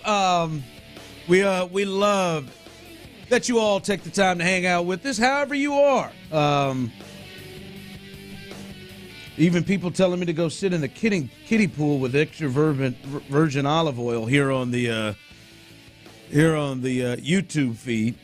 Sit in the kiddie pool. What's that about? Yeah, you know how to swim, you just don't know how to ride a bike. Yeah, they're mixing Milner or Hughley to sit in a kiddie pool with extra virgin olive oil. and y'all rub him with sage and a raw egg to absorb his negative running back juju. Pierce. Don't believe man, that. you just have to accept it, man. Yeah. That's something here, man. I will sacrifice running back production to not have to rub you with anything. So, sorry, Damian. Tyler would step up Texans, and do it, though. I know whoever else. Tyler. Yeah, no, y'all can Tyler would step up. I'll rub you down. We'll just have to be You a know what? one-dimensional football team. I used to think Tyler would care about me, and that leads me into the next thing. Come hang out with us. You're hanging out with us on YouTube, Twitch, listening to us on the Odyssey app or on Sports Radio 610. We appreciate you very, very much. It is because of you all doing those things. Because of you all, we are the #1 afternoon sports show in all of Houston. We appreciate that. And we like for you to hang out with us. And we're out every Thursday. Every Thursday, we're out with our good friends at Buffalo Wild Wings. We go to a different one each and every Thursday. This Thursday, we will be at the Buffalo Wild Wings off I-45 and Ritchie Road. So come hang out with us. B. Scott will be out there. Yep. Our good friends at Bud Light will be out there to take care of you. So grab some wings, grab some Bud Light, have a chance to win some prizes out there. And there'll be a pretty big Thursday game as well. And they always have all the TVs you need. It's always a good time with us on these Thirsty Thursdays. So come hang out with us. And I would say I announced this late Friday, and I want to make this in for you as well, Brandon, and to our listeners. This is day 2 of 222 days that I have upcoming, where my trainer has talked me into entering this transformation shred competition on July 12th. So you have 222 days to get ready for it from upon being notified. Yes. Okay, I got you. So now it started Monday. I got real with it. Shout out to Soda, who's helped me a lot with my discipline and food. So I'm changing everything up, and we're gonna try to be oiled up in my shorts and stuff. So I'm trying to have good discipline. And as I said, man, guys out there, we appreciate you always. You ain't got to buy me no beer. I don't need no beers. I really don't. I've gone to the bathroom multiple times, and I've come back, and there you go. Bam, there's a beer right there. More calories. Don't need it. I appreciate you. I do. Buy me a water. I appreciate that. Give me a good, strong water. Right? And I said, I asked Clint, Tyler, I'll do this with you as well. B. Scott, don't be afraid to hey, man. Don't look at that wing. I'll help me. I'll drink your beer and eat your wings for you, man. Help me out, man. We got your back, Hold me bro. accountable. Man. And I've asked Tyler to do that.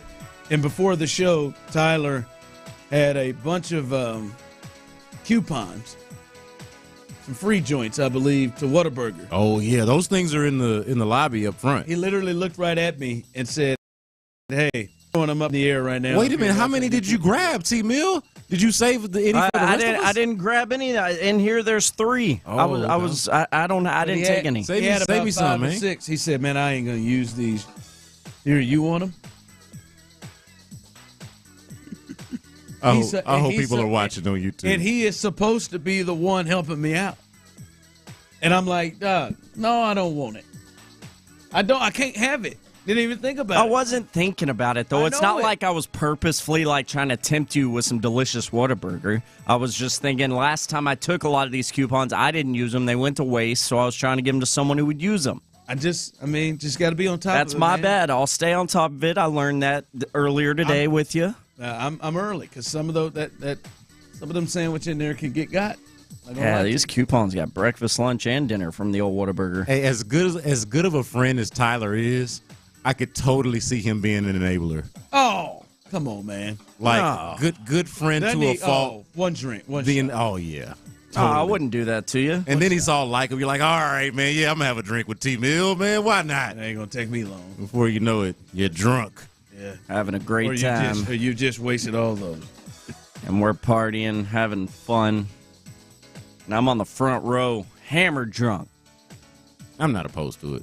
I'm sorry about that, though, man. I really wasn't. I didn't even think about it. I wasn't trying to tempt you. My eyes zoned into them sandwiches. Yeah, your eyes did get pretty big. Zoned in on it. That honey butter biscuit. Hey, I like coupons and hunts. Ooh. You want these, Honey B. butter Scott? chicken, man, if you got honey butter chicken biscuit coupons in there, you know I want some, man. These are, I don't know if that one's on here. They look me right in the eyes. You want them? All yours. I'm sorry. Just trying to be a good friend. Yeah. You went the opposite on it. I know, but that my intentions were pure. All right, like my heart. If you got some breakfast on a bun in there, or just a Whataburger. Some sort of jalapeno bread breakfast sandwich. Oh, God, I saw that one. I'm intrigued. Yeah, dude, it was very intriguing. I'm intrigued. All right, I want to play this. And I want the people to listen to this. And I'm going to read you what Dana Brown, the general manager, had to say today. And then we're going to discuss this on the other side. Because I am your boy is confused. Now, I may be hungry, but I am confused by this. But he spoke about Alex Bregman. Alex Bregman has been talked about potentially being moved. There have been stories about he could be a guy that the Astros could move on from. This was Dana Brown answering that thought. As I said before, Alex Bregman, he's had a great career here. We're not interested in trading him. I think Alex knows that and understands it based on our conversations. And so I'm not worried one bit about, the articles and the rumors, and I'm not sure where it's coming from. But at the end of the day, Alex is a pillar here. You can't replace that type of defense and that type of bat, so we're not interested in that. We're trying to win here. We're not interested in that. We're trying to win here. All right. Love it. Yeah, people think that, hey, Alex Bregman trying to win here. Fast forward to today. That was yesterday. Fast forward to today. And I want you to think about this because we got to discuss this on the other side. Tyler, you think about this too. B. Scott, you too. Everybody listening in the Drive family. This is what Dana had to say today. Astros general manager Dana Brown said that the team is committed to Jake Myers. So much so, and by the way, if you don't know Jake Myers has been an outfielder for this team who has not been able to get into the postseason the last 2 years, but he has been an outfielder on this team.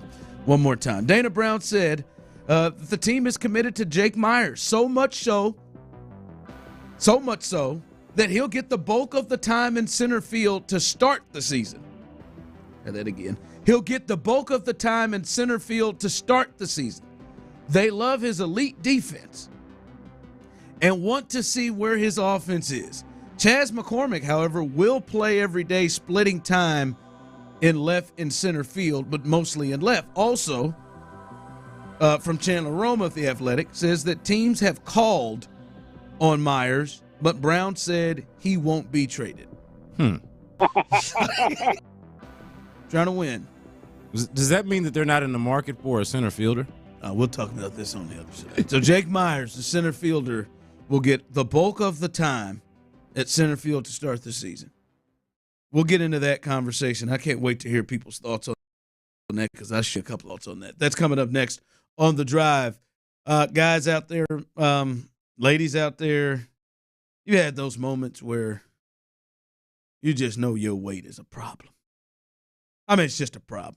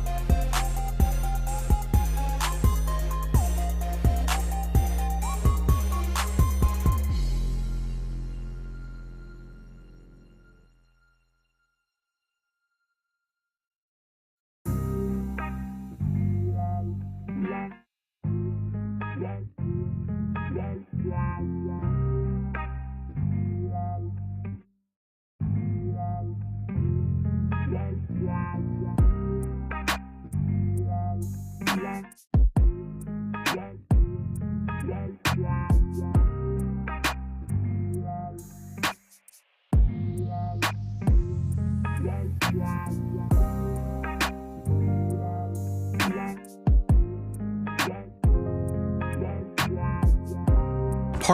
is the one who can deliver. That's why millions of maintenance and repair pros trust Grainger, because we have professional-grade supplies for every industry, even hard-to-find products. And we have same-day pickup and next-day delivery on most orders. But most importantly, we have an unwavering commitment to help keep you up and running. Call, click Grainger.com, or just stop by. Grainger, for the ones who get it done. Live from the studios, Sports Radio 610 presents The Drive with Stoerner and Hughley.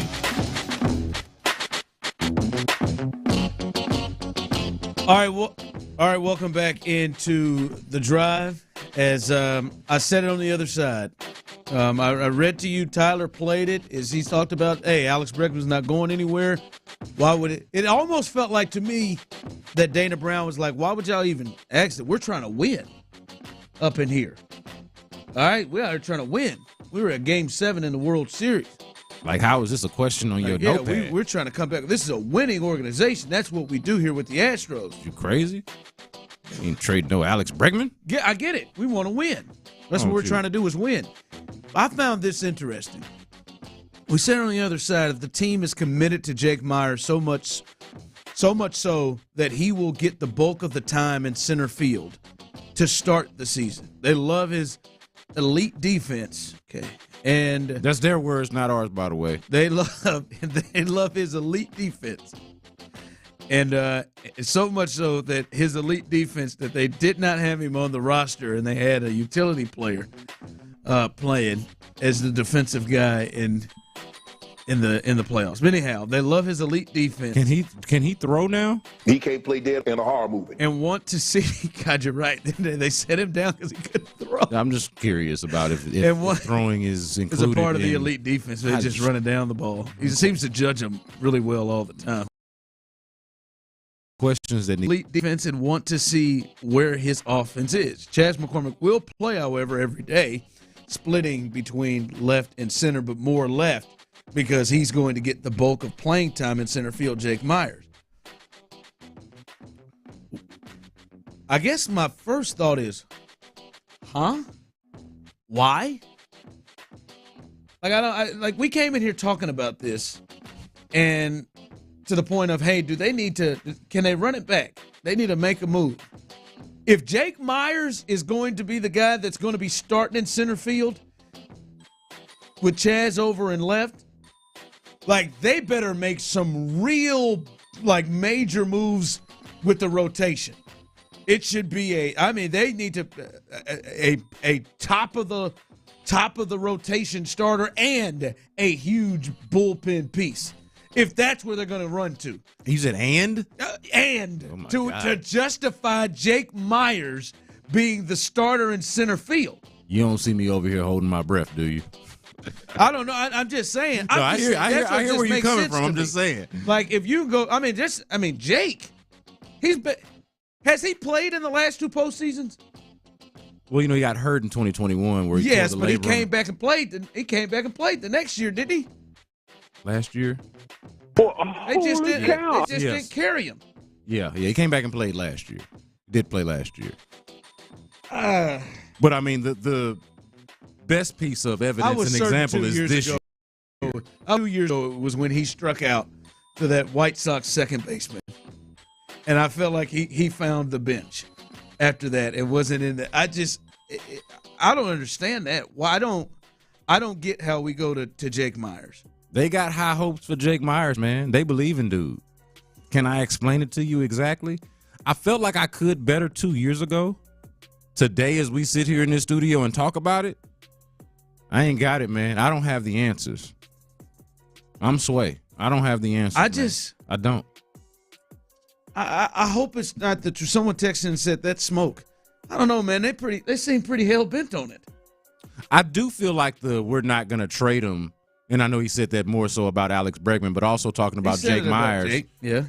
I do think that part is smoke because let's not pretend like Jake Myers is an untouchable player by any stretch, either in the offseason or during the season. Like it's just not the case. So I do think that that's smoke. But this idea that Jake Myers is there playing at center field for every day and that they're not prioritizing addressing the position, kind of like how you were talking about earlier in the show. I think they need to get a bona fide everyday center field. Yeah. That I didn't mean Jake. Right. I didn't think you did. Yeah, I didn't think you did. A bona fide guy. Yeah, no, I'm with you. In center field. And he doesn't have to be like Cody Bellinger is probably the top center field. There's not a probably to it. He is in terms of free agent options. Free agency is the top easily, because after that you're getting into like Michael A. Taylor, who you're familiar with, Kansas City. And I'm not even talking about within trade or anything, but somebody there every day. Even Michael A. Taylor. All right, he's a great defensive outfielder. Not great in the bat, but a great defensive outfielder. You know he's going to be there every day. I can get that. Harrison Bader's out there. Kevin Kiermaier's out there. That's the kid with the bad mouthpiece, isn't it? Yeah. Harrison Bader. Remember his mouthpiece, Tyler? Was just disgusting with the Yankees for years. I just how is Jake Myers, to me, wasting the first – I mean, how many weeks? A month? Tyler, Jake Myers. You good? Tyler, Jake Myers in center field. Start this thing off. I am not good at all. You good with that? No. Yeah, no, I can't say that I am. No, I am very, very not good. Yeah, no, it's a no for me, dog. Now, with the Texas Rangers rolling out what they're going to roll out, like the experiment of Jake Myers in center field. Now, if I'm dead wrong, I will own it. And Jake comes out here and hits 275 or whatever. He plays great defense. I don't even need that too. If he does what Pena does, that would be a win. But it's not impossible. Like a year ago, we weren't talking about Mauricio Dubon the same way that we talk about him now. Ended up winning the Gold Glove, I believe, as a utility player. Like I don't think anybody had that on their Astros or MLB bingo card by any stretch. No. But do I want to bank on that kind of progression? No. But Jake's also showing you a little bit more time in front of you than maybe Dubon. Well, Dubon had played Major League Ball in San Francisco. He played some, look, the Astros have seen 3 to 4 years of Jakester. It's not a good feeling. I don't get it. Like there is you brought up Dubon. Wouldn't Dubon make more sense at that? Doggone Jake Marisnick would almost make more sense, and he's available. I'm just saying, like someone did just text me. Dubon would be an everyday center field option. I just don't I don't get leaving the season unless maybe they just felt like he needed to start over and I guess get away from Dusty. Maybe that after ending the season when he was not able to make the playoff roster, it's a guy right there. Yep. And we talking about winning too. Honestly, what you think about that defensive outfield? With Kyle Tucker, potentially Jake Myers, and Chaz McCormick, defensively, I feel fine about it. Like I don't necessarily hate it. Don't hate it, but I feel like it's going to be the hole in the lineup. I just don't. It's the hole in the lineup, but I also don't think Jake's a great center fielder defensively. I think that they are overplaying But they do, right? They are sticking to the initial scouting report, and I don't feel like they're going off of what they've actually seen as of late. Like they've had to hide his arm. Even 2 years ago, and I guess it was because of the injury, but we can remember how Dusty Baker would use Mauricio Dubon because he felt like he was the better option with the arm. And obviously Chaz McCormick was, I guess, the least athletic of the center field options. But yeah, I don't see how they're sticking with the initial scouting report on that after what they've seen. Text line, I'm not great with Jake at center field, but he's flashed. If he can sustain his offense, he could be a beast. Yeah. Sure. Yes. I'm just saying, man, if I am the Astros, you usually don't have to do this. If I am the Astros, I look at the Texas Rangers and what they're doing. They got the chip. They're in the division. They led the division most of the year until you came back and pulled it away from them. Jake Myers in center field ain't adding up to what they're bringing to the table. Yeah, sorry. Anything beyond a depth piece. And he wasn't even that when you really needed depth at the end of the season. Yeah. Right? Like beyond Hey, this is outfield depth. Maybe they're kidding. This is somebody on our bench, or this is a really good pinch runner. I mean, I'd have felt, I don't get it. I'd have felt better about this. They say he's going to get a lot of opportunities in spring training. No, they said he is going to get a chance to establish himself as the everyday center fielder early in the season. Because they ain't in the market for no everyday center fielder, apparently. They feel like they good. Run it back. Replace that bullpen. Yeah, man. It is not aspiring confidence. It is not giving confidence at all. Big injury last night in Jacksonville. We'll give you the latest on Trevor Lawrence. We've heard the latest on that. We'll pass that message along to you. And what is your confidence level now that the Texans can actually host a playoff game now that injury has occurred? We'll discuss that coming up next. All right, Clint Stoerner here for Lewis Floor and Ability Tree Experts. Look, if you've got big, beautiful, valuable trees on your property, you need to listen up, man. Give me your attention one time. The Texas weather, it's been absolutely wild lately. We're talking about freezes. We're talking about droughts. We're talking about obvious hurricanes that come year in.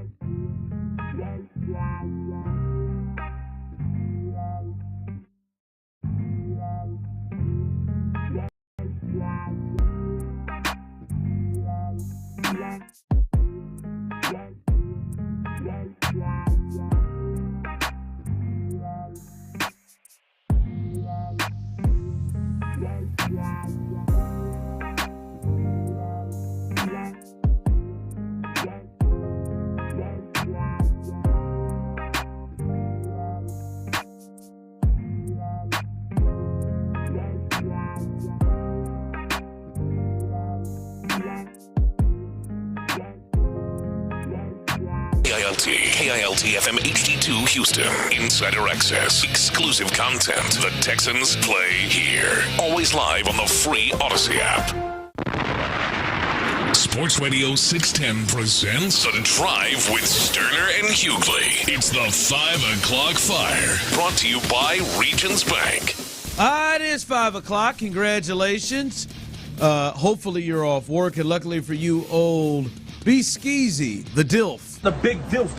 And Psycho T have the latest one. If you missed it, Clint is out. His family just added a new baby girl, so they are taking care of business as he is out. Brandon Scott in for him, and Brandon, let's jump right into it. Big moment in the NFL last night that obviously has implications to the Houston Texans, and that is. Jacksonville, they lose to the Bengals last night, 34-31. So now they're 8-4 as the Texans are 5. But the big loss for them was Trevor Lawrence. He left the game and didn't look good walking out. It was announced that he had a high ankle sprain. Jeff Howe, who works and covers the Jags, had this to say. This is the latest we've heard from him. Jaguars quarterback Trevor Lawrence is going to rehab around the clock this week to give himself a chance to play through his ankle sprain. Per sources, too early to know how the ankle will respond and whether he'll be available on Sunday, but they aren't ruling him out yet. So they are not ruling him out yet. That high ankle sprain, they go to Cleveland on the road. To me, understanding the high ankle sprain, and like the most recent one that's a quarterback is the Patrick Mahomes injury that happened oddly enough against the Jacksonville Jaguars. Yep. He continued to play in the second half and then played the next 2 weeks. He was clearly hampered and not himself, but you can kind of see these are playoff games. They still have a lead in the division. And, yes, Cleveland's one of the best defenses in the league. They're playing with a backup quarterback because damn near everybody is. Yep. By the way, have you taken a look at the quarterbacks in the AFC North? Yeah, it's basically just Lamar. It's Lamar. The rest of the guys are just Mitch Trubisky. Was it Jake Browning? Jake Browning, and then whoever's starting for Cleveland. Is it PJ? Oh, it's Joe Flacco. Joe Flacco, that's right. They brought in Joe. What a year. They brought in Joe. That's right. How could I forget that? What a year. No Kenny Pickett, no Joe Burrow, no Deshaun Watson, those guys. But, as I digress, we'll see if he goes. To me, it would make sense you at least hold him a week. You at least hold him out a week to get that as recovered as possible, because Sunday's game is not a gotta-have-it game. And they say no for them. And I know Texans fans, sit him down. That would make more sense to it. But I guess overall from you and the people, what's your confidence level now that the Texans actually win the AFC South and host a playoff game? Yeah, I think the Jaguars lose back-to-back games here. And I wouldn't put it past them to lose. They got a tough one after Cleveland. Yeah, they got Baltimore. The arrow's pointed up. They've got Cleveland, Baltimore back-to-back, so they go through the AFC North gauntlet and I know the Bengals weren't necessarily gauntlet, but hell, they lost to them. They lost to Jake Browning's Bengals, so I know they lost Trevor Lawrence in that game. But you go Bengals, Browns, Ravens, and then you're talking about bringing Trevor Lawrence back on a bum ankle to go against a Browns defense that's one of the best in the league. And God forbid you aggravate that, and then you got the Ravens defense on the other side of that. Like, would you rather not rest Lawrence against a Rams defense on the road so you can have them against another really good Ravens defense at home in what could be a more gotta-have game if you lose the one on the road. Like, give you a chance to win or lose in Cleveland. Look, I want them to lose every game, personally. But give yourself a chance to win or lose in Cleveland and then be better off 2 weeks later against Baltimore. To me, it would be C.J. Beathard, unless this injury is more similar to Aaron Rodgers, his type of. Because to me, it's not just like, way. but it's not just When like. I came out of the darkness. I mean, if it's a sprain, it's not just like pain tolerance. Is on top of that is how limited is. Yeah, the high ankle sprain is generally a lot. I mean, that's sometimes 4 to 6 weeks. Yeah, on that. He's around the clock. We'll see. We'll that's one to watch because that obviously affects the Texans. My thought feels a lot better about it. I think he's think, not going to be right the rest of the way. I think the Jaguars lose back-to-back games here, which would actually be three in a row, which would actually be 3 consecutive. I'm talking about the upcoming, but that would be 3 consecutive. Wow. And then the Texans have the Jets in front of them this week. Tyler, I'm surprised you haven't thought about putting a little money on it. How do you know I haven't already? Okay. He's a degenerate. He's definitely thought about putting money on maybe it. put a little bit of money on that division. You probably did it weeks ago. I put a futures bet on the Texans to win the AFC South before the season started. Wow. How about that? Yeah. I put like $20 or $30 down, and if it hits, I'm gonna win. Be a nice little payday. See, that's a I'm big actually. one I think that's a good bet though, Tyler. Good job by you. Before the season, that's a big one. I already hit over $20, 6.5 wins. Why not? There you go. That was $250. 5 o'clock fire. That's $250. All right, we talked a little bit about the Astros and Dana Brown, and that they're going to give Jake Myers the chance to be the everyday center fielder to start the season. There was more from Dana Brown, and this one I want to make sure we pass along to you. Dana Brown said there has been progress made today. He said the Astros are active in both the trade and free agent market, but the free agent pursuits are promising. Brown said there's a good chance the Astros could do something before the winter meetings end. He also talked about maybe other in-house players. Brown, who said that they may look at having different roles and to fill roles in the bullpen internally. He said that my favorite guy, Ronel Blanco and Seth Martinez could grow into bigger relief roles next year. So Ronel Blanco, Seth Martinez could grow into bigger relief roles next year. And Tyler, buckle up. Along with former top prospect Forrest Whitley, who has been a my God. Who has been a I haven't heard that name since the war. Who has been since the war. Forrest who? Forrest Whitley, who has been a starter in his injury-filled career. Brown went on to say, we have some internal options, he said. But I'm a real boy. But at the end of the day, we're not opposed to going outside of the organization if we have to. If there is some kind of trade, you'll probably have to. We can do it to get better. But we do have some internal options that we feel good about. The Neris role would probably be a little tougher. Don't be a knucklehead. So, what are we doing? Ronel Blanco, Seth Martinez. Forrest Whitley? And Forrest Whitley potentially. Does he still have a right arm? Potentially could be additions in the bullpen. Oh, yeah. Take it away. You come. Look, man. What the hell are we doing, Dana? This is, again, not inspiring confidence, but I miss Click. I just think he's kidding around. I don't. No. No, he's playing. I do not. Stop it, Brandon. No, I he's do not. Serious. Because you think holy mother of God. Hey, do I think he believe what he's talking about? Hell no. But do I think that that's what the situation is that he's in? It's not his money to spend. He can make all the suggestions that he wants. He can make all the phone calls and field all the phone calls he wants and try to make all the moves that he wants. But it's not his money to spend. He does not write the checks. And they are hovering around the competitive balance tax. And that's a nerd thing to talk about. But the reality of it is when you're talking about making your team better, when you're talking about upgrading the roster, you need to spend money. And they have spent money will plays over the last couple of years, particularly last offseason, and that is going to impact. They've got Justin Verlander back on the roster now. They're pretty beat up in there. They're paying Justin Verlander. They have to still pay Jose Abreu and your man Rafael Montero the big deals that they signed last offseason.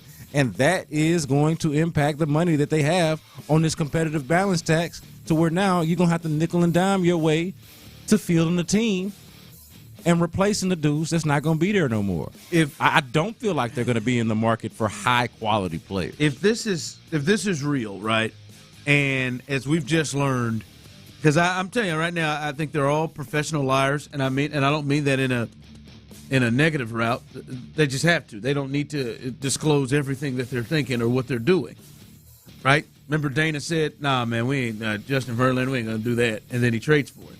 Like I get that, but if they're serious about this, Jake Myers potentially being the center field option with Chas McCormick in left, and Forrest Whitley joined by Ronel Blanco and Seth Martinez to have bigger roles in the bullpen and can be guys that I guess connect to Abreu and Presley. I'm a real boy. If this Did they get better? No. If this is what they're happens, a worse team I'll tell you. to Joe Espada, a new manager, a worse team with a rookie manager. If this is how the offseason is going to play out, it'll be the first year that I actually transition before the season of looking at them as to win the West.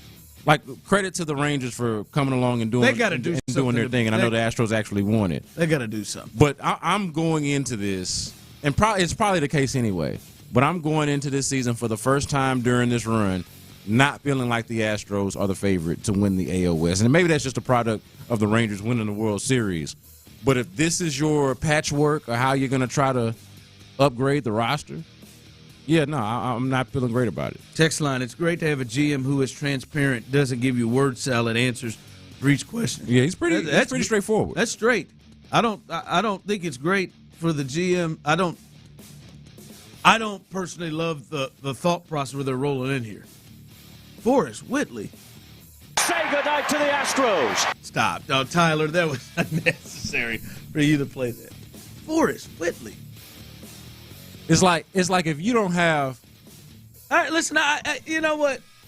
The bullpen guys can be fickle, and maybe Forrest finds his way. You know, we didn't know Brian Abreu. I can't even believe that myself. Forrest Whitley and Seth Martinez.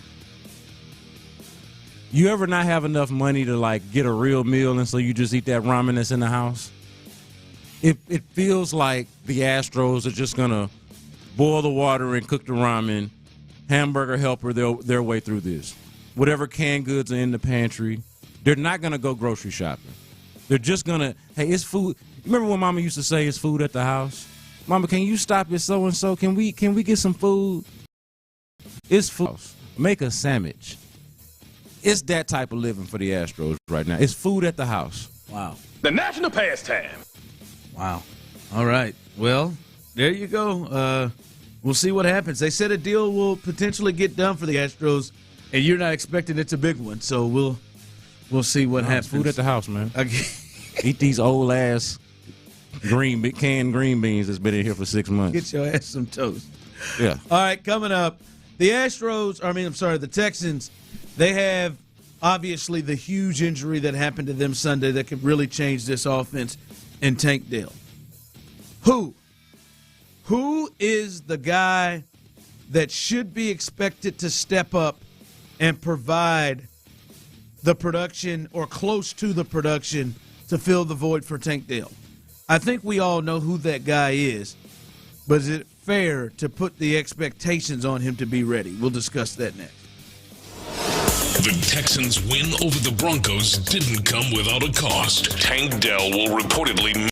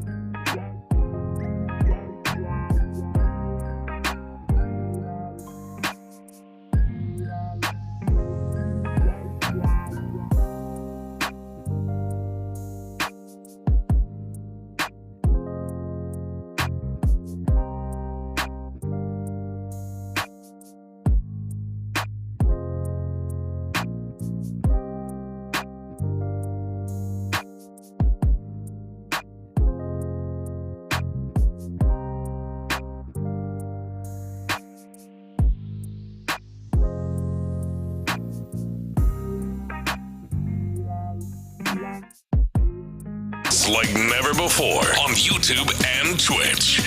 Houston's sports leader. Sports Radio 610. Sports Radio 610 presents The Drive with Stoerner and Hughley.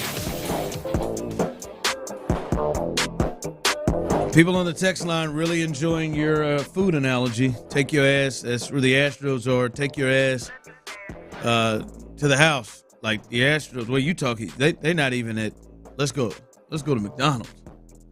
Definitely not going to Twin Peaks. No, dollar menu. Definitely not going to Buffalo Wild Wings. Dude, they not even doing dollar menu, value menu. They at the house. Hey man, we got food at the house.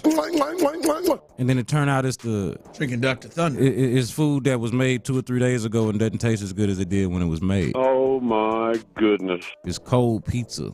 Text line. Sadly, you're spot on.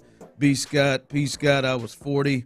And I'm 40, and I still eat Hamburger Helper once a week. I ain't knocking. I'm not knocking the hustle. I'm not. I like Hamburger Helper. Yeah, I actually do too. But there is also a reason why you eat it.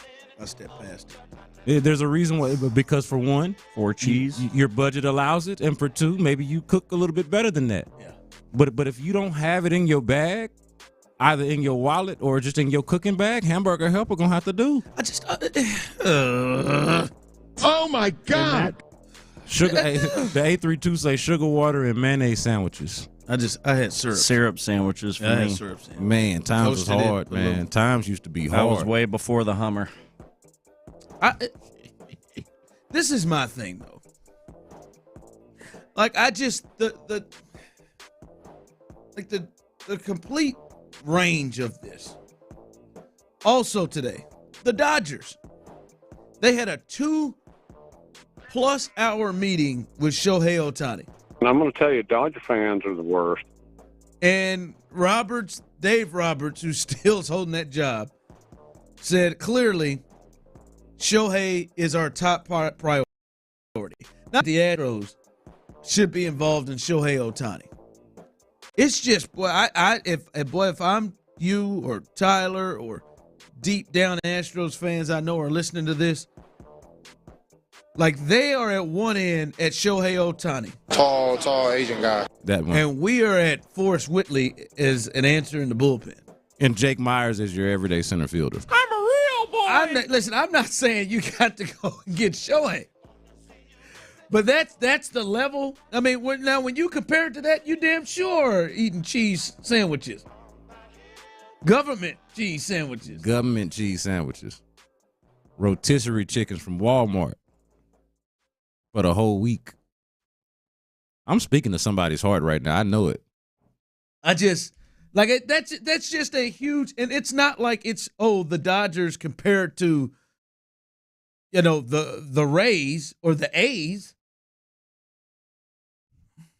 They boiling sausages and making minute rice. Yeah, I know they're eating Vienna sausages. I don't know why. That just feels just a little over the top.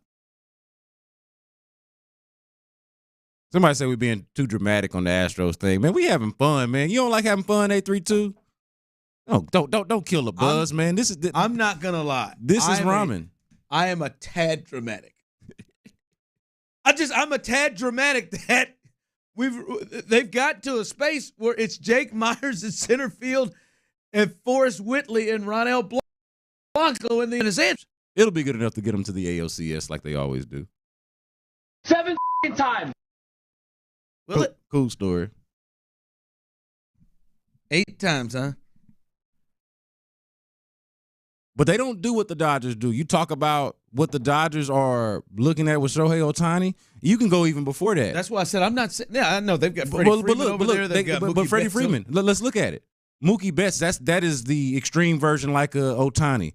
12-year, $365 million deal. The Astros would never. But even Freddie Freeman's deal, 6 years, $162 million. The Astros would probably never. Like, this is where we're at. We had a lot of really good homegrown talent, and they were able to find some really big, really big acquisitions in like the international signings with a lot of the pitchers that they found. Like, they did a good job of finding young talent. There isn't as much of it now as there had been before, and they don't really seem willing to spend big at all. Like, the appetite for that is not the same as, say, the Dodgers or them folks up 45 in Arlington. Those are teams that are putting their money where their mouth is. No, I hear you. I'm not even talking about spending that level of money. This one, they acting like they just got no money to spend. They're going from the Dodgers spending all the money. Like, I got you.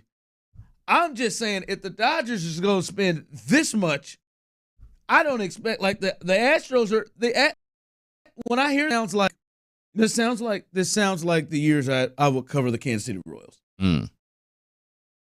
That's not good. I don't know. Like, I think they're going to make more moves. I think there's some of this. I'm just in belief that Dana is kidding, and Jim Crane is so.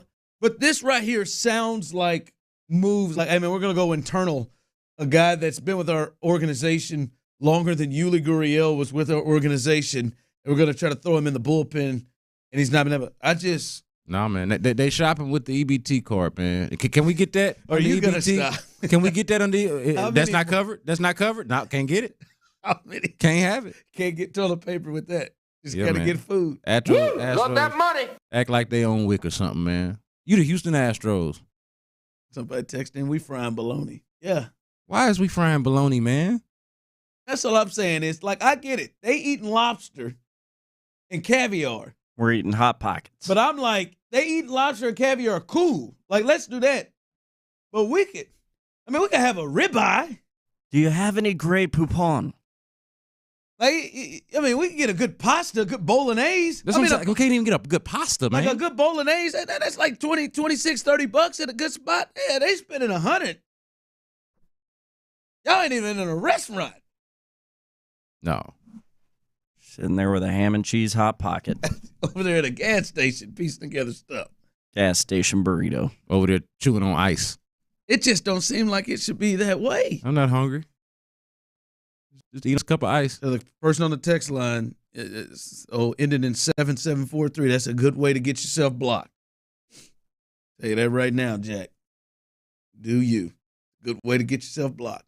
I have all the fun. I don't play with that one. I don't play with those. All right. We got to get into this Tank Dell thing. We do got to get in this.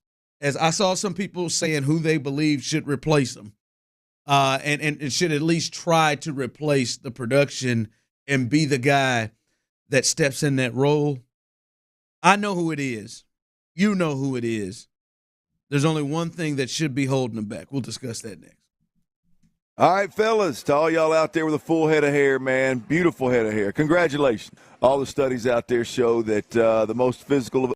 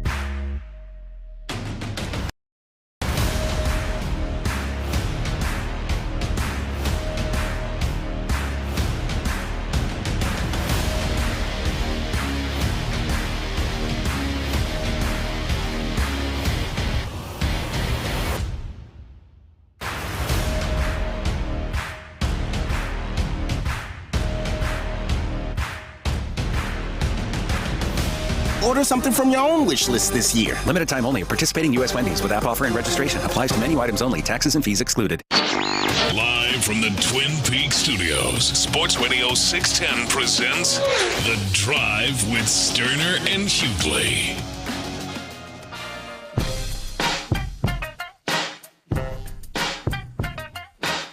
All right, welcome back in. Fun show today. B. Scott in the building, Tyler in the building as well, and we've had a lot of fun with you all. Also, I just want to say this. It's a little tease.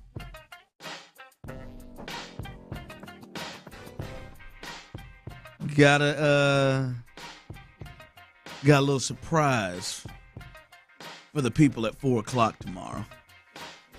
Oh yeah, a little bit That's of surprise. Right. I'm in on this. I know about tomorrow this. At 4:00. Yeah, okay. Wow, dude. Yeah, it's a bit of a surprise. I'm sure the people will keep it posted. 4:00 tomorrow. You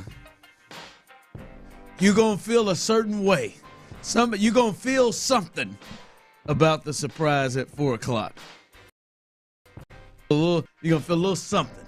Something in some way. I'd call it radio theater. I think it'll be radio theater. Yeah, it'll be, and it's worth your time. Yeah, it'll be something interesting. So stay tuned tomorrow, 4:00. Big action tomorrow. All right, this Tank Dell thing. Let's look at this. He's out, and it's and I would classify it when you look at this team. This is a devastating injury, and I mean on the field. And what we're learning here, it appears that this sucker's devastating.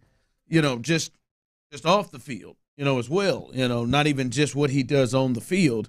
As we saw, C.J. Stroud was very, very emotional about the situation. D'Amico Ryans talked about how emotional he was about the situation. Said, hey, for Christmas, he wanted a Tank Dell jersey. Yeah. Is that what he wanted? Because he's my favorite player. Nico Collins was emotional when he talked to our folks in the locker room. Landry caught up with him. Yeah, all of them. This is having a heavy impact on it. And now you understand he had surgery. He is out for the year. And then the next thought is what do they do moving forward? Who is going to have to fill that void? And to the point of what D'Amico said, nobody's going to fill the exact void of him. His route running, his ability to get separation, and the connection, more importantly, with CJ seem to, for two rookies who just started playing with each other in the summer, they seem to have a real connection with each other and kind of knows where the other's going to be and what the other's thinking. But this was D'Amico Ryans talking about the wide receiver room having to step up. Yeah, we have to rally for Tank, and it's going to take everybody, starting in that receiver room. Everybody got to step up, right? Those plays that Tank made, how do we make up for those plays, that Tank made for us, those explosives? We need someone to step up in that room, and I know whoever it may be, is Mechie, is Hutchinson, right, Noah, right? It's time for guys to step up in that room, and everybody got to play well around them as well. But we'll definitely miss Tank. All right, that's it. I'm talking about guys that need to step up. And listen to me, I think this one, when you look at it on paper, is very, very easy to me to answer the question of who is it that you have expectations to really step up and take their game up. As I said, you're not going to replace him right now. But who is the person that you look at and say, his production really took an uptick? He is the one that took advantage of the Tank Dell injury and him not being it. That's the guy they turn to get the ball in his hands more. When you look at the wide receiver room, Isaiah Hutchinson didn't dress last week. What'd you call him? What'd I call him, Isaiah? Xavier Hutchinson didn't dress last week. He's so much of a non-factor. We waffling on the first name a little bit. I'm my grandpa, and I'll put your name. Lord knows it. Shout out to Xavier Hutchinson. Shout out to Reverend A.L. Johnson Sr. as well. Xavier Hutchinson didn't dress last week. Noah Brown, who you were brought here, he had a spectacular 2 weeks, but I don't know how many people think that is something that can keep up. And the last time we saw him, as Tyler reminded me, he dropped a big-ass ball in the game against the Broncos. Like, we can look at it. It's very clear. There is one guy over there that they drafted in the second round. I might add, since Nick Caserio has been here, the only player that is a skilled position player, if you don't count CJ, that they drafted in the first 2 rounds. And they've had multiple picks in the first, second rounds.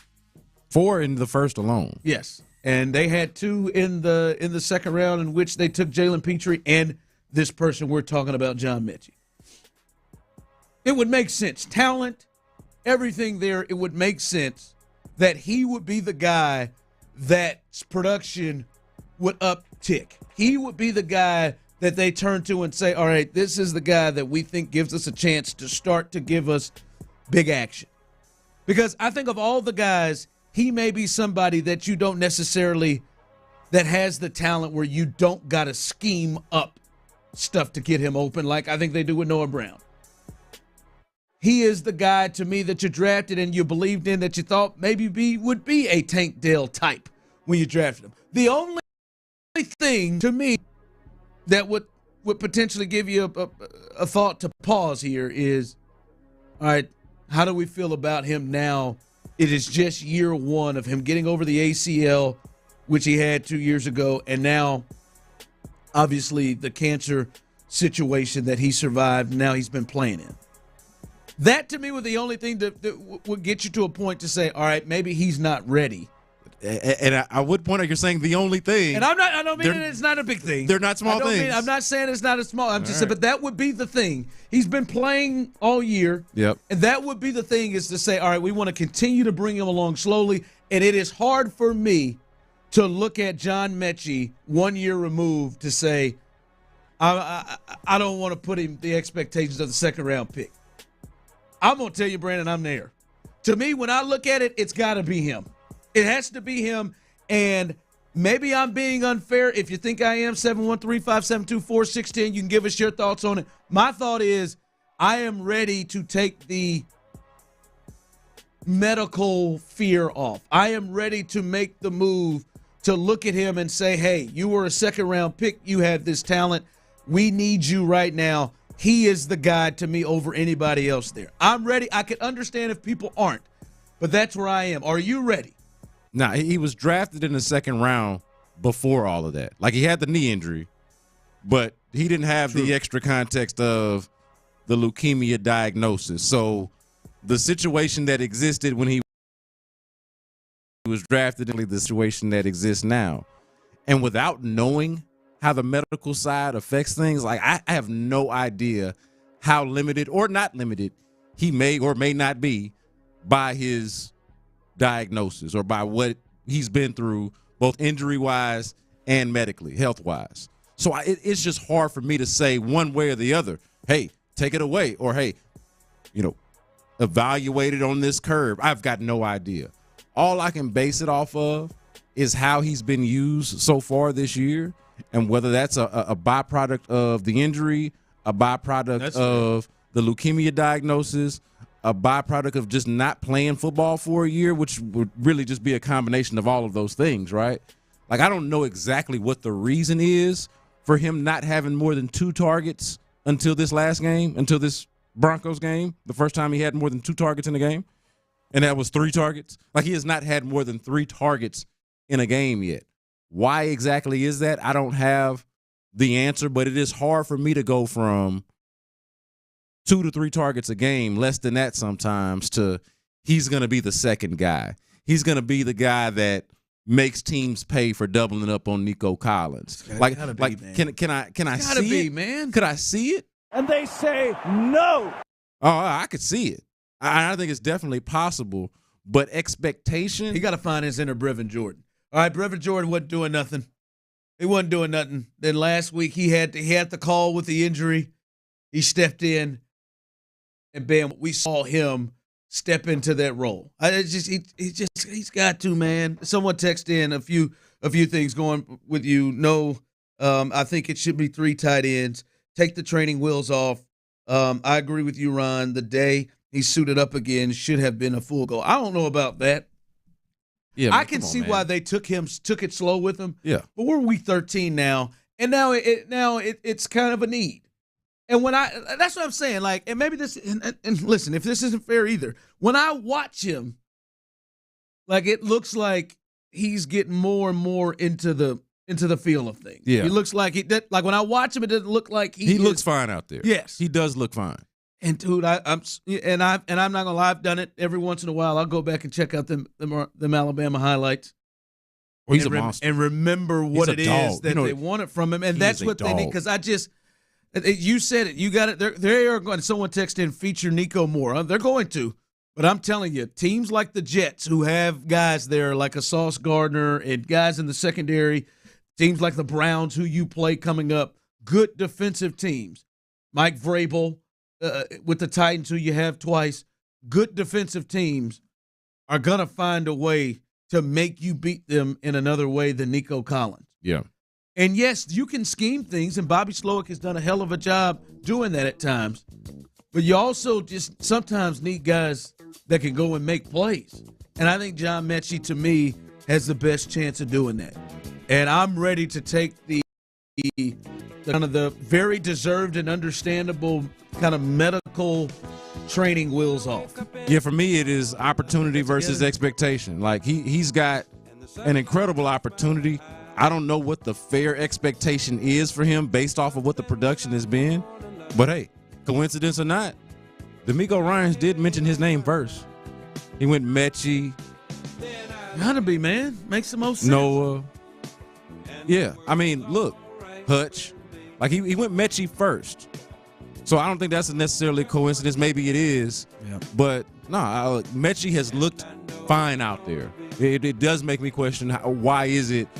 Is it because of what he's been through, the reason why they're kind of soft-pedaling him back? It's a wonder. I think it's time to let it go. Texans Huddle, Players Show coming up. Next, Michael Dieter will join Indy Kalu and Drew Doherty, so stay tuned for that coming up. He's a good interview. He's a good interview. Yes, Brandon, great job as well. Again, Tyler, great job. I am Ron Hughley. As always, Houston, we love you, baby. When the day that lies ahead of me. I hit up Tyler. Hey, you here yet? No. Bet. Okay. Hell, I need a drink at this point. He said, I'll be there about 5. I said, bro, I was drunk. Would I have been cool or at liberty to just bounce? Oh, yeah. You don't remember the texting? I was wasted, dude. I mean, I was communicating the best I could.